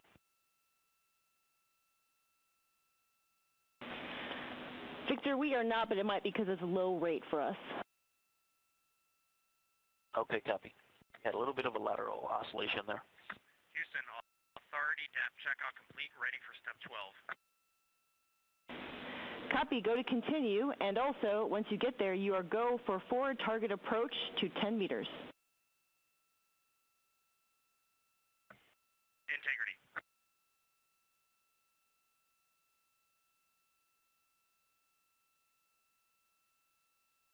Copy. No.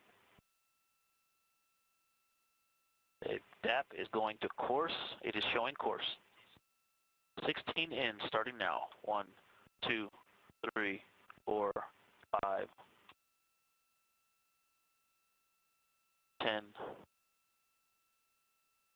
14, 15, 16 ins. Houston approach was initiated from approximately 2.7 degrees. All right, I'm going to give it one Copy, down. 2.7. All right, we're coming up on 3 degrees wide. Stand by for 3 degrees. Hack 3 degrees wide. Gave it one down. It doesn't seem to be tracking down, though. I'm going to give it one more down in course. There we go. Responding to that one, going to give it one left in course as well. Good corrections. Good, are you okay? This view live inside Orion. Videos, do you, or field of view, do you need any lighting adjustments in the cabin?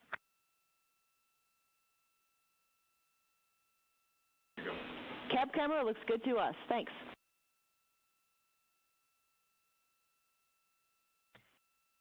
Integrity. hack will be at 0.5 degrees wide. Stand by. Hack 3.5 degrees wide at Team 23. The crew received the go to move in towards 10 meters away from the interim cryogenic propulsion stage. Yeah, sure.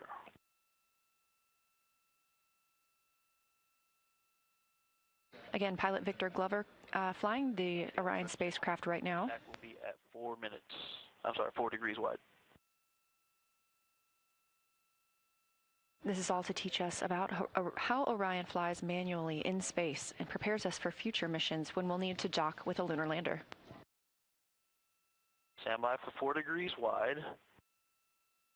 Hack. ICPS is 4 degrees wide at 19.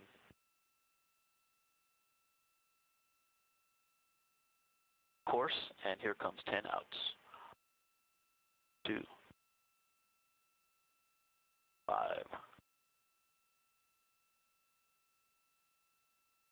10 outs. ICPS is still stable. That little wobble, lateral, a little yaw induced. Again, can't tell if that's the camera or the vehicle, but overall it's pretty stable. Very, very minor oscillation. Houston, 75-meter braking is complete. Going into dock cam exposure check. Copy. Copy. You got it. One pick that fine. You're fine, and one right. Okay, stand by for 4.5 hack, 1950.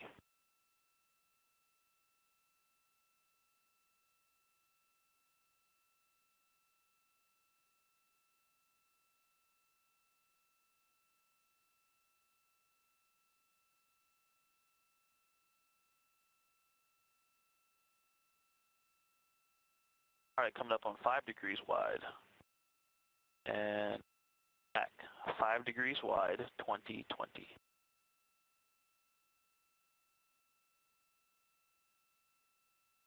Okay, next action is when the center docking target is 1 degree wide. It is about half a degree wide right now. Copy. Thank you. 6, hack, 24, 6 degrees wide. Fine, I'm going to go 1 up. Right.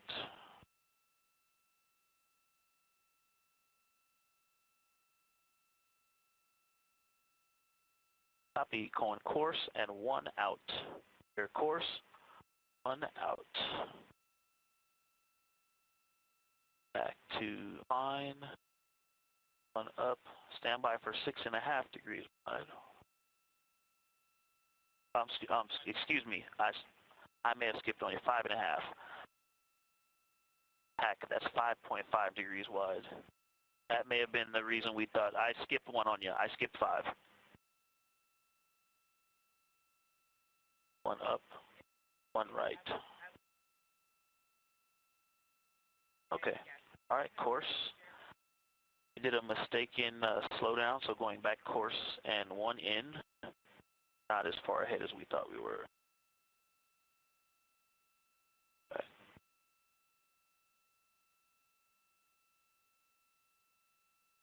All right, coming up on 6.5. Hack, 6.5 degrees wide. Fine.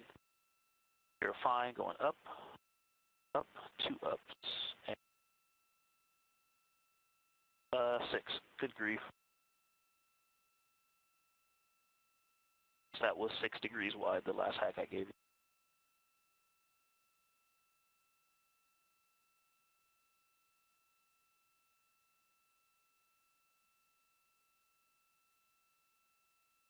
I think I skipped through 6.5. I'll give you 7.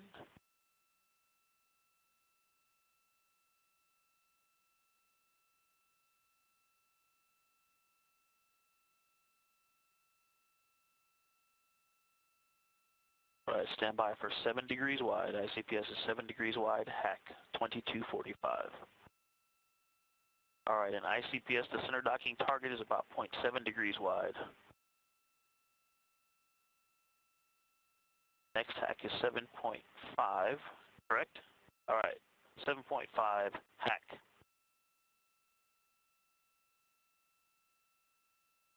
Right. Right about 0.75 degrees wide on the center docking target. left and fine. 8 degrees, hack, 2322.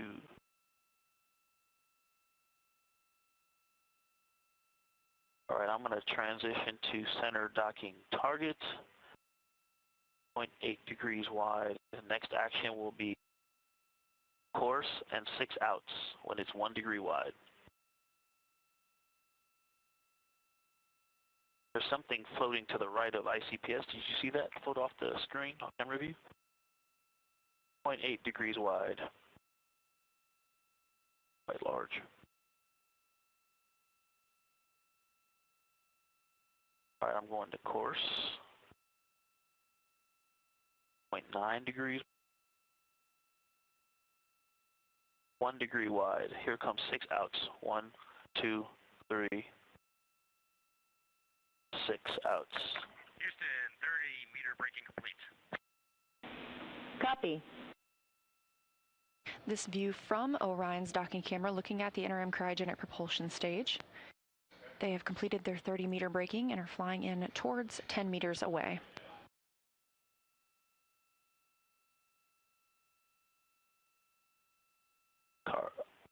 Copy, looking for 2.5 plus or minus a quarter of a degree.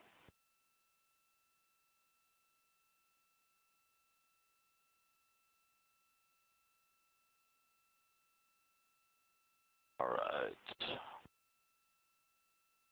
It's about 1.2, 1.1.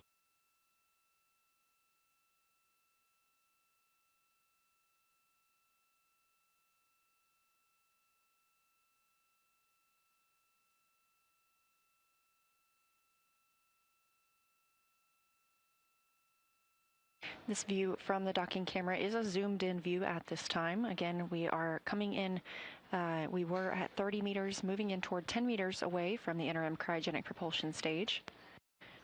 And again, we are seeing a docking target, but this is practice. 5 degrees wide hack. We are not docking to anything today. This is a test of how Orion flies when completed manually by the pilot.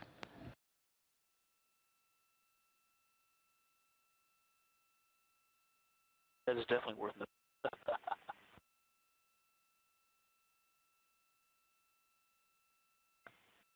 All right, next hack will be at 1.5 degrees wide on the center docking target. Nice and smooth. It is actually holding quite close to the center, so I haven't had to make many corrections.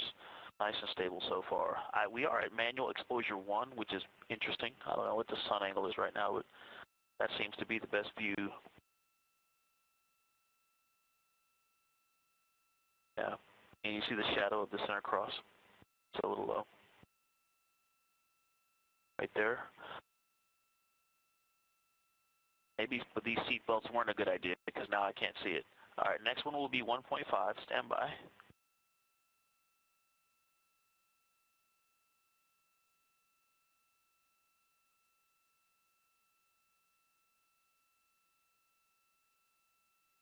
Hack 1.5 degrees wide at 2650. And then at 2.5 plus or minus a quarter of a degree, it'll be, of course, 4 outs.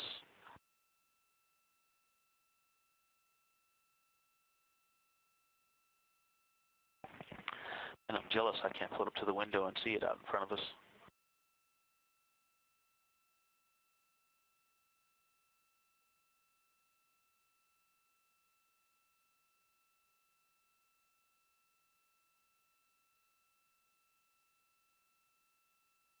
Coming up on 1.75 degrees wide. This view inside Orion as the crew is using their iPhones to take pictures out of the window of the 1.75 degrees wide at 2740.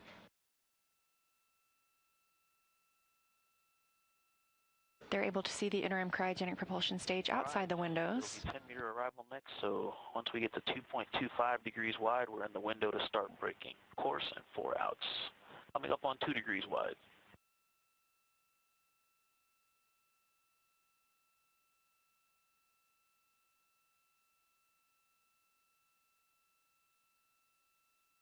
Two degrees wide.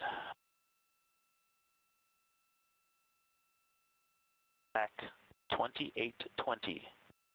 Center docking target is 2 degrees wide. Standing by for Orion to arrive 10 meters away from the ICPS. Copy. I'm going to go ahead and go to course now. And I see we're at about 2.25 degrees wide. I think we're in the window to start braking. Let's start the outs. 1, 2, 3, 4 outs. That did not induce a lot of rotation, so not a lot of cross-controlling there and waiting for closure to stabilize. I'm showing us at about 2.25. Fine, just to center us up, we're in fine, going right. Houston, 10-meter arrival confirmed.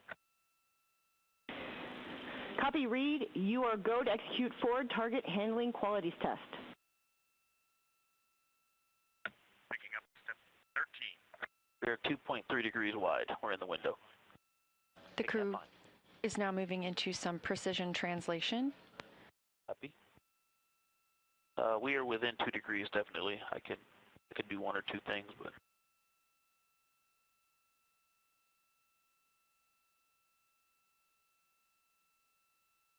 the fly out. Okay, yep, I'm going to center it up, so I'm going to go down and translate down. Just a little bit. I mean, we're talking about a fraction of a degree. Going to 6x, and I'm waiting for that cross to get centered, and then I will pitch up. Again, Glover is able to... So I'm going to, right there, stop it. Now I'm going to pitch up, center it. Glover is using the docking camera on Orion, looking at the ICPS that you see in the left of your screen. That was very easy to do, and I show us as a flyout complete. Copy. Houston, angular alignment complete, ready to begin fine handling qualities test.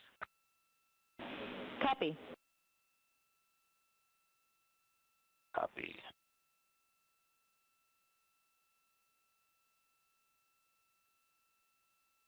Affirm.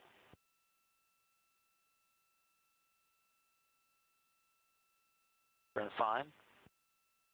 3x zoom coming. This is a zoom view from the docking camera on Orion. Fine.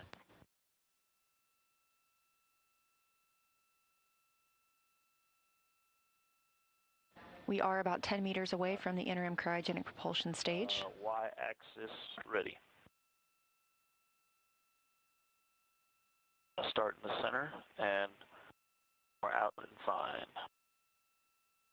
Okay. Copy, a little opening. Back to center laterally. Okay. Yep, 2.75. Yeah, I see opening. Okay. So we're centered. 1, 2, 3, left pulses. Good motion.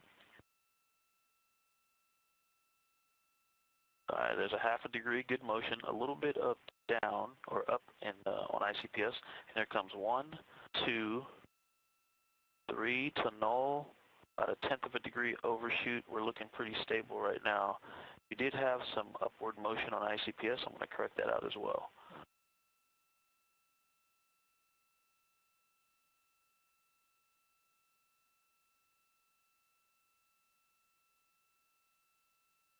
I'll give 1 more out and fine. Okay, and 3 right. Here comes 3 right. 1, 2, 3 right, bringing it back to center. Good motion. Picking up a little bit of upward motion. 2.7 stable on the range. Copy.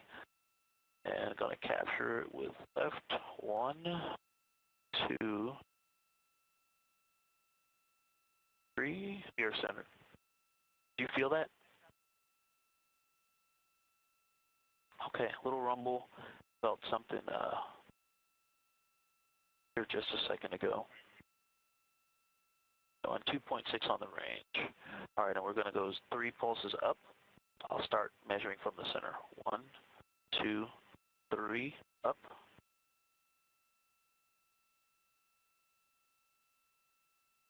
There's center, and we'll null 1 degree low.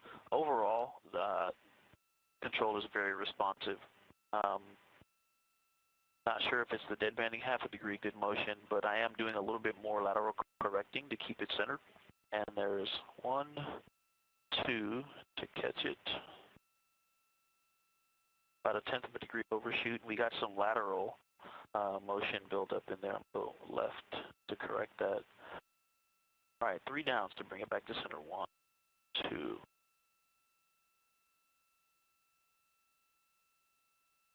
Range is good. We had to do some opening half a degree. Good motion. Starting to take out the 1, 2, 3 downs, and we are centered. And so like that, it does seem to move a little bit more, but it's very responsive in the corrections, and so I was able to stop it right on the center. Holding at 2.6, 6x zoom going in.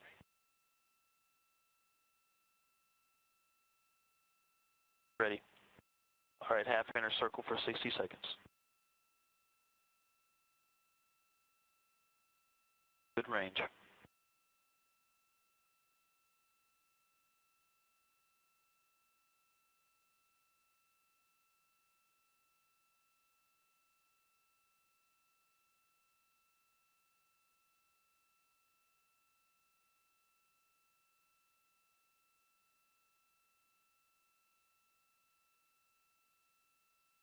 Happy. Minute.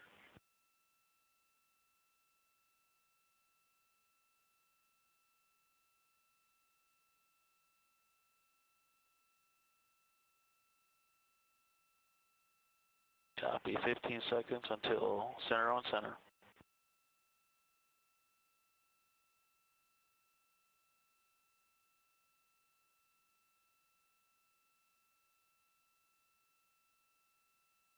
All right, going to on and on.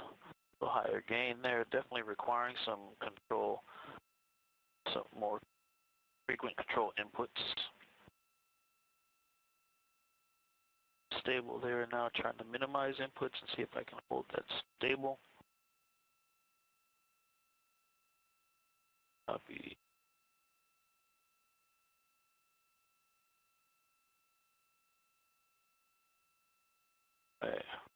Okay, time's good. Houston, translation test complete. Would you like us to go to step 16 or 18? Perform step 16.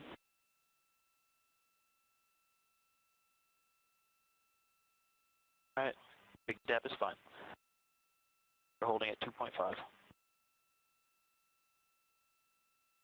Centered. It's down and hold. For 1 degree, good motion, no cross coupling, half a degree. And waiting for 1 full degree of motion. Stop. Wow, stop right on the line. No cross coupling, good motion. There's half a degree. Going back to the center. That's very responsive.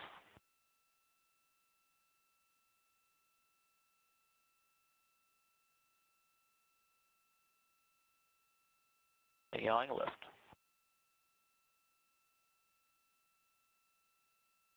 Half a degree. And stopping it right on the vertical grid line. We had a little bit of a translation. Back, yawing right, good motion, cross coupling, half a degree. Back to the center line, stop. Very, very nice control in the rotations.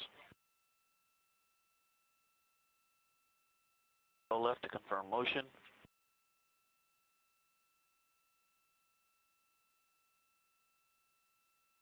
Good motion. And copy that, Dana. Thank you. Going back to centered. Dana said looking out the window, she was able to perceive the motion of all of the alignment tests that we just did. Houston, we're in step 18, ready for back away. Concur. That is course, showing course. 6 outs, starting now. 1, 2, 3, 6. You're hearing the voice of pilot Victor Glover. He is backing away from the interim cryogenic propulsion stage, having completed this portion of the proximity operations demonstration. Once the interim cryogenic propulsion stage completes its thermal turn, they will begin using the target on this side of the ICPS. 5 or 6.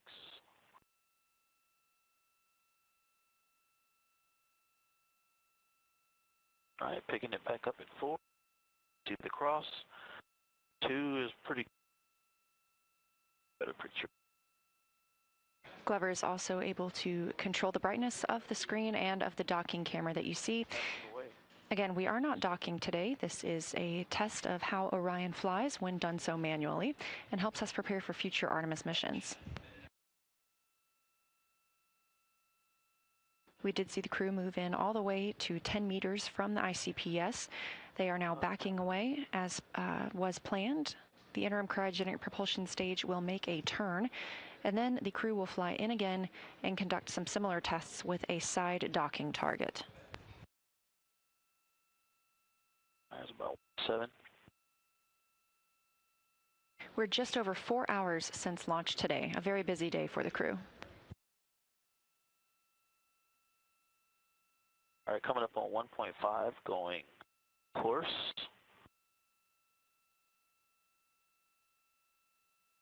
1, 2, 3, 4, 5, 6 in. 1.5. Back away complete. Copy. Confirmation the crew has completed backing away from the ICPS. We're holding right at 1.5.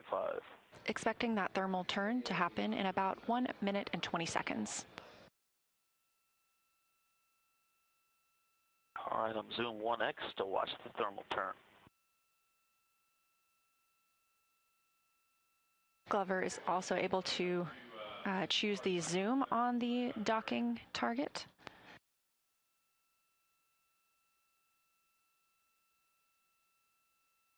This view on the left will allow us to also see the thermal turn. Copy.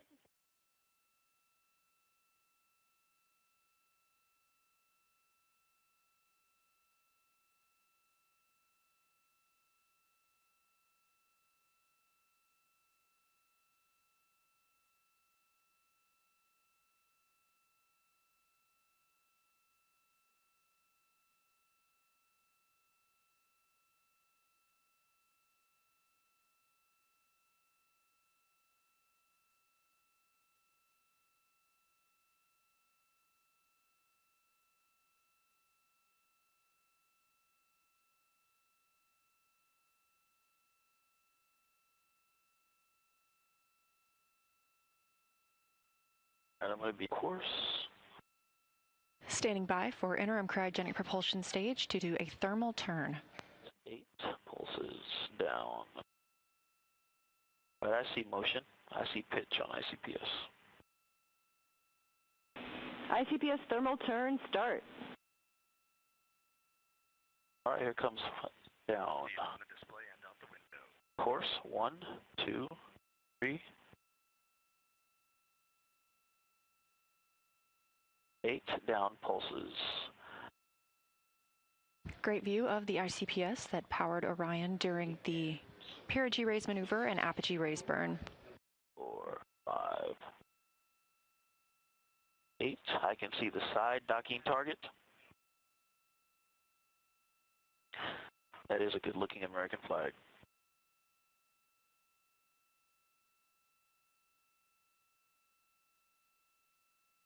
Copy.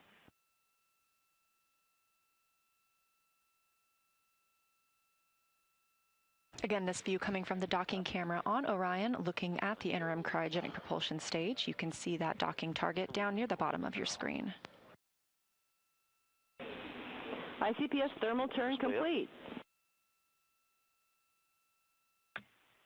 Copy that, Amy. We'll start working our way down. Reminder, we are not docking today. This is a test of how it feels for pilot Victor Glover to manually fly the spacecraft.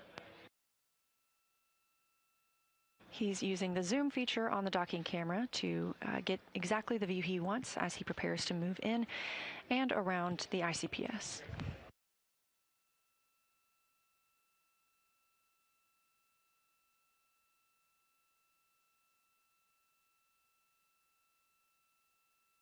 And docking target is about 1.75 degrees. And Houston, we're holding at step 20, waiting for your go. Stand by.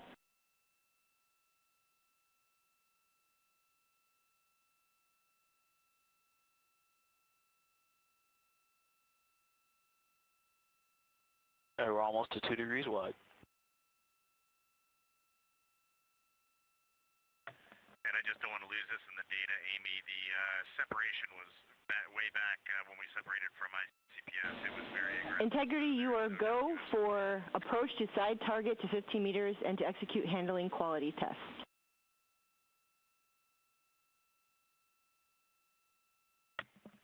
Our course. We are picking it up in step 20. I'll copy. We copy. Oh, it's almost 2 degrees wide.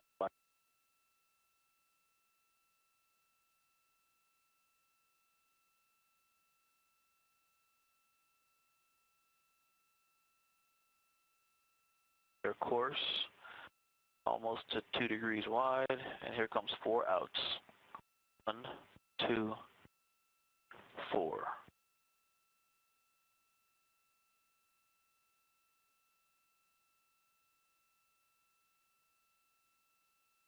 All right, 2 plus or minus a quarter. We are. Houston, 15-meter hold is confirmed. Copy.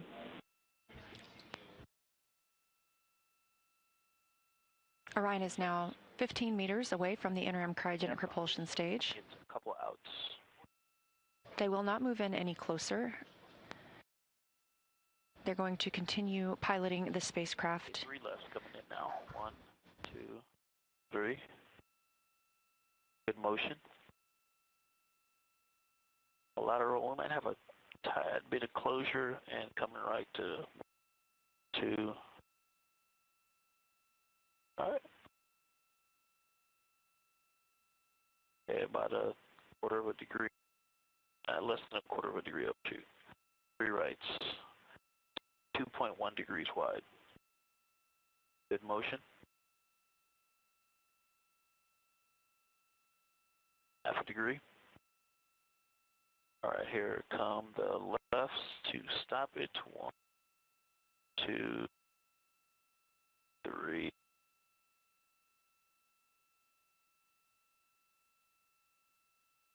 Three downs. 2, 3. Start measuring from the center. There's center. Good motion. And Houston, with this sun angle, the white paint on the ICPS is so illuminated. Half a degree. It's hard to look out with the naked eye. 1. Houston copies. 2, 3. And we picked up a little bit of motion to the left on ICPS. Okay, stopping that, correcting it back up. 1, 2, 3 to bring it back to center. Also correcting left. Good motion.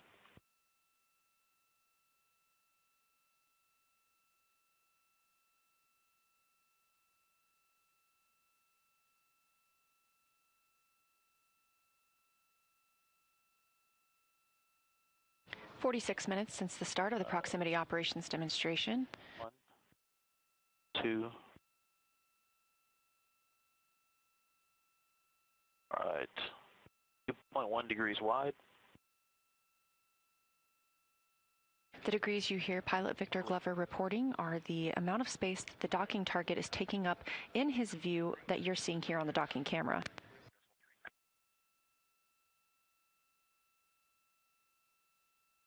Copy. 6X, does it say? Okay, I'm in 6X, ready. And Houston, can you confirm 6X zoom is good for 21.3? Checking. Good range. Good time. 6X zoom is good. Starting the lateral alignment test.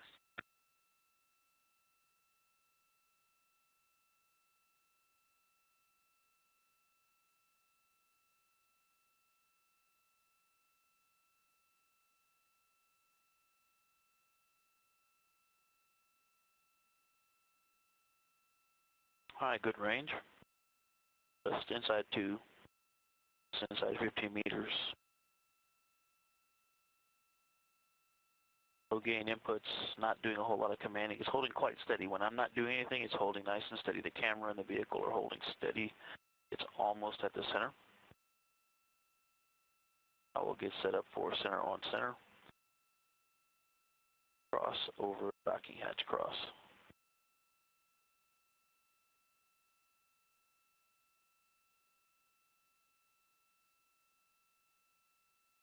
All right, we're starting precision. A higher gain, higher frequency of inputs.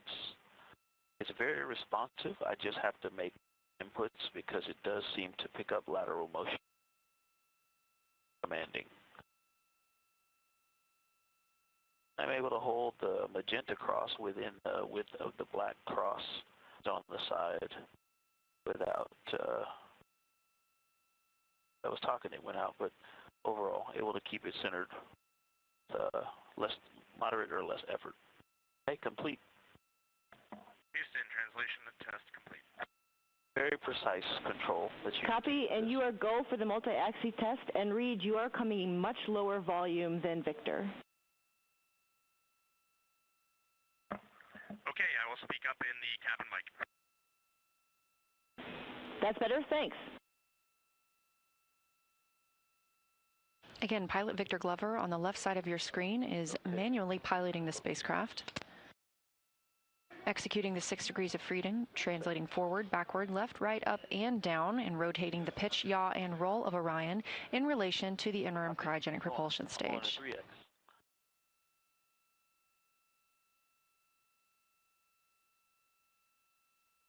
Course selected.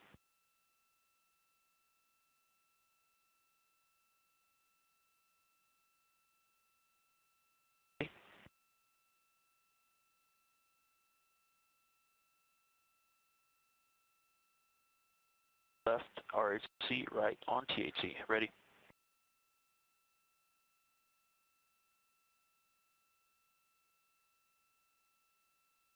All right, and I'll get the yaw out to 2 degrees. Okay, it's there. Okay, range, it's just side of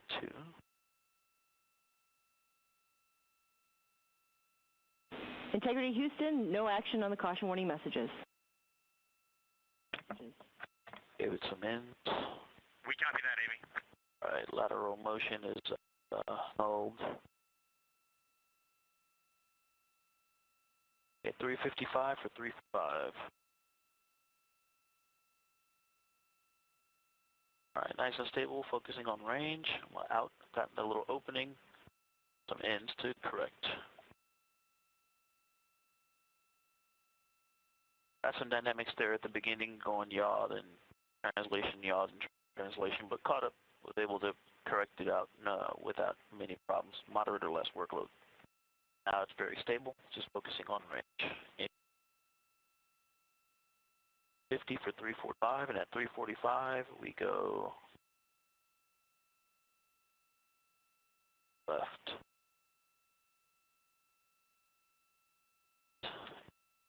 For 345.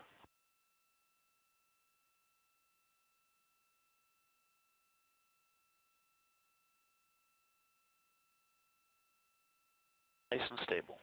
Range is good. 48 for 3.5, nice and stable, so we're in a good position to go course.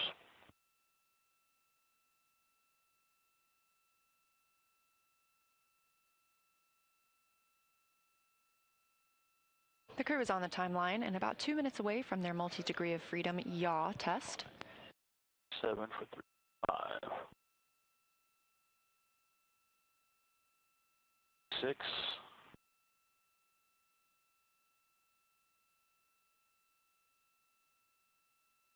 Yeah, that rate has gone down quite a bit.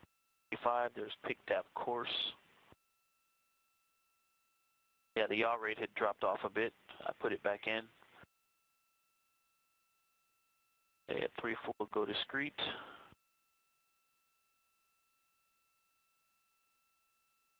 .342. All right, coming up on 3.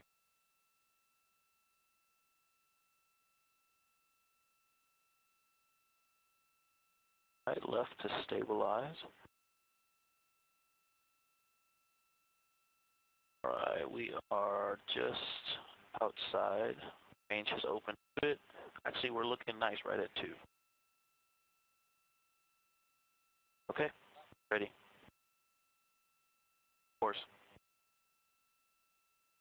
Stand by. It's nice and stable.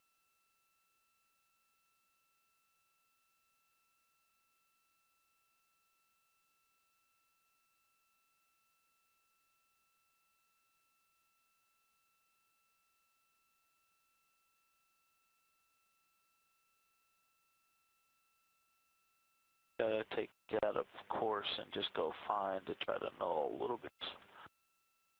Oscillating around centered. Okay, I'm ready. Pick that.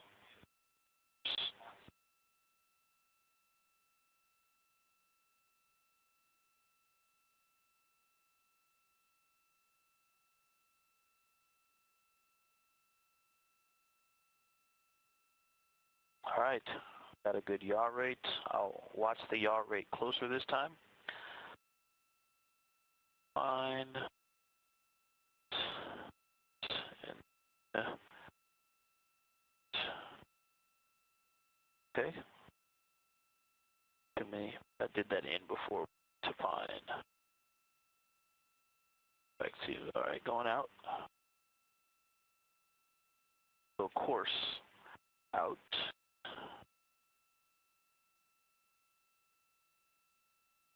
All right, there we go. I see opening. Everybody concur? All right, thank you. I'm going to go back to fine. All right, that yaw rate is slightly dropping off. I'm 348. One more out. I'll be 355 going to 350 for 35.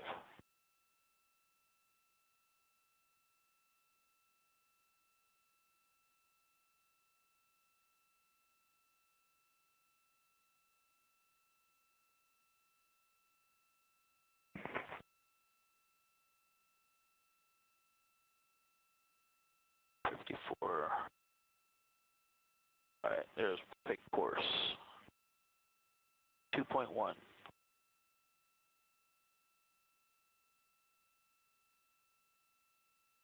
Again, a little dynamic at the beginning, but to stabilize all the motion and correct it. Going up on 0.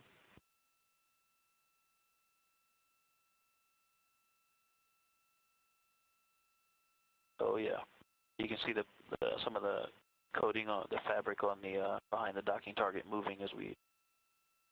It's all right. We're stabilized about 1.75. Houston, yaw multi-axis test complete. Copy.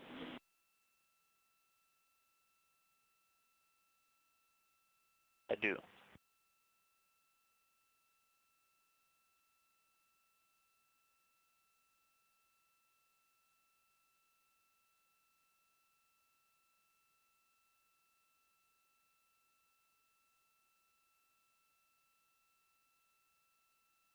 Okay, I think we've stopped the opening.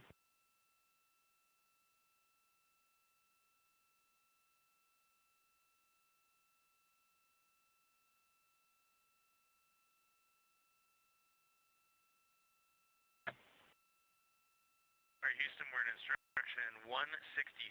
TTIG is not yet quite within 29. Waiting your instructions.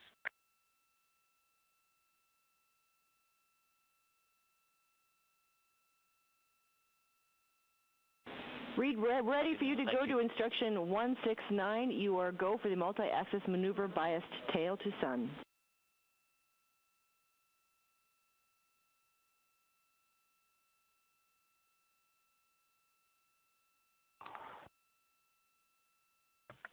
Coming up on 1 hour since separation from the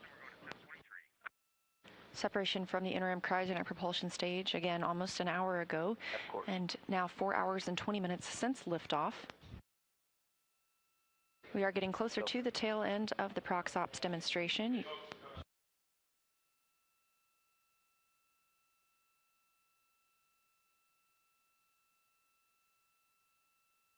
Again, during this demonstration, Victor Glover, the pilot aboard Orion, was manually piloting the Orion spacecraft in relation to the interim cryogenic propulsion stage. You can see that ICPS on the left side of your screen. And that ICPS visible through the docking camera. 1.75. 356 for 353. Copy. 355. Of course, we're not docking to anything on the Artemis 2 mission, but this test helps us understand how Orion flies manually and helps us prepare for future missions when we'll need to dock to a lunar lander.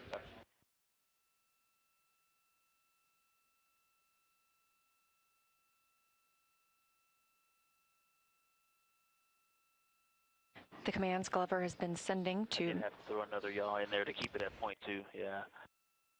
Overall, guys, this flies very nicely. Copy, 347 for pulse.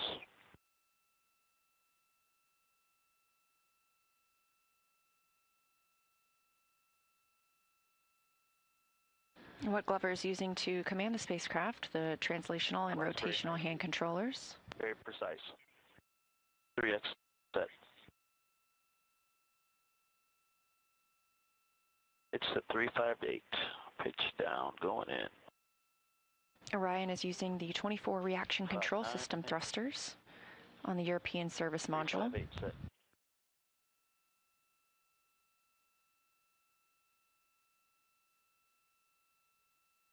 All right, going back to center. So course, then getting the docking count, target back to center. Focus on being stable. Yeah, the thruster firings are a lot less aggressive than I thought it would sound or feel, like driving on a gravelly road. The response is quite immediate. Not all the axes are even. Roll is very, very slow, but pitch and yaw are very snappy and responsive.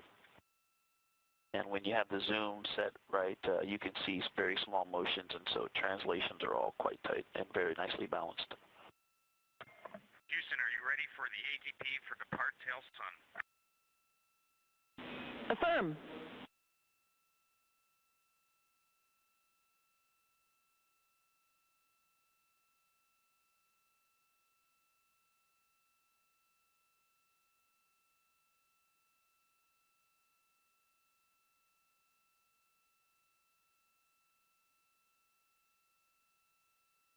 Auto inertial. Just going for stable, and we're stable. Step 25.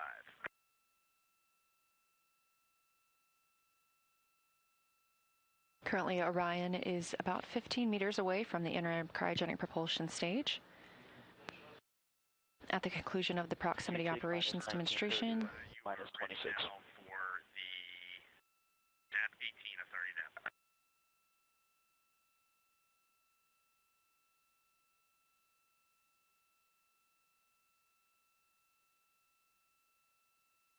And Reed, please repeat. Holding on instruction 185, just want to make sure you are ready for DAP 18 and go for departure. Go for DAP 18 and go for departure. Copy, Houston, that's in word. Capcom Amy Dill calling to the crew. They are go for departure from the interim cryogenic propulsion stage. 3 outs. Houston, integrity departure initiated. Copy. Orion is now backing away from the interim cryogenic propulsion stage. The proximity operations demonstration is complete. Coming up next, we will have the upper stage separation burn, providing distance between Orion and the ICPS. Oh, wow, look at that. Wow.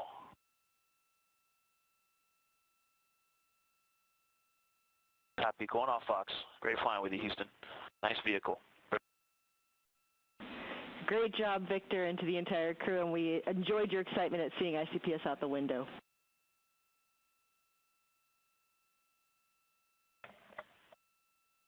And Houston, I am bringing the exposure control down to 1 so that we get some video. Let us know if you want that higher for your bearing test.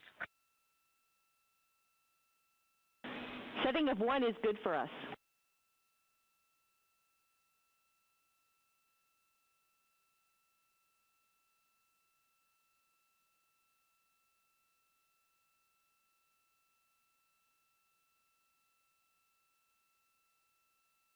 This is a live view from the Vehicle Ascent and Launch Operations Room. This is Valor, the ULA launch team support room. They are responsible for observing any program issues that may require their experience to correctly detect and assess. They've been monitoring the health of the ICPS prior to launch. Houston, no action on the cautions. They've been monitoring ICPS since before launch, through launch, and obviously during the proximity operations until the ICPS end of mission.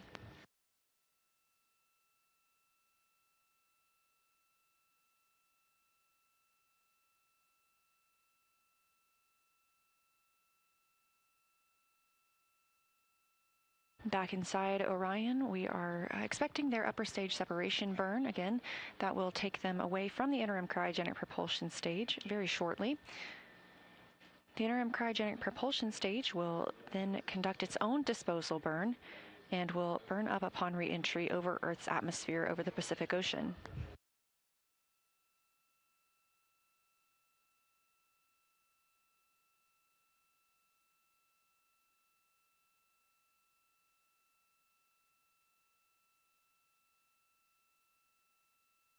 This view of the interim cryogenic propulsion stage. Copy.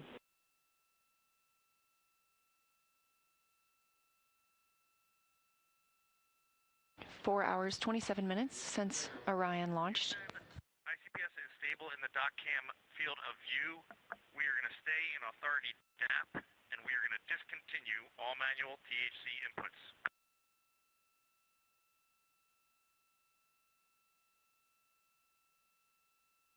Copy, Reed. Please take dock cam exposure to 0, wait 20 seconds, and then take back to 1.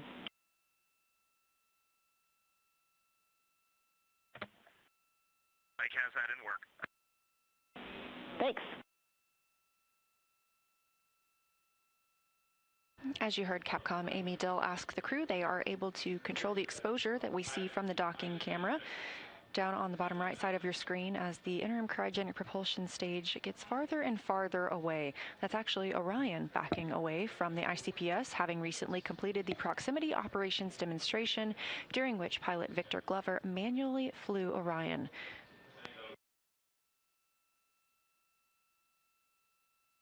On the left side of your screen, you can see Glover in the left. He's currently in seat 1, having conducted those prox ops. And on the right is NASA astronaut and commander of Artemis 2, Reed Wiseman. And Houston, here comes the ATP for RPod 2 coast. We're ready.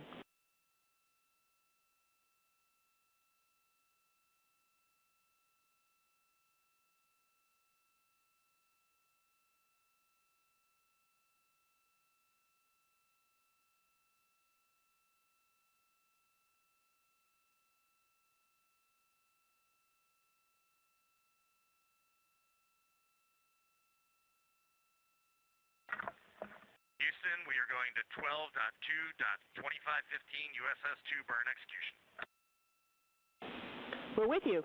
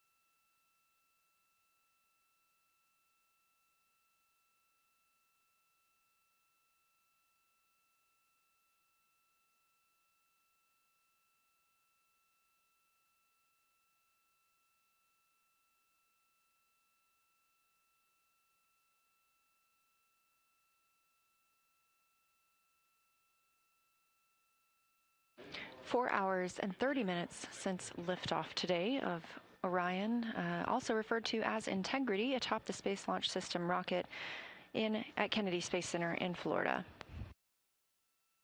The crew continues to back away from the ICPS, the interim cryogenic propulsion stage that was used for the perigee raise maneuver, and the apogee raise burn that put them in the high Earth orbit where they're at now.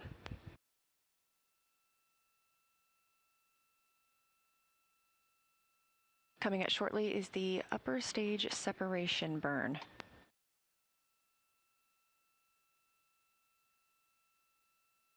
Upper stage separation provides what we need to distance Orion and the interim cryogenic propulsion stage even further. The ICPS will have its own disposal burn. Houston, for awareness, 2 minutes until ICPS maneuvers.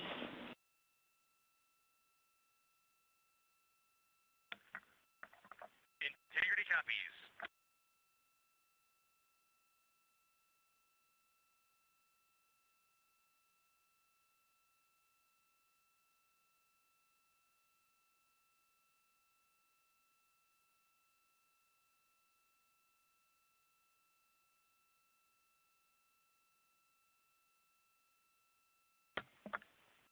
Houston, we're checking with you in step 4, burn config ATP.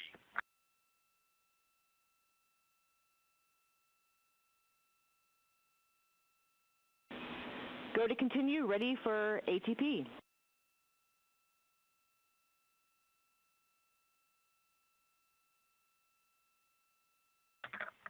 Houston, ATP burn config is go. Copy.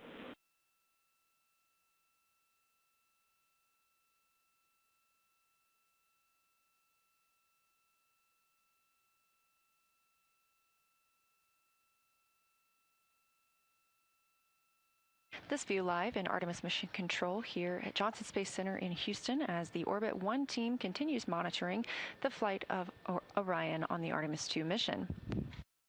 We've just completed the proximity operations demo, during which pilot Victor Glover manually flew the Orion spacecraft, the first time anyone has done so.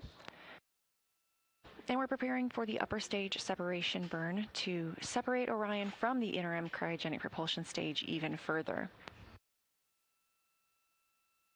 Major burns after this point are using the OMS, the Orbital Maneuvering Service Engine, on the European Service Module. There are also some 24 reaction control system thrusters on the European Service Module.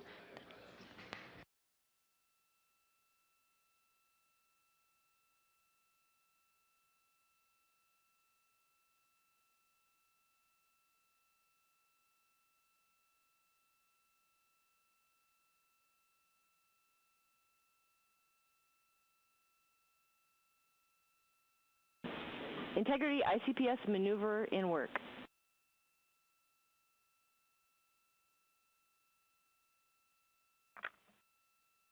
Integrity copies. The interim cryogenic propulsion stage making an additional maneuver ahead of the USS-2 burn. That USS-2 burn coming from Orion. The ICPS will have its own disposal burn and will burn up upon re-entry over the Pacific Ocean.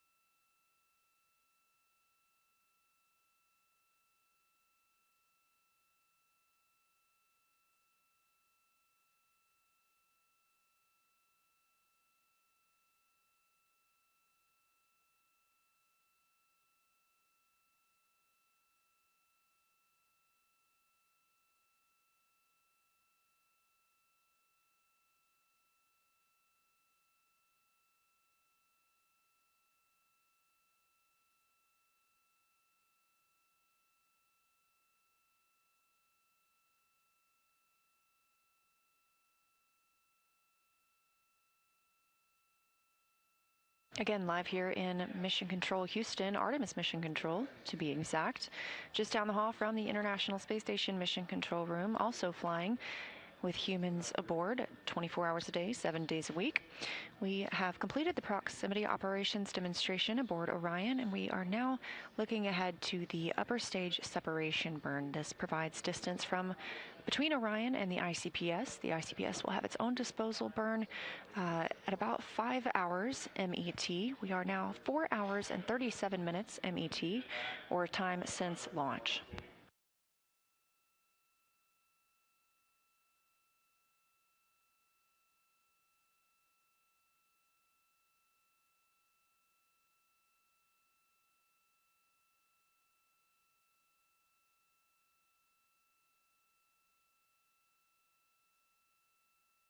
It's been a long day for the crew aboard Orion, and they still have a few tasks to complete before they can go to bed tonight. Of course, we'll have the upper stage separation burn that they will need to monitor. They'll continue doffing and stowing suits. Houston's here. Can you confirm what status you want us for suit drying? Checking.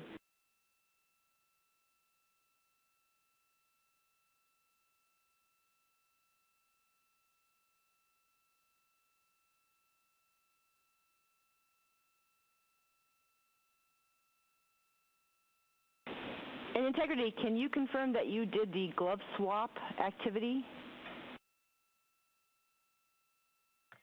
Negative, we did not do the glove swap activity.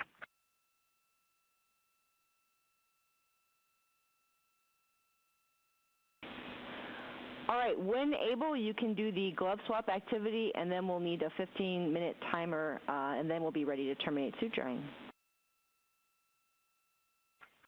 Integrity.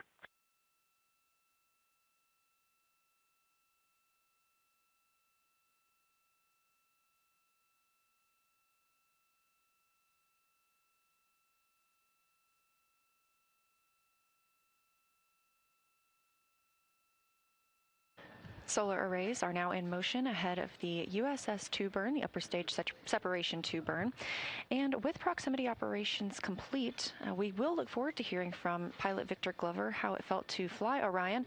But just before his launch, we got to ask him how it felt and how he was looking forward to it. As a test pilot, the opportunity to fly a spaceship is just a dream. It's unreal.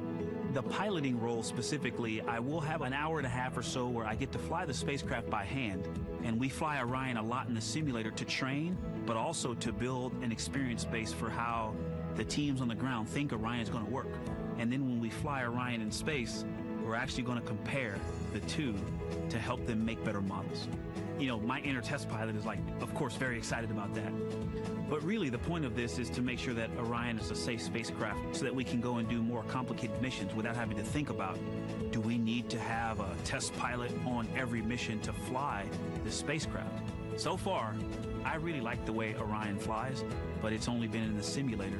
And so the ability to fly one actually in space on a test mission is just a really unique opportunity.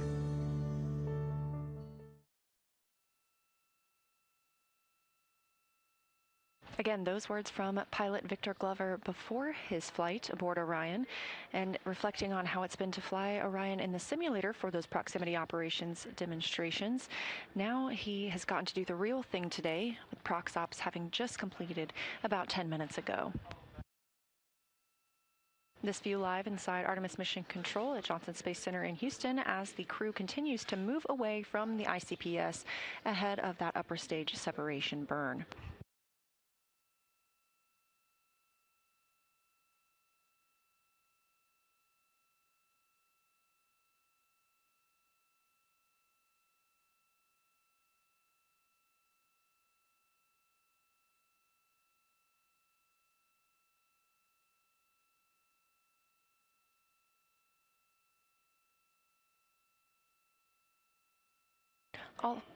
All four solar arrays are now in position ahead of the upper stage separation burn.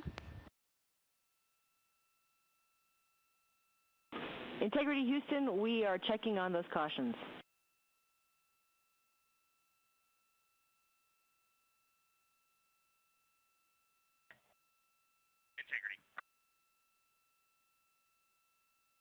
Orion is now maneuvering into the proper attitude ahead of that upper stage separation burn.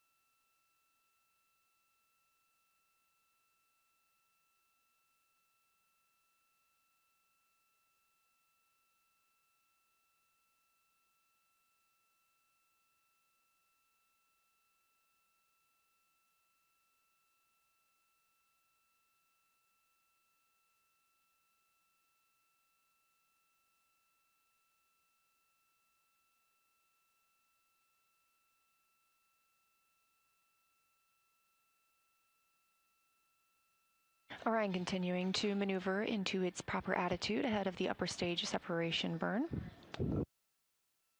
After this burn, the crew has a little more work to do before they can go to sleep. It's been a long day for them, having woken up about 8 hours before launch.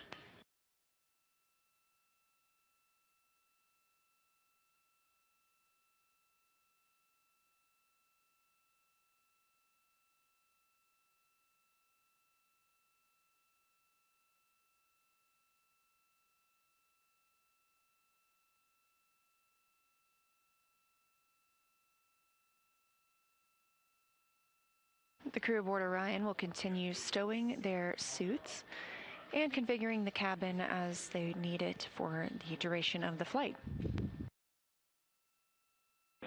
At Integrity Houston, those caution warning messages for prop were seen on manifolds being used for maneuver to burn attitude. Still go for USS-2.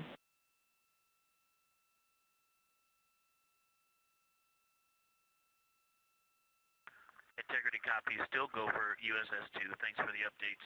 And the crescent Earth from almost 20,000 miles looks amazing. Thanks for that report.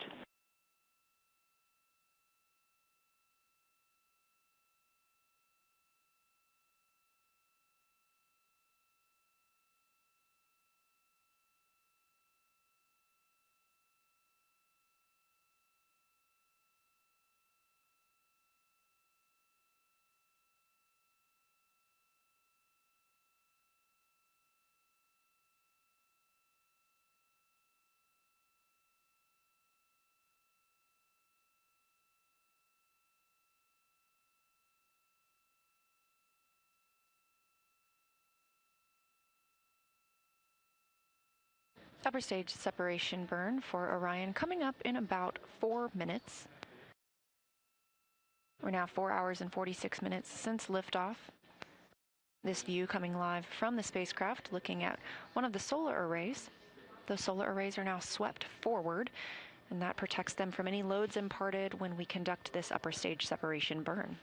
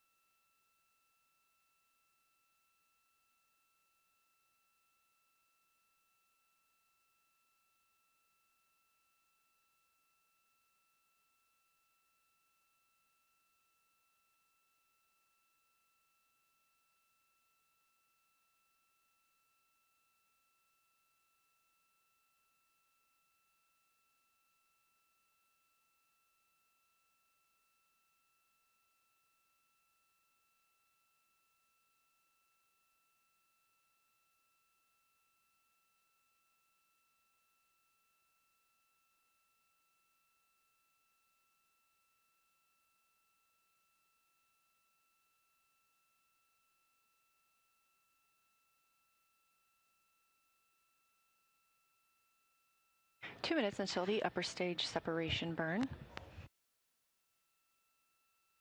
This will be the last burn of the evening. The crew will continue stowing their suits. They'll configure the cabin.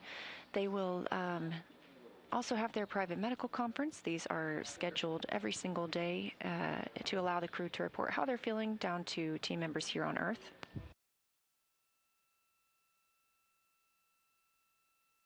Then they'll get into their pre-sleep and their sleep for the evening.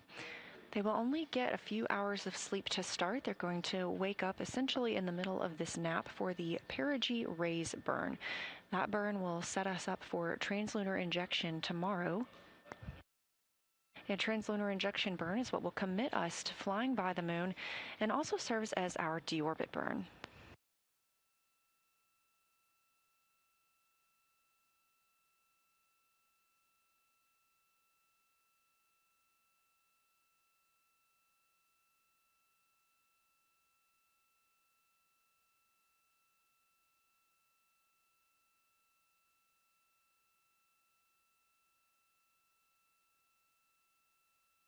Less than a minute now until the upper stage separation burn.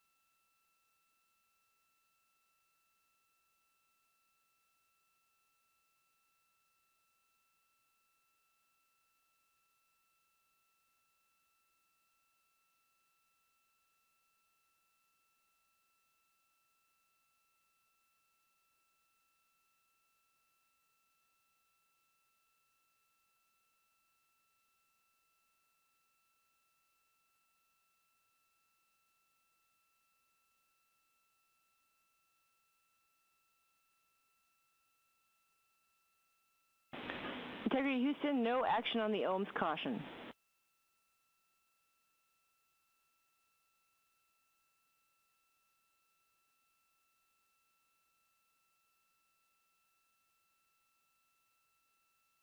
Integrity copies. And we have confirmation of the upper stage segment burn, start and complete, very short burn. And Integrity Houston, no action on the RCS prop cautions. Let's taking a look. Okay, copy. And we show about 10 seconds to go on a trim burn, and that is looking good. Attitude is stable. Copy.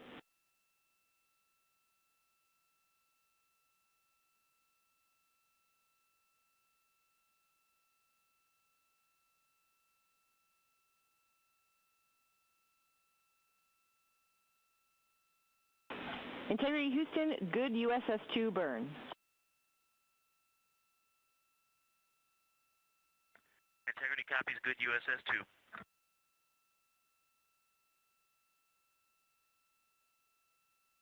Confirmation of a successful USS-2 burn, upper stage separation. This view live from Orion. You can see on the right the solar array.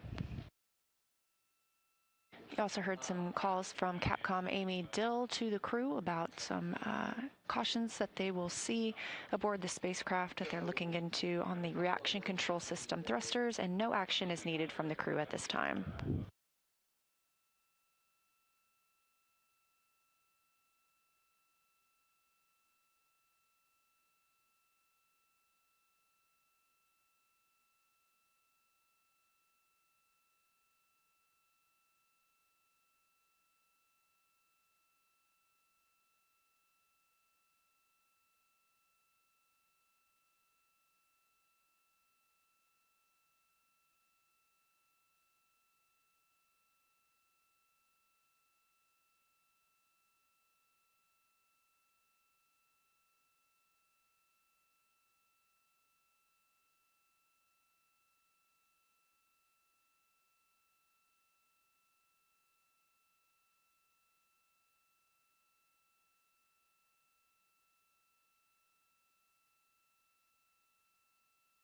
Houston Integrity and procedure 12.2.2515 USS-2 burn execution.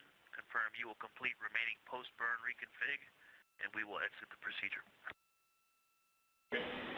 We concur. We'll take it from here.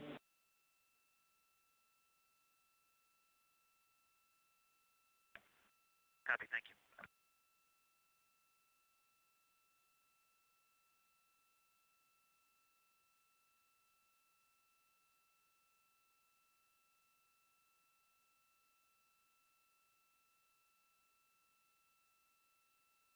With proximity operations complete and the upper stage separation burn complete as well, we are now looking to the ICPS, or interim cryogenic propulsion stage disposal burn. We will not see this or get data on it. It will burn up upon reentry over Earth's atmosphere over the Pacific Ocean.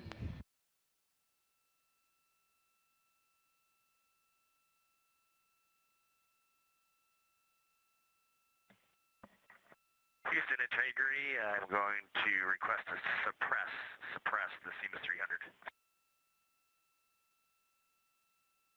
300. Copy and checking. And Reed, we will suppress from the ground the CMS 300 caution.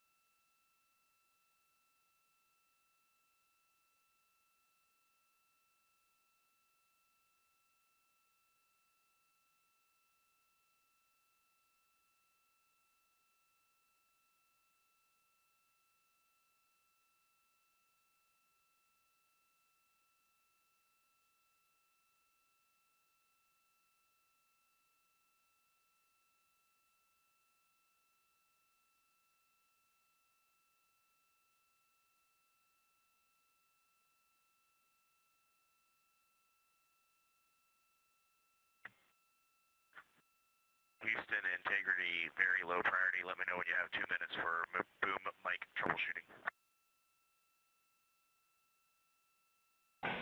We have the time. Okay, Amy, as we're learning how to use this mic, I'm talking in a conversational level with the mic about a half a centimeter from my mouth. How do you hear me right now?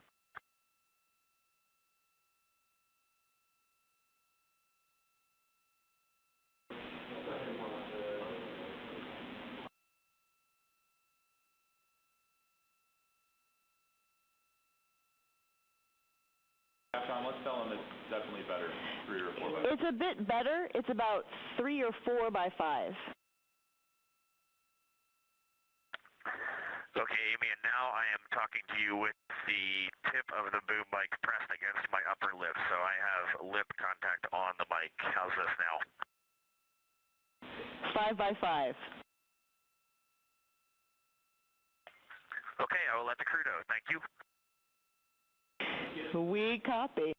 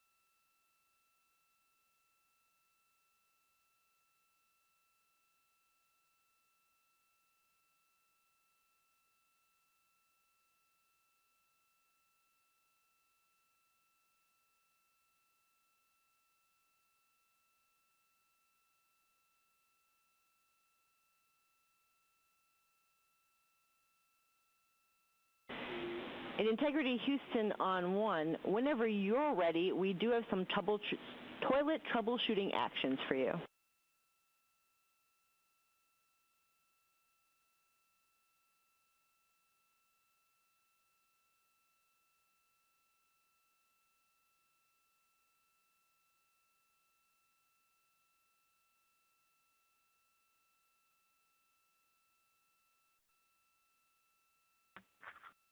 Okay, Houston, we copy on toilet.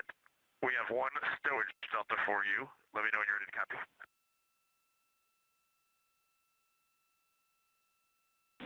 We're ready for stowage delta. Very, very simple. The PWD cover is in Foxtrot 2, not Foxtrot 3. We copy. Okay, Amy, just give us about 2 minutes and we'll be ready for the toilet orders. Standing by.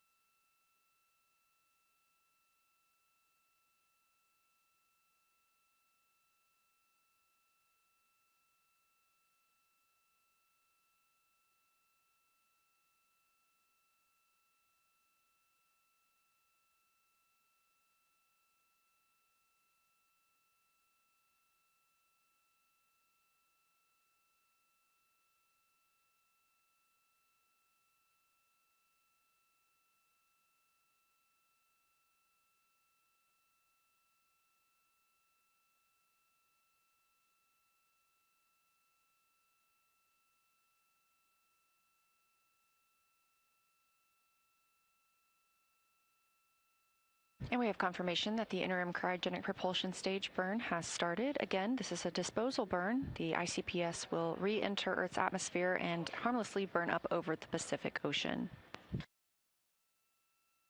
Additionally, we are expecting the CubeSats to be released soon. These will be released from the Orion stage adapter on the Space Launch System upper stage into a high Earth orbit, where they will conduct an orbital maneuver to reach their own desired orbit. These are 5 CubeSats from space agencies including Germany, South Korea, Saudi Arabia, and Argentina. They have their own distinct objectives completely separate from NASA's mission. And these CubeSats are shoebox-sized payloads that have the potential to expand our knowledge of the space environment. The German Space Agency, or DLR's Tacheles CubeSat, will measure effects of the space environment on electrical components to inform technologies for lunar vehicles. The Korea Aerospace Administration, or CASA's KRAD Cube, will use a dosimeter made of human-like tissue to measure space radiation and biological effects across the Van Allen radiation belts.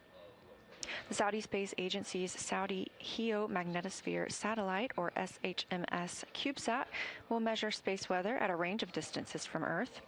And Argentina's Comisión Nacional de Actividades Espaciales, or CONE, has a CubeSat called Etna, which will assess radiation shielding methods, measuring Earth's radiation spectrum, collecting GPS data, and validating a long-range communications link. By working with other countries to fly these, Houston's here. Hey, Amy. Without knowing what's going on later this day, how important is the 4K encoder setup? Checking.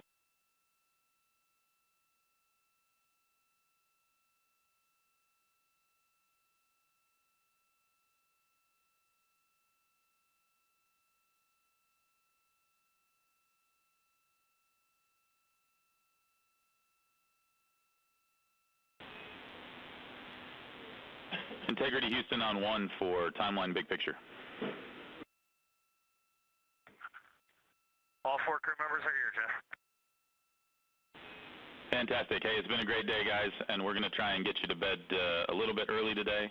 We do want to do the 4K encoder setup as well as the toilet troubleshooting. I don't think it'll take very long. Ideally, we'd get that done here in the next hour or so, along with the conferences, and then get you guys to bed a little bit early. That's what we're thinking down here.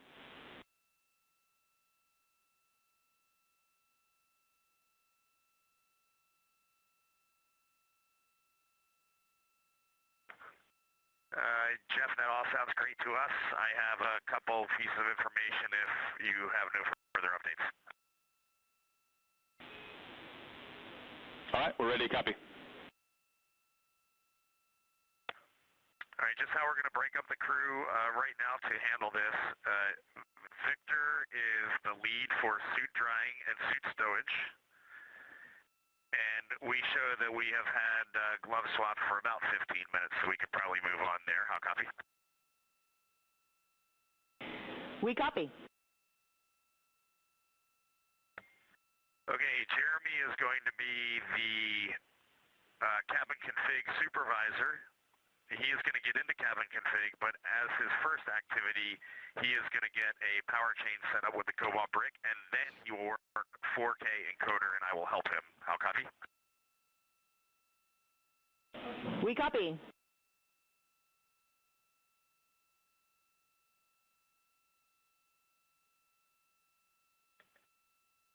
Christina is going to work the toilet troubleshooting with you, so when you all are ready, if you are happy with what Ike, with what Victor and Jeremy are doing, I will hand the comm and the toilet lead over to Christina. Copy, stand by for data rate change.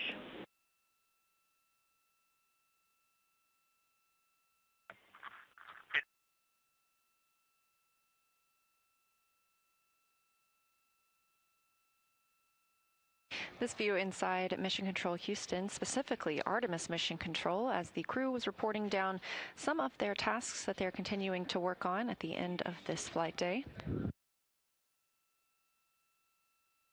It's been a very busy day for the crew so far, again waking up about 8 hours before liftoff, which was now 5 hours and 5 minutes ago.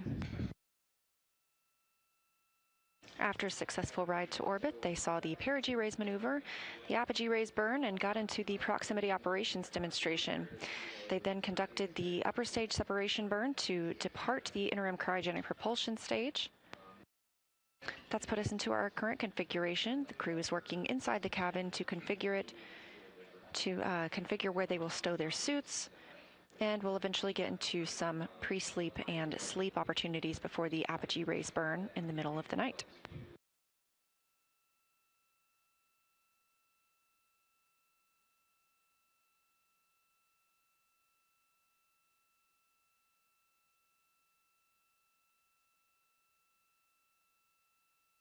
That'll actually be the perigee raise burn in the middle of the night. They will wake up from a brief nap and monitor that perigee raise burn before getting some more sleep and starting their next flight day tomorrow.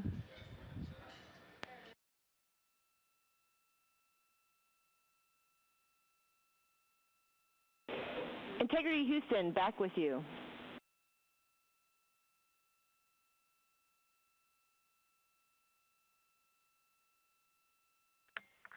Amy, we have you loud and clear. Same, and last we copied is that Christina will work toilet troubleshooting.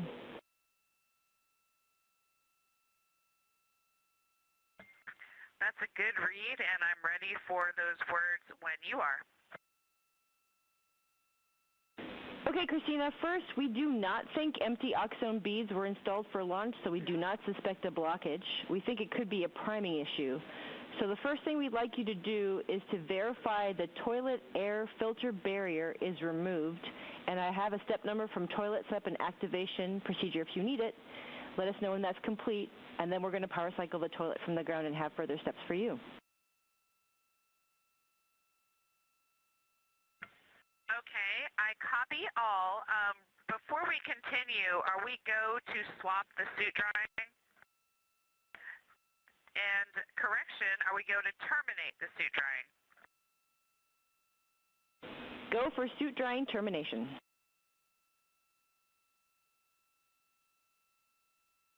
Copy. And Amy, for the air filter barrier removal, is that the nominal removal that's in the toilet setup and activation procedure that I ran? Affirm, it was step 5. Yes, I did complete that step.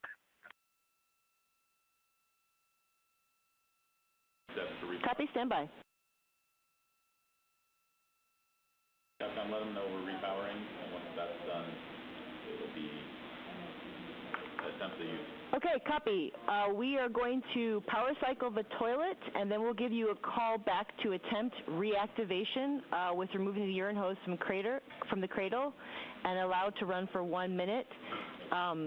And then we would also like you to have available 250 milliliters of water. And we're not ready for that yet. We'll let you know when the power cycle is complete. Copy.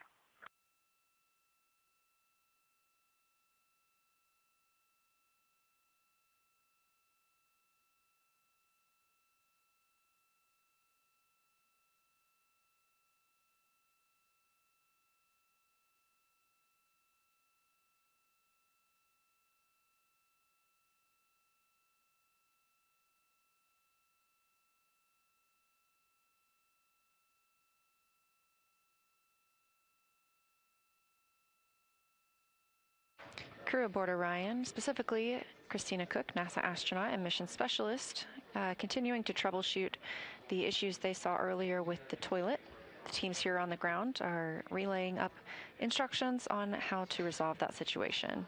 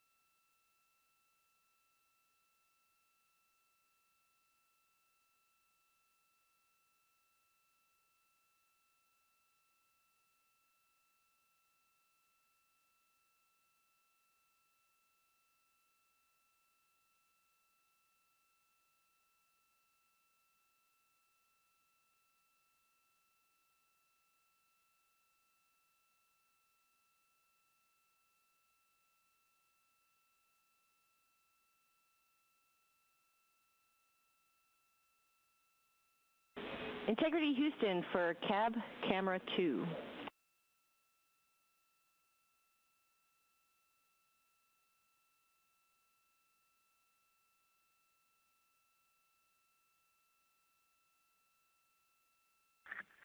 Go ahead. Hey, Christina, for your and the crew's awareness, you may see the cab camera 2 light turn on. We are not streaming video. We're just getting a listing of files.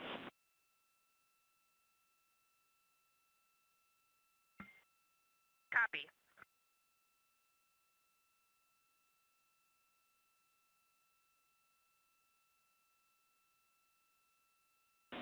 And Integrity Houston for Christina and toilet troubleshooting.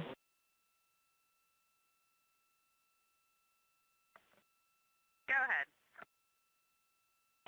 Okay, Christina, we're ready for you to attempt reactivation of toilet by removing the urine hose from the cradle. Please allow it to run for 1 minute, and then if that's joy, you can deactivate toilet and give us a call.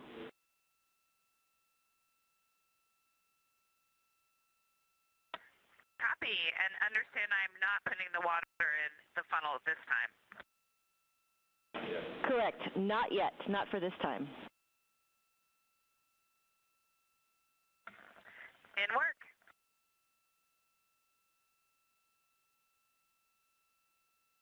Capcom Amy Dill relaying some words to NASA astronaut Christina Cook on how to troubleshoot the toilet issue they experienced earlier.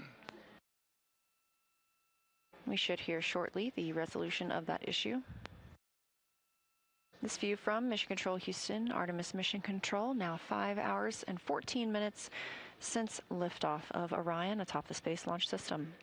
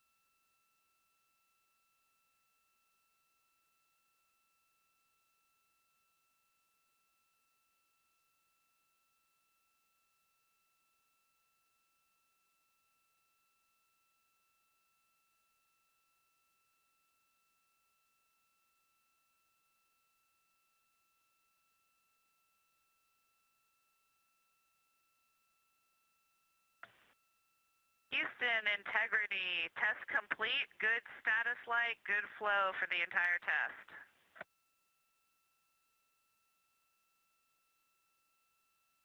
Okay. Good news, Christina, and we are discussing next step. Stand by.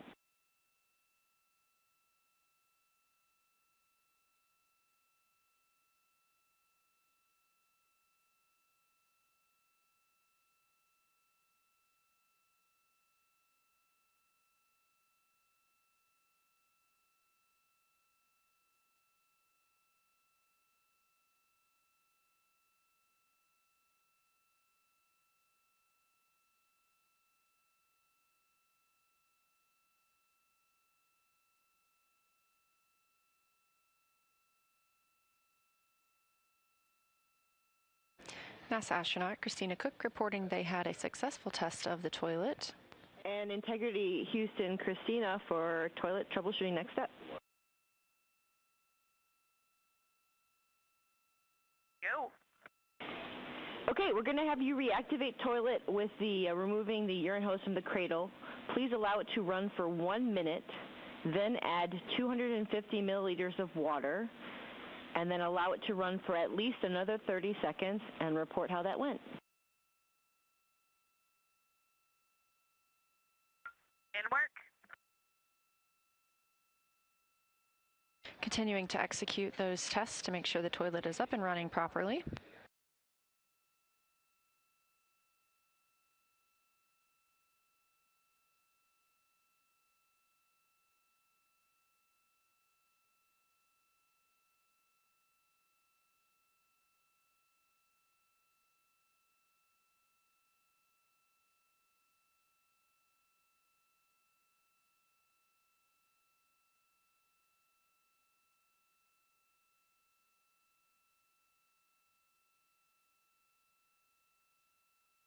Also on the timeline for the crew tonight is an AGA reading, or an anomaly gas analyzer checkout. They will test the air inside the cabin. They do this a couple of times a day to make sure that the environment inside the Orion spacecraft is as we expect. Again, this is the first time we've ever flown humans aboard Orion. It is a test flight, and so we're testing every single specification possible in preparation for future missions.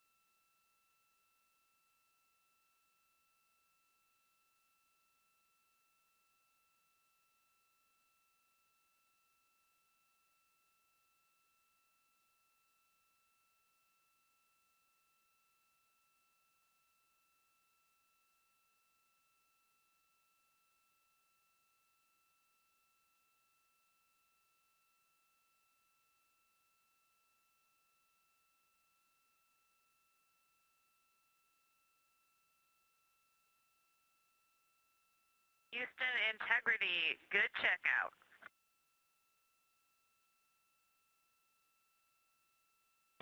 Okay, excellent news, Christina, and we are discussing if there's anything further we need.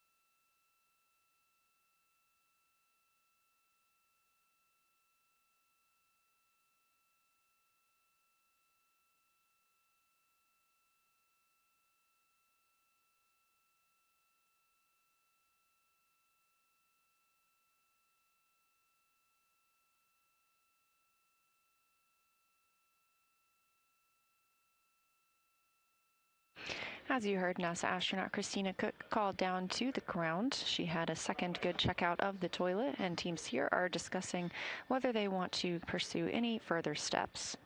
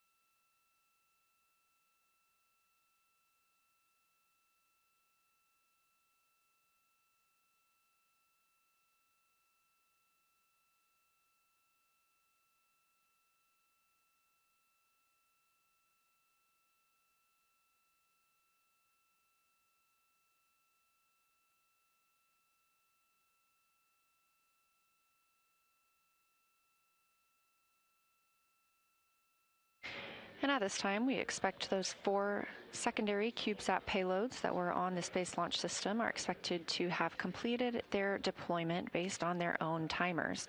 Now, we don't have direct confirmation of this, but the payload teams will be able to communicate with and track their CubeSats.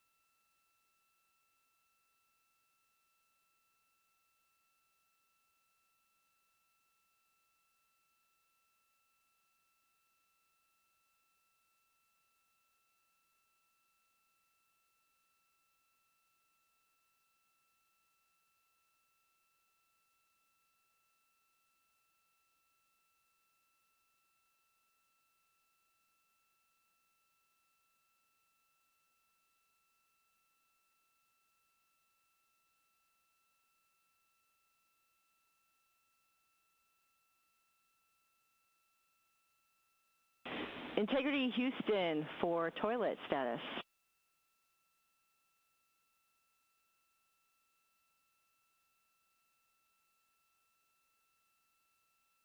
Go. Happy to report that toilet is go for use. We do recommend letting the system get up to operating speed before donating fluid, and then let it run a little bit after donation.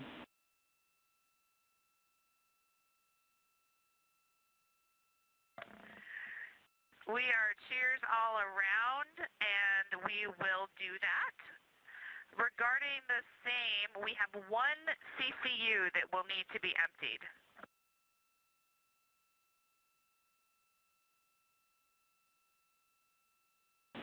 We thought you might, so we went ahead and warmed up the heater, so you're good to empty the CCU at your convenience. We copy all. Thank you. And correction, we actually want you to hold off for now on the CCU emptying for potential GNC impact. So we'll let you know when we're ready for that. Understood. Further confirmation from the ground teams and crew that the toilet issues have been resolved and that the crew will be go to use the toilet as normally planned.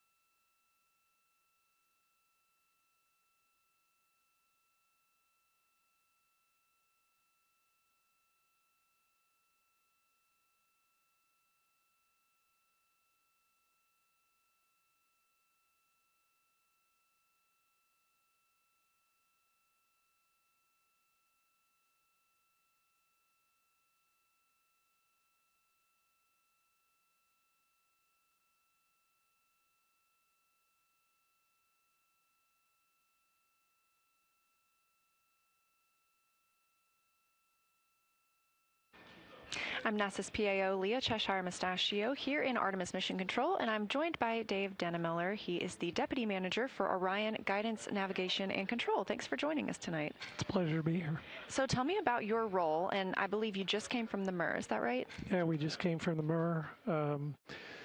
I lead a team of people who developed the guidance, navigation, and control system for Orion. It's kind of a mouthful, but basically, where are we? How do we get to where we want to go? And how do we control the vehicle? We work hand in hand with the people in this room, the flight controllers, and we developed the ProxOps demo and all the other flight ops that we're doing on Artemis 2. And well, now that we're through the ProxOps demo, I would love to hear about what your team was hoping to learn during that demonstration. Yeah, it's a very important data collection activity on Artemis 2. There are basically three categories of things we wanted to learn. Controlling the vehicle involves a whole loop of hardware, software, and people. So we start with the docking camera view that you saw on the NASA TV. And that goes to the display unit that the crew looks at. The crew has to interpret that image and decide what to do. And they make commands to the computer and the hand controllers that you saw the crew members deflecting. And those go through our algorithms to determine which jets to fire. And then we have some electronics to pass those commands along. And that causes the vehicle to move, which goes back to the docking camera again. So it's a big loop. And the ProxOps was testing that whole loop to see how it worked. The second category of thing is the docking camera. Cameras in space have historically had problems because the space lighting is very, very tough on cameras. The brights are very bright and the darks are very dark, very high contrast environment. So we've done all the testing we can with the camera on the ground, but there's nothing like testing it in the space environment to see how it will really work. And then the third category of thing is that when we got in close to the ICPS, we're doing very, very, very small maneuvers. They're less than 1/100th of a meter per second velocity change of the vehicle. They're so low that our IMU can't detect them. So we need a target vehicle out in front of us so that we can actually see the motion. So we collected all that data, and now we have some stuff to look at post-flight. That's fascinating. And I know pilot Victor Glover was really excited to see, and really quickly, we are getting an amazing view right now, I believe, from Orion, and that may be the Earth or the Moon in the very background.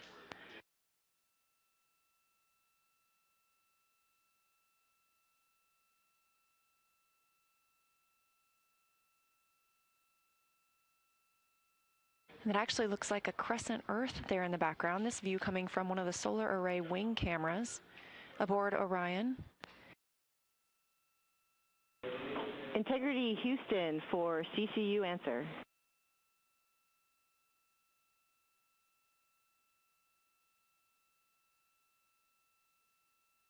Go ahead. Christina, two options for when you can dump the CCU. One option is today at MET, 6 hours, 35 minutes, which was during a planned dump time for us. Or we can find a time for you to empty the CCU tomorrow.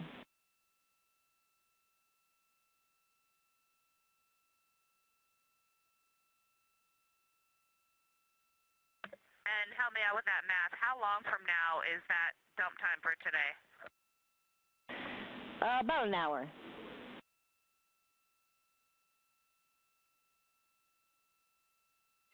And I think we'd prefer to do the dump today during that time.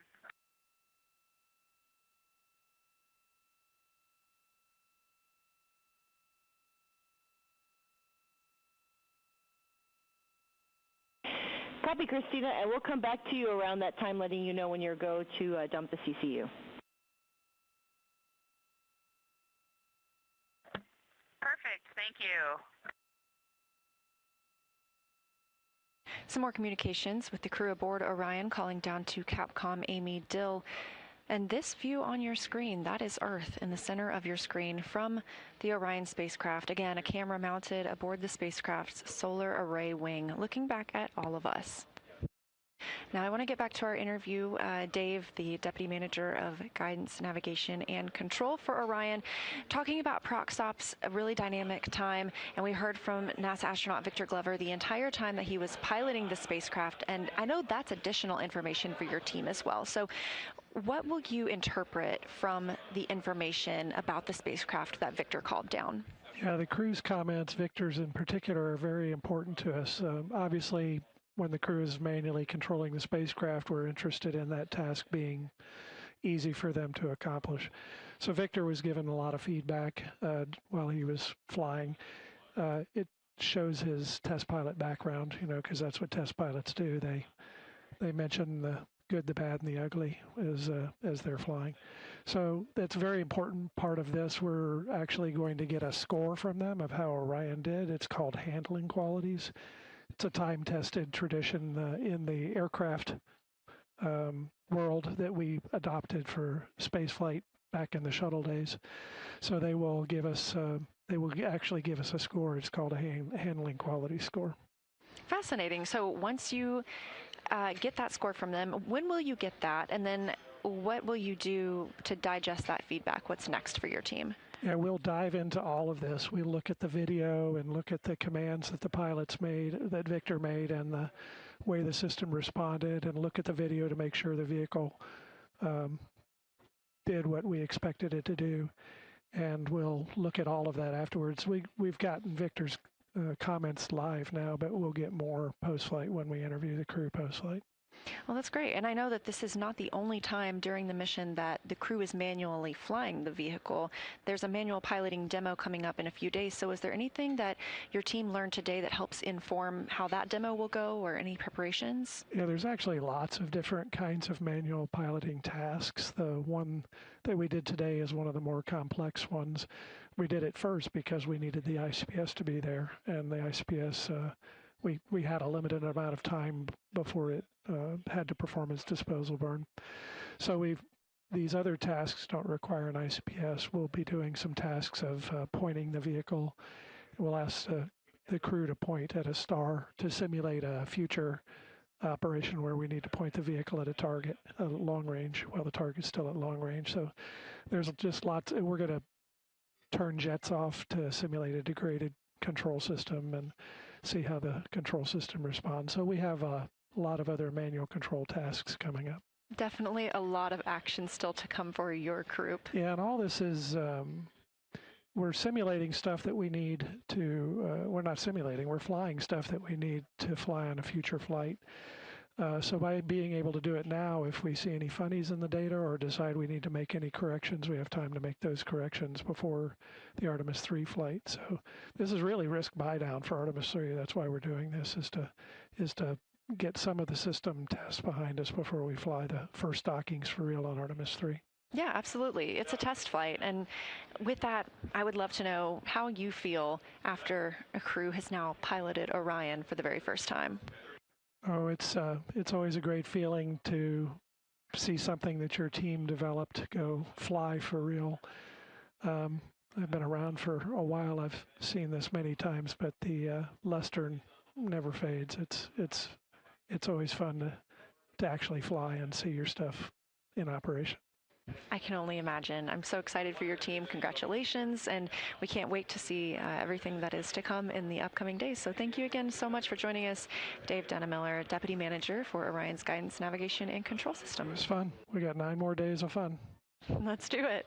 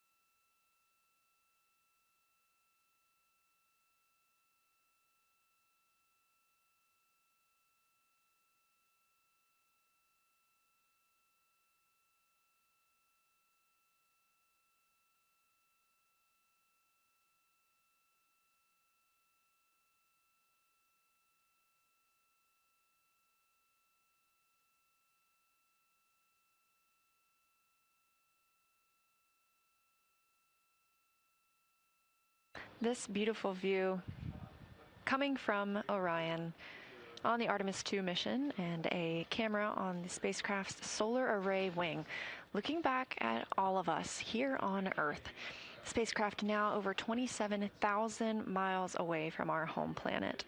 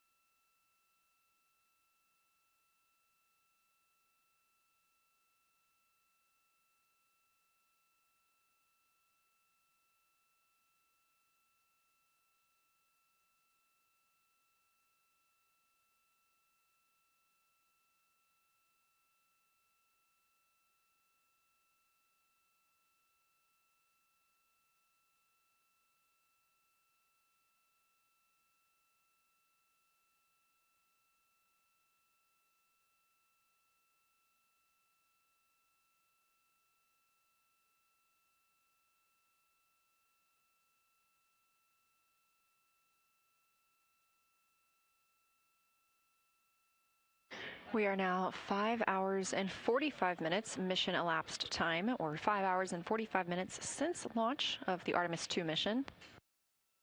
This view looking back on Earth from one of the cameras on the spacecraft's solar array wing. Things will start to get a little quieter from the crew. Of course, we heard quite a lot from them during the Prox operations demonstration when pilot Victor Glover manually flew the spacecraft around the interim cryogenic propulsion stage.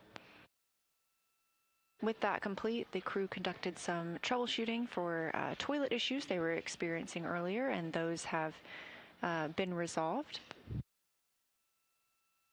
They also continued drying and stowing their suits, configuring the cabin for the mission. They will have a private medical conference later today as well to report how they're feeling to teams on the ground. And eventually they'll be able to get into some sleep. Of course, this is not a full night's sleep, as they will have the rest of the mission, because they will move into a perigee raise burn. That perigee raise burn timelined for 12 hours and 55 minutes mission elapsed time, so just about 7 hours from now. After that perigee raise burn, they'll get the opportunity to get a few more hours sleep before waking up tomorrow and starting another day.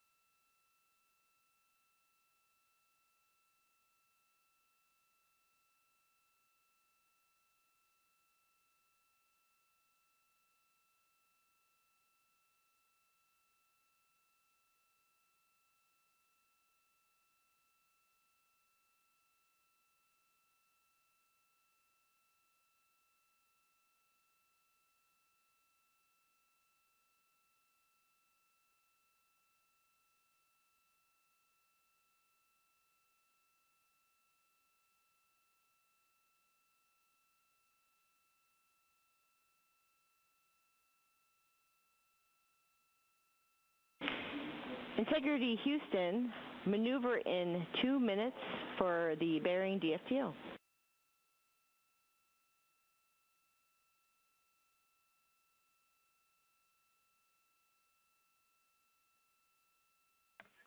Integrity copies. And timeline question, would you like us to do the PCS O2N2 med checkout activity? Indeed we would, and you are go in step 1.1. Copy all.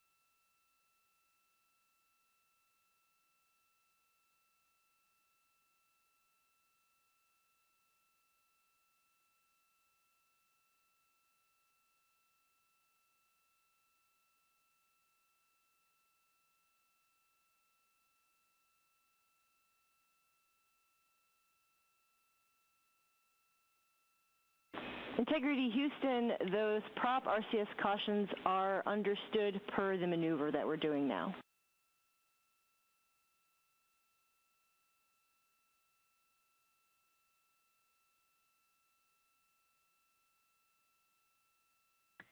We copy.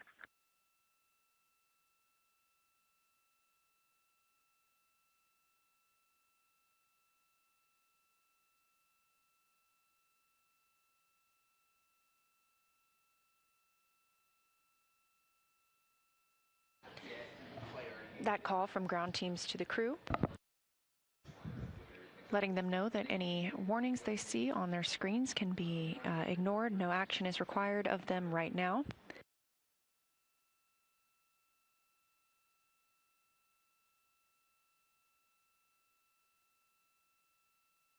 Those are reported by prop about the reaction control system thrusters. We've seen those a couple of times tonight, and teams on the ground are working a forward path. Right now, they'll be able to quiet those alerts on the crew's displays.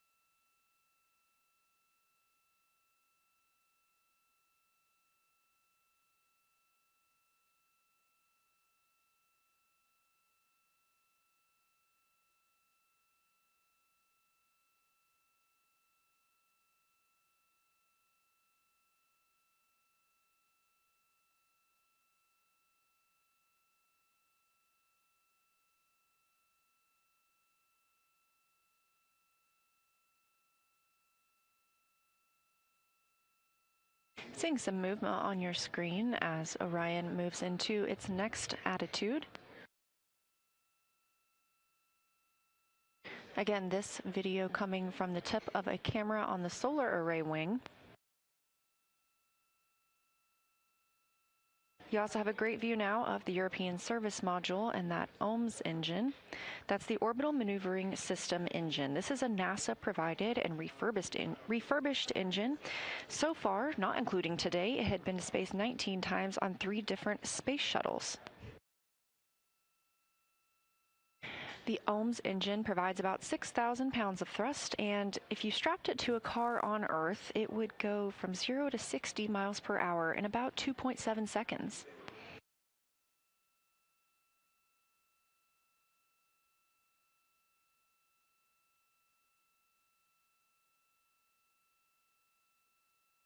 Now 5 hours and 55 minutes since liftoff of the Artemis II mission.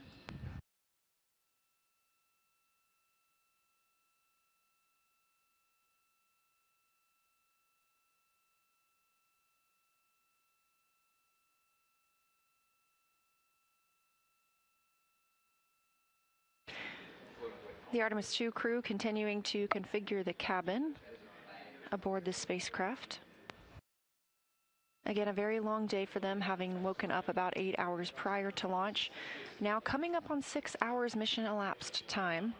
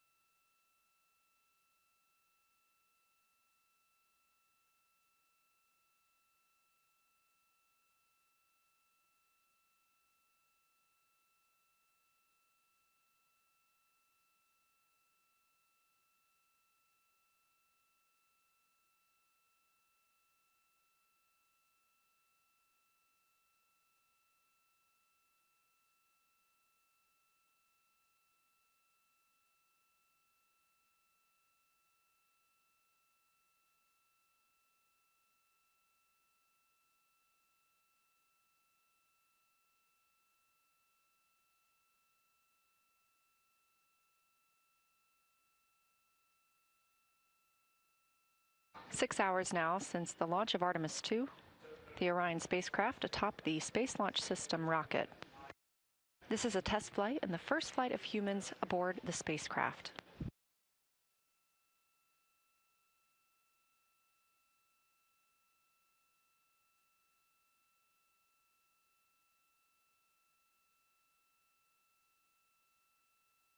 And this view on your screen coming from the Orion spacecraft, a camera on its solar array wing looking back at us on Earth. Now we do have 4 astronauts working aboard the spacecraft. The commander is NASA astronaut Reed Wiseman. He's a Baltimore native. He's been in space before, and he was a flight engineer for Expedition 41 aboard the International Space Station from May through November 2014, a total 165-day mission, working on science experiments in areas like human physiology, medicine, physical science, earth science, and astrophysics. He also served as chief of NASA's astronaut office from December 2020 to November 2022. Reed has 2 daughters. We saw those 2 girls waving at him as he departed the operations and checkout building today, boarded the Astrovan, and went to the launch pad. Artemis 2 pilot is NASA astronaut Victor Glover. He was selected as an astronaut in 2013, when at that time he was serving as a legislative fellow in the U.S. Senate. His first trip to space was in November 2020. He launched as the pilot of NASA's SpaceX Crew 1 mission, that was the first operational mission of our commercial crew program, resumed launching American rockets from American soil to the space station since the end of the shuttle program. Victor is a U.S. Navy captain and naval aviator who served as a test pilot.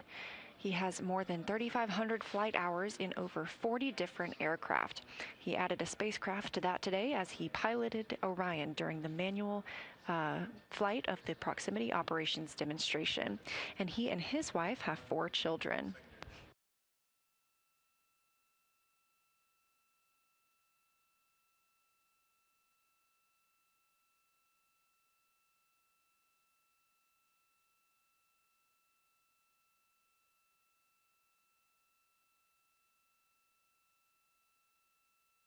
Next up is NASA astronaut Christina Cook. She is a mission specialist aboard Artemis 2 and a native of Grand Rapids, Michigan.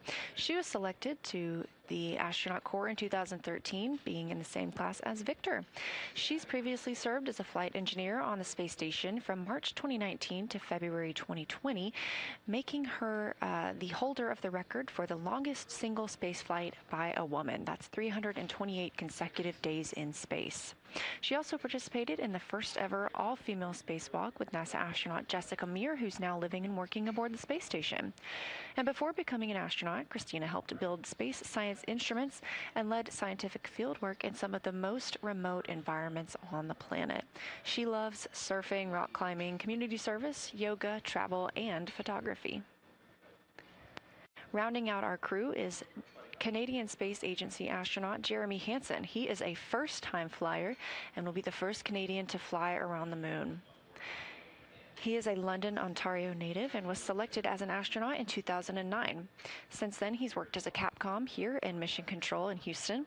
Capcom stands for Capsule Communicator, and that's the single person in Mission Control communicating with the astronauts in space.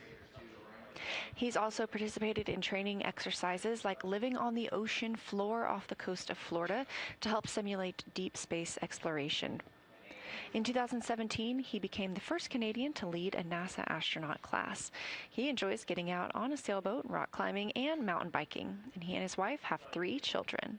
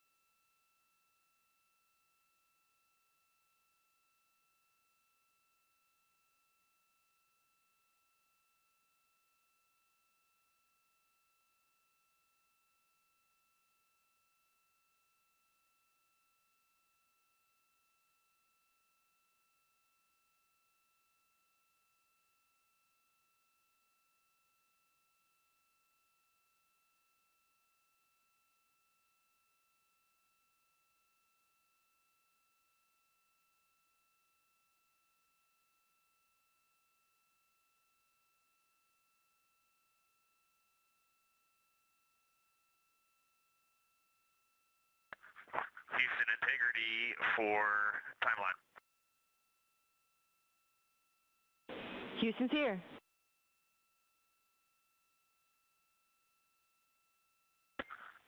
Okay, Amy, we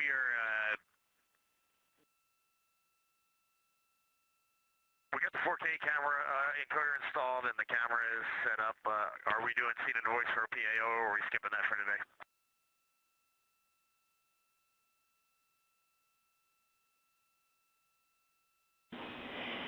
We do want to do a checkout of the 4K encoder, but we don't need to do scene and voice checks.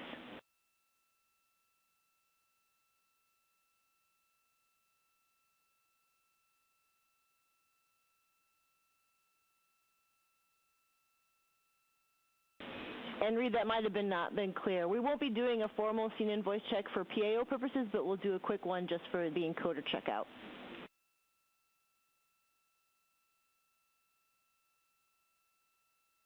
Okay, so there is no PAO event, but we are going to do a 4K encoder checkout. Copy, we're setting it up now.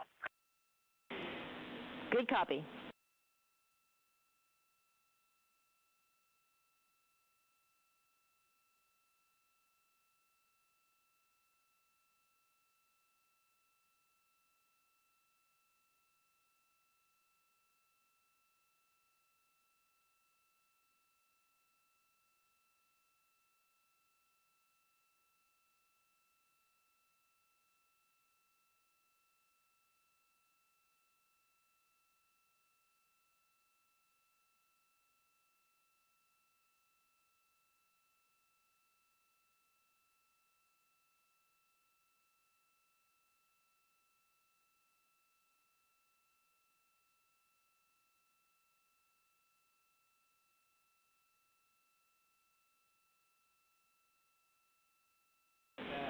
And Integrity Houston, we do have you on video for the 4K encoder checkout.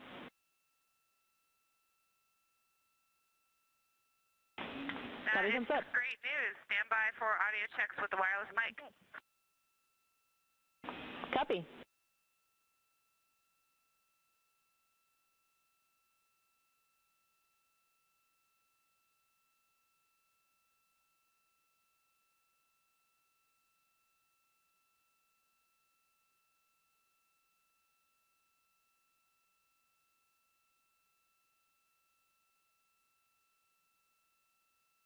6 hours and 10 minutes since liftoff. Amy, I just did audio with the wireless mic. Did you copy? You have good audio. And we copy good audio on the handheld mic.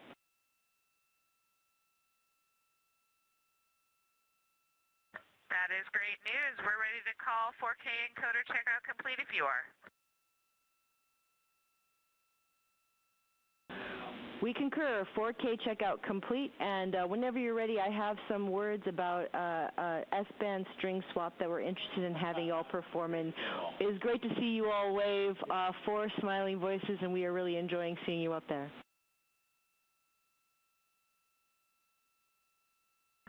Not as much as we're enjoying being here. That is true. And Rise is also smiling at you guys.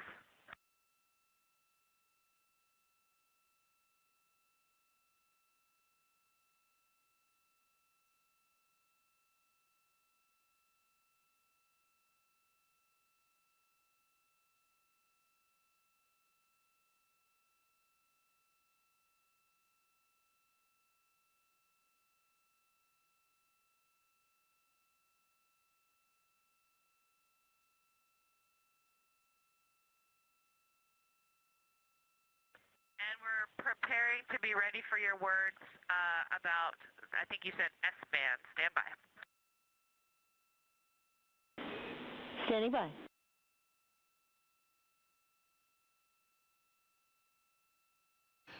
And ahead of our future public affairs events, the crew has completed a checkout of the 4K encoder video and audio. Completing that installation tonight will allow us to have them conduct some events starting tomorrow. This view on your screen coming from Orion, looking back at all of us on Earth. This is coming from a camera mounted on one of the spacecraft's solar array wings. Just a little crescent Earth. Now 6 hours and 12 minutes since launch. The first flight of humans aboard Orion.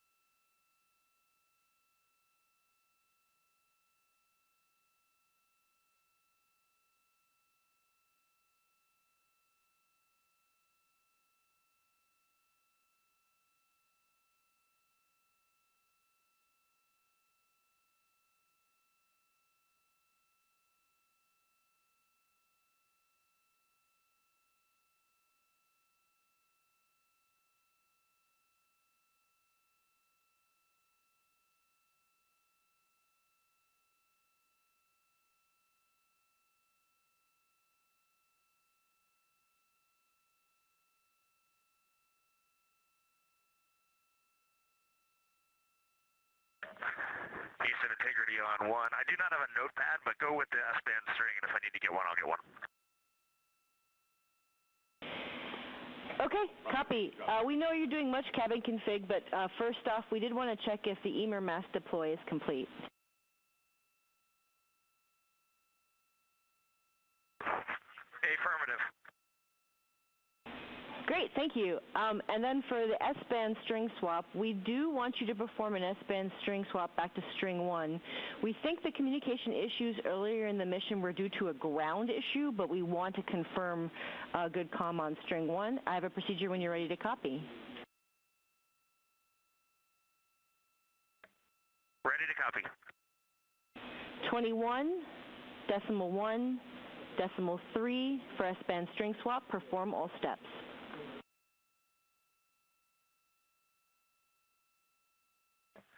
And do we have a get well plan if we don't pick you up on the other string?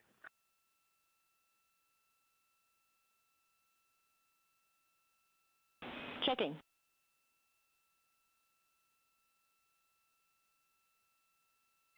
And Reed, if you swap to string 1 and you don't have comm with us for 2 minutes, you can swap back to string 2.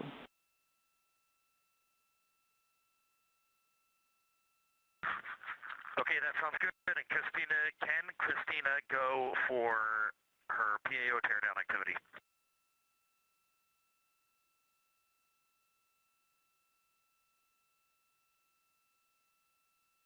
You are go for the PAO deactive activity. Okay, we copy that, and 21.1.3 is going into work, and we have at least one use on fluids in the toilet, and it worked great. We are so happy to hear that.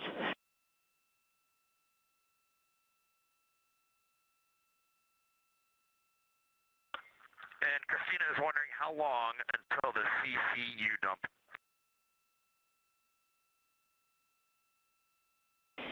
Approximately, standby.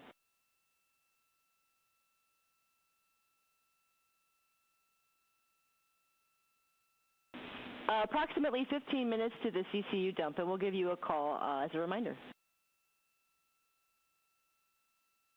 Copy.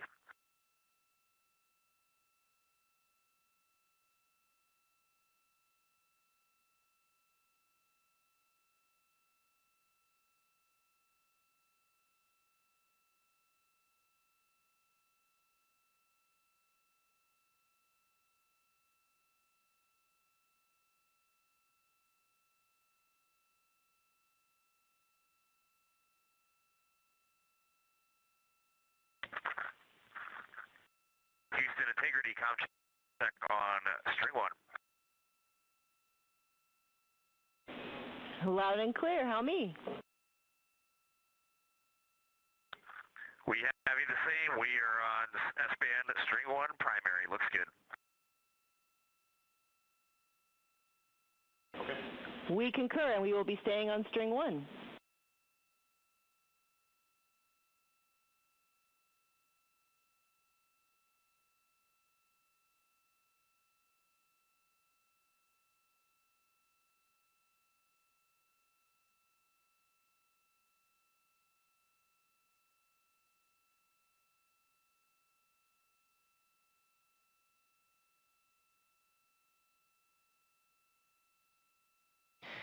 Astronauts aboard Orion calling down to speak with Artemis Mission Control here at Johnson Space Center in Houston, Texas. What you see in the bottom right of your screen.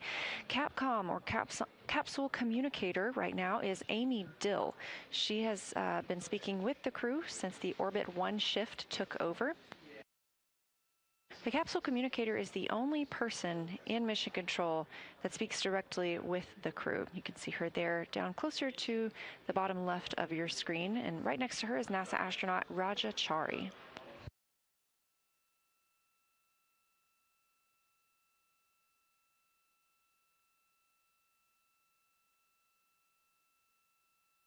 Having one voice in Mission Control speaking with the crew allows us to keep communications clear and concise. They gather information from all of the flight controllers here in the room alongside the flight director and make decisions on what they need to share with the crew aboard Orion.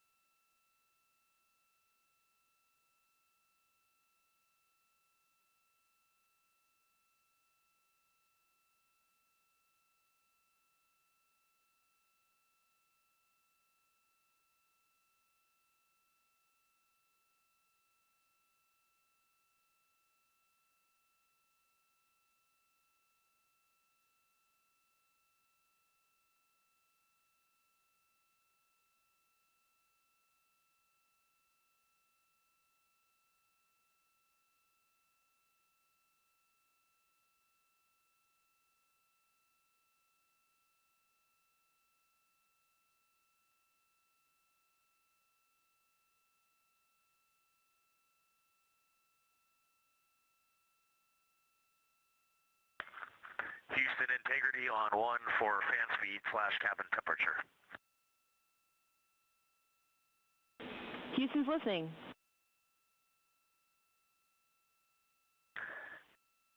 Amy, is it possible to lower the cabin fan speed a bit?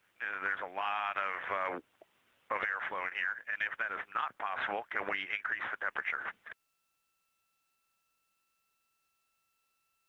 Well, I think the answer is yes, right? Ecom would be one of those two things.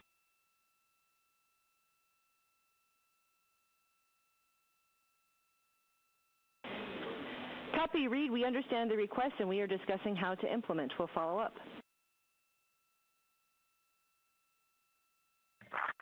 Yeah, sounds good. No urgency there, but just know that will be our desire down the road. Copy.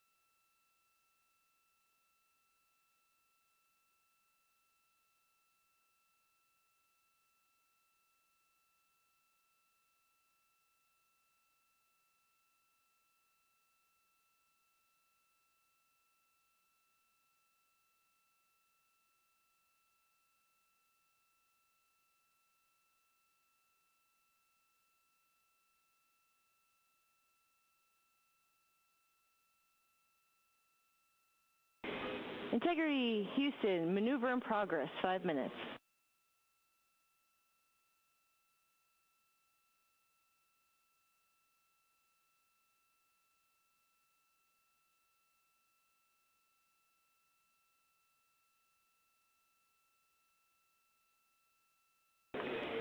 And Integrity Houston for the enabled SM, RCS prop cautions. Those are, again, understood with the maneuver, and we are working to suppress the ones that are enabled.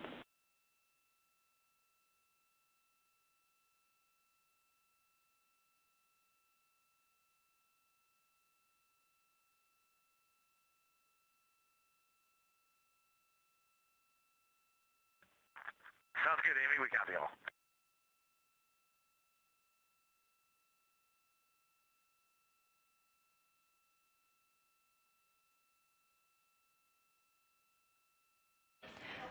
Now over 6.5 hours mission elapsed time, or time since the Artemis II mission began, with liftoff of Orion atop the Space Launch System rocket at Kennedy Space Center in Florida. Since then, the crew has seen the perigee raise maneuver and apogee raise burn before moving into the proximity operations demo. They detached from the interim cryogenic propulsion stage and then used that stage as a docking target. Of course, we did not dock today, but this was great practice for us to understand how it feels to manually fly Orion. So pilot Victor Glover was manually controlling the spacecraft in relation to the interim cryogenic propulsion stage. We also saw CubeSat deployment. Eventually, we had the USS-2 burn, the upper stage separation burn that took us away from the interim cryogenic propulsion stage, and the ICPS itself had its own disposal burn.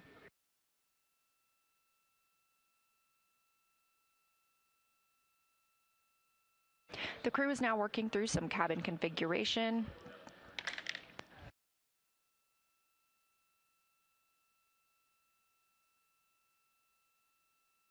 Once their cabin configuration is complete, they will have their private medical conferences to report how they're feeling down to teams here on the ground.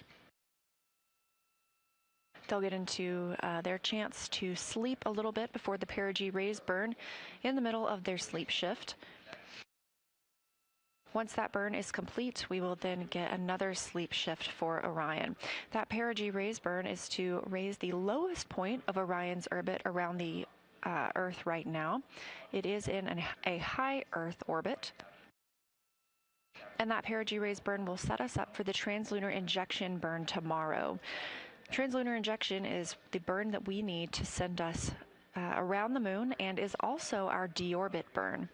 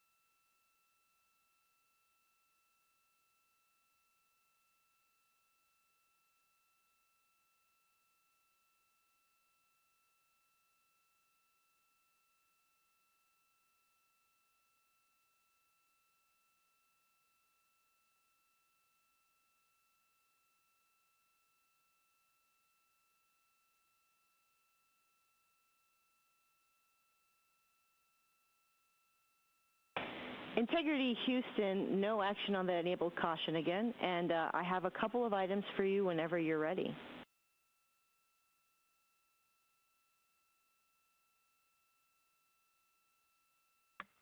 Okay, Houston, we're ready. Go ahead.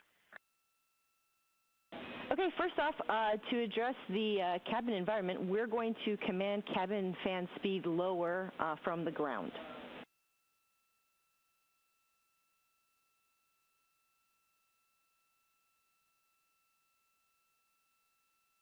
Thank you. Two more things. Also, you probably already have, but your go to set cockpit and cabin lighting as well as DU brightness per your preference. We are well out of the eclipse. You're right, we have. Thank you. I figured you might have, and we're also at that time where we're ready for you to do the CCU dump, and I have a procedure when you're ready to copy.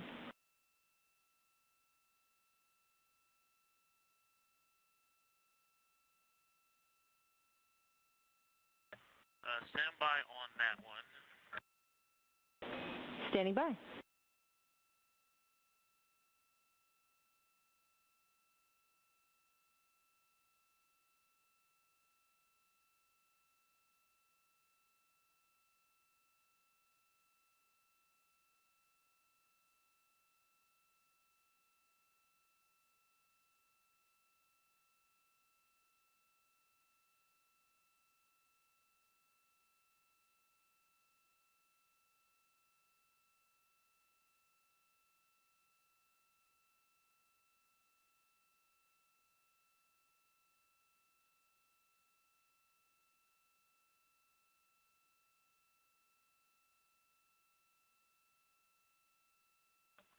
Okay, Houston, we are ready to copy the CCU dump procedure.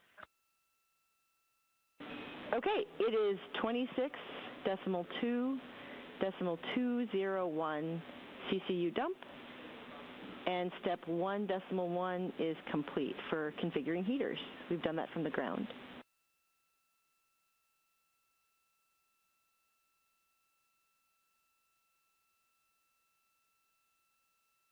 Okay, Houston, we copy. Thank you. And as an additional, once you get there, there's a check step in step 5.1 for confirming heaters reach set point. They are there, so you're good to continue once you get there.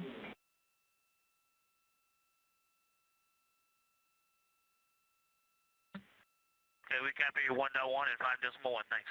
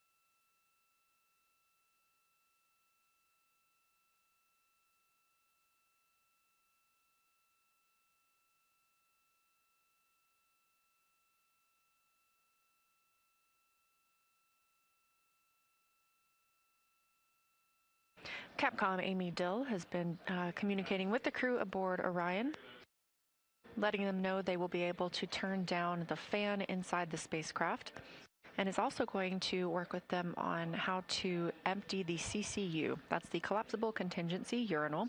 As you heard earlier, the crew had some time troubleshooting the toilet. That has since been resolved, and they are now able to empty and process what was used before they used the toilet.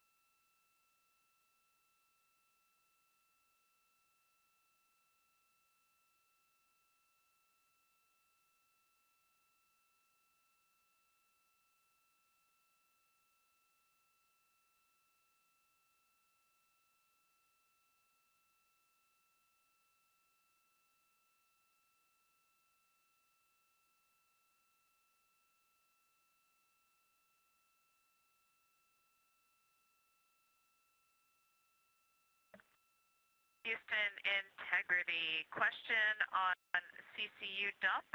Also a status. The O2 N2 med checkout activity is complete. Copy status, ready for question. Yes, the CUD-1 ECFA was not installed yet. I have located it. Am I go to remove all of the packaging around the connectors and go ahead and connect it to CUD-1, or is there a procedure I should be referred to for that?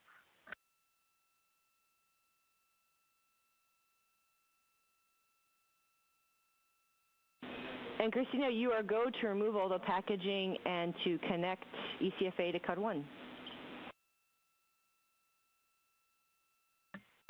Copy all.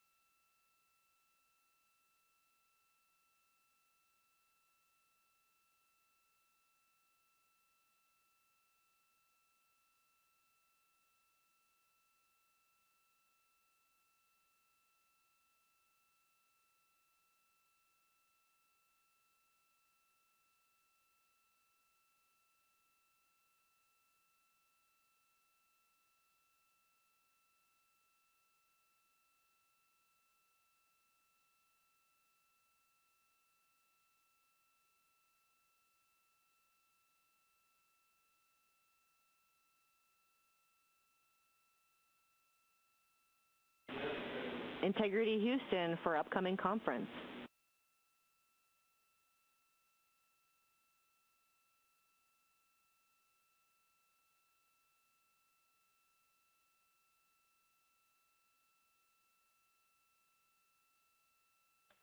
Go ahead for upcoming conference. Whenever you're ready, we can privatize Orion to Earth 2.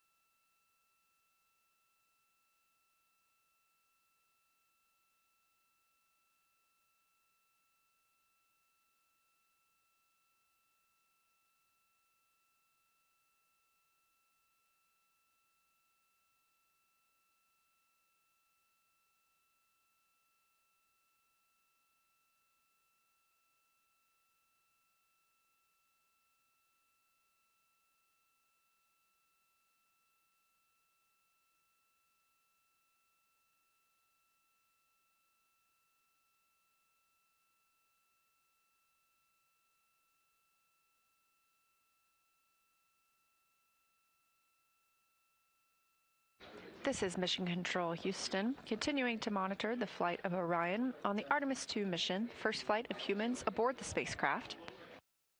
Orion is now over 32,000 miles from Earth since launching 6 hours and 48 minutes ago. Again, we're looking at an approximately 10-day mission. The crew will soon be stepping into their private medical conferences. These are scheduled to allow the crew time to report down to the ground on how they are feeling during the mission.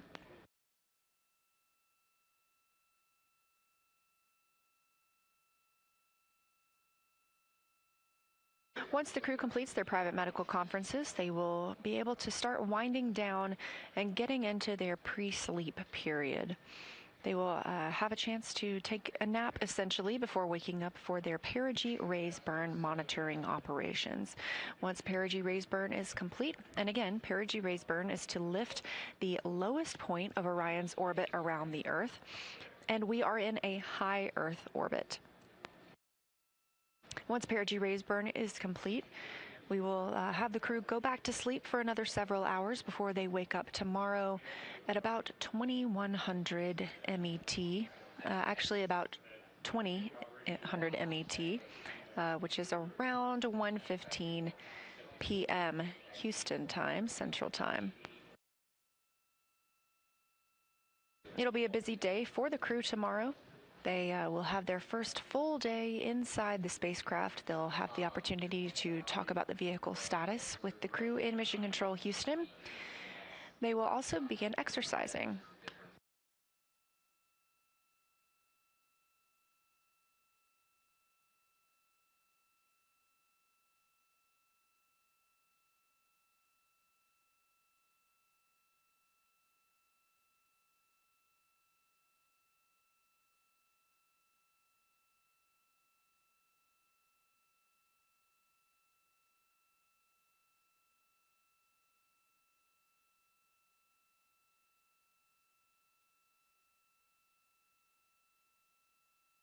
And again, with that private medical conference coming up, we do take the action to privatize the loops so the crew can share however they are feeling with teams here on the ground below, and their health and medical status is protected.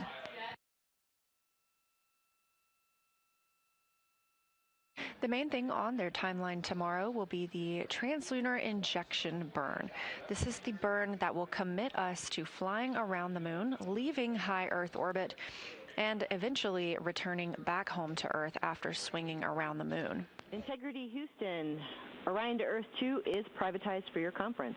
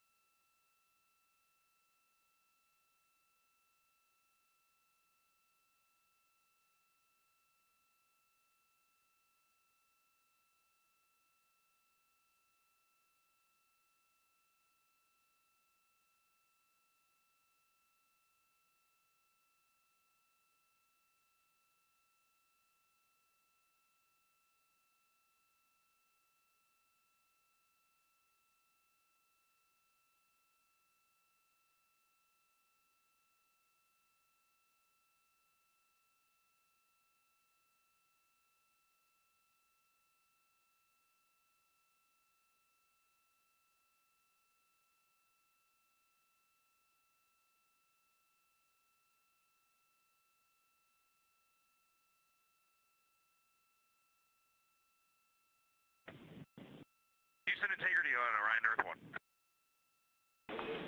Houston's here. You can go ahead and normalize Ryan Earth 2, and then Reed is going to have a PCD question. I'm having a little bit of network issues. I need some troubleshooting assistance. Copy, we will normalize.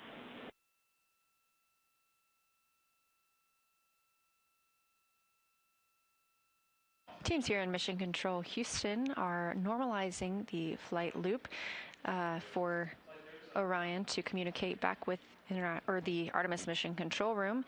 They were able to privatize that flight loop and allow the crew to discuss with flight doctors how they feel after today's launch and events. We plan these private medical conferences throughout the mission for them to report down how they're feeling.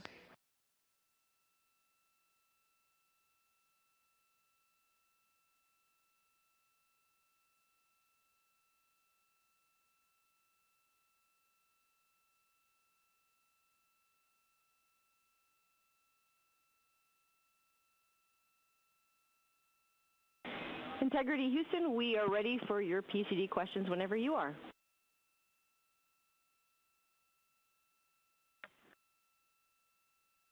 Okay, Amy, this is just on PCD1, logged in users, CDR.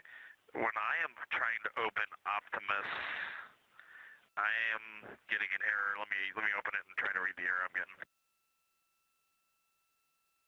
We copy so far.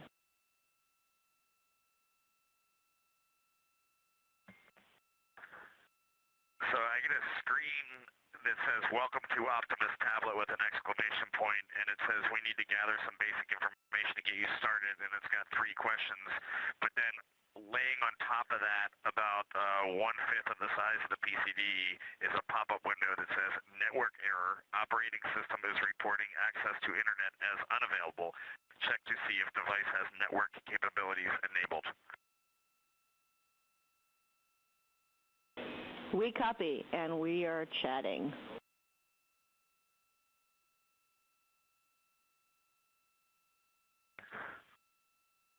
Copy. Troubleshooting steps I have tried is I've tried running the network config to Wi-Fi, and I have also tried a shutdown reboot, but I'm open to trying those things again. Copy your troubleshooting so far. That's NASA astronaut and Commander Reed Wiseman calling down about some issues he's having with his portable computing device, or PCD. Those are the tablets that the crew often uses. He's looking to access one of our networks that we use for timeline planning called Optimus.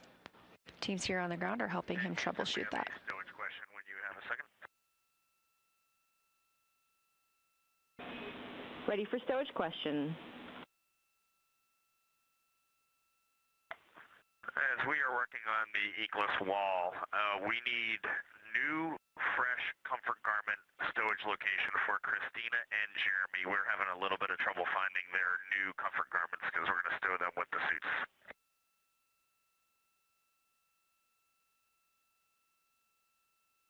Copy. We will look that up and get back to you when we have it.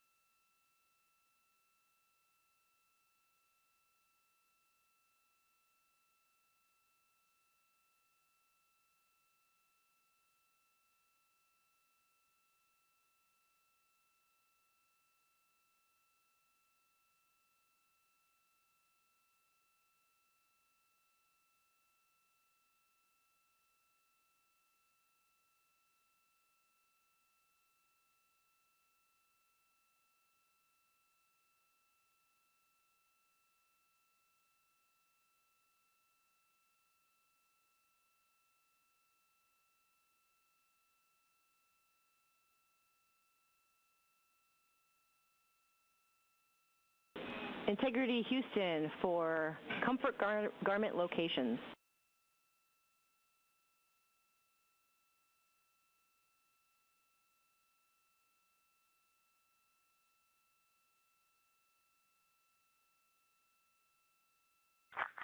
Go.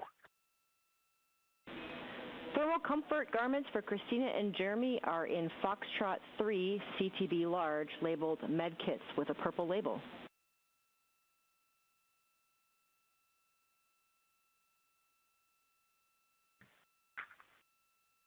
Copy, we're checking it out.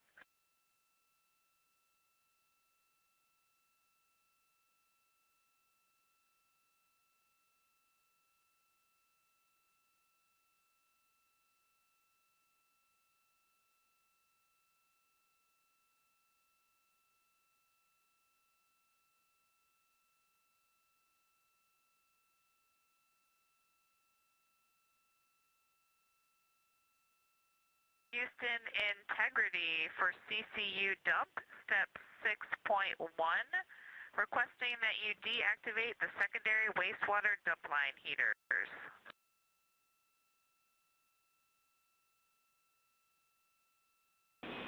Copy, thanks for the call. We will go ahead and leave those on for your awareness.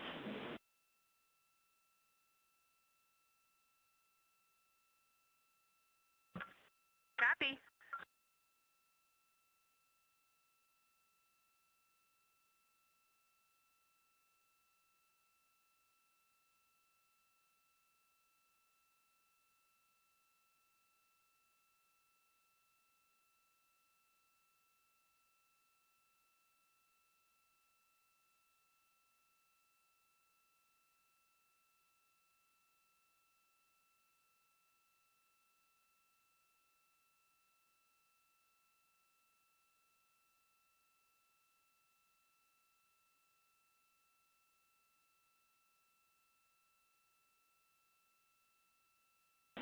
Integrity Houston for read PCD troubleshooting.